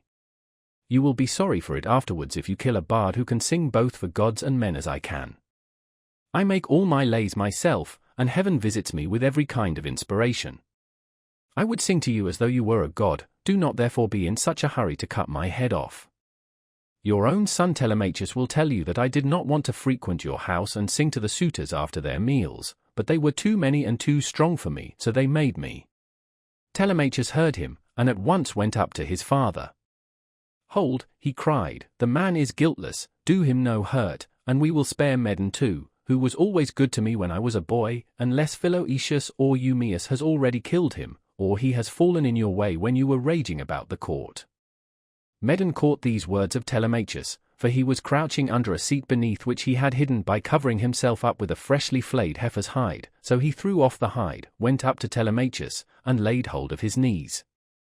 "Here I am, my dear sir," said he, "stay your hand therefore, and tell your father, or he will kill me in his rage against the suitors for having wasted his substance and been so foolishly disrespectful to yourself." Ulysses smiled at him and answered, "Fear not, Telemachus has saved your life, that you may know in future, and tell other people, how greatly better good deeds prosper than evil ones. Go, therefore, outside the cloisters into the outer court, and be out of the way of the slaughter, you and the bard, while I finish my work here inside." The pair went into the outer court as fast as they could, and sat down by Jove's great altar, looking fearfully round, and still expecting that they would be killed. Then Ulysses searched the whole court carefully over, to see if anyone had managed to hide himself and was still living, but he found them all lying in the dust and weltering in their blood. They were like fishes which fishermen have netted out of the sea, and thrown upon the beach to lie gasping for water till the heat of the sun makes an end of them. Even so were the suitors lying all huddled up one against the other. Then Ulysses said to Telemachus, "Call nurse Euryclea, I have something to say to her." Telemachus went and knocked at the door of the women's room. "Make haste," said he, "you old woman who have been set over all the other women in the house. Come outside, my father wishes to speak to you." When Euryclea heard this, she unfastened the door of the women's room and came out, following Telemachus. She found Ulysses among the corpses, bespattered with blood and filth like a lion that has just been devouring an ox, and his breast and both his cheeks are all bloody, so that he is a fearful sight. Even so was Ulysses besmirched from head to foot with gore. When she saw all the corpses and such a quantity of blood, she was beginning to cry out for joy, for she saw that a great deed had been done, but Ulysses checked her. "Old woman," said he, "rejoice in silence, restrain yourself, and do not make any noise about it. It is an unholy thing to vaunt over dead men. Heaven's doom and their own evil deeds have brought these men to destruction, for they respected no man in the whole world, neither rich nor poor, who came near them, and they have come to a bad end as a punishment for their wickedness and folly. Now, however, tell me which of the women in the house have misconducted themselves, and who are innocent." "I will tell you the truth, my son," answered Euryclea. "There are 50 women in the house whom we teach to do things, such as carding wool and all kinds of household work. Of these, 12 in all have misbehaved, and have been wanting in respect to me, and also to Penelope. They showed no disrespect to Telemachus, for he has only lately grown and his mother never permitted him to give orders to the female servants. But let me go upstairs and tell your wife all that has happened, for some god has been sending her to sleep." "Do not wake her yet," answered Ulysses, "but tell the women who have misconducted themselves to come to me." Euryclea left the cloister to tell the women, and make them come to Ulysses. In the meantime he called Telemachus, the stockman, and the swineherd. "Begin," said he, "to remove the dead, and make the women help you. Then get sponges and clean water to swill down the tables and seats. When you have thoroughly cleansed the whole cloisters, take the women into the space between the domed room and the wall of the outer court, and run them through with your swords till they are quite dead, and have forgotten all about love and the way in which they used to lie in secret with the suitors." On this the women came down in a body, weeping and wailing bitterly. First they carried the dead bodies out, and propped them up against one another in the gatehouse. Ulysses ordered them about and made them do their work quickly, so they had to carry the bodies out. When they had done this, they cleaned all the tables and seats with sponges and water, while Telemachus and the 2 others shoveled up the blood and dirt from the ground, and the women carried it all away and put it out of doors. Then when they had made the whole place quite clean and orderly, they took the women out and hemmed them in the narrow space between the wall of the domed room and that of the yard, so that they could not get away. And Telemachus said to the other 2, "I shall not let these women die a clean death, for they were insolent to me and my mother, and used to sleep with the suitors." So saying he made a ship's cable fast to one of the bearing posts that supported the roof of the domed room, and secured it all around the building, at a good height, lest any of the women's feet should touch the ground, and as thrushes or doves beat against a net that has been set for them in a thicket just as they were getting to their nest, and a terrible fate awaits them. Even so did the women have to put their heads in nooses one after the other and die most miserably. Their feet moved convulsively for a while, but not for very long. As for Melanthius, they took him through the cloister into the inner court. There they cut off his nose and his ears, they drew out his vitals and gave them to the dogs raw, and then in their fury they cut off his hands and his feet. When they had done this they washed their hands and feet and went back into the house, for all was now over, and Ulysses said to the dear old nurse Euryclea, "Bring me sulphur, which cleanses all pollution, and fetch fire also that I may burn it, and purify the cloisters. Go, moreover, and tell Penelope to come here with her attendants, and also all the maidservants that are in the house." "All that you have said is true," answered Euryclea, "but let me bring you some clean clothes, a shirt and cloak.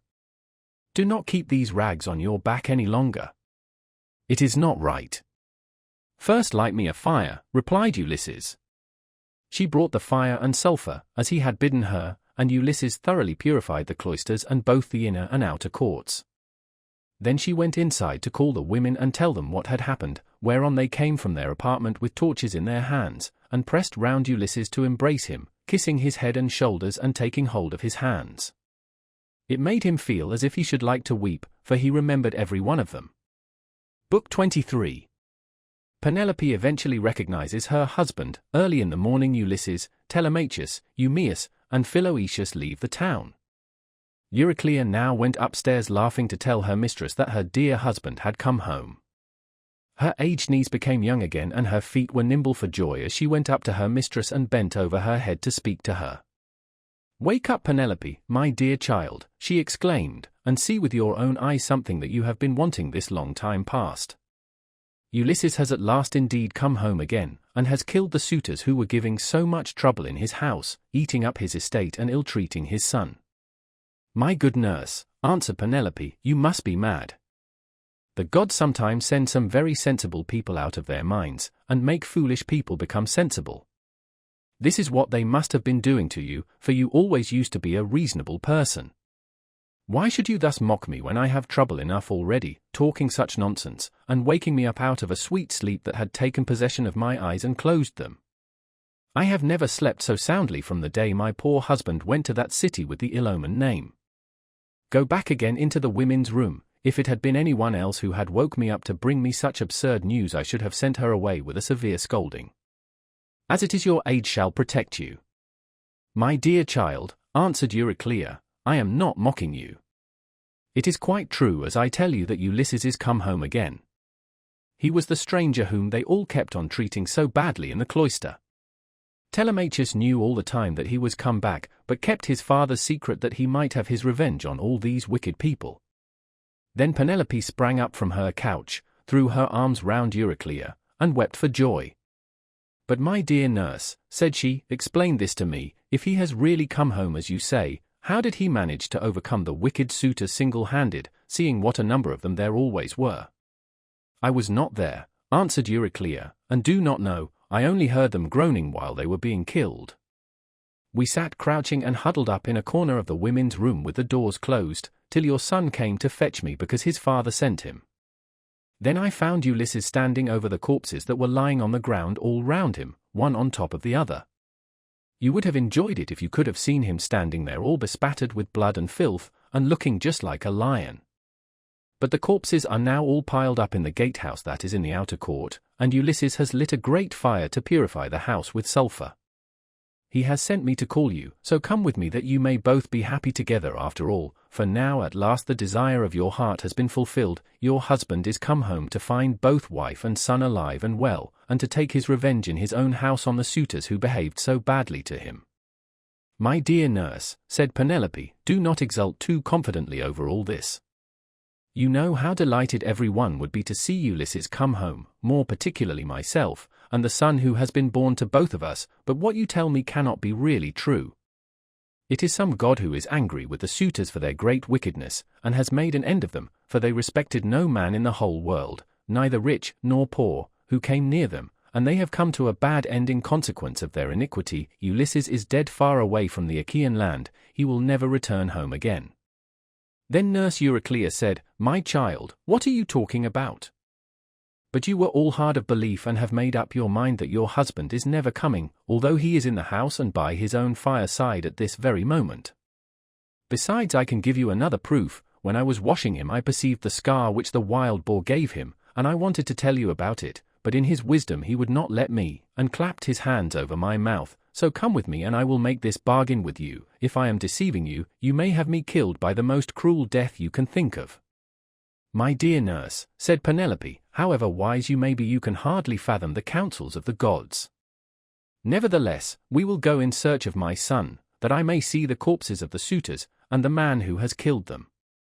On this she came down from her upper room, and while doing so she considered whether she should keep at a distance from her husband and question him, or whether she should at once go up to him and embrace him. When, however, she had crossed the stone floor of the cloister, she sat down opposite Ulysses by the fire, against the wall at right angles to that by which she had entered, while Ulysses sat near one of the bearing posts, looking upon the ground, and waiting to see what his brave wife would say to him when she saw him.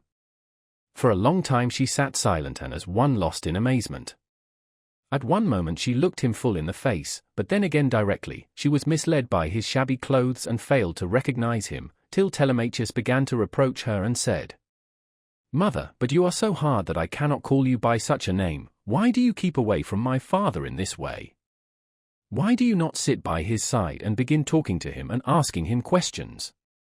No other woman could bear to keep away from her husband when he had come back to her after 20 years of absence, and after having gone through so much, but your heart always was as hard as a stone. Penelope answered, "My son, I am so lost in astonishment that I can find no words in which either to ask questions or to answer them. I cannot even look him straight in the face. Still, if he really is Ulysses come back to his own home again, we shall get to understand one another better by and by, for there are tokens with which we two are alone acquainted, and which are hidden from all others." Ulysses smiled at this, and said to Telemachus, "Let your mother put me to any proof she likes, she will make up her mind about it presently. She rejects me for the moment and believes me to be somebody else, because I am covered with dirt and have such bad clothes on. Let us, however, consider what we had better do next.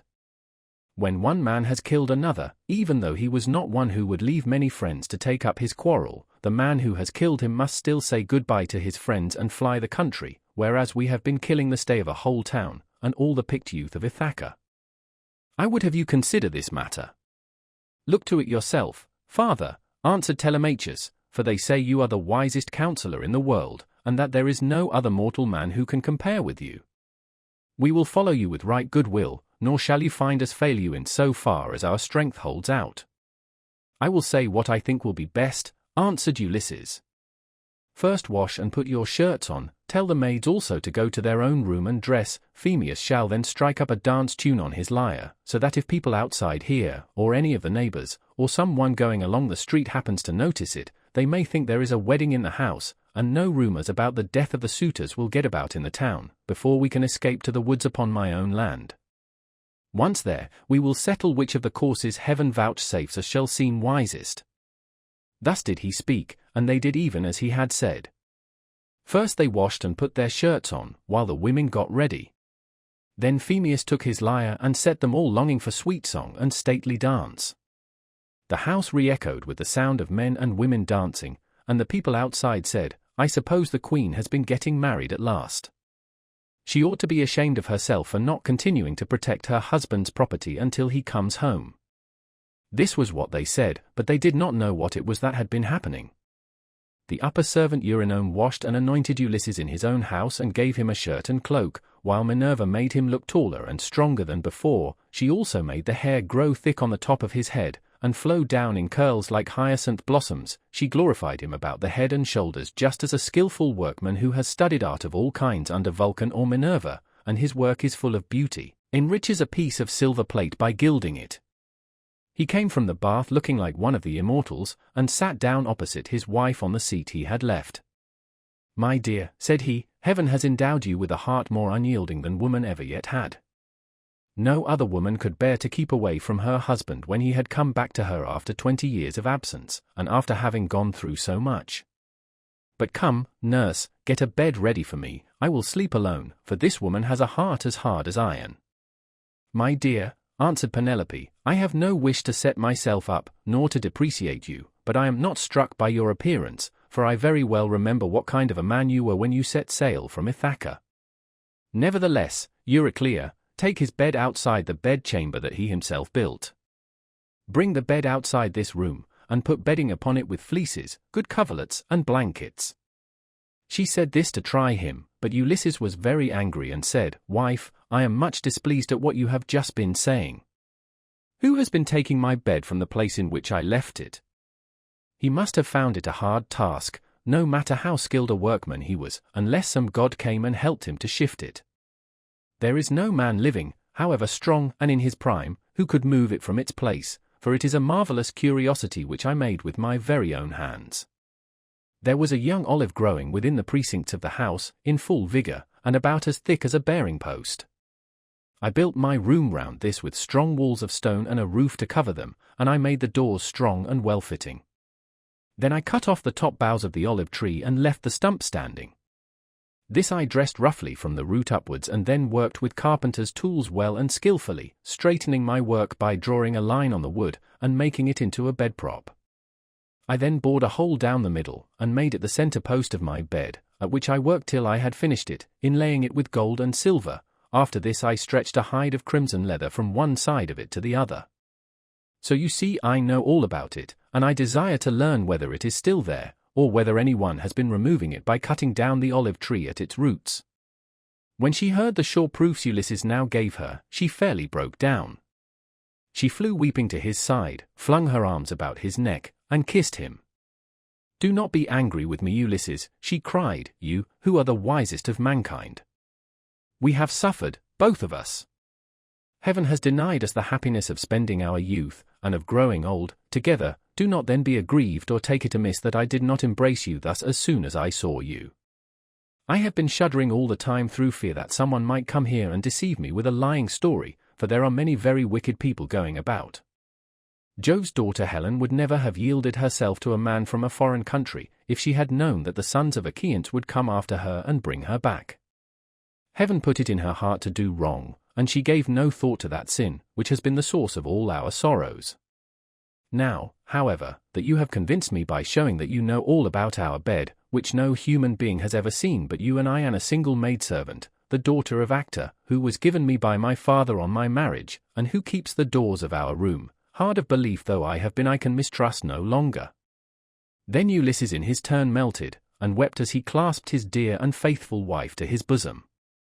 As the sight of land is welcome to men who are swimming towards the shore, when Neptune has wrecked their ship with the fury of his winds and waves, a few alone reach the land, and these, covered with brine, are thankful when they find themselves on firm ground and out of danger.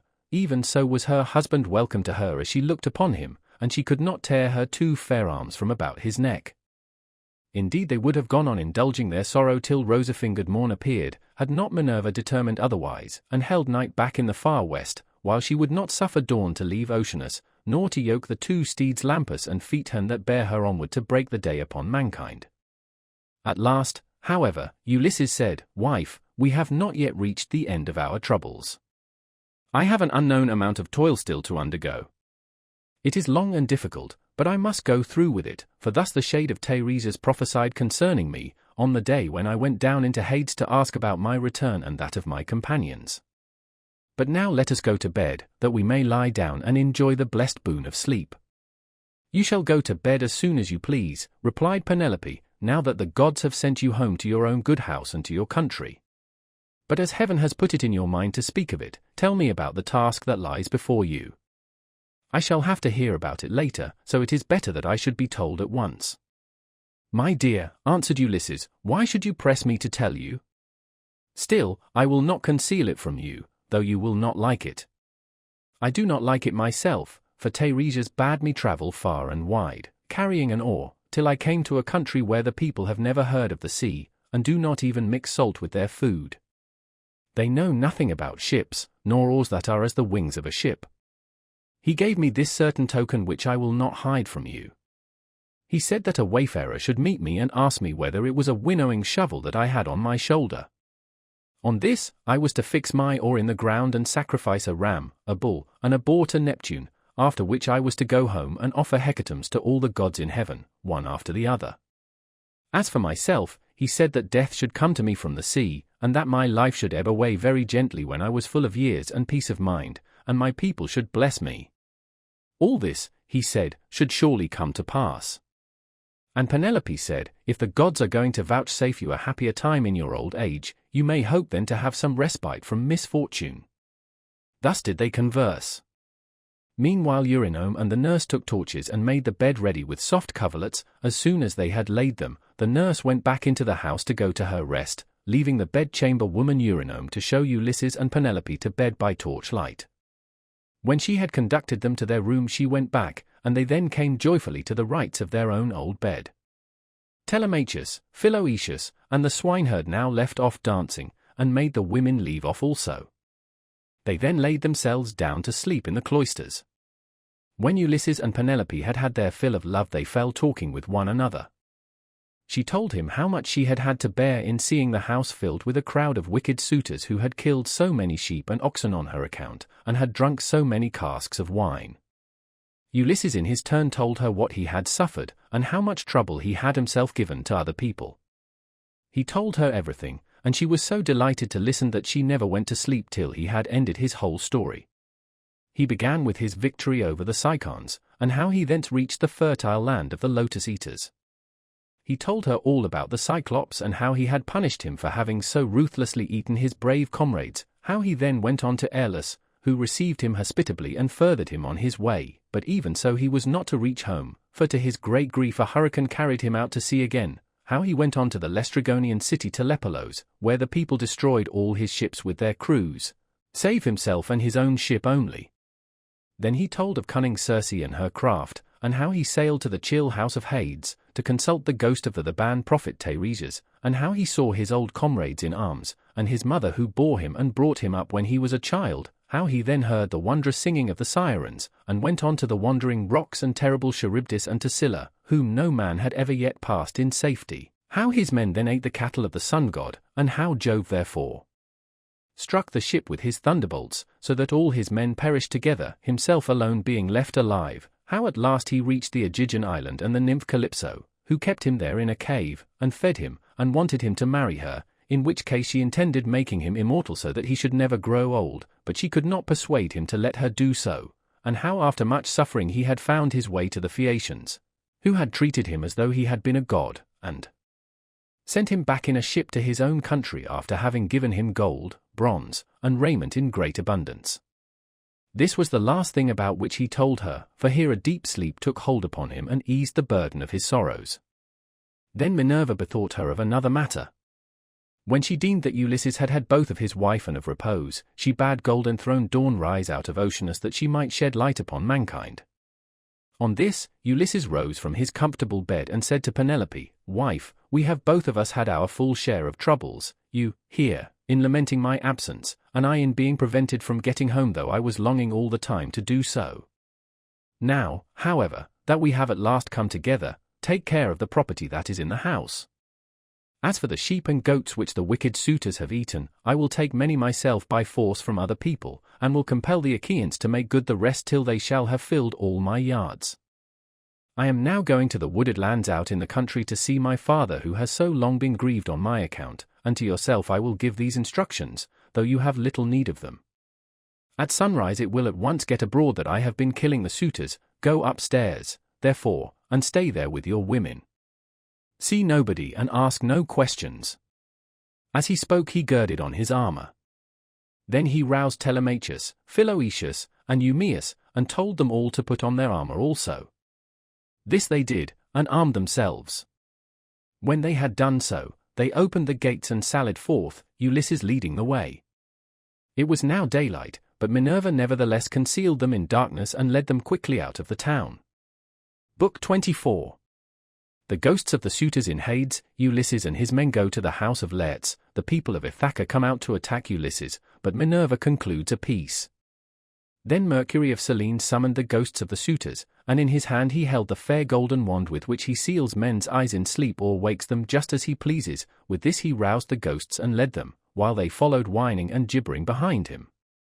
As bats fly squealing in the hollow of some great cave, when one of them has fallen out of the cluster in which they hang, even so did the ghosts whine and squeal as Mercury the healer of sorrow led them down into the dark abode of death. When they had passed the waters of Oceanus and the rock Leucas, they came to the gates of the sun and the land of dreams, whereon they reached the meadow of Asphodel where dwell the souls and shadows of them that can labor no more. Here they found the ghost of Achilles son of Peleus, with those of Patroclus, Antilochus, and Arjux, who was the finest and handsomest man of all the Danaans after the son of Peleus himself. They gathered round the ghost of the son of Peleus, and the ghost of Agamemnon joined them, sorrowing bitterly. Round him were gathered also the ghosts of those who had perished with him in the house of Aegis. Thus, and the ghost of Achilles spoke first.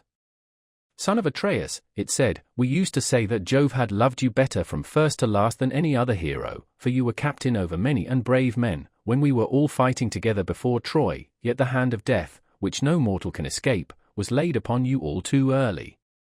Better for you had you fallen at Troy in the heyday of your renown, for the Achaeans would have built a mound over your ashes, and your son would have been heir to your good name, whereas it has now been your lot to come to a most miserable end.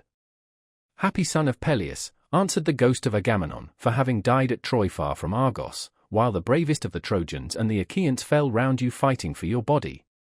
There you lay in the whirling clouds of dust, all huge and hugely, heedless now of your chivalry. We fought the whole of the livelong day, nor should we ever have left off if Jove had not sent a hurricane to stay us. Then, when we had borne you to the ships out of the fray, we laid you on your bed and cleansed your fair skin with warm water and with ointments.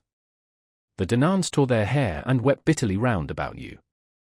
Your mother, when she heard, came with her immortal nymphs from out of the sea, and the sound of a great wailing went forth over the waters so that the Achaeans quaked for fear. They would have fled panic-stricken to their ships had not wise old Nestor, whose counsel was ever truest, checked them, saying, Hold, Argives, fly not, sons of the Achaeans, this is his mother coming from the sea with her immortal nymphs to view the body of her son. Thus he spoke, and the Achaeans feared no more. The daughters of the old man of the sea stood round you weeping bitterly, and clothed you in immortal raiment. The 9 muses also came and lifted up their sweet voices in lament, calling and answering one another. There was not an Argive but wept for pity of the dirge they chaunted. Days and nights 7 and 10 we mourned you, mortals and immortals, but on the 18th day we gave you to the flames, and many a fat sheep with many an ox did we slay in sacrifice around you. You were burnt in raiment of the gods, with rich resins and with honey, while heroes, horse and foot, clashed their armor round the pile as you were burning, with the tramp as of a great multitude. But when the flames of heaven had done their work, we gathered your white bones at daybreak and laid them in ointments and in pure wine. Your mother brought us a golden vase to hold them, gift of Bacchus, and work of Vulcan himself. In this we mingled your bleached bones with those of Patroclus who had gone before you, and separate we enclosed also those of Antilochus, who had been closer to you than any other of your comrades now that Patroclus was no more. Over these the host of the Argives built a noble tomb, on a point jutting out over the open Hellespont, that it might be seen from far out upon the sea by those now living and by them that shall be born hereafter. Your mother begged prizes from the gods, and offered them to be contended for by the noblest of the Achaeans. You must have been present at the funeral of many a hero, when the young men gird themselves and make ready to contend for prizes on the death of some great chieftain, but you never saw such prizes as silver-footed Thetis offered in your honor, for the gods loved you well. Thus even in death your fame, Achilles, has not been lost, and your name lives evermore among all mankind. But as for me, what solace had I when the days of my fighting were done? For Jove willed my destruction on my return, by the hands of Aegis thus and those of my wicked wife. Thus did they converse, and presently Mercury came up to them with the ghosts of the suitors who had been killed by Ulysses. The ghosts of Agamemnon and Achilles were astonished at seeing them, and went up to them at once. The ghost of Agamemnon recognized Amphimedon son of Melanius, who lived in Ithaca and had been his host, so it began to talk to him. Amphimedon, it said, what has happened to all you fine young men, all of an age too, that you are come down here under the ground? One could pick no finer body of men from any city. Did Neptune raise his winds and waves against you when you were at sea, or did your enemies make an end of you on the mainland when you were cattle lifting or sheep stealing, or while fighting in defense of their wives and city? Answer my question, for I have been your guest. Do you not remember how I came to your house with Menelaus, to persuade Ulysses to join us with his ships against Troy? It was a whole month ere we could resume our voyage, for we had hard work to persuade Ulysses to come with us. And the ghost of Amphimedon answered, Agamemnon, son of Atreus, king of men, I remember everything that you have said, and will tell you fully and accurately about the way in which our end was brought about. Ulysses had been long gone, and we were courting his wife, who did not say point blank that she would not marry, nor yet bring matters to an end, for she meant to compass our destruction. This, then, was the trick she played us. She set up a great tambour frame in her room and began to work on an enormous piece of fine needlework. "Sweethearts," said she, "Ulysses is indeed dead. Still, do not press me to marry again immediately. Wait, for I would not have my skill in needlework perish unrecorded, till I have completed a pall for the hero Let's, against the time when death shall take him. He is very rich, and the women of the place will talk if he is laid out without a pall." This is what she said, and we assented, whereupon we could see her working upon her great web all day long, but at night she would unpick the stitches again by torchlight.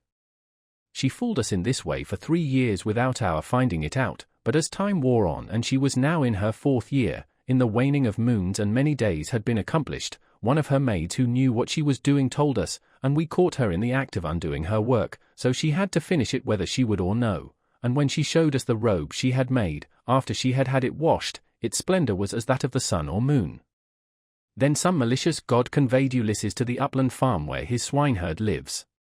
Thither presently came also his son, returning from a voyage to Pylos, and the two came to the town when they had hatched their plot for our destruction. Telemachus came first, and then after him, accompanied by the swineherd, came Ulysses, clad in rags and leaning on a staff as though he were some miserable old beggar. He came so unexpectedly that none of us knew him, not even the older ones among us, and we reviled him and threw things at him. He endured both being struck and insulted without a word, though he was in his own house, but when the will of aegis-bearing Jove inspired him, he and Telemachus took the armor and hid it in an inner chamber, bolting the doors behind them. Then he cunningly made his wife offer his bow and a quantity of iron to be contended for by us ill-fated suitors, and this was the beginning of our end, for not one of us could string the bow, nor nearly do so. When it was about to reach the hands of Ulysses, we all of us shouted out that it should not be given him, no matter what he might say, but Telemachus insisted on his having it. When he had got it in his hands he strung it with ease and sent his arrow through the iron. Then he stood on the floor of the cloister and poured his arrows on the ground, glaring fiercely about him. First he killed Antinous, and then, aiming straight before him, he let fly his deadly darts and they fell thick on one another. It was plain that some one of the gods was helping them, for they fell upon us with might and main throughout the cloisters, and there was a hideous sound of groaning as our brains were being battered in, and the ground seethed with our blood. This, Agamemnon, is how we came by our end, and our bodies are lying still and cared for in the house of Ulysses, for our friends at home do not yet know what has happened, so that they cannot lay us out and wash the black blood from our wounds, making moan over us according to the offices due to the departed. Happy Ulysses, son of Let's, replied the ghost of Agamemnon, you are indeed blessed in the possession of a wife endowed with such rare excellence of understanding, and so faithful to her wedded lord as Penelope the daughter of Icarius. The fame, therefore, of her virtue shall never die, and the immortal shall compose a song that shall be welcome to all mankind in honor of the constancy of Penelope. How far otherwise was the wickedness of the daughter of Tyndareus who killed her lawful husband, her song shall be hateful among men, for she has brought disgrace on all womankind even on the good ones. Thus did they converse in the house of Hades deep down within the bowels of the earth. Meanwhile Ulysses and the others passed out of the town and soon reached the fair and well-tilled farm of Let's, which he had reclaimed with infinite labor. Here was his house, with a lean-to running all round it, where the slaves who worked for him slept and sat and ate, while inside the house there was an old Sicel woman, who looked after him in this his country farm. When Ulysses got there, he said to his son and to the other two, "Go to the house, and kill the best pig that you can find for dinner. Meanwhile I want to see whether my father will know me, or fail to recognize me after so long an absence." He then took off his armor and gave it to Eumaeus and Philoetius, who went straight on to the house, while he turned off into the vineyard to make trial of his father. As he went down into the great orchard, he did not see Dolius, nor any of his sons nor of the other bondsmen, for they were all gathering thorns to make a fence for the vineyard, at the place where the old man had told them. He therefore found his father alone, hoeing a vine. He had on a dirty old shirt, patched and very shabby, his legs were bound round with thongs of oxhide to save him from the brambles, and he also wore sleeves of leather. He had a goat-skin cap on his head, and was looking very woebegone. When Ulysses saw him so worn, so old, and full of sorrow, he stood still under a tall pear tree and began to weep. He doubted whether to embrace him, kiss him, and tell him all about his having come home, or whether he should first question him and see what he would say. In the end he deemed it best to be crafty with him, So in this mind he went up to his father, who was bending down and digging about a plant. "I see, sir," said Ulysses, "that you are an excellent gardener. What pains you take with it, to be sure. There is not a single plant, not a fig tree, vine, olive, pear, nor flower bed, but bears the trace of your attention. I trust, however, that you will not be offended if I say that you take better care of your garden than of yourself. You are old, unsavory, and very meanly clad. It cannot be because you are idle that your master takes such poor care of you. Indeed, your face and figure have nothing of the slave about them, and proclaim you of noble birth. I should have said that you were one of those who should wash well, eat well, and lie soft at night as old men have a right to do. But tell me, and tell me true, whose bondman are you, and in whose garden are you working? Tell me also about another matter. Is this place that I have come to really Ithaca? I met a man just now who said so, but he was a dull fellow, and had not the patience to hear my story out when I was asking him about an old friend of mine, whether he was still living, or was already dead and in the house of Hades. Believe me when I tell you that this man came to my house once when I was in my own country, and never yet did any stranger come to me whom I like better. He said that his family came from Ithaca and that his father was Laertes, son of Arcesius. I received him hospitably, making him welcome to all the abundance of my house, and when he went away I gave him all customary presents. I gave him 7 talents of fine gold, and a cup of solid silver with flowers chased upon it. I gave him 12 light cloaks, and as many pieces of tapestry. I also gave him 12 cloaks of single fold, 12 rugs, 12 fair mantles, and an equal number of shirts. To all this I added for good-looking women skilled in all useful arts, and I let him take his choice. His father shed tears and answered, "Sir, you have indeed come to the country that you have named, but it is fallen into the hands of wicked people. All this wealth of presents has been given to no purpose. If you could have found your friend here alive in Ithaca, he would have entertained you hospitably and would have requited your presents amply when you left him, as would have been only right considering what you had already given him. But tell me, and tell me true, how many years is it since you entertained this guest, my unhappy son, as ever was? Alas! He has perished far from his own country, the fishes of the sea have eaten him, or he has fallen a prey to the birds and wild beasts of some continent. Neither his mother, nor I his father, who were his parents, could throw our arms about him and wrap him in his shroud, nor could his excellent and richly dowered wife Penelope bewail her husband as was natural upon his death-bed, and close his eyes according to the offices due to the departed. But now, tell me truly, for I want to know. Who and whence are you? Tell me of your town and parents. Where is the ship lying that has brought you and your men to Ithaca?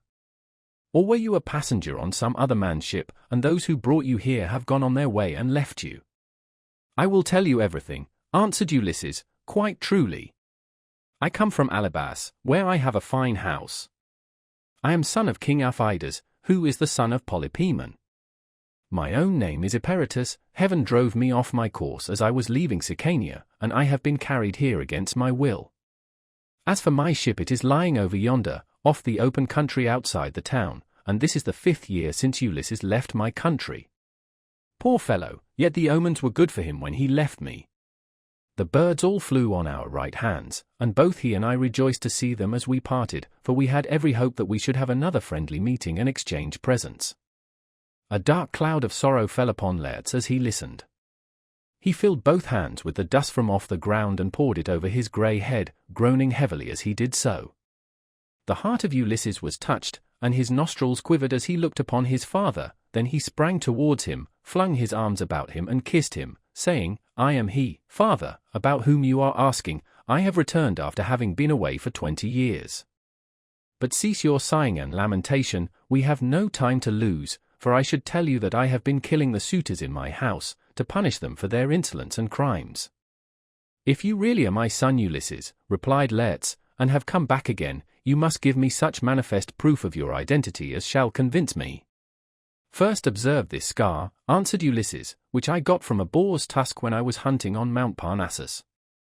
You and my mother had sent me to Autolycus, my mother's father, to receive the presents which when he was over here he had promised to give me. Furthermore, I will point out to you the trees in the vineyard which you gave me, and I asked you all about them as I followed you round the garden. We went over them all, and you told me their names and what they all were. You gave me 13 pear trees, 10 apple trees, and 40 fig trees. You also said you would give me 50 rows of vines. There was corn planted between each row, and they yield grapes of every kind when the heat of heaven has been laid heavy upon them. Let's strength failed him when he heard the convincing proofs which his son had given him. He threw his arms about him, and Ulysses had to support him, or he would have gone off into a swoon. But as soon as he came to, and was beginning to recover his senses, he said, "O Father Jove, then you gods are still in Olympus after all, if the suitors have really been punished for their insolence and folly. Nevertheless, I am much afraid that I shall have all the townspeople of Ithaca up here directly, and they will be sending messengers everywhere throughout the cities of the Cephallenians." Ulysses answered, "Take heart and do not trouble yourself about that, but let us go into the house hard by your garden. I have already told Telemachus, Philoetius, and Eumaeus to go on there and get dinner ready as soon as possible." Thus conversing, the two made their way towards the house. When they got there they found Telemachus with the stockman and the swineherd cutting up meat and mixing wine with water. Then the old Sicel woman took Let's inside and washed him and anointed him with oil. She put him on a good cloak, and Minerva came up to him and gave him a more imposing presence, making him taller and stouter than before. When he came back his son was surprised to see him looking so like an immortal, and said to him, "My dear father, some one of the gods has been making you much taller and better looking." Let's answered, "Would, by Father Jove, Minerva, and Apollo, that I were the man I was when I ruled among the Cephallenians, and took Nericum, that strong fortress on the foreland. If I were still what I then was and had been in our house yesterday with my armor on, I should have been able to stand by you and help you against the suitors. I should have killed a great many of them, and you would have rejoiced to see it." Thus did they converse, but the others, when they had finished their work and the feast was ready, left off working, and took each his proper place on the benches and seats. Then they began eating. By and by old Dolius and his sons left their work and came up, for their mother, the Sicel woman who looked after Laertes now that he was growing old, had been to fetch them. When they saw Ulysses and were certain it was he, they stood there lost in astonishment, but Ulysses scolded them good-naturedly and said, "Sit down to your dinner, old man, and never mind about your surprise. We have been wanting to begin for some time and have been waiting for you." Then Dolius put out both his hands and went up to Ulysses. "Sir," said he, seizing his master's hand and kissing it at the wrist, "we have long been wishing you home, and now heaven has restored you to us after we had given up hoping. All hail, therefore, and may the gods prosper you. But tell me, does Penelope already know of your return, or shall we send some one to tell her?" "Old man," answered Ulysses, "she knows already, so you need not trouble about that." On this he took his seat, and the sons of Dolius gathered round Ulysses to give him greeting and embrace him one after the other. Then they took their seats in due order near Dolius their father. While they were thus busy getting their dinner ready, rumor went round the town, and noised abroad the terrible fate that had befallen the suitors. As soon, therefore, as the people heard of it they gathered from every quarter, groaning and hooting before the house of Ulysses. They took the dead away, buried every man his own, and put the bodies of those who came from elsewhere on board the fishing vessels, for the fishermen to take each of them to his own place. They then met angrily in the place of assembly, and when they were got together Eupeithes rose to speak. He was overwhelmed with grief for the death of his son Antinous, who had been the first man killed by Ulysses, so he said, weeping bitterly, "My friends, this man has done the Achaeans great wrong. He took many of our best men away with him in his fleet, and he has lost both ships and men. Now, moreover, on his return he has been killing all the foremost men among the Cephallenians. Let us be up and doing before he can get away to Pylos or to Elis where the Epeans rule, or we shall be ashamed of ourselves for ever afterwards. It will be an everlasting disgrace to us if we do not avenge the murder of our sons and brothers. For my own part one should have no more pleasure in life, but had rather die at once. Let us be up, then, and after them, before they can cross over to the main land." He wept as he spoke and every one pitied him. But Medon and the bard Phemius had now woke up, and came to them from the house of Ulysses. Every one was astonished at seeing them, but they stood in the middle of the assembly, and Medon said, "Hear me, men of Ithaca. Ulysses did not do these things against the will of heaven. I myself saw an immortal god take the form of Mentor and stand beside him. This god appeared, now in front of him encouraging him, and now going furiously about the court and attacking the suitors whereon they fell thick on one another. On this pale fear laid hold of them, and old Halitherses, son of Master, rose to speak, for he was the only man among them who knew both past and future, so he spoke to them plainly and in all honesty, saying, Men of Ithaca, it is all your own fault that things have turned out as they have. You would not listen to me, nor yet to Mentor, when we bade you check the folly of your sons who were doing much wrong in the wantonness of their hearts, wasting the substance and dishonoring the wife of a chieftain who they thought would not return. Now, however, let it be as I say, and do as I tell you. Do not go out against Ulysses, or you may find that you have been drawing down evil on your own heads. This was what he said, and more than half raised a loud shout, and at once left the assembly.